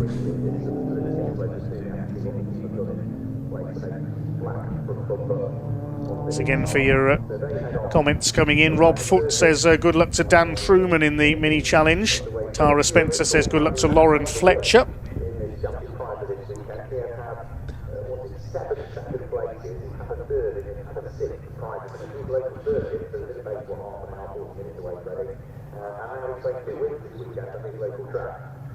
Andy Fryer's Junction says go Dan Truman. Another of our commenters cheering on Lauren and Chris. That's Lauren Fletcher and Chris Johnson. The 219 on the 469. It's NT 219 Motorsports. Meg Edwards is back on. We heard from Meg earlier. Good luck Freddie Hewitt and David Taylor. Opposite ends of the grid in this one.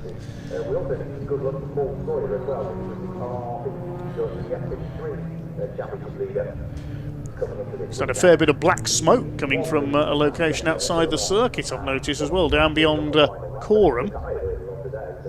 I think that's now under control. It's not got a fire down there, possibly on one of the farms. Certainly red hot action here at Snetterton. Junior saloon cars and TCR the highlights for me at the moment. Let's see if the minis can match them for entertainment here.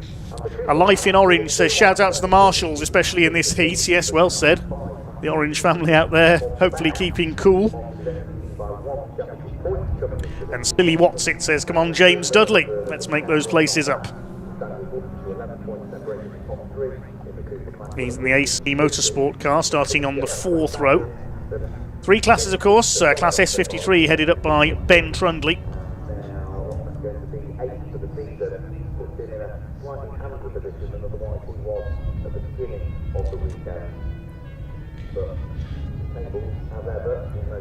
Tara Spencer cheering on Lauren Fletcher. Karen Scott as well. Let's put the pedal to the metal, Lauren. She's got plenty of fans. Where's she lining up? Row 6.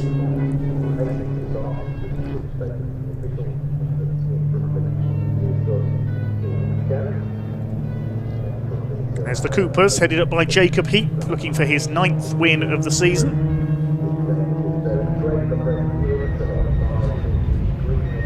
So, will it be a hat-trick for fast Freddie Hewitt? Will Ollie Wilmot be able to stop him? A spin restricting him to 4th place in the race earlier on. John Wyatt on the front row, his best ever finish in the Mini Challenge Club Sport earlier on, John Wyatt with that 2nd place.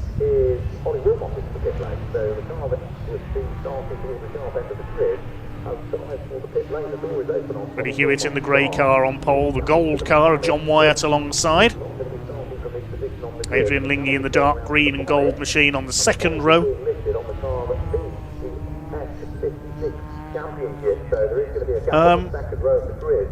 Where's Ollie Wilmot? Ollie Wilmot's disappeared from the grid. Has he gone into pit lane? I can't see him. What's happened to Ollie Wilmot? Has something broken on the green flag lap for the number 70? He should be 4th on the grid, but he's not there. Yes, I can see him in pit lane. He's going to start from the pits, I think, Ollie Wilmot. 5-second board is held aloft. You can just see him there in the background. He's going to start from pit lane, Ollie Wilmot, as the race gets underway. The S-Class cars get underway, and then the Coopers will follow in 10 seconds. So Ollie Wilmot, I think, has got to come out behind the Coopers. That's an even bigger disadvantage for him with the 2-part grid. So the leaders head away into Riches for the first time. Here come the Coopers. Charge down to Riches, and a poor start by Jacob Heap. It's Dan Truman who leads the Cooper category away. Pick the overall leaders up in a moment. Jacob Baldry up into 2nd place in that division, and Ollie Wilmot, I think, has got to come out behind this lot as well. Somebody going off into the field, that's David Taylor, I think, who's run wide. Now, did Ollie Wilmot join in behind the S-Class cars or behind the Coopers? I didn't quite spot there opposite my box. Meantime, Freddie Hewitt has got the lead then. It's Adrian Lingy up into 2nd place. The gold car of John Wyatt is 3rd. And it's Ben Trundley, the first of the S53 cars, in 4th position. Here are the Coopers. And there is Ollie Wilmot. He's behind the Coopers. He had to start last of all. He gets past his father Colin's car. You can see how much quicker that car is in a straight line, but do the Cooper drivers know he's there? That's the problem for him. He doesn't want to trip over any of them. There's Ollie on the back of Chris Aram in the number 14. I don't know what the problem was there. He had to call into the pits at the end of the green flag lap to fix something. This is going to be interesting then. Are we going to see, as Americans racing fans say, a burn from the stern from Ollie Wilmot? He's got a lot of work to do to get up from the very back. This is the battle for the lead in the Coopers. This is the overall lead. Freddie Hewitt leads Adrian Lingy. 3rd place is John Wyatt. Now I think it's Ben Trundley in 4th position. Late afternoon sun making it a little difficult to identify these cars at the moment. There's the battle for 5th position. That's Steve Webb and James Dudley in among that battle, and one of the crafted motorsport cars as well. Which one's got the purple wheels? I think that might be Simon Sinfield in there. Yes, there he is, chasing James Dudley. Steve Webb going well up there in 5th position in the 231 as the Coopers fight out. Ollie Wilmot's already got through them. Neil Clark goes grass tracking. It's Jacob Baldry who's taken the lead of the Coopers in the number 33. Their battle is very frantic indeed. The overall leaders go over the line with Freddie Hewitt in the lead from Adrian Lingy. Up the inside goes Steve Webb. He's running well in 5th position ahead of James Dudley. Simon Sinfield is 7th. Chris Johnson 8th. He's 2nd in his class S53. 3rd is David Gibbons, number 10. The lead is almost 3 seconds now for Freddie Hewitt. Flying away in front of Adrian Lingy in 2nd place. John Wyatt in 3rd place, looking for another podium here. But Freddie Hewitt, you can see the way he's pulling away here in the number 5 machine.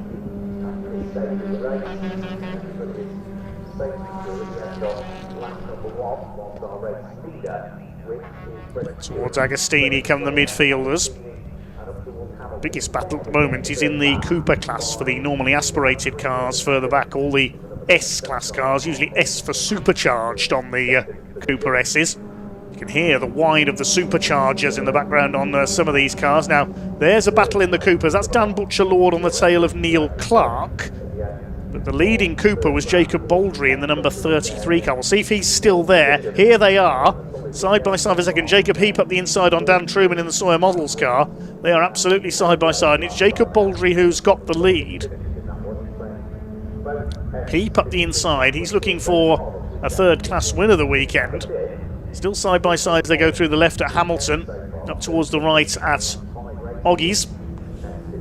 Heap's going to be on the outside there. Meantime, Neil Clark battling with Butcher-Lord. There's Chris Aram in the number 14. Great fight early on in the Cooper class here. Freddie Hewitt still your overall leader, looking for 3 out of 3 this weekend. Now, where is Ollie Wilmot? 13th place at the end of that lap. That's where, and about 7.5 seconds off Lauren Fletcher in 12th. 13 S-Class cars in this race. Inside, Dan Truman retakes Jacob Heap for second in the Cooper class, but Jacob Heap up on the inside. Is he going to bounce up on the curb? No, he's not. Truman has to go wide, but he cuts back in. Excuse me, he says to Jacob Heap. Bit of argy-bargy there as they head towards the bomb hole, and Dan Truman's gone off. Runs wide onto the grass. Great cloud of dust. Holds it together, and Neil Clark's there as well. He says, OK, I'll go up the inside as well if you're going to go wide. Jacob Heap's gone through into second in class. Clark's up to third. Dan Truman's gone from second to fourth in the Cooper category. Dan Butcher-Lord having to go around the outside of him as well. They're leaning on each other like no tomorrow. Chris Aram in there too, the number 14. Over the line goes the lead Cooper of Jacob Baldry, and he'll be looking in his mirror thinking, well, you're all going to mess about and fall over each other. I'm going to clear off in the lead of this class and try and get to what I think is his first class win of the season. Where's Ollie Wilmot? There he is. He's catching up to the rest of the S-Class runners now. He's got ahead of Lauren Fletcher. His next target is Carmen Reeve in the number 24 car, and Ollie Wilmot, not surprisingly, has done the fastest lap of the race, 2:15.972.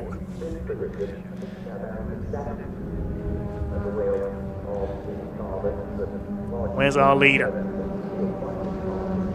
Here he comes. That's Freddie Hewitt coming out of the heat haze onto the Bentley straight. He's pulled away from Adrian Lingy. He's about nearly 4 seconds clear now. Through Brundle and the right-hander at Nelson. Adrian Lingy in second place. Then it's John Wyatt. Ben Trundley in there in 4th place. Don't think Ian and Ben Trundley are any relation to Bobby Trundley, who races in British GT, the ex-team Brit driver in Britcar. Ollie Wilmot is making short work of the runners towards the back of the S-Class. He's just got ahead of Carmen Reeve, so he's up to 11th place now. The leader comes up over the line. 3 laps completed. Lead is nearly 4.7 seconds. Here are the Coopers. Jacob Baldry, Jacob Heap, Neil Clark in 3rd place. Side by side there further back as well, Chris Aram getting involved.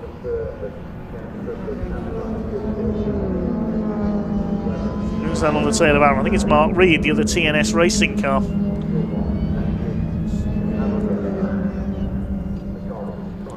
So the 2 Jacobs getting away in front then. Jacob Baldry and Jacob Heap. Neil Clark trying to hold off Dan Butcher-Lord.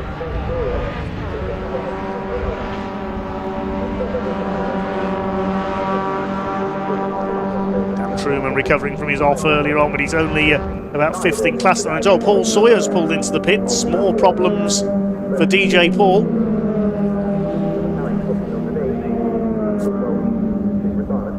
Not had any luck with that car this weekend, sadly. He could lose the lead of the S53 points to Ben Trundley, because he's on for 3 class wins.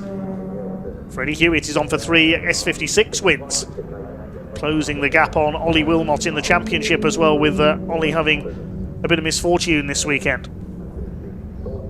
Away goes Freddie Hewitt into the Bentley straight. Getting on towards 5 seconds clear of Adrian Lingy now. John Wyatt in 3rd place. Here come the Cooper cavalry. Baldry, Heap and Clark in third place, holding off Butcher Lord and Dan Truman in there as well. Chris Aram has got Mark Reed on his tail, then Colin Wilmot and Dave Taylor round out the category. Plenty of cheering for Lauren Fletcher in our comments thread on YouTube at the moment. So she's in 12th place.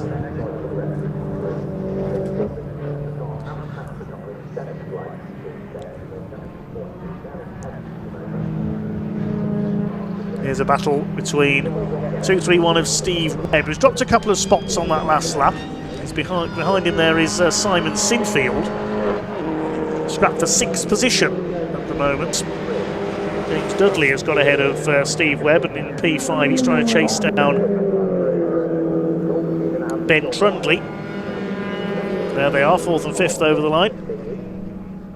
Battle for 3rd in the Coopers intensifying. Dan Butcher-Lord ready to have a go at Neil Clark, and behind them Dan Truman is lunging as well. Drivers must be loving this. Ollie Wilmot meanwhile has got ahead of David Gibbons and Chris Johnson. He's up to 8th now. Can Ollie Wilmot catch the leaders? Or is he going to run out of time? There's only 5 minutes of this race still to go. Race 3 of the weekend for the Mini Challenge Club Sports with AirTech Motorsport.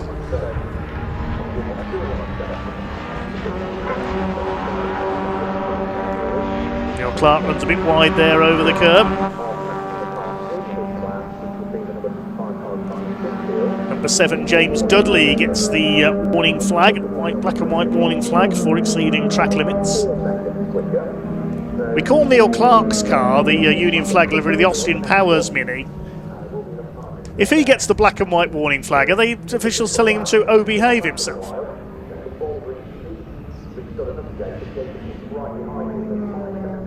Meantime, the Cooper leaders, Jacob Baldry still heading the class, but Jacob Heap is reeling him in. Let's compare their lap times. Yes, Heap was nearly a second quicker on the last lap. There's only half a second between these two now.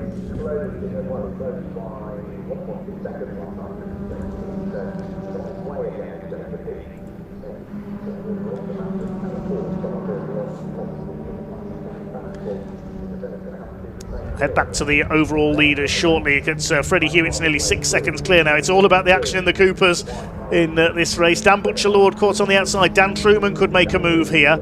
In behind Neil Clark in the 53. Is Truman going to make it through into 4th in class as they go towards Hamilton? If he keeps his foot in, he might do it. Still side by side, and Truman, yes, I think he has pulled ahead up into 4th in class. Freddie Hewitt goes down towards Riches. 3.5 minutes to go, so we've got 2 laps to go for Fast Freddie, leading Adrian Lingy. John Wyatt in 3rd place in the gold car. He's 1.7 seconds back on Adrian Lingy, lapping a couple of seconds slower last time through. Ollie Wilmot is still at the fastest lap of the race. He's closing in on the Sinfield and Webb battle now. That's for 6th position. Still the Coopers are at it. Neil Clark under fire from Dan Truman now.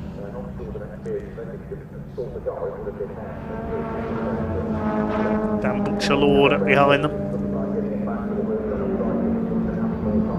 Through the bomb.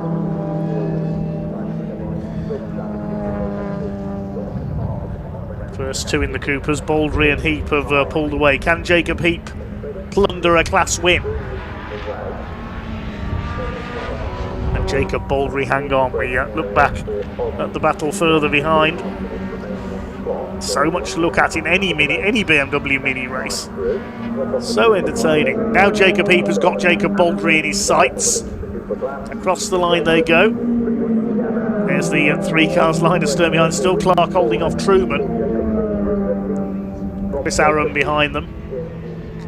Now Freddie Hewitt isn't coming up to lap them because you don't get much lappery at Snetterton 300 because it's such a long lap. They don't tend to catch back markers up. James Dudley on the tail of Ben Trundley. They're in different classes, these two. James Dudley in the more powerful S56 class car. He's going to go through to 4th place. It won't matter too much to Ben Trundley because he's still leading his class. There's Steve Webb behind them. Ollie Wilmot should be back there somewhere as well. Yes, there he is, behind Simon Sinfield. There's Wilmot in 8th place overall. The white and red car, closing up on the crafted Motorsport car. Dan Truman's going to try again, and again Neil Clark holds him off. This is great stuff. He's looking up ahead towards the leaders of the Coopers, and it looked to me as though in the background there that Jacob Heap was alongside Jacob Baldry. We'll pick up on that in a moment. Meanwhile, Freddie Hewitt has, I think, gone through to start his final lap. Here's the Coopers, and Jacob Baldry is still in front, but only just. He is soaking up immense pressure from Jacob Heap here. This is brilliant racing between the two Jacobs. Ollie Wilmot is up to 7th now. He's got ahead of Simon Sinfield. I don't think he'll catch Steve Webb, though. We'll wait and see. What's the gap? 0.8 of a second. No, he might do. He might do, as Jacob Heap up the inside into Brundle. Has he got the lead of the Coopers away? Yes, he has. Great move on the brakes there into Brundle, but Jacob Baldry is fighting back. This is tremendous racing between these two. Baldry back to the inside. He's not going to make a move at Coram. You never see overtakes there. 10 seconds left on the clock then, so Freddie Hewitt is heading for a hat-trick. And Jacob Heap keeps his foot down. Oh, he's got a wheel wide there onto the grass. Holds it together. Look at the way he's pulling away from Jacob Baldry. He's certainly got the straight line speed, just hadn't got the line earlier on. Black and white flag being shown to a couple of cars. Jacob Baldry is one of them. But meantime, here comes fast Freddie Hewitt. A perfect weekend for the number 5. He's been waiting all season for his first win, and then 3 come along at once. Through the bomb hole for the last time. Fast Freddie goes into the long right-hander at Coram for the final time. Clock has counted down to 0. Just the left flick at Murray's and then nail the throttle towards the finish line. Well, capitalising on some misfortune for Ollie Wilmot this weekend. It's a perfect weekend for the man in the number 5. He comes up towards the checkered flag. It's hat-trick Hewitt here at Snetterton this weekend. 3 out of 3 for the number 5. Adrian Lingy will come in second and John Wyatt third. What about the Coopers? Dan Butcher-Lord's got ahead of Neil Clark. As James Dudley crosses line 4th, I think that's his best ever result, ahead of Ben Trundley. He completes a hat-trick in the S53 class. Ollie Wilmot does make it through for 6th in the end from the back, having started from pit lane. Then Steve Webb, Simon Sinfield. We await the rest of the pack to come home. We'll try and pick up the Cooper class if we can. Jacob Heap having taken the lead on the penultimate lap from Jacob Baldry. They're still at it down the Bentley Straight. Everybody else trying to be third.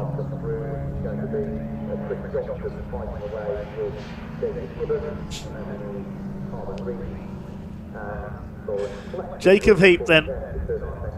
He absolutely fought tooth and nail to get past Jacob Baldry for the lead of the Cooper class. It's going to be a hat-trick in all 3 classes this weekend. Well, Dan Truman's got ahead of Dan Butcher-Lord as well. He can't keep up with this battle for 3rd.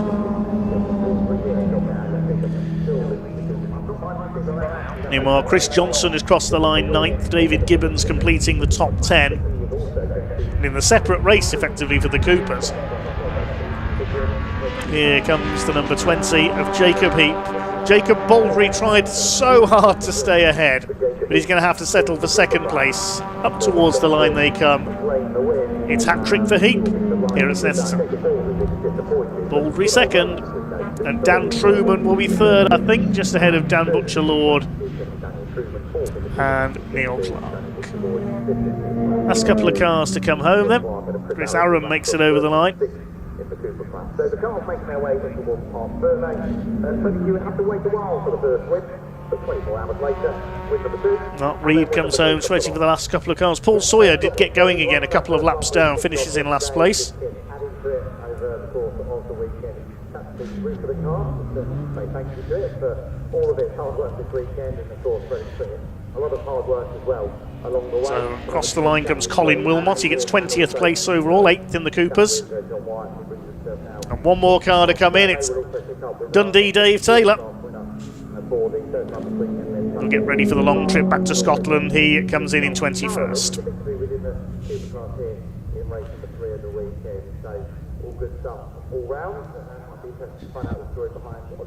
Okay, provisional results of our third race for the Mini Challenge Club Sport with Airtech Motorsport. Freddie Hewitt taking the win, just under 5 seconds ahead of Adrian Lingy. 3 out of 3 for Freddie this weekend. John Wyatt on the podium again in third, and an excellent fourth for James Dudley. I think that's his best result so far this season. Ben Trundley wins Class S53 in 5th. Ollie Wilmot, having started from the pit lane, came through for 6th. And Steve Webb and Simon Sinfield. Chris Johnson, 9th, second of the S53s, ahead of David Gibbons, who completed the class podium. In 11th was Carmen Reeve, ahead of Lauren Fletcher. And in the Coopers, Jacob Heap took the win, having fought all race long to get past Jacob Baldry. Daniel Truman was third in class, ahead of Dan Butcher-Lord, Neil Clark, Chris Aram and Mark Reed. Then behind them, Colin Wilmot and Dave Taylor. Paul Sawyer, the final finisher, 2 laps down after making a pit stop. Waiting for the Minis to make their way into Parc Ferme. There are just 2 races to go here at Snetterton, this very busy programme. The trucks will be out for their final event next. It's going to be an interesting grid for that one, and then it will be the finale for the pickup trucks.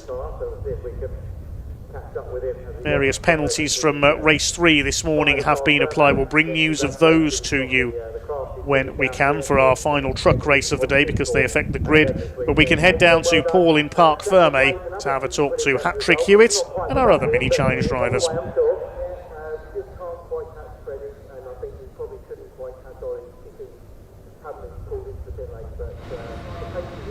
Ladies and gentlemen, what a race. That was round number 12 of the Mini Challenge Club Sport of Airtech Motorsport. And well, we have the same 3 faces on the podium, but they've got 3 very different stories to tell. We're looking for Freddie Hewitt first, and here he is.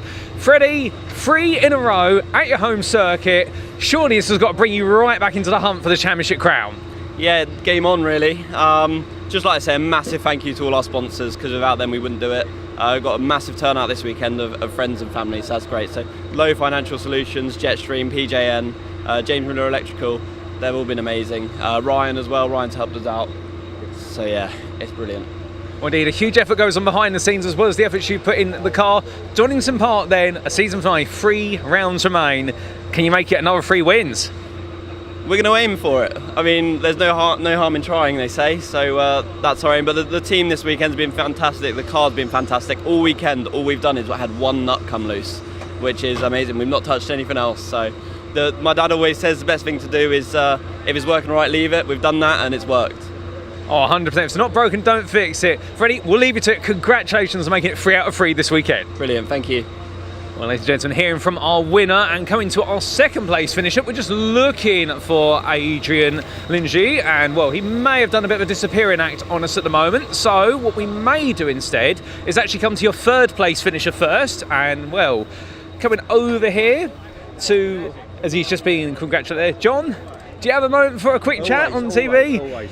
3rd place in this one, not quite able to hold on to that 2nd place start, but to be fair, you threw everything at it to try and hang on to the back of Adrian. Yes, I was really thought I was gaining, and then the flags come out to say that there was oil on the track, and I sort of backed off a little tiny bit, and that was enough, and he'd gone then.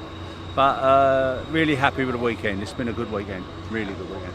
And to be fair, playing it safe rather than being sorry afterwards, guarantee the podium. I sat back and I thought, and the car was getting hot, the tyres were really getting hot, and I thought, you know, discretion really, I think, bring her home. You know, it hasn't, we've never been in the top 6, I don't think, before today, so the car's on full power, and it's been brilliant. Oh, fantastic. I mean, can we expect more of the same, or even more at Donington? More at Donington. I love Donington. Well, ladies and gents, you heard it there from John. John, congratulations on 3rd place. Thank you very much. Thank you. Thank you. I expect even more from him then at Donington Park. And now, just looking for our 2nd place finisher of Adrian Lingy. We're just going to make our way a little bit further down amongst all the minis. And, well, you have to forgive me if I'm doing a bit of a pirouette as we make our way through. And well, I think he's made his way a very long way down, ladies and gentlemen. So we might have actually lost him. And, well, we'll have to try and see what we can do about it. And well, just try to find a familiar face that I might be able to ask. Oh, he's over there, I believe. He's in his car at the moment, so he's just going into scrutineering, so we're going to casually make our way over. So great to see such a huge grid of minis here, a whole mixture, of course, of the R50s, the R53s and R56s, and well, as Daniel panned the camera, you can see Adrian right now getting the car set to go onto the weighbridge, and well, as he makes his way into position, we're not going to disturb him just yet. He's being gradually marshalled on there. I'm being told just to inch the car forward little by little. We'll just let him concentrate for a moment. And there we go, Adrian getting nicely parked up there. Now I do wonder if we have a moment. Oh no, he's going to be told to move on straight away. They've taken the weight, so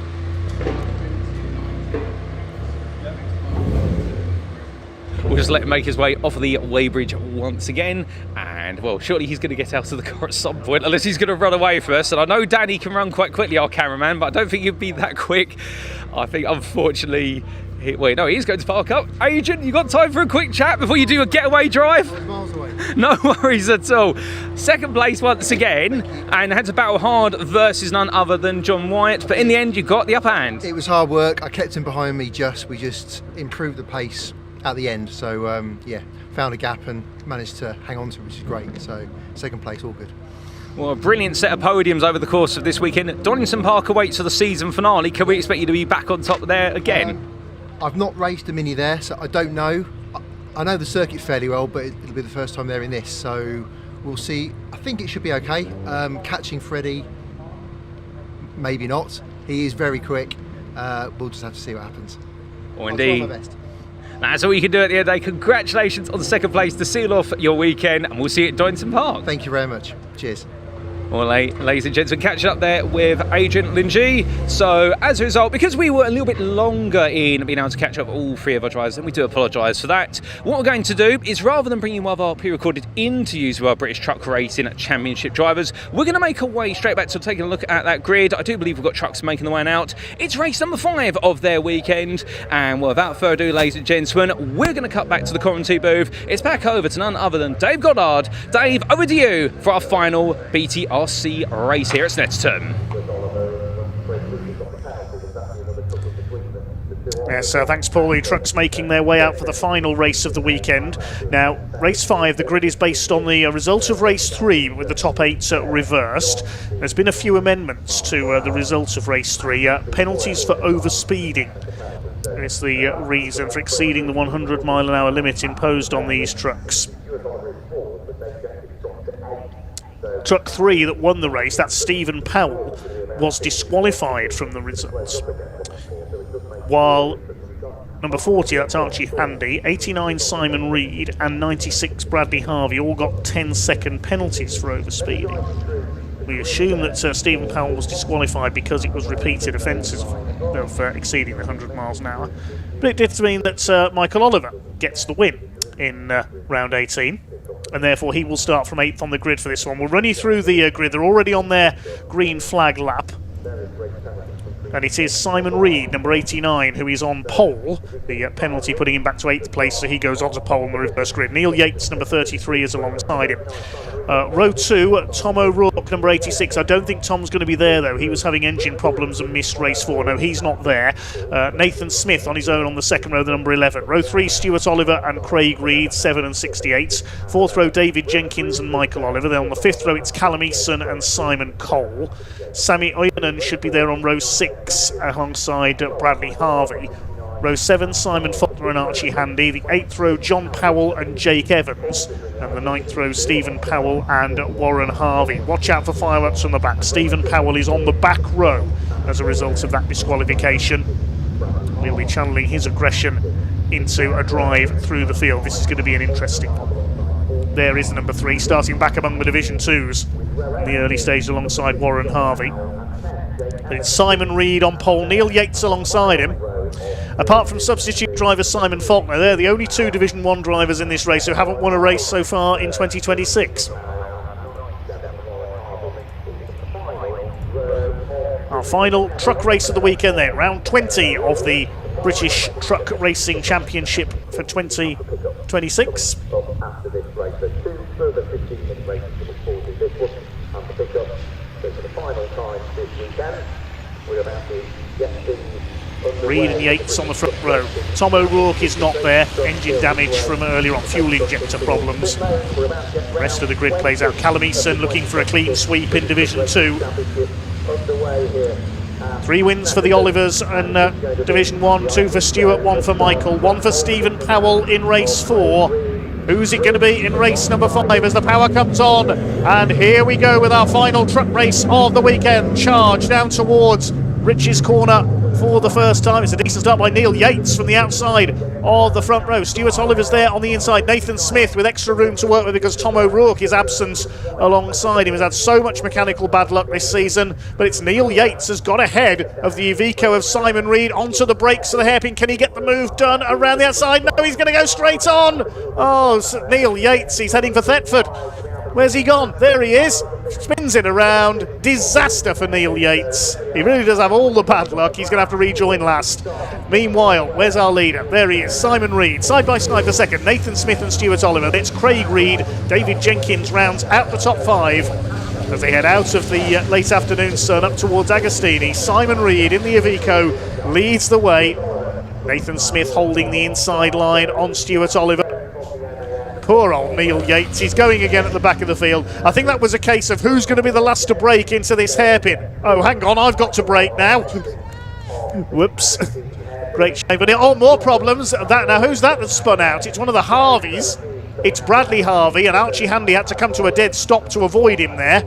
Stephen Powell at least makes it one place then around Archie Handy, who gets going again. So Bradley Harvey's had a spin. He's not had a good weekend at all, unfortunately.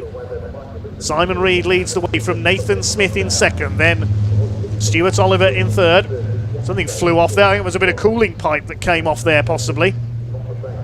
Callum Eason leads then in Division 2, looking for a clean sweep to close on Jake Evans. He's taken advantage of Jake Evans' issues with the number 10 truck this weekend.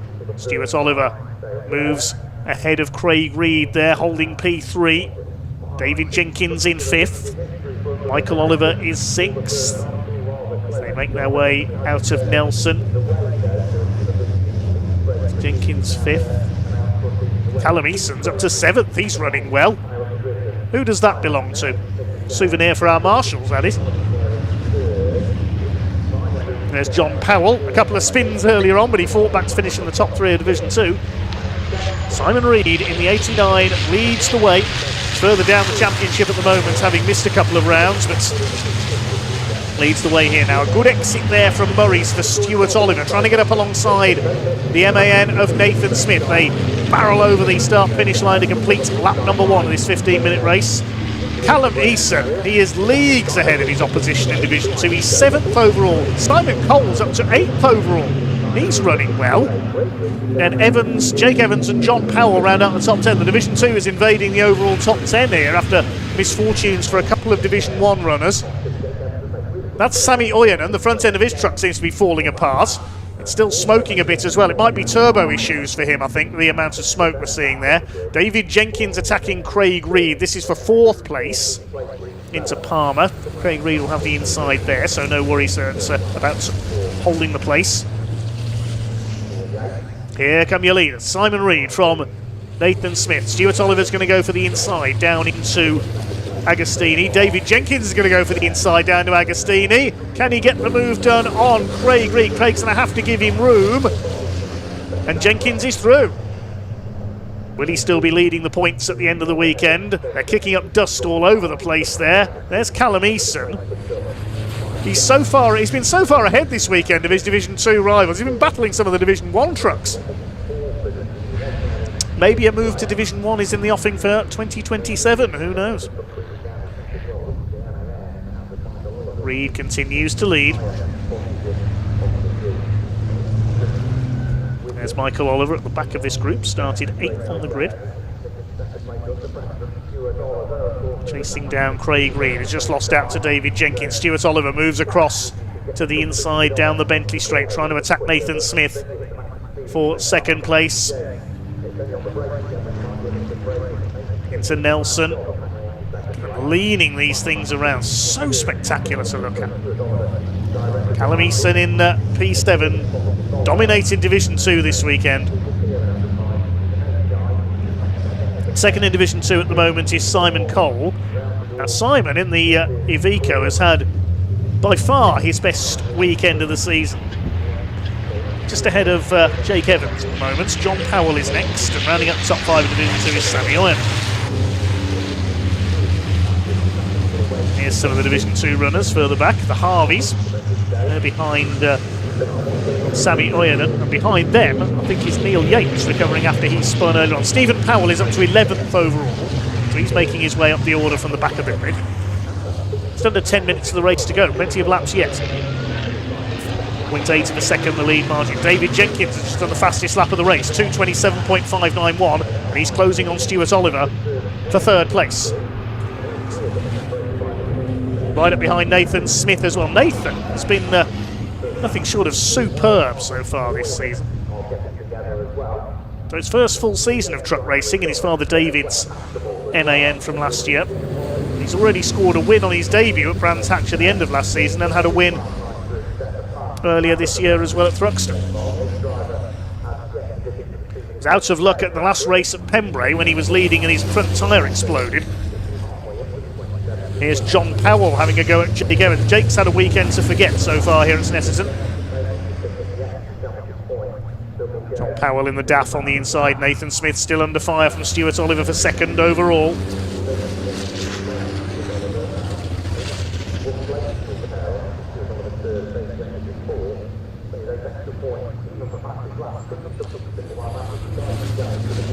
Here's Stephen Powell, still Neil Yates, sorry, is still making his way back up the order. He's grass tracking again. He's all over the place, Neil Yates. Where's he gone? Can't see anything for dust. It's like the Dakar Rally out there on that part of the circuit. Trucks do compete at Dakar, of course. Meantime, here are the leaders, and still hanging on in front is Simon Reed. 0.8 of a second clear of Nathan Smith, and Nathan's just been given the black and white flag as a warning for exceeding track limits, so he needs to be careful here, Nathan. But that'll be the last thing on his mind. He'll be trying to keep Stuart Oliver behind him.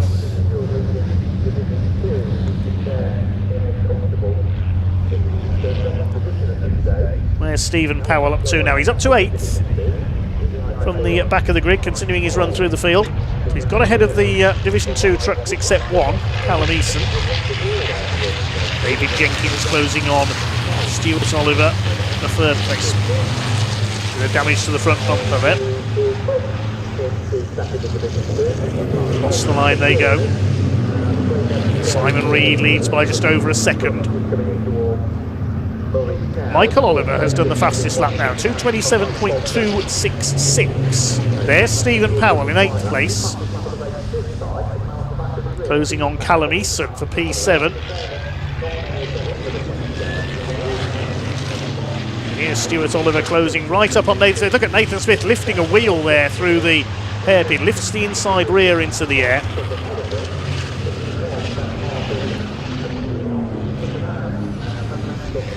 Trucks going past my commentary box window on the Senna straight. The sound is amazing.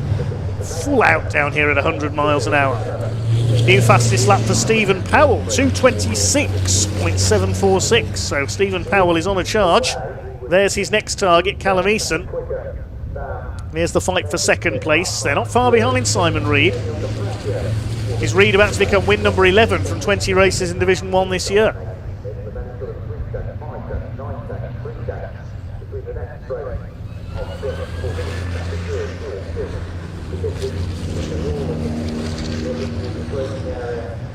Jake Evans under fire there. That's Simon Faulkner in the Ricky Collett MAN on his tail. Hope you're watching, Ricky. Get well soon.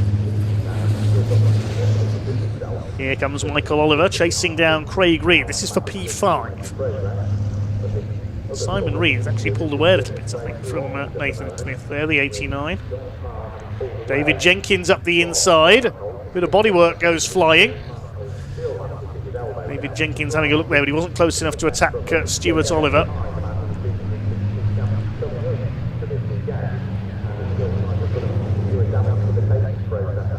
Nathan Smith, I think, is slightly the cork in the bottle here.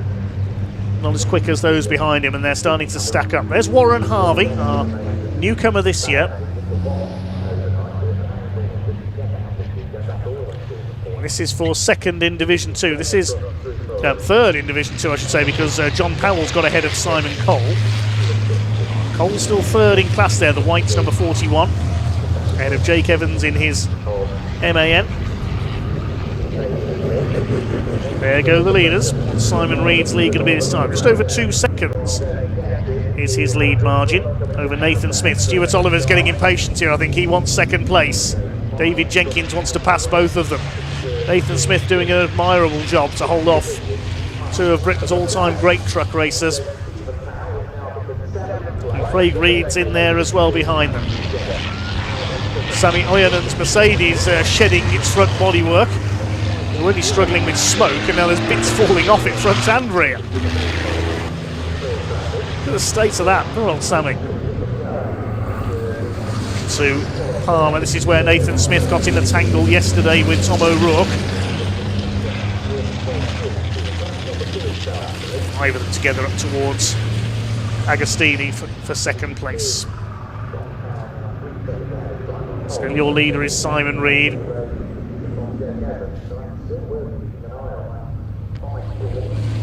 Is Stuart Oliver going to suddenly burst past Nathan Smith into second place?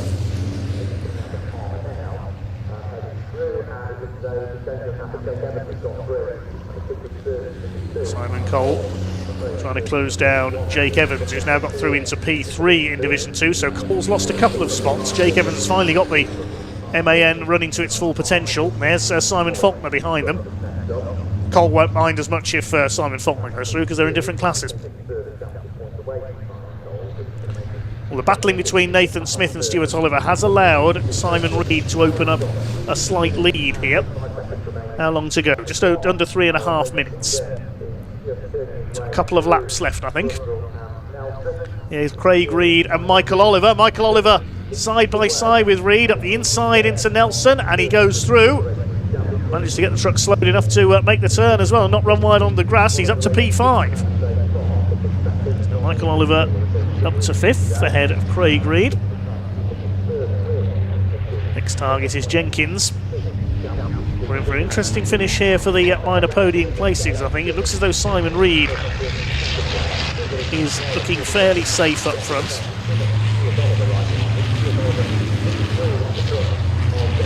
Simon Cole enjoying his best weekend of the season so far. Over the line go the leaders. Yep, 2.3 seconds in it now between Reed and Smith. And still Stuart Oliver can't get past Nathan Smith. He's trying there into Riches, but no.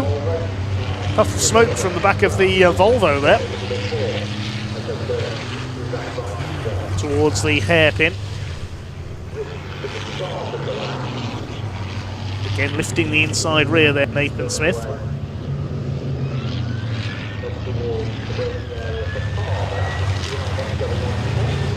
David Jenkins just keeping a watching brief here on the two ahead of him. If they tangle, they'll be through for second place. 3 of them really are line astern now. Just under 2 minutes of the race left. Simon Reed looking to become winner number 11 in Division 1 this season. Here comes David Jenkins, and Stuart Oliver's wise to him. He pulls out as well, but neither of them can get past Nathan Smith. There's centimetres between the bumpers there.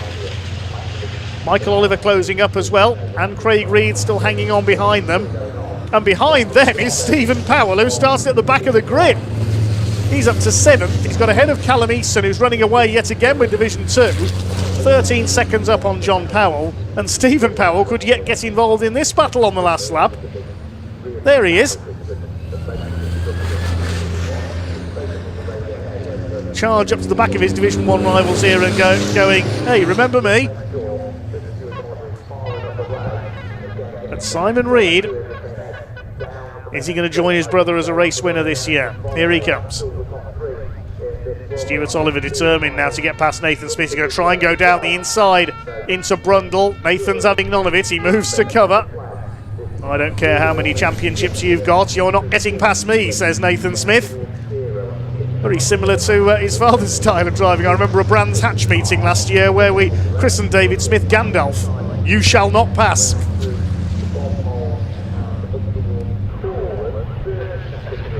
And they're not getting past Nathan Smith here for second place.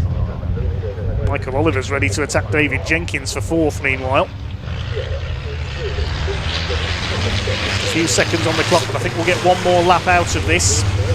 One more lap for Simon Reed, looking for his first win of the season. Back in the championship over the last couple of years, having competed on the continent. Across the line they go. There's Stephen Powell, desperate to get involved as well if he can catch them. He's still got the fastest lap of the race. Callum Easton in 8th place. Lengths clear in Division 2 and up the inside into Riches. Stuart Oliver, he's got a run on Nathan Smith this time. They're side by side. They can't go through the hairpin side by side, surely. Tightest part of the course. Nathan Smith is not giving way, but Oliver's got the inside line. He does go through into 2nd place. Nathan Smith, he held out for so long. Well, now he's got to work to hold off David Jenkins. Can Oliver catch Simon Reed now?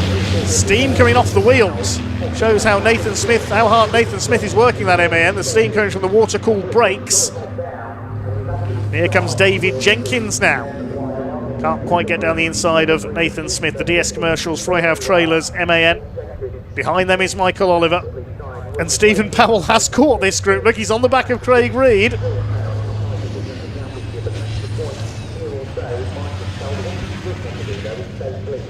Through towards Oggies they go for the last time. This great train of trucks, like an Australian road train, isn't it?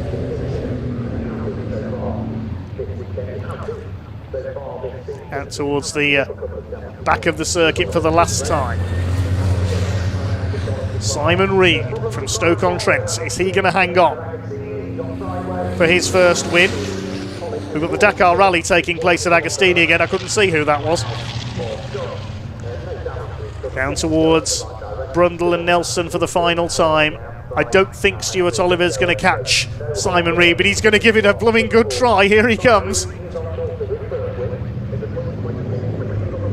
Nathan Smith holding off David Jenkins for 3rd. Michael Oliver with Craig Reed on his tail. Stephen Powell has caught them, but I don't think he's going to get past any of them. We came into this weekend, though, with 10 winners on the board in Division 1 this year. And unless Stuart Oliver does something special here, we're going to leave with 11. The Reed Freight Guest Trucks Iveco Stralis of Simon Reed comes in to win at Snetterton. A first win of the season for Simon. 11 winners this season in Division 1. Oliver 2nd, Nathan Smith 3rd, then Jenkins, Craig Reed, and Stephen Powell's got past Michael Oliver. The air horn sounds for Callum Eason. A perfect weekend in Division 2. 5 out of 5 for the 26. And Stephen Powell did get past Michael Oliver on the last lap.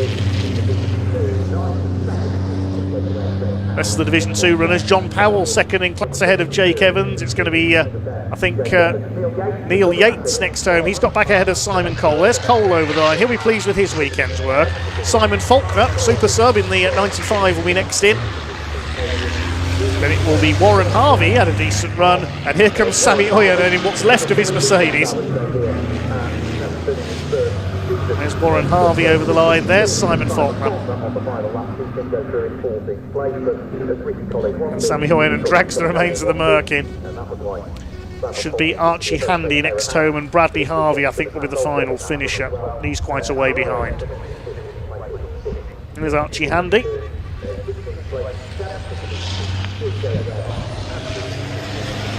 That's a great run through by Stephen Powell to take 6th place from the back of the grid on a circuit where it isn't the easiest to pass on, as we said earlier.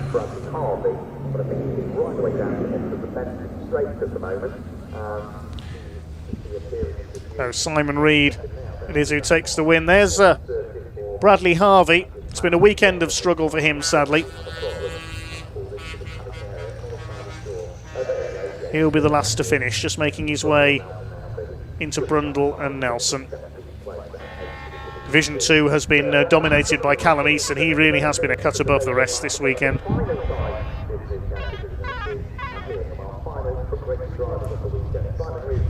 See that Bradley Harvey has not got very much left. Smoke coming from, I think that's from the turbo on that truck. He's got No turbo boost by the look of things. That's why he's going so slowly.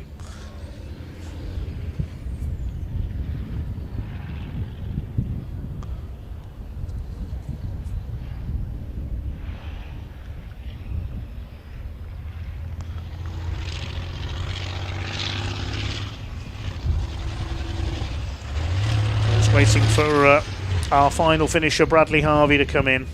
And then we'll give you the provisional results of round 20 of the British Truck Racing Championship.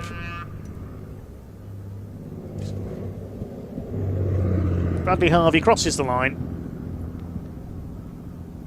We'll have a look at the provisional result then. Simon Reed takes his first win of the season, just under a second ahead of Stuart Oliver, who was closing fast on the final lap. Nathan Smith in third place ahead of David Jenkins, and Craig Reed fifth, and Stephen Powell snatching sixth from Michael Oliver. Callum Easton eighth overall, wins Division 2 by a clear margin once again over John Powell and Jake Evans. Behind them, Neil Yates, what might have been for him once again, started on the front row, spun on the first lap, ends up 11th. Simon Cole next ahead of Warren Harvey, Simon Faulkner, Sammy Oyenan, then Archie Handy and Bradley Harvey completed the finishers. Tom O'Rourke, of course, was a non-starter. Well, I think Pointy's ready in Park Ferme to talk to our race winner.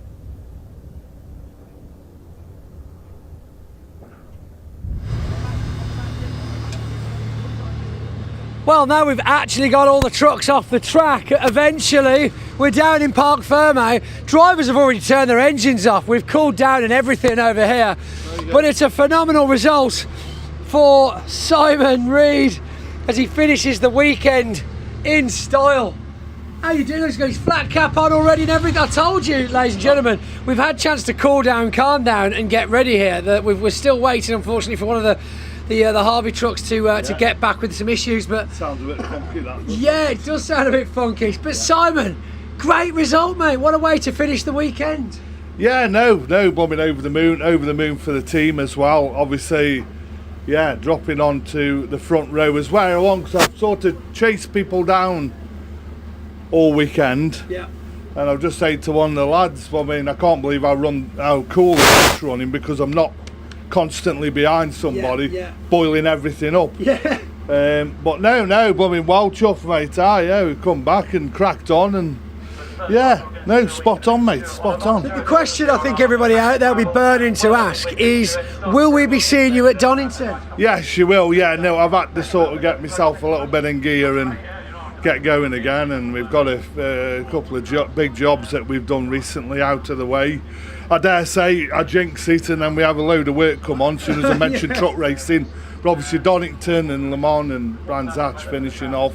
You know, Le Mans always a nice one to get away with. You know, get away on, and obviously it's mega because you've got three championships turning up at the same track, and the paddock is back to back with race trucks. It's mega. It's phenomenal, absolute. You know, living the dream type of thing. But no. But I mean, well chuffed with that. Obviously, them boys are getting, and then I noticed Stuart got through, but just took it steady. To be fair, without going, you know, without like pushing it, you know, for him to catch me and then get past me is another thing, as always. But I thought, well, we're a good portion of the way through. Nathan obviously kept him at bay and nipped in straight into that empty gap that obviously, unfortunately, Tom hasn't made it onto the grid.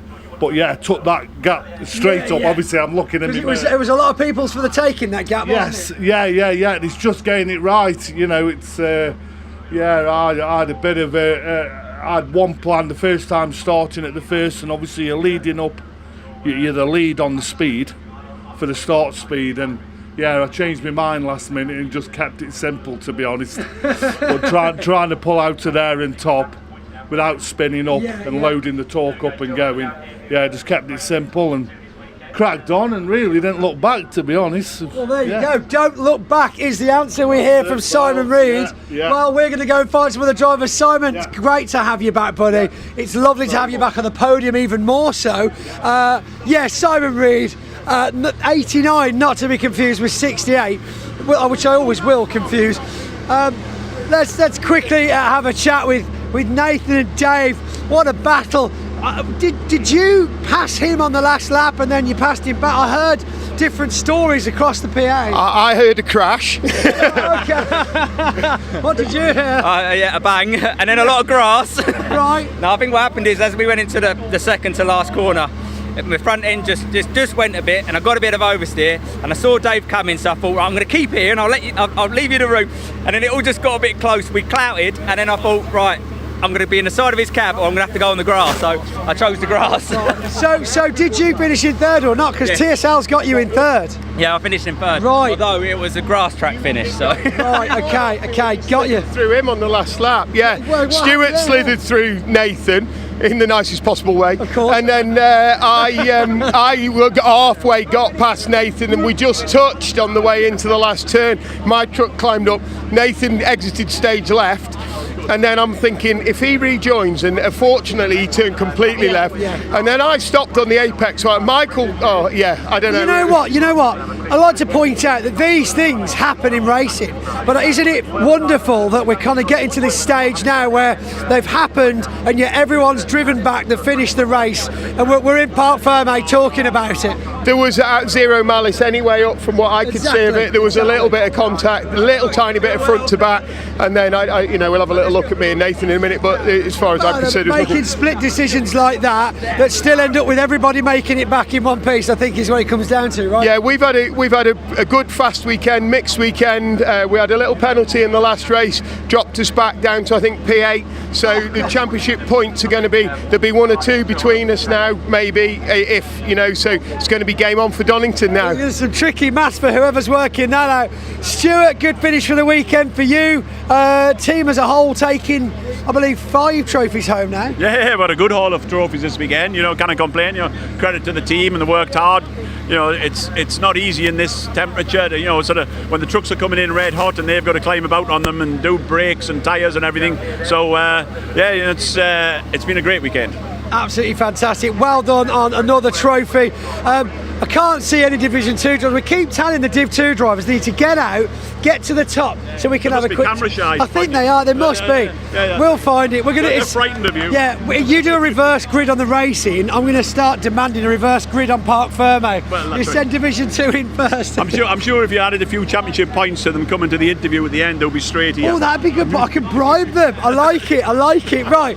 Well, we've still got some more racing left for you, ladies and gentlemen. It's the last race of the day, but before then, we're going to have a quick look at what we saw from the pickup trucks earlier on this weekend.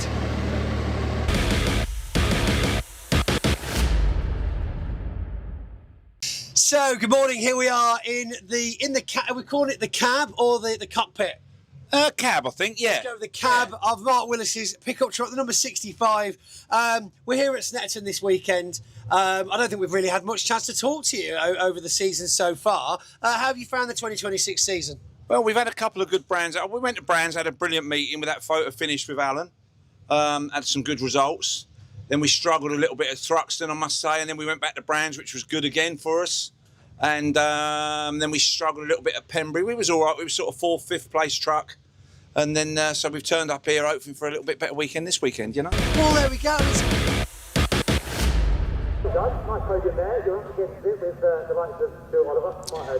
Okay, thanks to Pointy for a quick catch up there. But the pickups are on the grid and ready for their final race of the weekend. 10 trucks out there. The top 8 finishers from race 2 have been reversed. So for the first time in his career, Mark Chalmers, number 85, starts on pole with 71 Simon Ward alongside him. The second row, 93 Michael Smith and number 1 of Ryan Hadfield. Third row, 65 Mark Willis and 83 Dale Gents. On the fourth row, we have Alan Cooper, 72, and number 41 Aaron Thompson looking for a hat trick. At the back of the grid, we have 52 James Goldstraw, and we should have had Tom Hutchins. His truck broke down in race 2 earlier on. He, it looks like, is a non-starter. So 9 trucks out there. In fact, Tom Hutchins not there. And trucks have moved off behind the Porsche pace car. This will be a 9-lap race, so slightly longer than we saw earlier on. It's effectively 2 heats and a final for the pickups. Used to be that the aggregate results of the first 2 races decided the grid for the last one, but slightly different under the new promotion this year. So Mark Chalmers then, the number 85, got a flying start earlier on, but then went wide onto the grass. So Hopefully won't do that again from pole position this time. His first ever career pole. Best result he's had this year is a 6th place at Pembrey. Alongside him, number 71, Simon Ward. Ryan Hadfield, I reckon, could be in with a chance here. He normally goes well in the reverse grid races. Dale Jent as well. But Aaron Thompson, 8th on the grid, goes for 3 out of 3 this weekend to close on Dale Jent and Alan Cooper in the championship.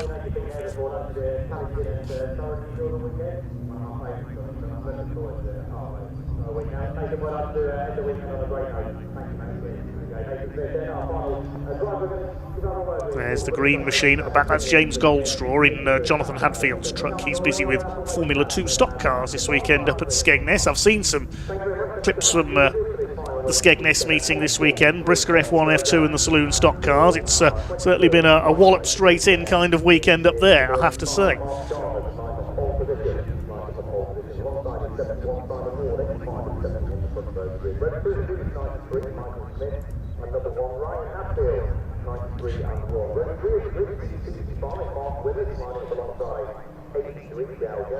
Weaving to keep their tyres warm. Be a rolling start. Who's it going to be this time? Will it be Aaron Thompson from the back of the grid? Effectively the back, only James Goldstraw behind him on the grid.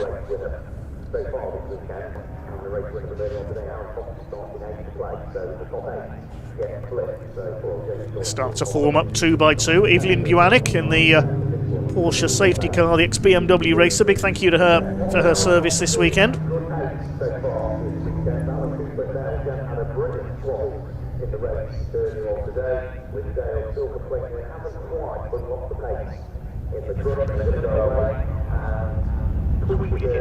The blue and pink truck of Mark Chalmers on pole position. He might be a little nervous here, his first time ever on the pole. Simon Ward alongside. Good to have Simon back out, the number 71. We haven't seen him for the last couple of meetings.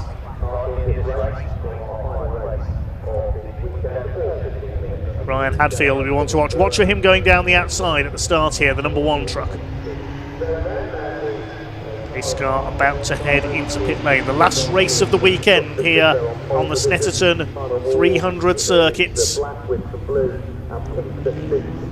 9 laps the distance for the Pickup Truck Racing Championship. This is round number 15. Revs are up, waiting for the lights to go out. And off they go. They were overlapping off the line there. Look how closely bunched together they are. Oh, Simon Ward. I wondered where Simon had gone. He's pulled over. I wondered why Ryan Hadfield had burst through to the front a bit early, but we've lost Simon Ward already, the number 71. So that was a bit of a bunched start there because Simon's slow and everybody backed up behind him. Ryan Hadfield has got round the outside. I thought he would to take the lead from Mark Chalmers. But he had a bit of assistance there by there not being a truck in front of him after Simon Ward pulled over as they were coming towards the red lights. Dale Jent is 3rd, and Aaron Thompson's already up into 4th place from towards the back of the grid. Now Alan Cooper, the championship rival of Jent and Thompson, has not made it through the pack as of yet. There he is on the outside line, the number 72, towards the back of the field. Side by side with Mark Willis in the 65. Mark Chalmers under fire from Dale Jent and Aaron Thompson. Thompson up the inside, he's taken Jent, he's up into 3rd position. Dale Jent kicks up the dust on the outside. Behind him, Michael Smith in the number 93. They make their way out towards the back of the circuit for the first time. It's Ryan Hadfield, number 1, who has the lead. And Mark Chalmers acquitting himself well here. He's holding on to 2nd place. Mark Willis sideways. Did he get a push there from Alan Cooper? I couldn't tell. Somebody's gone out onto the grass down the far straight. Is that Aaron Thompson? I think it was. Thompson got onto the grass. He may have clipped the back of Mark Chalmers there. I think it was Thompson, but amazingly he hasn't lost a place. Is he struggling with his brakes here? He locks up going into the right-hander at Nelson. Still there in 3rd. He's all over the place, look, Aaron Thompson. Sliding about. He's got some sort of an issue there, I think. Up the inside now on Mark Chalmers, who tries to hold the place. It's a good run by Mark so far in 2nd. It's allowing Ryan Hadfield to get away into the lead. Thompson Nearly clips the back of Mark Chalmers there. Now he goes to the inside out of Murray's, and will try and go through into second place. As they cross the line there, but just looking to see, there might have been a yellow flag there for Simon Ward's stranded truck, so I wonder if that passing move was made under yellows. Couldn't quite tell for certain there. So it is Thompson into second place. Dale Gent has come through into third. Alan Cooper now through into fourth. So Mark Chalmers gets shuffled back down the order. He hasn't got the straight line speed of the title contenders there. Ryan Hadfield it is who leads the way. And now Aaron Thompson is after it. They're all close, bunched up behind the leader. Just 8 trucks in this race, Simon Ward having dropped out at the start. Mark Willis chasing down Michael Smith. Alan Cooper chasing down Dale Gent. This is for third place. And towards the back of the circuit they go, through Oggies, through Williams, to the Bentley straight for the second time. And Dale Gent under fire from Alan Cooper. They keep the dust up on the inside further back. Mark Willis still all over the back of Michael Smith, having a go on the inside here. But Aaron Thompson has got the leader in his sights as they go down through Brundle and Nelson. Looks like Mark Chalmers still there in 5th position. He bounces off the curb. They all bounce up off the curb, especially Mark Willis. He likes doing that, getting up on the 2 wheels. So Aaron Thompson reeling in, your leader Ryan Hadfield, the defending champion.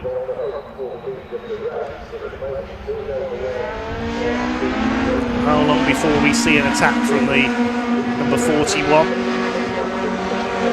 Down the straight they come. So Aaron Thompson goes to the outside of Ryan Hadfield. He's going to try and pull round him on the run into Riches. He's done it! Oh, superb. No stopping Aaron Thompson.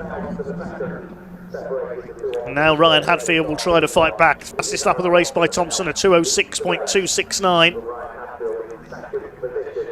But here comes Dale Gent. He's sizzling up onto the tail of the 2 leaders, and taking Alan Cooper with him. Those 3 really are a class above the rest in this championship this season. Mark Chalmers still there in 5th, looking for his best ever finish, ahead of Michael Smith. Mark Willis is sliding about all over the place in the 65 in 7th, and James Goldstraw at the back of the field, but he's not far away. We're split into 2 groups of 4 in this final race for the pickups. Is Ryan Hadfield going to try and retake the lead here? Dale Gent going to try for 2nd place.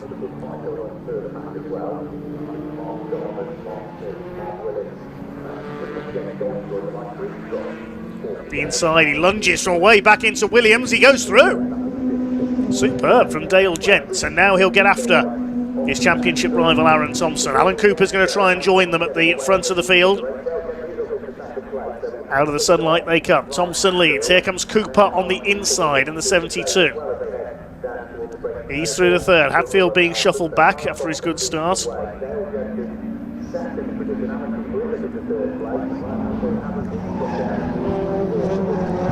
These 4 pulling clear of Chalmers in 5th place.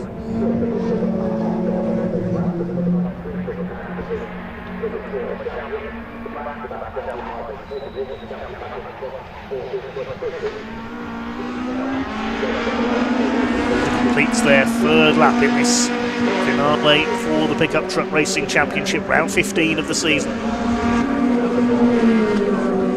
Across the line they go. Thompson leads Gent by 1.6 seconds, 2:05.997 for Thompson that time through, and Alan Cooper's going for 2nd place. He's not close enough to Chad. Oh, he's at the back of Gent. I think Gent's going off. Off goes Dale Gent. It hits the tyre wall. That is a big, big spin. I think Alan Cooper just tapped the back of him there as he tries to get up the inside. Let's have a look at that again. Cooper goes for the inside for 2nd place. Dale Gent didn't know he was there. I think they just touched. The car is so light through there. The truck is so light through there. He spins off, hits the tyre wall, but he's kept it going. rejoined hopefully at the back of the field. Now we've had a change further back. Michael Smith has got ahead of Mark Chalmers for what is now 4th place. It's now Thompson ahead of Cooper, Hadfield in 3rd. This fight is for 4th. Mark Chalmers holding off Mark Willis. There goes your leader, Aaron Thompson.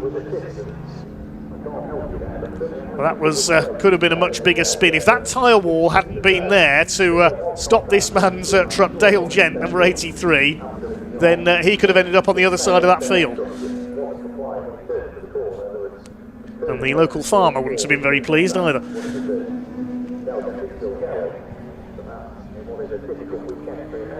Here come your leaders down the Bentley Straight. Thompson from Cooper and Hadfield. Here's the fight for 4th. Michael Smith, the man from Hartlepool in the northeast, leads Mark Willis. He's got ahead of Mark Chalmers now. Chalmers up the inside, almost. That's not going to work. And Chalmers very nearly flips it over. I thought that was going to send both of them piling off into the barriers. But they saved it, but perhaps at the expense of a bit of Mark Chalmers' suspension there, because he really bounced off that curb.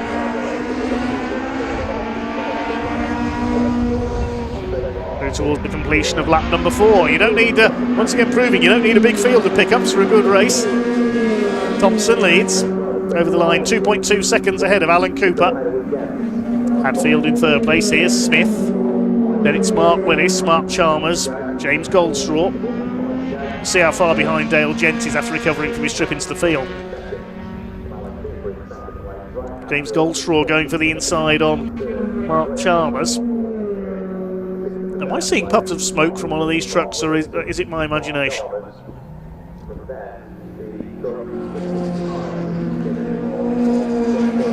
It might be just the amount of dust they're kicking up.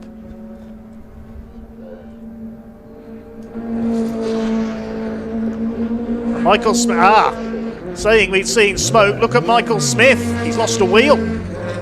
That might be where the smoke was coming from. May have been his wheel coming loose, or his suspension was on the way out. Coming into Palmer, the wheel just comes off.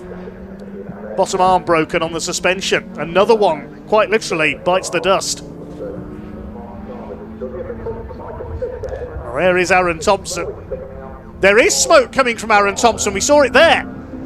There was a puff of smoke from the back of the 41. Don't tell me we've got another truck in trouble. Michael Smith is keeping going on 3 wheels. Now, I said earlier it was Alan Cooper who was the former Reliant Robin champion. Michael Smith proving he could rival him here. I don't think he's going to make it back to the pits somehow. Did I see smoke, though, from the back of Aaron Thompson as he lifted off for Williams? No, Michael Smith, you can't make it back to the pits like that, surely. It's one of the longest laps in the country. Well, there's Mark Willis, number 65. He's still going. No, just look at that. The wheel tucking under because the bottom arm's broken. He's never going to make it back to the pits. There's Dale Gent. He's playing catch up from the back as the leaders go over the line. There goes Thompson ahead of Cooper and Hadfield. Then a gap back to Mark Willis in 4th place. He's just done his personal best lap, 2:07.9. Mark Chalmers and James Goldstraw 5th and 6th.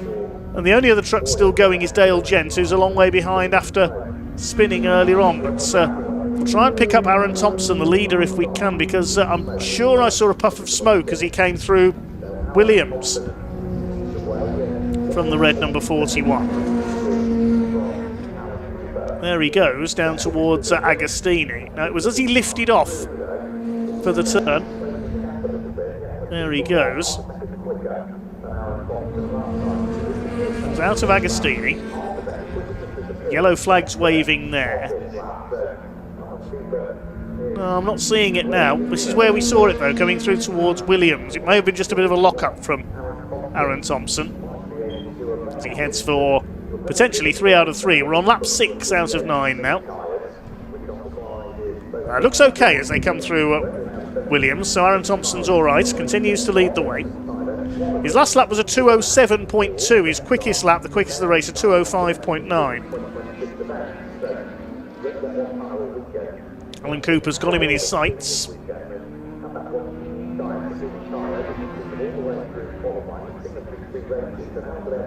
1.8 seconds was the lead margin over Alan Cooper. Cooper did close in by about half a second last time through. And I think that's Michael Smith. It looks like he's given up. Yes, there's the 93. He didn't make it back to the pits, but it's a noble effort. Looked bizarre, certainly. So we're down to 7 trucks running. These two having a battle at the back, Mark Chalmers and James Goldstraw. Thompson continues to lead the way. Let's look at his lap time this time through. Over the line they go. Thompson a 2:06.6, Cooper a 2:06 also. Cooper is closing slowly but surely on our race leader. Hadfield is third, he's 2.5 seconds further back. And Chalmers and Goldstraw were together, but Chalmers pulls away they're down the centre straight. James Goldstraw seemed a bit slow as he came out of the last corner there. Ryan Thompson continues to set the pace, going for 3 out of 3. We don't see it very often with the reverse grid system. Alan Cooper determined to close down Aaron Thompson. There, again. Did you see that bit of smoke as they went into Agostini? There is a bit of smoke there as he lifts off. That truck was doing that at Pembrey as well. We don't know what might be causing it, but we're just keeping half an eye on it. Because Alan Cooper is slowly closing in. He's taken another couple of tenths of a second out of Aaron Thompson here. Lap 7 of 9. So another 2 to go. I think Ryan Hadfield is safe in third. He's 8 seconds clear of Mark Willis now. And Chalmers 5th, Goldstraw 6th. And Dale Gents 7th after spinning earlier on. With the right-hander Nelson.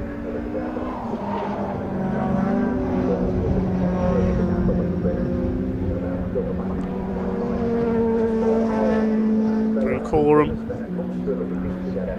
These two fairly well clear of Hadfield now.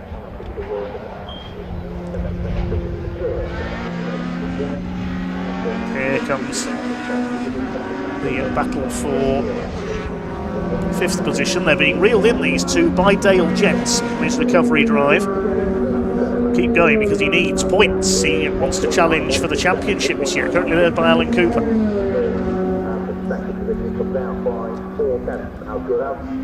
The lead gap is just under 2 seconds. Thompson pulls away by about 0.4 of a second that time through. Here is the lead-up. Penultimate lap of the race, penultimate lap of the weekend.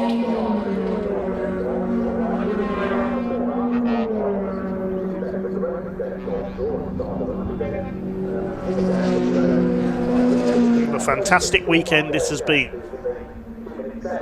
Racing from the Brick Car Endurance Championship, the British Truck Racing Championship, the Civic Cup, TCRUK, the Audi Cup, the Mini Challenge Club Sport, and the Junior Saloon Car Championship. They have all been fantastic.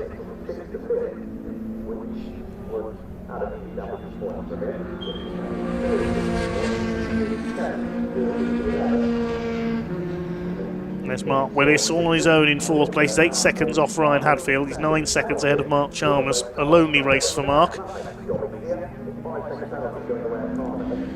Leader slides it through Williams' corner, chased by Alan. Well, I think the battle for 5th has just been settled because Mark Chalmers has got a 5-second penalty for exceeding track limits, so that'll hand James Goldstraw 5th, which I think could be his best result of the season so far. Here they are, the 85 truck ahead, but he'll get a 5-second penalty which will drop it back possibly behind Dale Gents as well. There is Dale Gents in the background.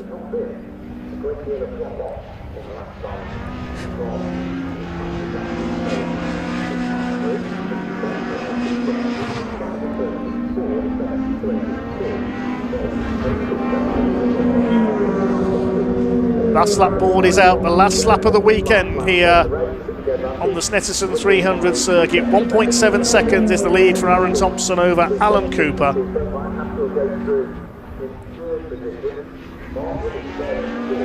Up towards Wilson's hairpin for the final time. We're on for what is quite a rare result in the Pickup Truck Championship with the reverse grid system being used. It's not often we see a driver win 3 out of 3. After a few problems in the opening round at Brands Hatch, including a black and orange flag for loose bodywork, it's all coming good for Aaron Thompson in the middle of this pickup truck racing season. The former Brick Car Trophy class champion, racing a Clio with his father Steve, really beginning to come of age this year.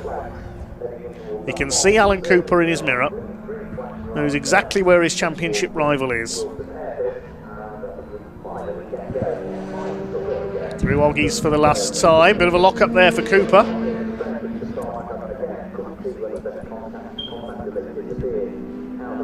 Down the right hander at Williams.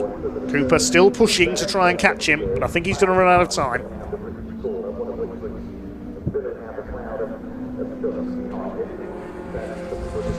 Along the Bentley straight for one last time.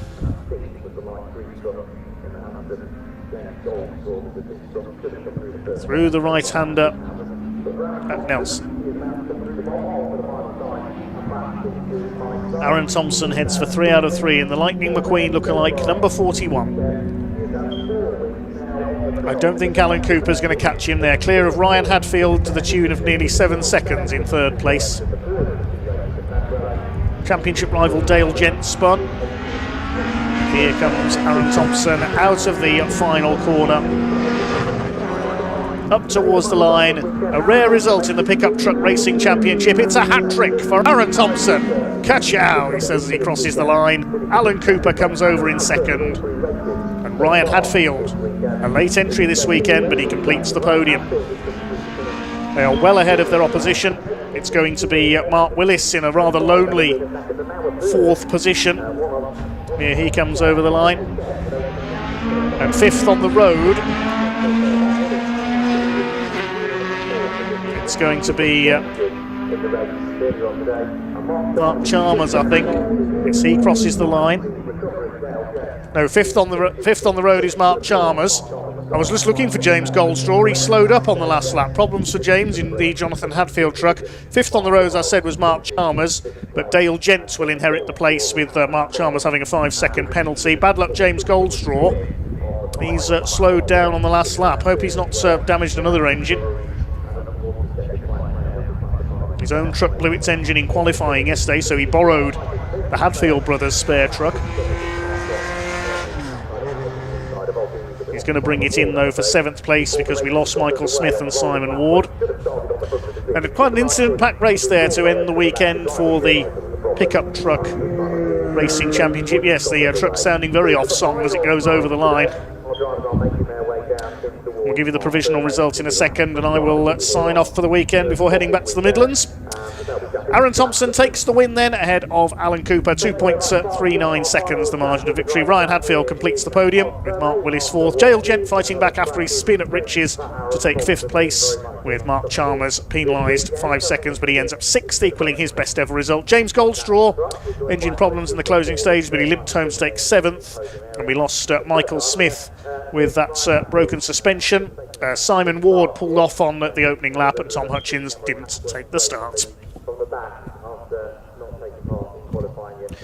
Well, that wraps things up from me. Thank you very much for listening, everyone. A big thank you to all the volunteer marshals and everyone else here at Snetterton. We could not go racing without the marshals, recovery crews, the medical staff, the timekeepers, race control staff, everybody here from Snetterton Circuit and everyone from the British Automobile Racing Club. A big thanks to all of them this weekend. Thank you to the drivers for their entertainment, to all their mechanics and backup crews in the paddock area for keeping the cars running and keeping the drivers looked after. And most of all, thank you to you, the listeners and watchers, for keeping in touch. Thank you very much indeed. That's about all from myself, Dave Goddard. I'll join you next Saturday from Alton Park for Caterham action. But for now, we'll hand down to Paul and Pointy for the final word down in Parc Fermé. Goodbye from me. Over to Parc Fermé.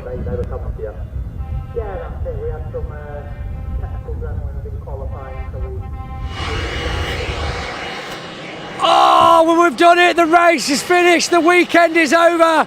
Yes, he's onto the roof. Look at this. Yes. Oh, my goodness. 3 for 3 from Aaron Thompson. What a result.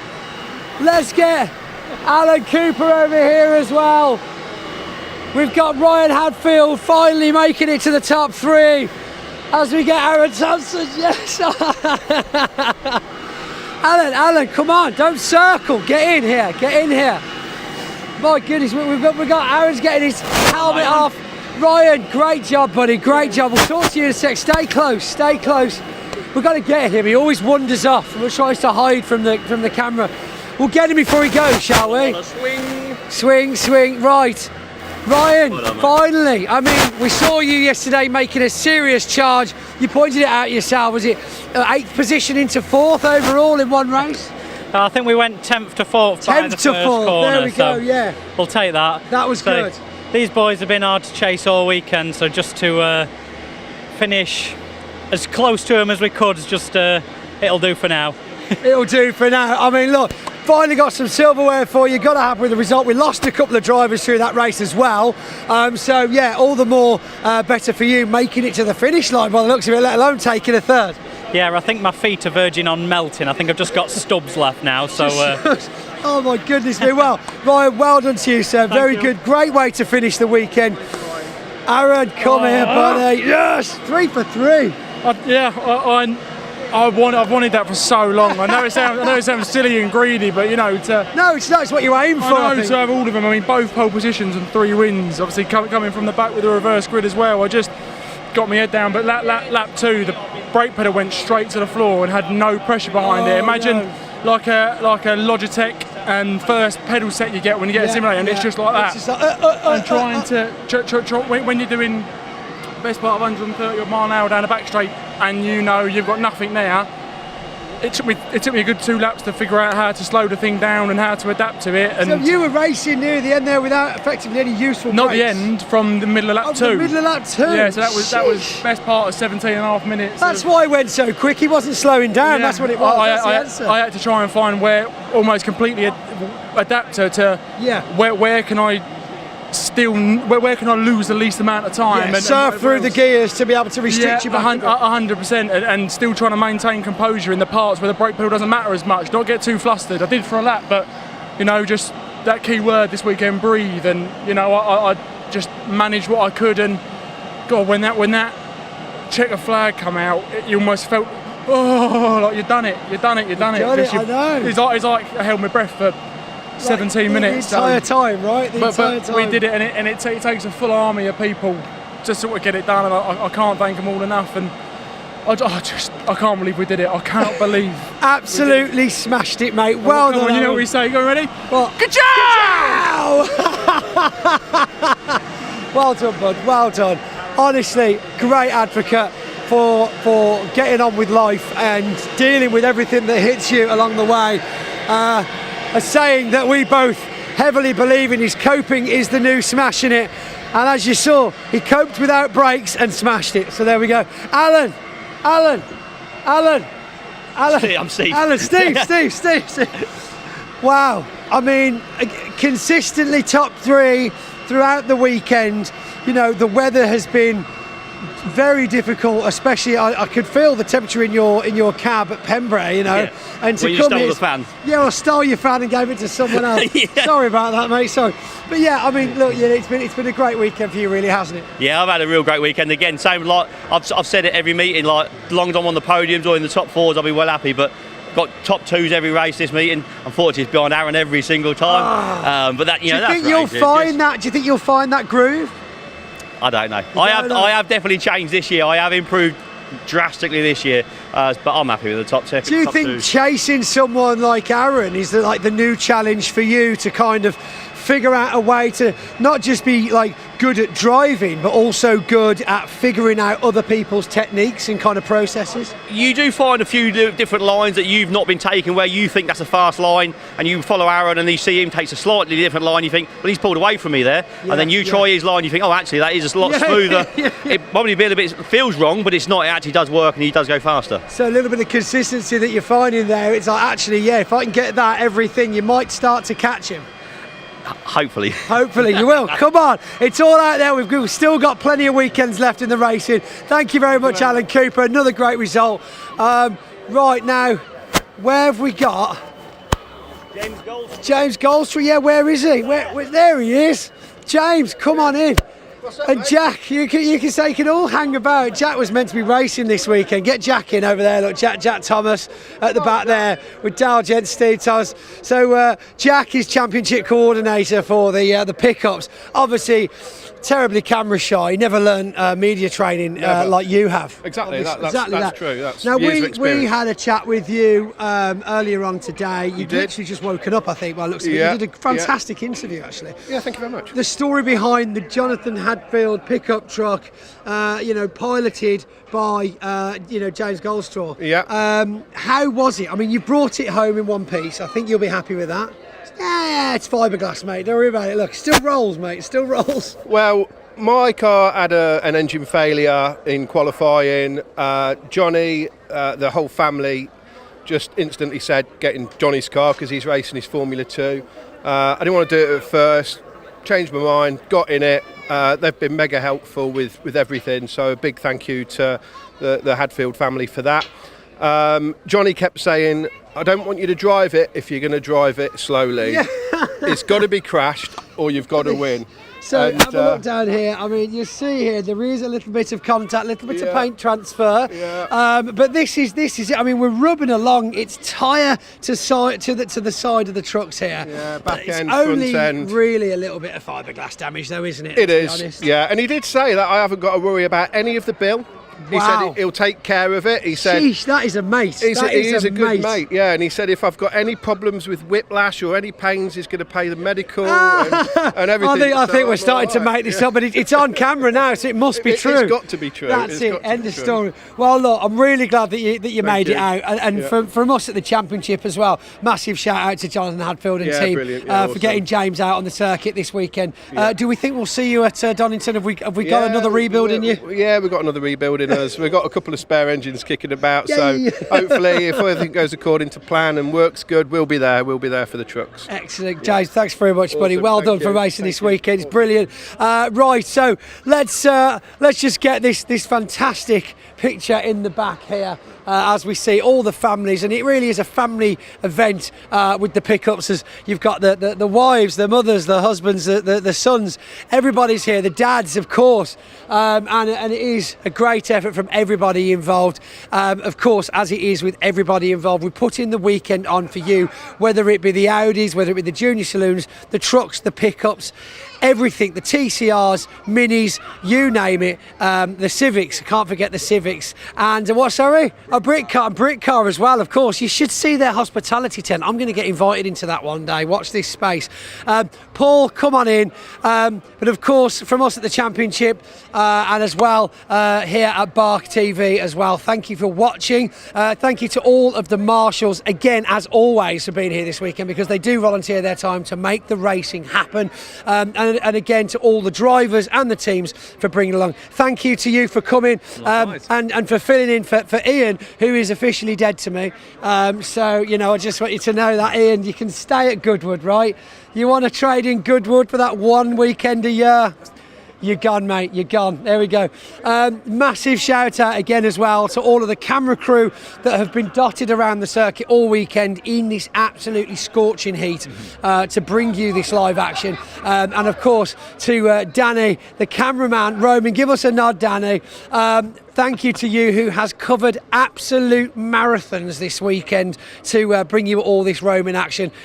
Quick review for you for the weekend? Oh, indeed. It's been an absolutely phenomenal weekend, Pointy. I mean, and the good news is we've had, of course, our convoy here at Snetterton, and in only what is a month's time, if that 8th and 9th of August, save the date, we've got the convoy in the park at Donington Park, and you're going to see most of these series back there again, of course. Absolutely. A massive event. The biggest of the year at Donington, convoy in the park. Make sure you head over to the MSV website to get get your tickets for camping and the show. There's so much to see and do, a full race package. But I suppose it only leaves one thing, is to say thank you, and we'll see you all very soon. Don't forget to follow Bark TV for YouTube. Follow us on Facebook, Instagram, as well as the Truck Sport and British Truck Racing and Pickups on YouTube as well for all of the action. If you missed any of it, you can replay it whenever you like. Until then, until Donington, thank you. It's been emotional.